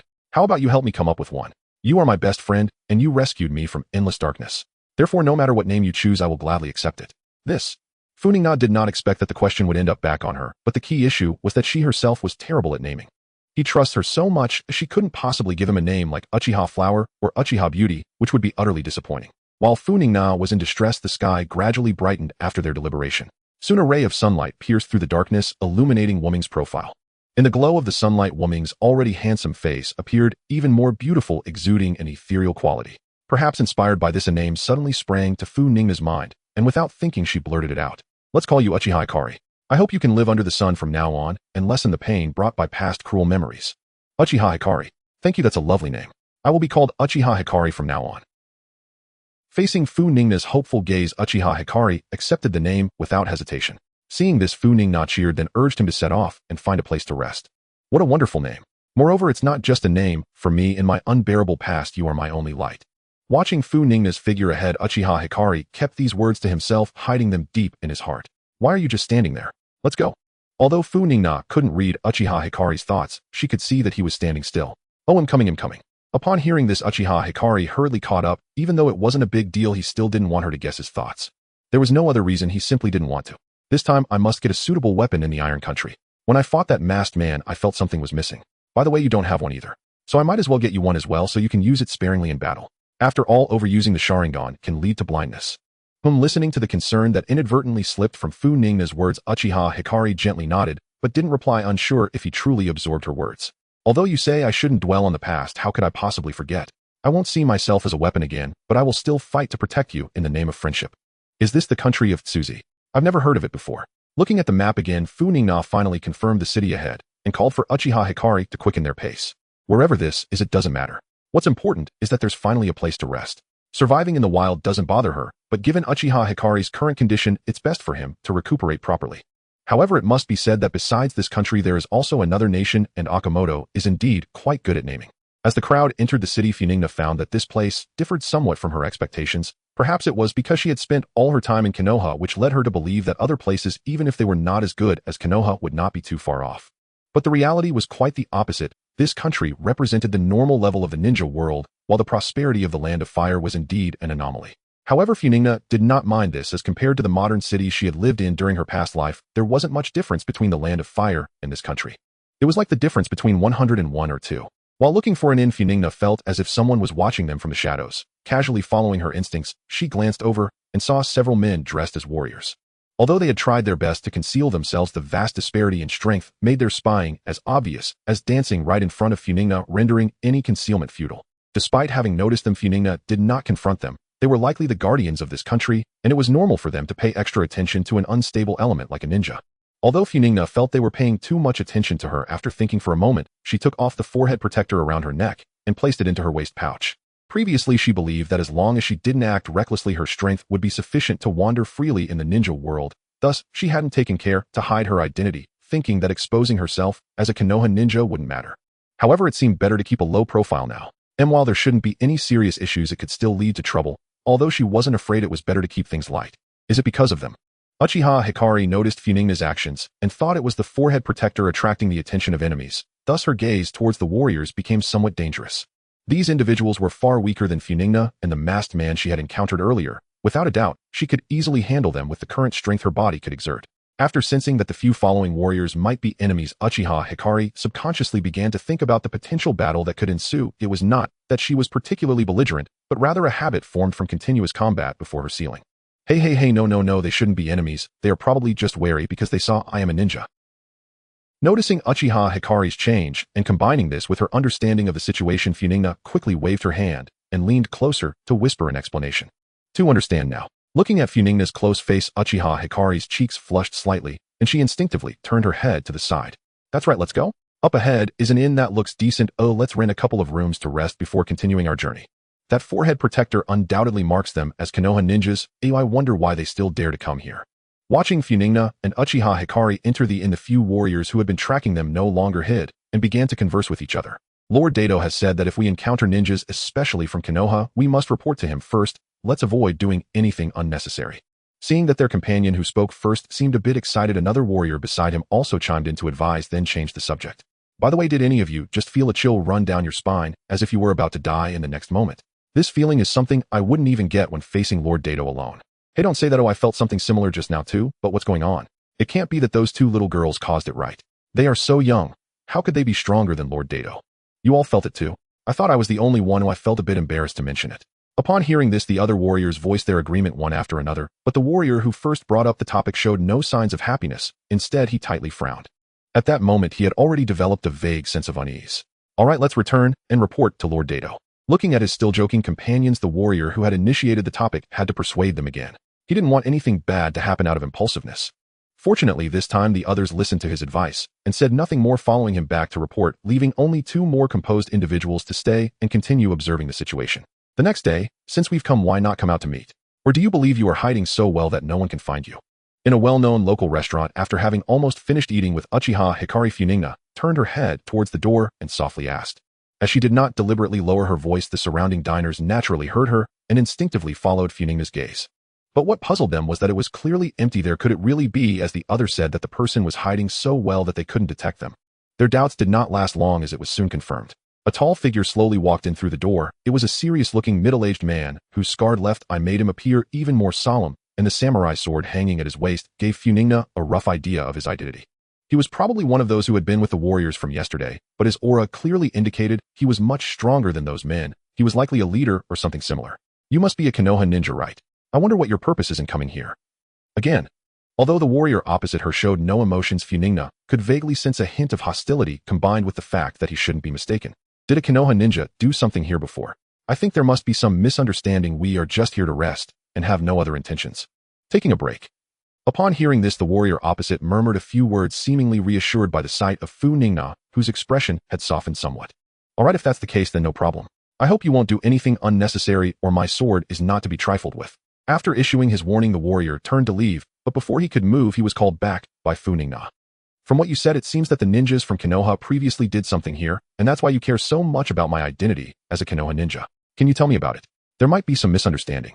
Funingna certainly wouldn't let the other party leave easily. Initially she was indifferent, but now this half-understanding state was quite uncomfortable. After all, since she was idle, it was better to clarify the situation. Upon hearing this, the warrior indeed paused, turned around, and looked at Funingna again, his gaze revealing scrutiny. Funingna, however, showed no fear, merely smiling back at him. You. Yes, me. After a moment of eye contact, the warrior realized he couldn't see through her, so he averted his gaze and signaled the boss to find them a private room. So what's the matter? I see you have a pleasant demeanor, unlike someone who is unreasonable. After settling into the room, Funingna took the initiative to ask, her tone not flippant, but definitely not serious either. This was normal for her, this matter was merely for fun. If she was interested, she would participate, if not, she would just pretend not to see it. The warrior paid no mind to Funingna's tone, casually glancing at Uchiha Itachi beside her before starting to narrate the background of the incident. The situation was not complicated, rather it was somewhat melodramatic. The prince of the neighboring country, the Land of Water, was being held here as a hostage to maintain cooperation between the two nations. However, the Land of Water did not wish to maintain such a humiliating relationship for long, and a while ago they commissioned Konoha to bring the prince back, subsequently dissolving their cooperation with this nation and aligning with Konoha instead. Naturally, Konoha would not refuse such a profitable task, and promptly sent ninjas to kidnap the prince. But the awkward part was, perhaps due to inexperience, they were actually discovered during the kidnapping process, and the identity of the Konoha ninjas was exposed, which was a huge blunder. I see. After listening to the whole story, Funingna let out a meaningful, oh, not implying anything else, just surprised that Tsunade would send such unreliable ninjas for the task. After all, while the Land of Water may not be large, it is still a nation, and this could be considered a significant political incident. Tsunade would definitely review the personnel involved in such matters. No wonder she hadn't known about this incident. If Tsunade had let her know, she would have certainly laughed at the situation, as sending ninjas who could fail in such a context was quite ridiculous. Tsunade 104. Then may I ask you, Mr. Sir, what do you think? Although you mentioned that the daimyo here is quite dissatisfied with this matter, I feel you seem to have a different perspective. Indeed, although the daimyo is furious about this matter, I believe that peace achieved through hostage-taking is not sustainable. Sooner or later, the two countries will erupt into more intense conflict because of this. Therefore, I do not oppose the prince's return to the Land of Water. Only this way can the issues between the two nations truly be resolved. The only unfortunate part is the few Konoha ninjas who were exposed during the operation. When mentioning those Konoha ninjas, the warrior's tone noticeably changed, clearly expressing his frustration with their unreliability. Indeed, after hearing this, Funingna nodded lightly. She did not oppose the warrior's views, but she also did not fully agree. The idea was indeed good, but reality might not be so agreeable. Even if the plan hadn't failed, how would the daimyo of this nation view Konoha abducting the prince and then aligning with them? Wouldn't that be akin to betrayal? While maintaining peace through hostage-taking is quite unreasonable, Funingna did not think that the daimyo, who had become accustomed to a lofty position, would consider such complexities. In their eyes, anything unsatisfactory would be deemed wrong. As for the alliance between the Land of Water and Konoha, and whether this nation would dare to act rashly, that was even more absurd. Just because you can seek help doesn't mean I can't. With such friction occurring even without Obito's intervention, conflict would be inevitable. In short, Funingna held a pessimistic view towards the other party's plan. As for why she didn't oppose it despite this, it was even simpler. She couldn't provide a better solution, so why would she oppose? Merely pointing out problems from a high vantage point without taking any action would be foolish. I can see that your strength is formidable, and coincidentally, you are also a Konoha ninja. I wonder if you could help mend the previous regrets. No way. Seeing that the warrior had finally shown his true intentions, Funingna immediately refused. Indeed, taking someone out would be easy, there was no one here who could stop her, but then what? What would happen next? One must know that due to the earlier mistakes of those few individuals, the daimyo of this nation was already resentful. If she were to act again, it would likely escalate the situation, and war could break out the next day. Moreover, if she participated this time, would she be able to stand by idly if any issues arose between these two countries next time? Troubles would likely follow one after another. It was better to let it go. But, boom. Before the warrior could persuade her further, they were interrupted by the sudden sound of a tremendous explosion from outside, and it wasn't just one, it came in a series. Boom, boom, boom. Upon stepping out of the restaurant and seeing the white bird flying in the sky, Funingna had a pretty good idea of what was happening. Although she was a bit puzzled about why they were here, it was undoubtedly Deidara. After all, who else in the ninja world would have explosions and white birds? If he was here, then Sasori was likely nearby as well. Alright, no need to guess now. Oh, it's indeed confirmed. With the emergence of the crimson puppets rising from the distant daimyo's residence, Funingna's conjecture was validated. When Sasori's 100 machines were introduced, it was mentioned that he had once conquered a nation. It seemed that this was the occasion. In this nation, the strongest individual Funingna had seen was the warrior with the sword, who had already gone to support the daimyo, but his strength was only at the level of a jonin to an elite jonin, considered a skilled fighter, yet still inferior compared to Sasori. Moreover, a person like Dato, who clearly leans towards a physical combat style, would find it easy to deal with a physical powerhouse whose overall strength is inferior, especially with Scorpion's expertise in poison. However, despite this, Funingna did not show any intention to participate. She had observed the area where the explosion occurred, and it was primarily around the outskirts of the city without directly affecting the city itself. Additionally, it was obvious that Scorpion was targeting the daimyo, implying that he and Deidara did not intend to completely destroy this place. So why should she involve herself? After all, this is merely a matter between the daimyo and the artistic group accepting the task. They are strong in different ways, and matters among the strong should be resolved by themselves. What should we do? What to do? Of course we should run away. What does the daimyo situation have to do with us? Upon hearing Funingna's response, Uchiha Light's face displayed a hint of confusion. In her impression, Funingna was not someone who would remain indifferent, so why was she acting this way? Seeing Uchiha Light's puzzled expression, Funingna realized there was a misunderstanding and quickly continued to explain. If they were to harm the residents of this place, I would definitely not stand by idly, as my heart could not allow it. But the daimyo. To be honest, I have no fondness for him. I don't care who wins or loses between the attackers and the daimyo, and currently, I am just an ordinary person. They don't need my concern. I just need to take care of myself and you. Hearing this, Uchiha Light felt a bit embarrassed and lowered her head. She had been puzzled by Funingna's choice, not realizing it was to take care of her. Whether she absorbed Funingna's lengthy explanation or not was hard to say, but the last sentence was crystal clear to her. Just take care of yourself and her. Just take care of yourself and her. Alright, let's get ready to leave. It seems like there is nothing more to worry about. After observing for a while, and finding that Deidara was still just watching from above without any intention to attack the city, Funingna called out to Uchiha Light, who was still lost in thought. Please wait a moment. Fine, we should have left earlier. Hearing a somewhat familiar voice from behind, Funingna couldn't help but sigh, and turned to see it was Dato, who had previously gone to assist the daimyo. Not only that, but the other party was also holding a fainted child in each hand, one boy and one girl, both possessing decent qualities, suggesting they were not ordinary individuals. These two are the princess of this nation and the young master of the other nation. I hope you can help take them to the other nation. I beg of you. Why should I help you? Besides, your strength isn't weak. Can't you take them on your own? Why do you need my assistance? Upon hearing the request, Funingna's tone became somewhat somber. Was she really being treated as a fool? Did she look that naive? Who gave the other party the confidence to think she would agree? The daimyo has already perished at the hands of a vicious person. I must slay that person to avenge my lord, but I cannot be certain I can defeat them, so I thought I would trouble you to take these two away first. Not certain if you can defeat them. I doubt you could even handle one of them. Although the other party's desire for vengeance for their lord is commendable, Funingna did not think it was a wise choice. Not to mention the implication of handing these two over to her as a diversion. Even if she agreed, what would happen next? She would take these two to the other nation, and then what? Would that lead to a happy reunion? Absolutely not. You must know that the young master of the other nation has been held captive in this nation for so many years. The other nation would be very displeased, and now that the princess of this nation has fallen into their hands, it is easy to predict what will happen. Going to seek revenge against Scorpion and Deidara now is certainly loyal, but more likely just foolish loyalty. If you truly care for the daimyo who has passed, you should accompany them to the other nation to prevent the princess from being left isolated and helpless. Going to your death now may seem glorious, gaining a good reputation for dying for your lord, but what about the living? Have you considered that? Well, that is indeed something I have not fully considered. After hearing Funingna's sarcastic remarks, Dato did not become angry. Instead, he lowered his head voluntarily. Funingna's words were something he had never thought of before. Upon careful reflection, after hearing these words, Dato realized that what the other party said was indeed more practical, while his previous thoughts were indeed, as the other party said, somewhat cowardly and selfish. I have learned from this. I will take these two with me to the other nation. Once the princess is settled there, I will look for an opportunity to avenge my lord. Then, that is your own matter. Seeing that the other party had given up on the idea of seeking death, Funingna could not be bothered to engage further, turning to leave. What happened next had nothing to do with her. Everyone, please don't rush to leave. Fine, so this is how you want to play it. Can't you all come out together? Hearing the hoarse voice coming from behind, Funingna couldn't hold back any longer. She turned back to see it was indeed Scorpion. Why not just call Deidara out too? That would save them the trouble of this ongoing charade. The once genius puppet maker of Sunigake, Scorpion of the Red Sand, I have long admired your reputation. Is Scorpion of the Red Sand really you? Upon hearing Funingna mention his name, Dato glanced at Scorpion again, committing this name to memory. One day he would seek revenge on him. I didn't expect to be recognized. It truly makes me happy, Funingna. Is it surprising to be recognized? You are quite famous after all. Besides, don't you recognize me? Indeed, I do recognize you. After all, who wouldn't know the disciple of the fifth Hokage? Dato. Scorpion naturally recognized Funingna, but it wasn't because she was Tsunade's disciple. There are many disciples of various Kage in each ninja village, and she wasn't someone he needed to specifically remember. He remembered her primarily because of the battle with Orochimaru. The details of that fight were well documented by the white Zetsu present at the scene. Although Scorpion did not like Orochimaru, he acknowledged his strength.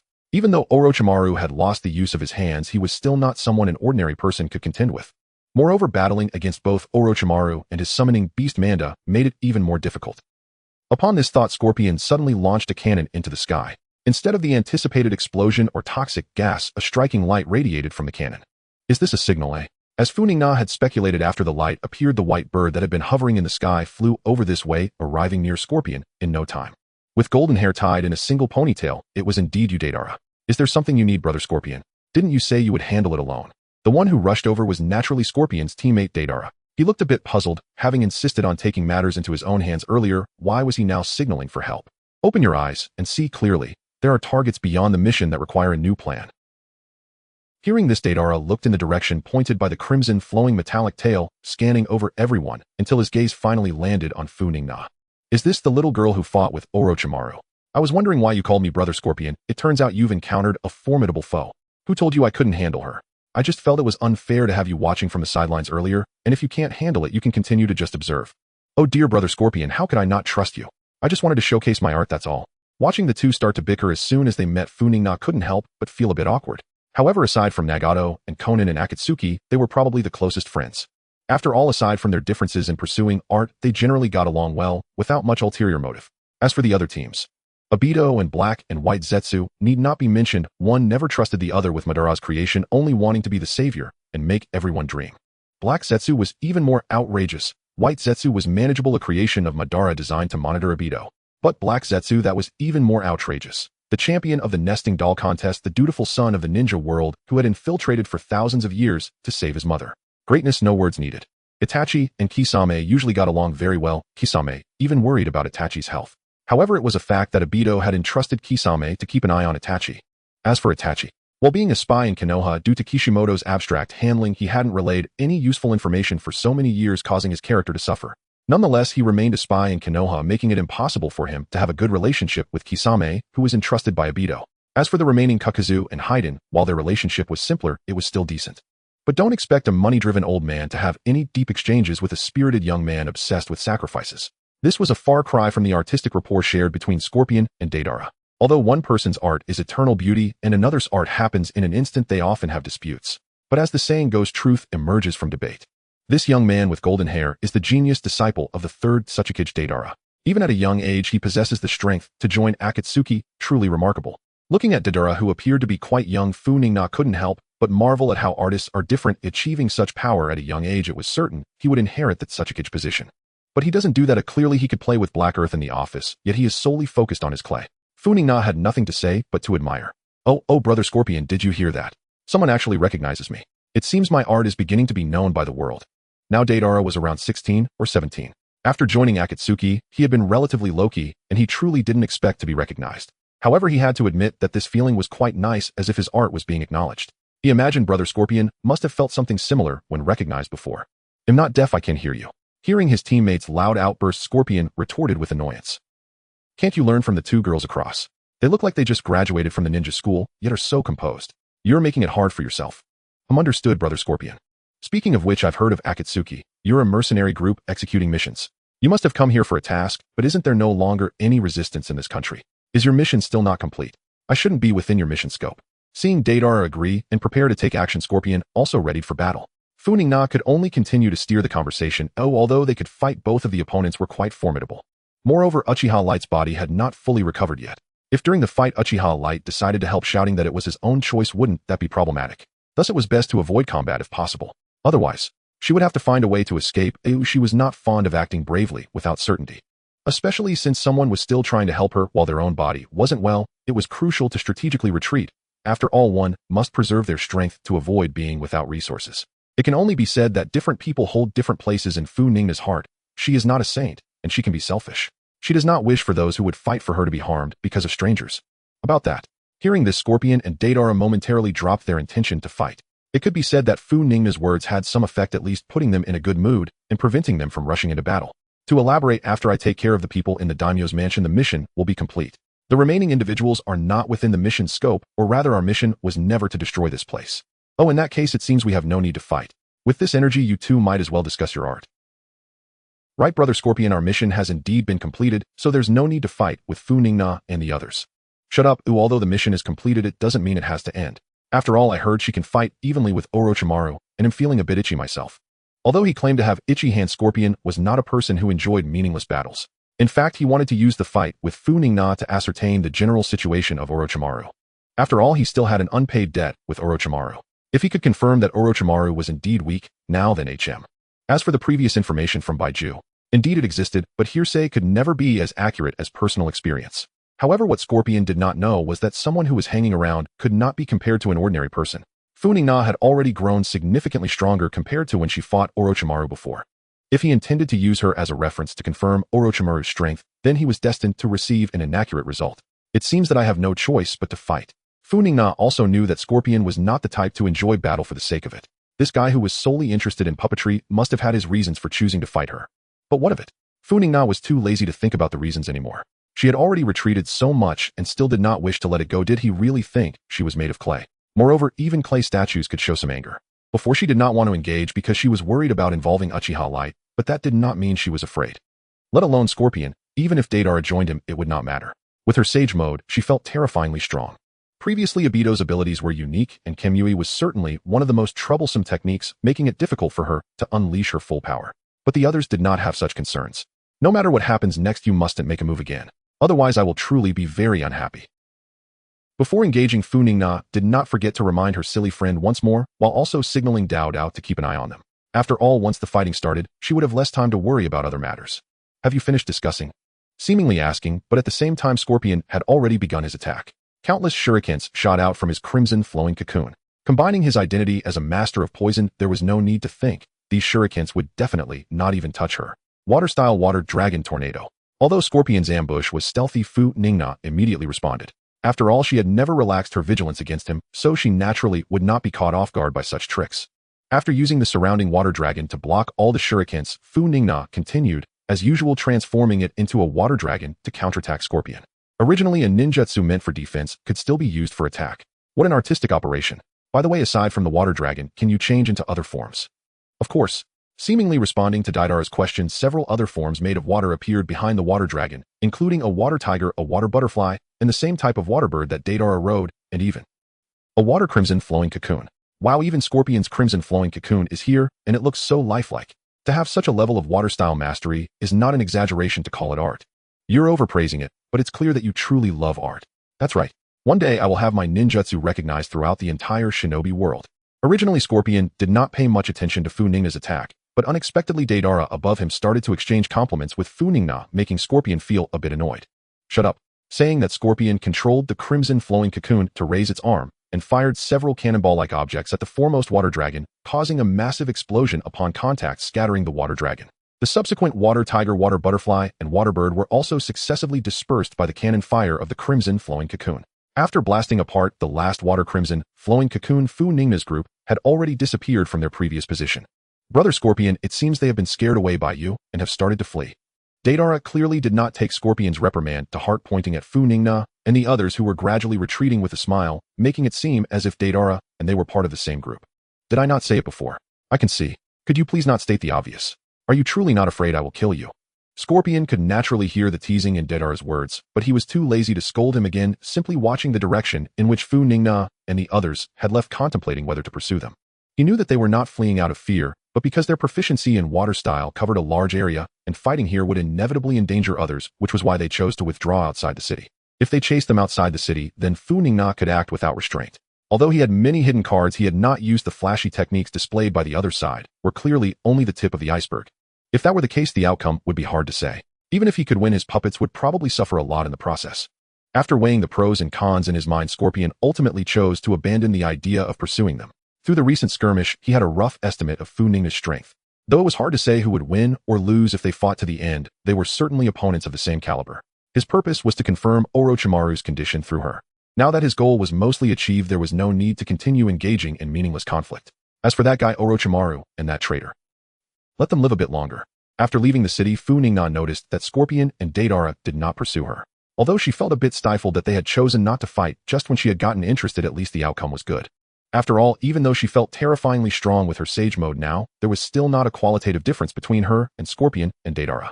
Therefore, even if Funingna was confident that she would not lose to anyone unknown. However, it would be different if the two of them attacked together. Even with Doudio's support, it would be difficult to protect the others. So their choice to give up was indeed the best outcome. The only one who felt uncomfortable was Funingna, going back and forth between fighting and not fighting. Did they really think she was a Japanese person? Damn. I really appreciate your help this time. If you hadn't helped stop those two traitorous ninjas, the princess and the young master would likely have been in grave danger. You don't need to say that. If you really want to thank me, you can bring me something practical as a token of appreciation. After all, you know we were implicated by you. Upon hearing this, Dao Dao looked visibly taken aback. He had not expected Funingna to be so direct. Logically speaking, people of this age should be quite prideful, right?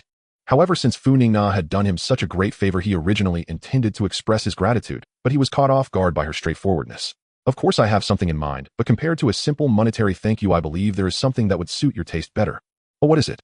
Watching the mysterious demeanor of the one with the blade, Funingna was also intrigued. She was eager to see what kind of gift he could present that would please her.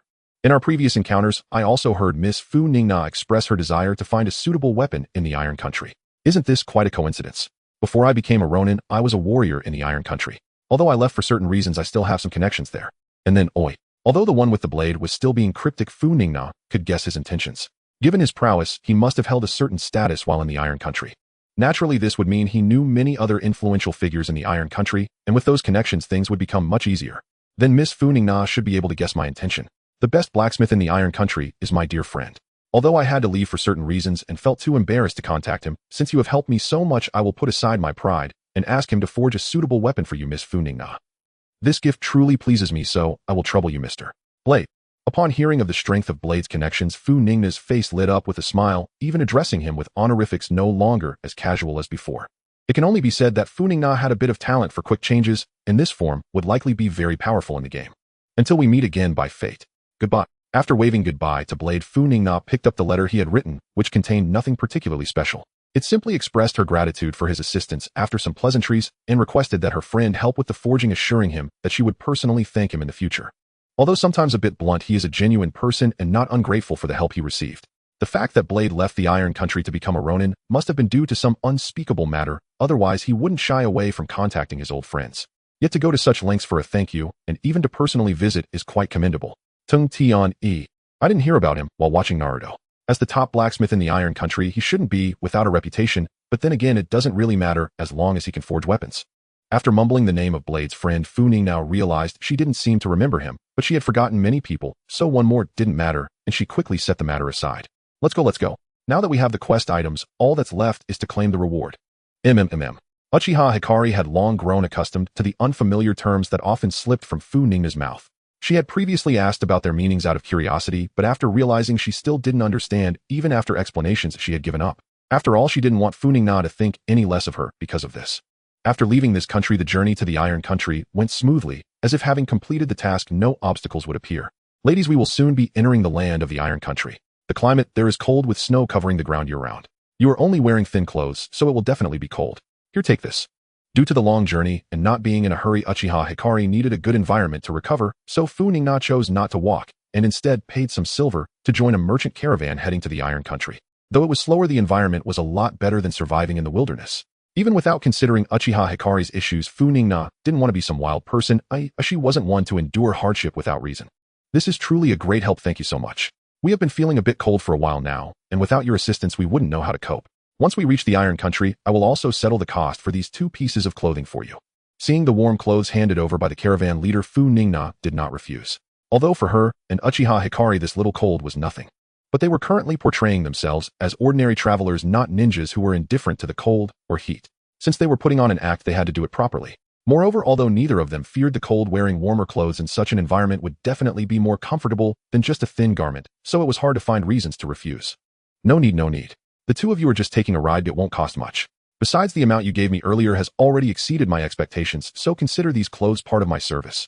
Upon hearing this, Funingna nodded, not pushing back any further. The reason she had given a bit more money was to ensure a more comfortable journey, and the caravan leader was indeed a reasonable person.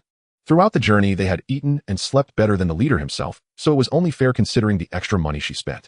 Now put it on, don't catch a cold, or I will feel sorry for you. Since getting familiar with Uchiha Hikari, Funingna had become quite flirty, or perhaps that was just her nature. She had been like this back in the ninja school.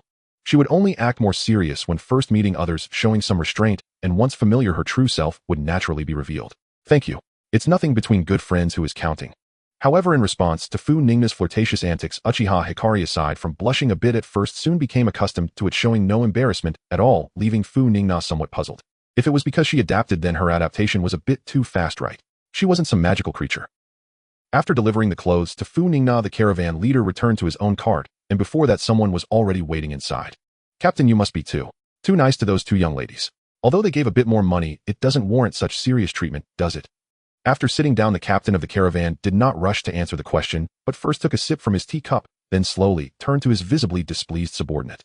Why? Our line of work is fundamentally about making money. The silver they offer is sufficient to cover the services along this journey, although this is merely a superficial reason. At this point, the caravan captain paused, took another sip of tea, and continued only when the person opposite him began to show signs of impatience. I have been trading with others since my youth, for decades traveling across the land, and I have gained some insight. I can discern people fairly well. What impression do you think those two young girls give off? The person opposite did not expect the question to turn back on him, but he quickly shared his opinion without further thought. Those two are generous, and their clothing and demeanor are quite impressive. They must come from a wealthy family. Is that all? That is not wrong, the captain said with a slight nod, seemingly approving of the answer, but then suddenly shifted his tone. But that is not enough. Such superficial traits are apparent to everyone. I do not wish for you to develop any negative thoughts because of this. I am not. Seeing the captain's misunderstanding, the person opposite hurriedly tried to explain, but before he could speak, the captain's next words cut him off. I know you are not. I am merely giving you a reminder. For the caravan to endure over the long term, avoid engaging in any dangerous activities, especially with those who dare to roam the world at such a young age. This world is not peaceful. We have to hire many guards to trade. Those two young girls daring to go out alone must have some backing. As for whether they are sheltered flowers unaware of the world's cruelty, I cannot say. Do you think I have been in contact with them for no reason? I sense that she understands this world much better than you do. Captain, are you implying? Faced with the captain's comparison, the person opposite did not feel anger. He still held great respect for the captain. I feel that they might be ninjas. After all, throughout this journey, their calm demeanor amidst various incidents is too composed. Such tranquility cannot be achieved without some self-defense abilities. I understand, Captain. I will treat them well during the upcoming journey, and I will ensure that others do not disrespect them. Listening to the other's assurance, the captain couldn't help but sigh. Now he understood the gratitude in his friend's eyes when he entrusted his son to him. However, there was no way around it. He couldn't ignore a friend's child when they came to him. You still do not grasp my meaning. I only mentioned that they might be ninjas, not that they definitely are. And if they are hiding their identities and disguising themselves as ordinary people, they must have their reasons. So do not engage in any unnecessary actions. Treat them as you have in the past, and leave the rest to me. Upon reaching the city of the Iron Nation, due to differing purposes, the two bid farewell to the caravan and began searching for the location of Fujita-I based on the information provided by Dato. The process of finding Fujita-I was not difficult, and Dato did not exaggerate about his friend. Fujita-I was indeed a renowned master blacksmith in the Iron Nation with immense fame. Funingna only had to inquire slightly to find his address. This should be the place. After confirming she was at the right location, Funingna approached and knocked on the door of a courtyard that, while not extravagant, exuded a certain elegance. Not long after knocking, a robust young man opened the door, his expression slightly impatient, as if he had undergone such encounters many times before. What is the matter? If you are merely here to visit my master, please leave. My master has a busy schedule and cannot meet with everyone individually. Upon seeing Funingna's appearance, the young man's eyes flickered with surprise, and his expression softened a bit. However, he only offered a few more explanations without any intention of letting them inside. Of course there is a matter. This letter is from a friend of your master. You just need to show it to him. Although the young man's attitude was not very welcoming, Funingna understood. As a famous blacksmith in the Iron Nation, many people must wish to visit him, but how could Fujita-I have enough time to meet everyone? If the young man were to let anyone in, he might as well resign. Looking at the envelope presented by Funingna, the young man revealed an expression of conflict. He had seen such tricks of delivering letters before and naturally could not easily believe them, but seeing Funingna's serious demeanor made him feel she was not lying. Brother Shi, what is it? Just as the young man was in a dilemma, a very young girl's voice came from behind him. At the sound, all three instinctively turned toward the direction of the voice. The newcomer was a girl who appeared slightly younger than Funingna, her round face looking quite adorable. Miss Chai's, what brings you here? Although the young man feigned confusion upon seeing Chai's, his previous conflict vanished, replaced by a sense of relief. Oh, it's a letter from my father. Hand it over to me, I will deliver it to him.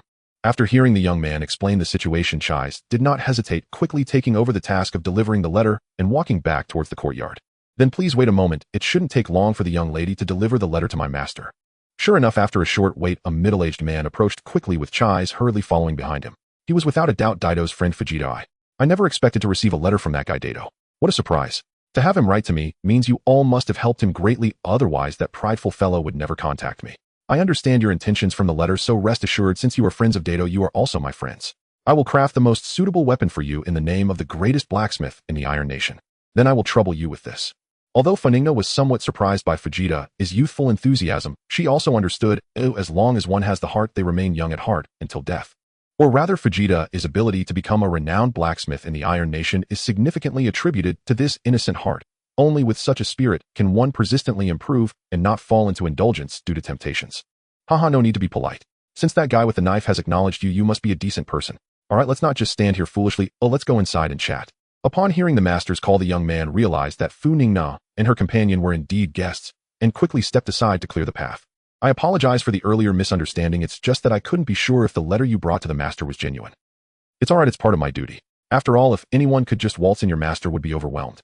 As Funingna passed by the young man, she heard his somewhat apologetic voice, smiled, and waved her hand to indicate that she didn't mind.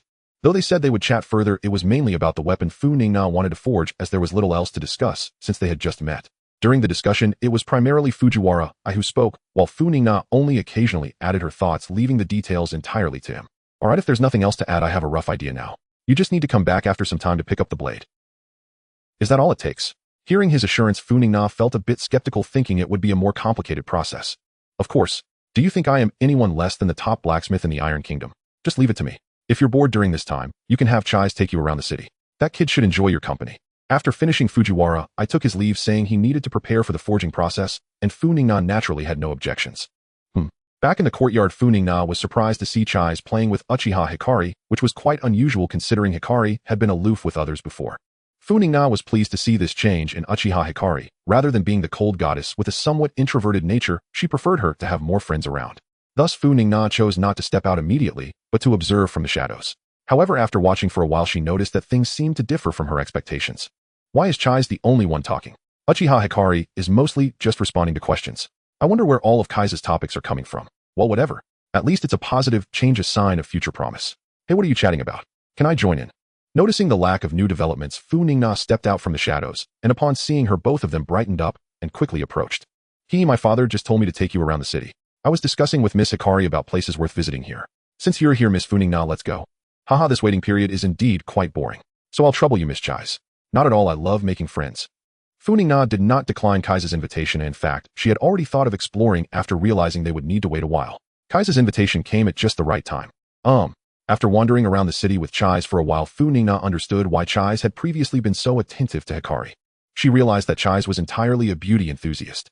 As a member of the prestigious Uchiha clan, Uchiha Hikari naturally inherited their ancestral good looks, which was undeniably a powerful allure for beauty enthusiasts. Moreover, regardless of gender, as long as someone was good-looking, Chais would be captivated, embodying the true essence of a beauty fanatic. After realizing this, Funingna felt it was a pity that Chais hadn't joined the Akatsuki organization. If she did, she would probably be over the moon. Doesn't it feel uncomfortable walking like that?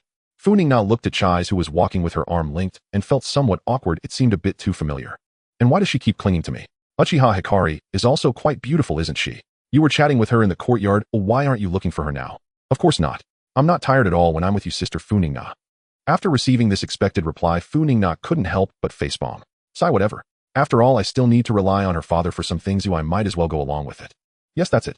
Of course, this has a lot to do with her being a cute girl. Suddenly, Funingna felt a chill run down her back, and on a whim, she glanced towards Uchiha Hikari, only to find her staring expressionlessly at her, causing a sense of unease to arise within Funingna. Why are you just standing there? Let's go. Feeling something was off, Funingna hurriedly pulled her accessory and moved her feet, reaching Uchiha Hikari in a few steps and dragging her along. Hey, don't mess around, young lady. Uchiha people are not to be trifled with. Originally, Funingna enjoyed going out, but this time she found it hard to feel the same excitement.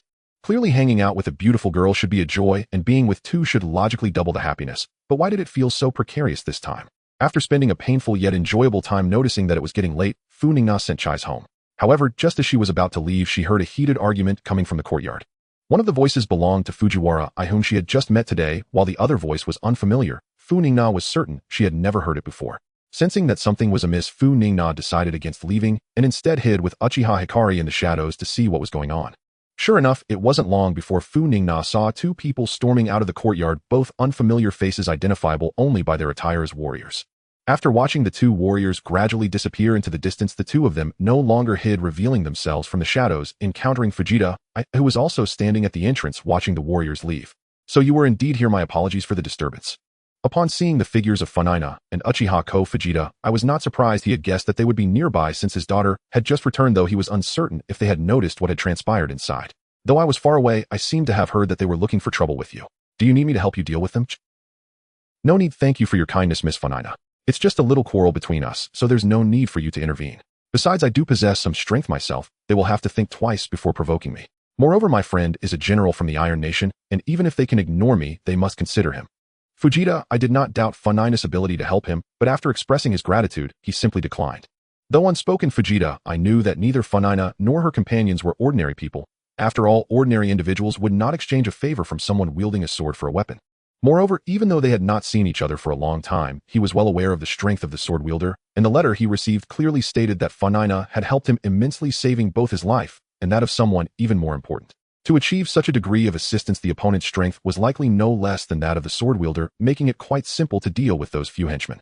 However, the important issue was not those few pawns, but the people behind them. He did not wish for his friend's benefactor to become embroiled in the troubles of the Iron Nation. After all, he considered himself an important figure in the Iron Nation and believed that he should not face any issues, but outsiders like Funingna were different. The great names of the Iron Nation would not hesitate to target them. Even if one possessed great strength, facing numerous powerful warriors would lead most to lament their doom in the Northwest. Don't overthink it, Im. Just worried that my weapon might have issues. But since you were so confident and are friends with the general here, then it's fine. Seeing his refusal, Funingna did not insist on helping although she felt he was like an old general on a stage filled with flags. However, since he had a good relationship with the General Sambian, it should not be a big deal as Sambian's strength was considered top-notch in the Iron Nation. I still have to thank you for your concern, Miss Funingna. I calculated the time, and this sword should be completed in about half a month. You can come to collect it then. Good, then I look forward to it. Rest assured you won't be disappointed. Half a month is neither long nor short, but Funingna did not find it boring. Knowing the result would be good made the waiting process pleasant. During this time, apart from occasionally strolling around the city with Uchiha and Chai's, most of her time was spent in cultivation. It is worth mentioning that Uchiha's body gradually recovered after their initial meeting, and he no longer coughed up blood with the slightest exertion, as if he was no longer burdened by a weak constitution. With his recovery, Funingna naturally engaged in sparring with him, as pure closed-door training was not sufficient. Practical combat was an essential part of cultivation. In the Iron Nation, aside from Uchiha, the only one who could spar with Funingna was Sambian, who, as the general here, had no reason to engage in duels with her, leaving only Uchiha. Previously, she had refrained from asking about his past to avoid triggering any unpleasant memories. However, during their current battles, Funingna heard Uchiha voluntarily speak of his Sharingan's abilities. His Sharingan technique was the 8,000 spears, and after understanding its general capabilities, Funingna could no longer contain her astonishment. Are you sure that's a Sharingan? Isn't that just too overpowered? After marking the target, you can manipulate their chakra regardless of distance for your own use, and under certain conditions, you can even control their mind. Isn't this just the pro version of Kotoe Tsukumi? It not only adds the ability to manipulate chakra, but also has no significant cooldown, though the process of controlling the mind can be a bit troublesome, requiring one to defeat the opponent's spirit in the mental realm. Even just these abilities are already strong enough, but Uchiha has even more. While ordinary Sharingan users might worry about losing their vision due to overusing their ocular power, the 8,000 spears does not have that issue. The chakra controlled by the 8,000 spears can not only enhance oneself, but also strengthen one's ocular power and restore the ocular power consumed by using the Sharingan. Thus, there are no concerns about ocular power similar to the eternal Mangekyo Sharingan. Funingna realized that her previous worries about him going blind were unfounded. Funingna was certain that this pair of Sharingan was undoubtedly a product of future power inflation. Compared to Uchiha, the Sharingan of Sasuke and Itachi felt like a joke. Amaterasu and Tsukuyomi may become less useful in the later stages, and they can lead to blindness after only a few uses, which alone presents a huge disparity. Alright, due to the uniqueness of the 8,000 spears, the Uchiha clan also implanted Amaterasu and Tsukuyomi, which come with the added advantage of being able to use those techniques. They can be said to completely outclass the Sharingan of Sasuke and Itachi. I wonder how they will feel about this when they find out. You only need to suppress the opponent's mental strength to directly mark them. That's quite a cheat-like ability. You're amazing. During a conversation after one of their sparring sessions, Funingna sincerely expressed her admiration. Uchiha's 8,000 spears was indeed impressive, making her feel as if her own advantages were not as formidable. I only rely on my bloodline. You are much stronger, Funingna, being able to become so powerful without a bloodline limit. Haha, indeed. However, my achievements today are all due to my hard work and abilities, so you must also strive hard, as I might need you to protect me in the future. Seeing Uchiha's serious demeanor, Funingna couldn't help but smile. She knew well what she had achieved and how she had done it. Indeed, it was through sweat and effort, sweat on the enemy's brow and effort to stifle her laughter herself. I will definitely work hard to become stronger and protect you. Uchiha Ko was unaware of Funingna's whimsical thoughts and simply nodded seriously in response. In fact, even without Funingna's encouragement, Uchiha Ko had already resolved to protect the one who brought light into his dark life. Her words merely strengthened his determination to grow stronger. Alright, I will tell you, but afterward you must tell me what crying feels like. I'm so curious. Seeing the glint of danger in Daido's eyes, Baiju quickly stopped his antics and spoke up. Daido, let me tell you, a place called the Land of Snow has undergone a tremendous change these days. It was once covered in snow, but now there is not a single flake to be seen. The Land of Snow. What is that? I've never heard of it. Is there anything noteworthy there? Hearing Baiju mention the Land of Snow, Daido's brow furrowed slightly. Over the years he had been too preoccupied with the moons I planned to pay attention to such obscure little countries. As for his time in Konoha, let's not even mention it. Did you think Cien Air was joking with you? Knowing a little about these extracurricular matters is a sign of disrespect to Cien Air. Well, the Land of Snow hasn't changed, but what has caused the change is someone you care about, Kakashi and her disciple Funingna. Especially Funingna, she has become incredibly powerful. I felt like I would be discovered if I got any closer, and from the strength she displayed it seems she is not weaker than you have. Funingna. After listening to Baiju's account, Daido didn't care about Kakashi, but instead murmured Funingna's name. He knew that while Baiju could be somewhat exaggerated, he still understood the gravity of such matters. If Baiju said she could compare with him, then she must have demonstrated corresponding strength. More importantly, she was still young and closely related to his target, the Nine-Tails Jinchuriki. Moreover, with the current plan to capture tailed beasts not yet at the right time, allowing her to train a bit longer would inevitably make her a significant obstacle in the plan. As for Kakashi, that useless fool has yet to awaken his Manjikyu Sharingan after all this time. What use is he? Let him continue living in regret with his own eyes. I understand, I will handle it. Since awakening his Manjikyu Sharingan, and with Obito dying, there were hardly any people in the ninja world that Daido deemed worthy of his attention. Even the current leader of Akatsuki Nagato with the Rinnegan was merely a puppet for collecting tailed beasts in his eyes, which was a clear sign of his arrogance. But Funingna was different. If Uchiha Obito and Senju Hashirama were the strongest geniuses he had heard of who could quell chaos, then Funingna might just be the strongest genius he had ever encountered. She didn't have any bloodline limit, yet her talent was sufficient to rival him who possessed the Sharingan.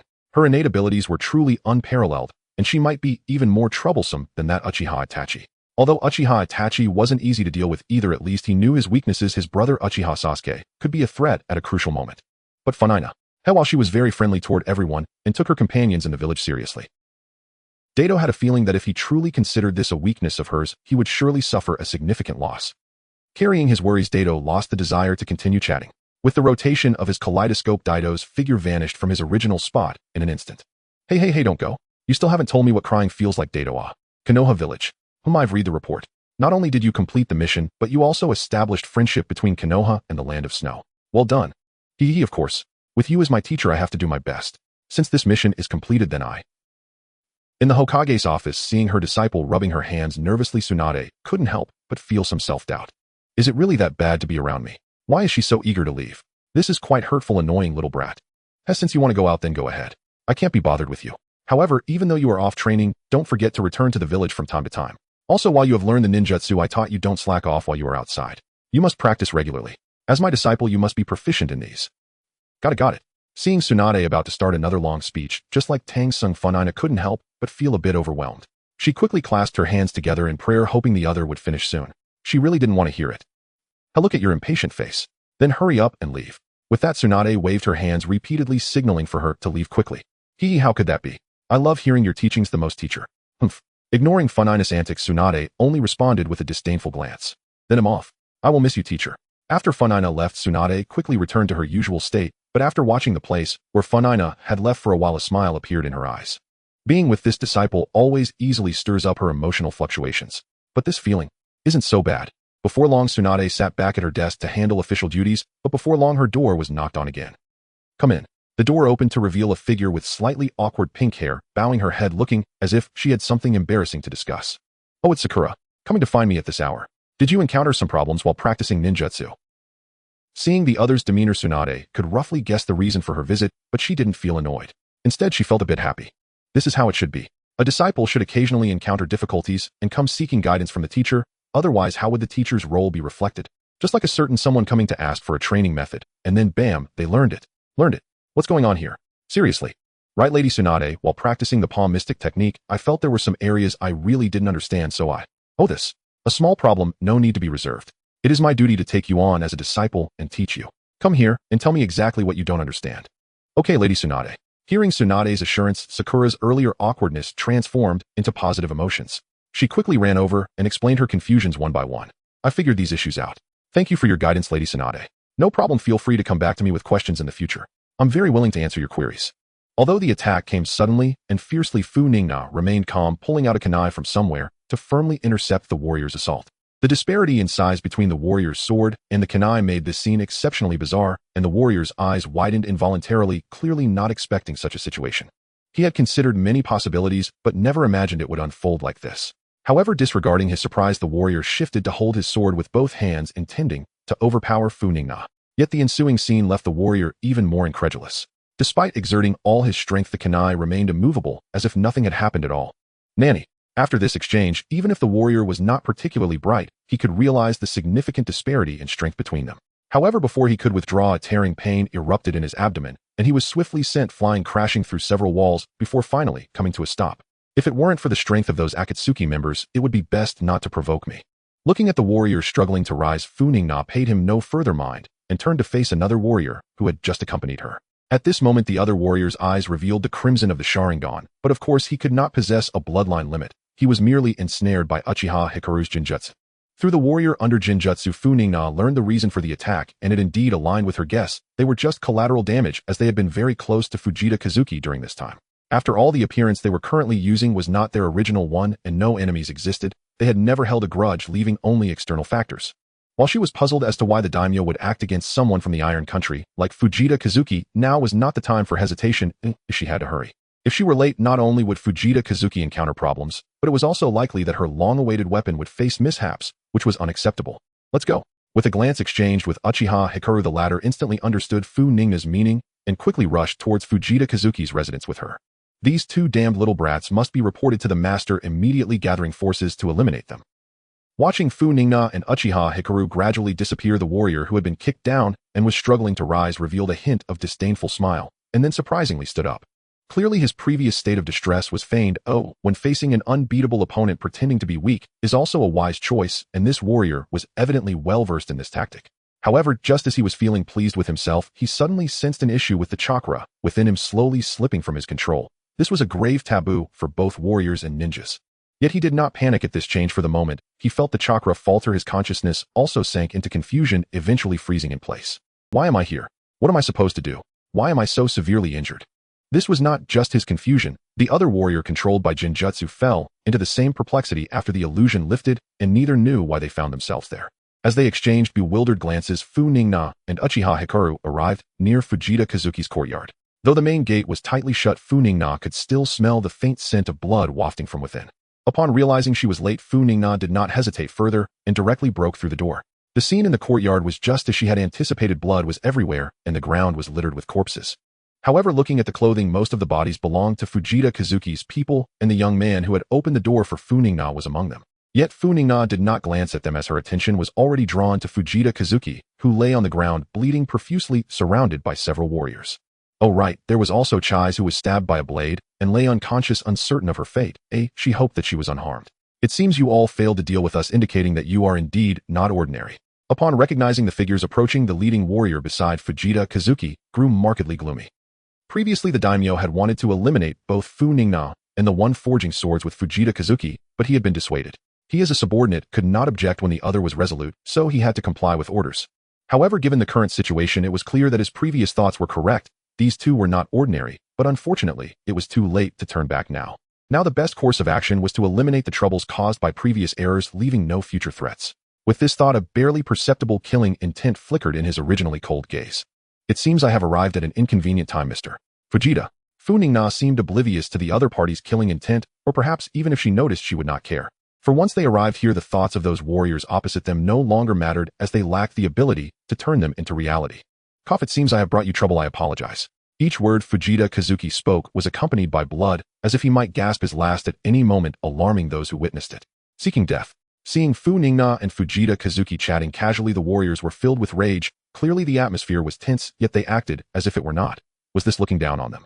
Initially, they were prepared to test the waters, but now they only wanted to eliminate this arrogant brat. From their approach to drawing their swords and striking, Funingna remained motionless, as if waiting for death. Just before the blades touched her skin, the warriors felt a surge of confidence. Arrogance requires skill, but the other party seemed lacking biff, so then let her die? However, the painful expressions they had imagined on Funingna did not manifest. Instead, they felt intense pain themselves, as if their bodies were being sliced open. In that moment of agony, they noticed the world before them growing hazy, and to their shock, the person they had just attacked had transformed from Funingna into their own comrade. And the injuries they bore were similarly inflicted by their own attacking comrades. Such scenes were not unique to them. Except for the leading warrior, the rest of the warriors experienced similar situations. Masaka, an illusion. Although they were not ninjas, they were not ignorant of ninja arts. Once the samurai discerned the silhouette of the comrade opposite, he understood at once what was occurring. But the samurai sword already buried in his body afforded him no time for regret. He could only feel his vision blur as he toppled to the ground. They struck quickly. Your heart is wounded. I cannot save you. Looking at the fading breath of Tingtian, Funingna's voice grew sorrowful. Her medical ninjutsu was not yet sufficient to mend such an injury. After breaching the door while Yuzhiba Guang employed an illusion to subdue the samurai, Funingna was far from idle. She summoned Xia Laoban and bade him bring Tingtian and his daughter over so she might examine them.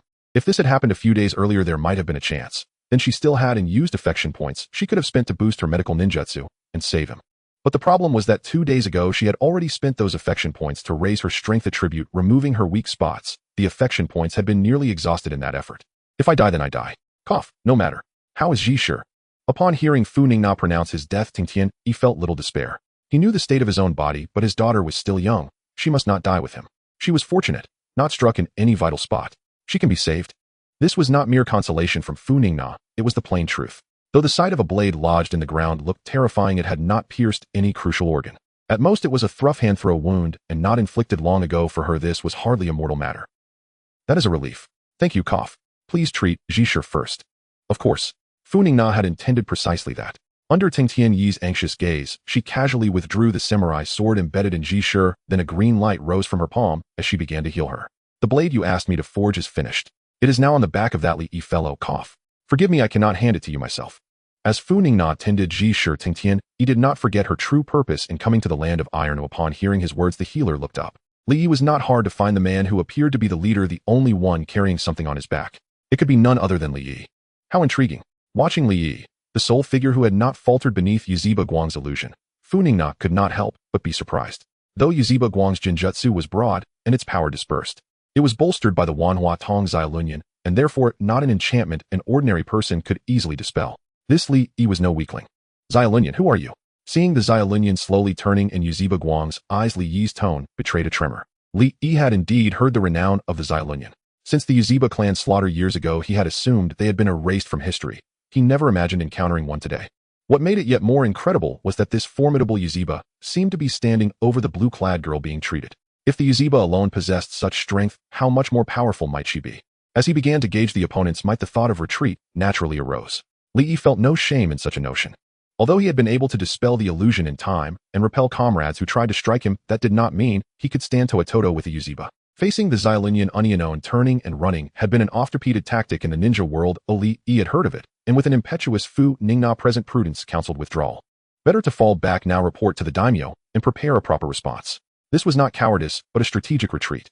Yet though Li had resolved to withdraw, the instant he showed signs of leaving, a kunwa thudded into the spot where he meant to step, forcing his movement to halt. Mr. Li, after meeting once, don't be in such a hurry to go. While Yuzhiba Guang obstructed Li, Funingna completed Jishir's treatment. The wounds were fully healed, now only rest was needed for recuperation. As she spoke, Funingna rose and stepped beside Yuzhiba Guang, laying a hand on his shoulder and speaking with a mischievous air. And you will not be leaving, Mr. Li, for beneath these eyes all your tricks and movements are rendered meaningless. She drew even closer. Though it was a battle, Funingna's antics turned it into something playful, leaving even Yuzhiba Guang faintly embarrassed. Yuzhiba Guang did not resent Funingna's words, on the contrary, they suited him. The problem lay in the fact that those words had come from her lips. Uttered by oneself, such boasts might pass, but when spoken by another, they become unbearably awkward, an effect Yuzhiba Guang felt acutely. Funingna let out a wicked little laugh at the slight tilt of Yuzhiba Guang's head. What was a mere boastful line? There were plenty more to come. Li watched the pair cavort and felt a hot flush of humiliation. It was clear they did not take him seriously. Alongside that shame came a deeper despair. Their confidence proved that victory had long been decided. The scene was a cat toying with a mouse. The mouse could not flee, and when it would die depended entirely on the cat's whim. The situation had become plain. Li knew that persisting in escape would only make him a laughingstock. He sheathed his blade and assumed the posture of a drawn slash. If that is the case, then let us fight. You want a straight duel? Fine, but give me the blade. How can I fight you without my sword? Seeing her opponent ready, Funingna abandoned her earlier levity and pointed to the cloth sack on his back, indicating he should return the sword to her. Are you joking? How could I possibly help the enemy strengthen their power before the battle? Facing the request from Funingna, Li Yi immediately rejected without a second thought, especially since the opponent's strength was already superior to his. How could that be? He wasn't seeking death. Fine, then I'll just have to retrieve it myself later. Seeing the refusal, Funingna could only casually pick up a katana that had fallen nearby. Normally, the sequence of events should involve the opponent handing over the sword before the duel, so what was this? Why was she not following the usual rules? Humph. Seeing Funingna pick up the sword and assume a posture similar to his, Li Yi couldn't help but chuckle inwardly. Since she was willing to give him this opportunity, he would graciously accept it.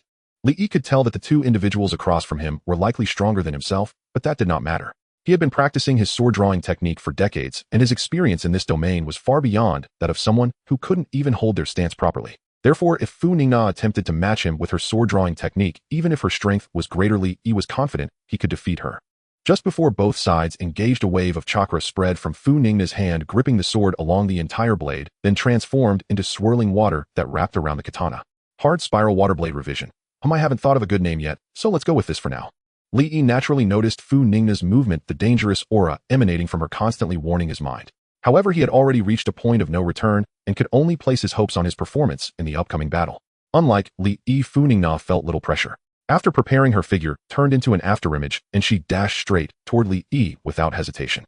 Watching the unreserved attack from his opponent, Li Yi felt exhilarated instead of angry. His adrenaline surged amidst the tension and excitement, making him feel better than ever. In his line of sight, Funingna's speed became perceptible, no longer just a fleeting shadow. I will win you, I just need to draw my sword. Just as the distance closed and Li Yi prepared to draw his sword, Funingna's speed suddenly surged again, causing him to lose sight of his target. Yet the increasingly clear aura of death made Li Yi realize that Funingna's offensive had not ceased, and death could arrive at any moment. To the left, finally, the wealth of experience Li Yi had accumulated over the years did not fail him. Just as he was on the verge of disaster, he sensed the direction of the incoming attack. Clang! The two swords clashed, producing a crisp sound, and along with it came Funingna's slightly surprised expression. She truly hadn't expected him to withstand this blow. Though somewhat surprised, Funingna quickly regained her composure, gripping the sword with both hands and applying more force to push the blade toward Li Yi. How is this possible? After Funingna increased her strength, Li Yi suddenly realized that he was indeed outmatched in terms of power. Even with all his effort, he could only watch helplessly as the water-wrapped blade inched closer. Before Li Yi could recover from his shock, another unexpected event occurred. He discovered that his katana had developed cracks where their blades met, and the cracks were steadily expanding. For a warrior, if their sword breaks, the outcome is predictable. Funingna certainly noticed this issue with his weapon and immediately increased her chakra output, further enhancing her might. Finally, the opponent's katana shattered under the strain, and with no obstruction, Funingna's water flow blade moved without hindrance, and their figures passed each other in an instant. After a brief pause, the next moment saw a spray of blood, and a massive wound appeared on Li Yi's waist, deep enough to see bone. This strike nearly cleaved his body in two, and he could only maintain his balance in a precarious state. Such an injury would likely make even the Sage of Six Paths shake his head in disbelief, and Li Yi was well aware of this. Feeling the rapid loss of life force, he couldn't help but smile wryly. He hadn't expected to die at the hands of someone he hadn't planned for, and it was even their initiative. How ridiculous. What a genius. In the future, many strong individuals will surely die at your hands. Thinking this way, I can die without regrets. Looking at the youthful face before him, Li Yi ultimately found peace. He closed his eyes, awaiting the arrival of death. This person involved in all this is the lord of this territory, right? Discarding the broken katana that had shattered under too much force. Hearing Funingna's question, Li Yi, who had been waiting for death, opened his eyes again, a look of helplessness on his face. You should know the answer to this matter, so why ask me? Do you really need me to betray the Lord before I die? Heh. Without waiting for Funingna's response, Li Yi closed his eyes again, his body falling to the ground in accordance with inertia. Clearly death had come for him this time. Isn't this no different from answering? Although Li Yi didn't explicitly respond in his brief words, he had already thoroughly sold out the Lord. It seemed he harbored some resentment toward the Lord. Of course, Funingna was unfazed by this. With these fellows accompanying you on the road to the underworld, you shouldn't feel lonely. Even if you do feel lonely, more will come to accompany you. So do you have any last wishes? If it's reasonable, I can help you as a thank you for this sword. But I must say nothing too troublesome. Cough, cough. As Li Yi looked at the sword, Funingna indicated he wanted to speak, but only managed to cough. After regaining his composure, he finally managed to say, I have no last wishes. Just helping me take revenge would be enough for my gratitude. If I must say something, please tell me the name you gave this sword. It is my proud creation. Upon hearing this, Funingna's gaze fell upon the sword in her hand. The blade was long, and its hilt was engraved with beautiful light blue inscriptions, looking more like a piece of art than a weapon. Even the bloodstains from when Funingna had just slain Li Yi didn't affect its beauty. Instead, they added a touch of seductive charm. Just as Funingna pondered how to come up with a fitting name before Li Yi took his last breath, she suddenly felt a wet sensation above her head followed by the same feeling on her face and other areas. As it started to rain, soon Funingna understood the source of the dampness. The clouds that had lingered in the sky for so long finally began to pour down rain, and the earlier feeling of oppression dissipated. As the rain intensified, the blade was cleansed of the bloodstains it had accumulated, returning to its original state without leaving a trace of the crimson hue. Witnessing this scene, the often internet surfing Funingna recalled a name that aptly suited this weapon. This knife shall be named Murakumo. What do you think? Murakumo. That sounds wonderful. Surely with Murakumo in your hands it will gain fame in the ninja world, and for a blacksmith like me that would be a stroke of good fortune. Fujiwara did not inquire about the origin of the name, but instead sighed before closing his eyes for the last time.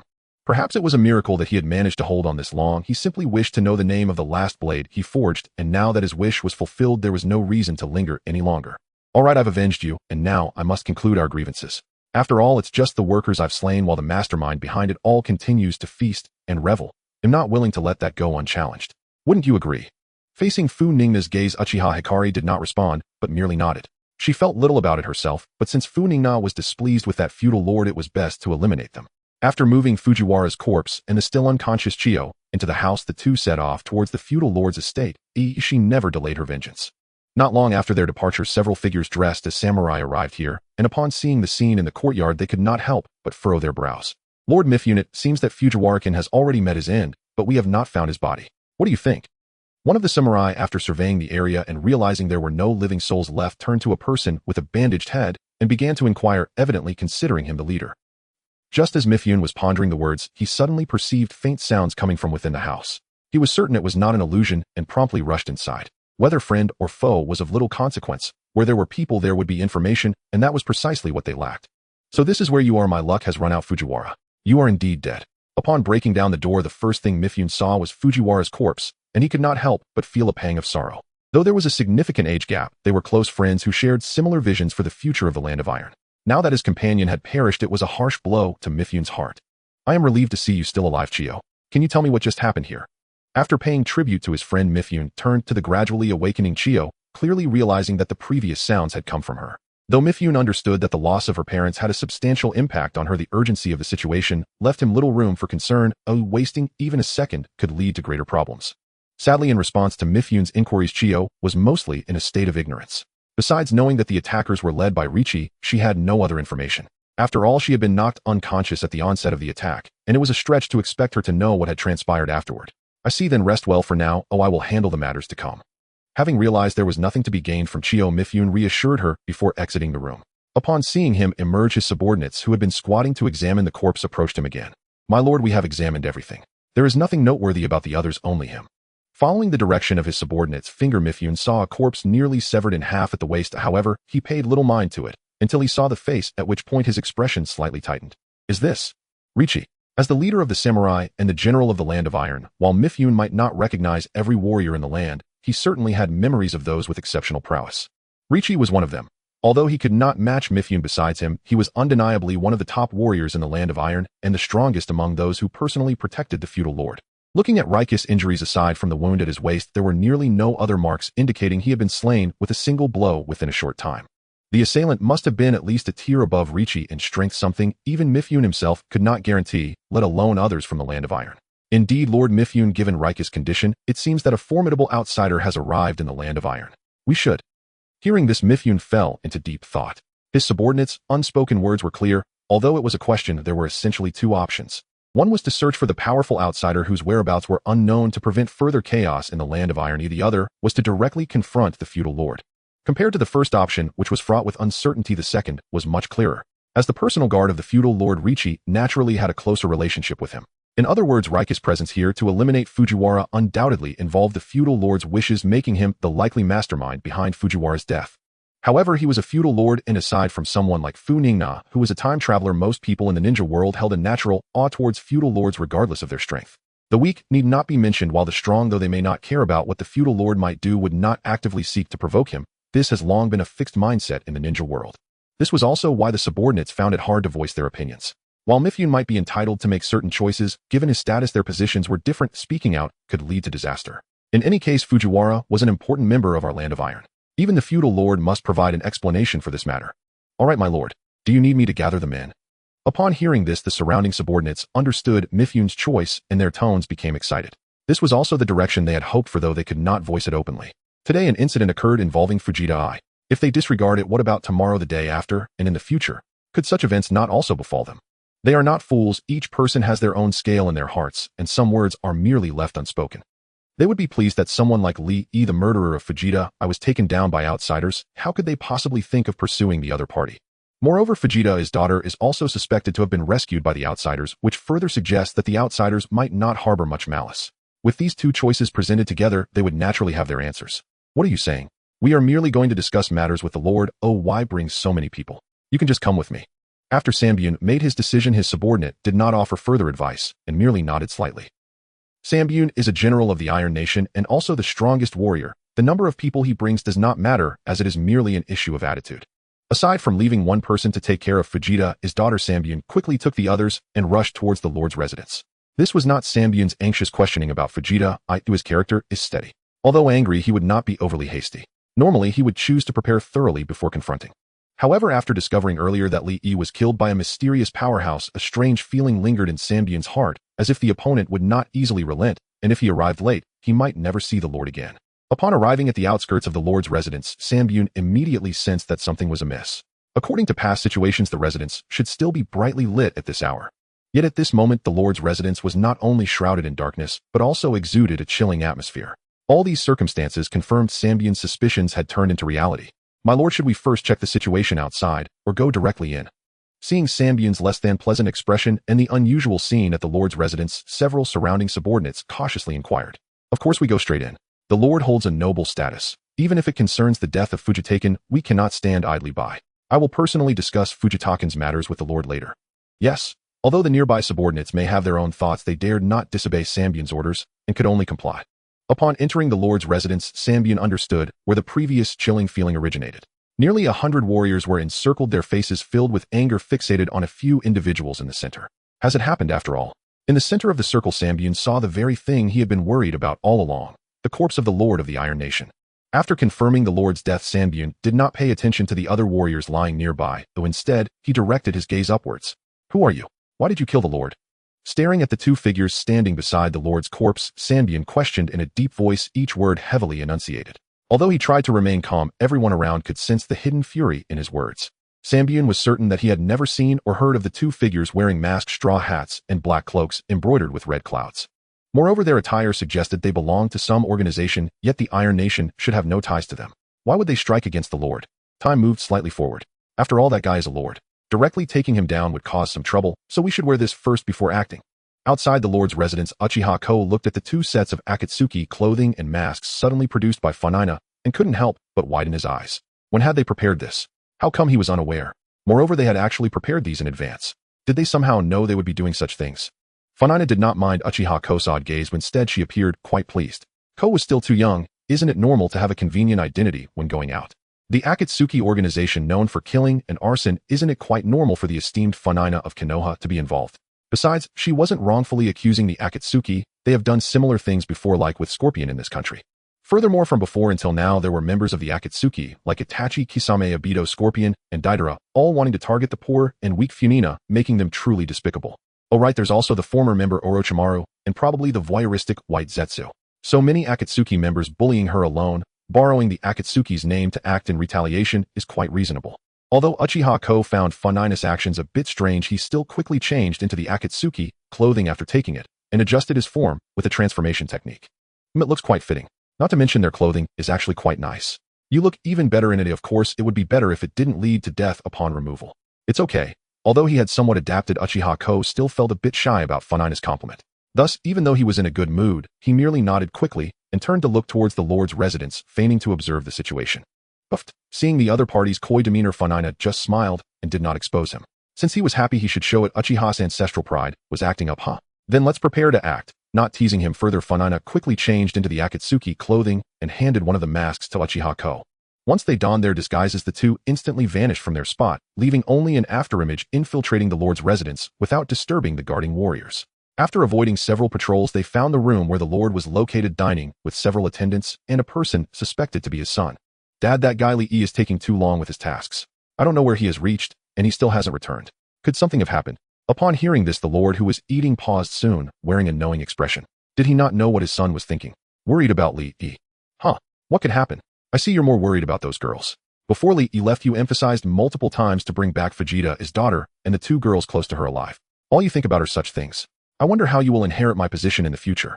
Humph. But you needn't worry, I've reminded Li Yi. He knows how to be cautious. Looking at his son's unambitious demeanor, the lord first scolded him, but then revealed an understanding smile after all he had gone through the same. Ha, Dad, you're still good to me. Ever since I saw those girls on the street last time, I haven't been able to eat or sleep well. Once Li Yi brings them back, I must make up for lost time. All you think about are women. The only thing I regret about this matter is Vegeta. It was hard-earned to achieve this level of forging, yet he refused to support me. Not only that, but he also maintained good relations with Sambyun and the others. With his forging skills backing them, more and more warriors in the country only listened to Sambyun's orders. For me, the lord, there is nothing but empty respect, which truly makes me uneasy. If one were to ignore the content of the dialogue, this scene could appear quite familial and harmonious. However, as one of the main characters in the conversation, Funingna was feeling quite the opposite. To be honest, she hadn't anticipated overhearing such an outrageous conversation right after she infiltrated. Unlike Uchiha Hikari, who had a calm demeanor and little knowledge about this matter, Funingna understood the implications of the other's veiled words all too well. As for how she understood, don't ask, it was merely information she stumbled upon while surfing the internet in her past life. Smiling, she said, "What's wrong, Funingna? Is there something bothering you?" Although Uchiha Hikari didn't grasp the meaning of the previous dialogue, even through her mask, she could sense Funingna's fluctuating emotions, which were clearly abnormal. It's nothing, just some unhappy thoughts. I didn't want to share them to avoid making you upset. Initially, the plan was to only target the daimyo and then retreat, but it seems we need to adjust it slightly. The person dining with him is also no good. If you despise him, then let's take him down together. Uchiha Hikari didn't inquire why the targets had suddenly increased. For her, whether it was 1, 2, or the entirety of those present made little difference. Dad, you don't understand. Especially that woman with long black hair, she has such a cold demeanor. Just thinking about what will happen next. Bang. Before the daimyo's son could finish his sentence, a shadow suddenly appeared before him, and a slender katana was thrust into his mouth, piercing through and embedding itself into the ground. Only after being pinned to the ground did the daimyo's son realize what was happening. Feeling the tearing pain in his mouth, he instinctively wanted to scream, but the katana prevented him from uttering a word, leaving him to emit a few pained groans. TCH. Watching the daimyo's son struggle on the ground, Funingna suddenly regretted her earlier actions. Her first battle with Muramasa was against this guy's mouth. It was quite disgusting. But there was no going back. When she acted, she hadn't thought that far ahead. She only wanted to prevent him from voicing the rest of the unpleasant words leading to the current outcome. However, despite the disgust, Funingna felt no regret. After all, weapons are meant to be used. One could only say that Muramasa chose the wrong target. Upon noticing the tragic state of the daimyo's son, the surrounding attendants realized an attack had occurred, screaming loudly as they scattered. The daimyo also began to retreat slowly. "Who are you?"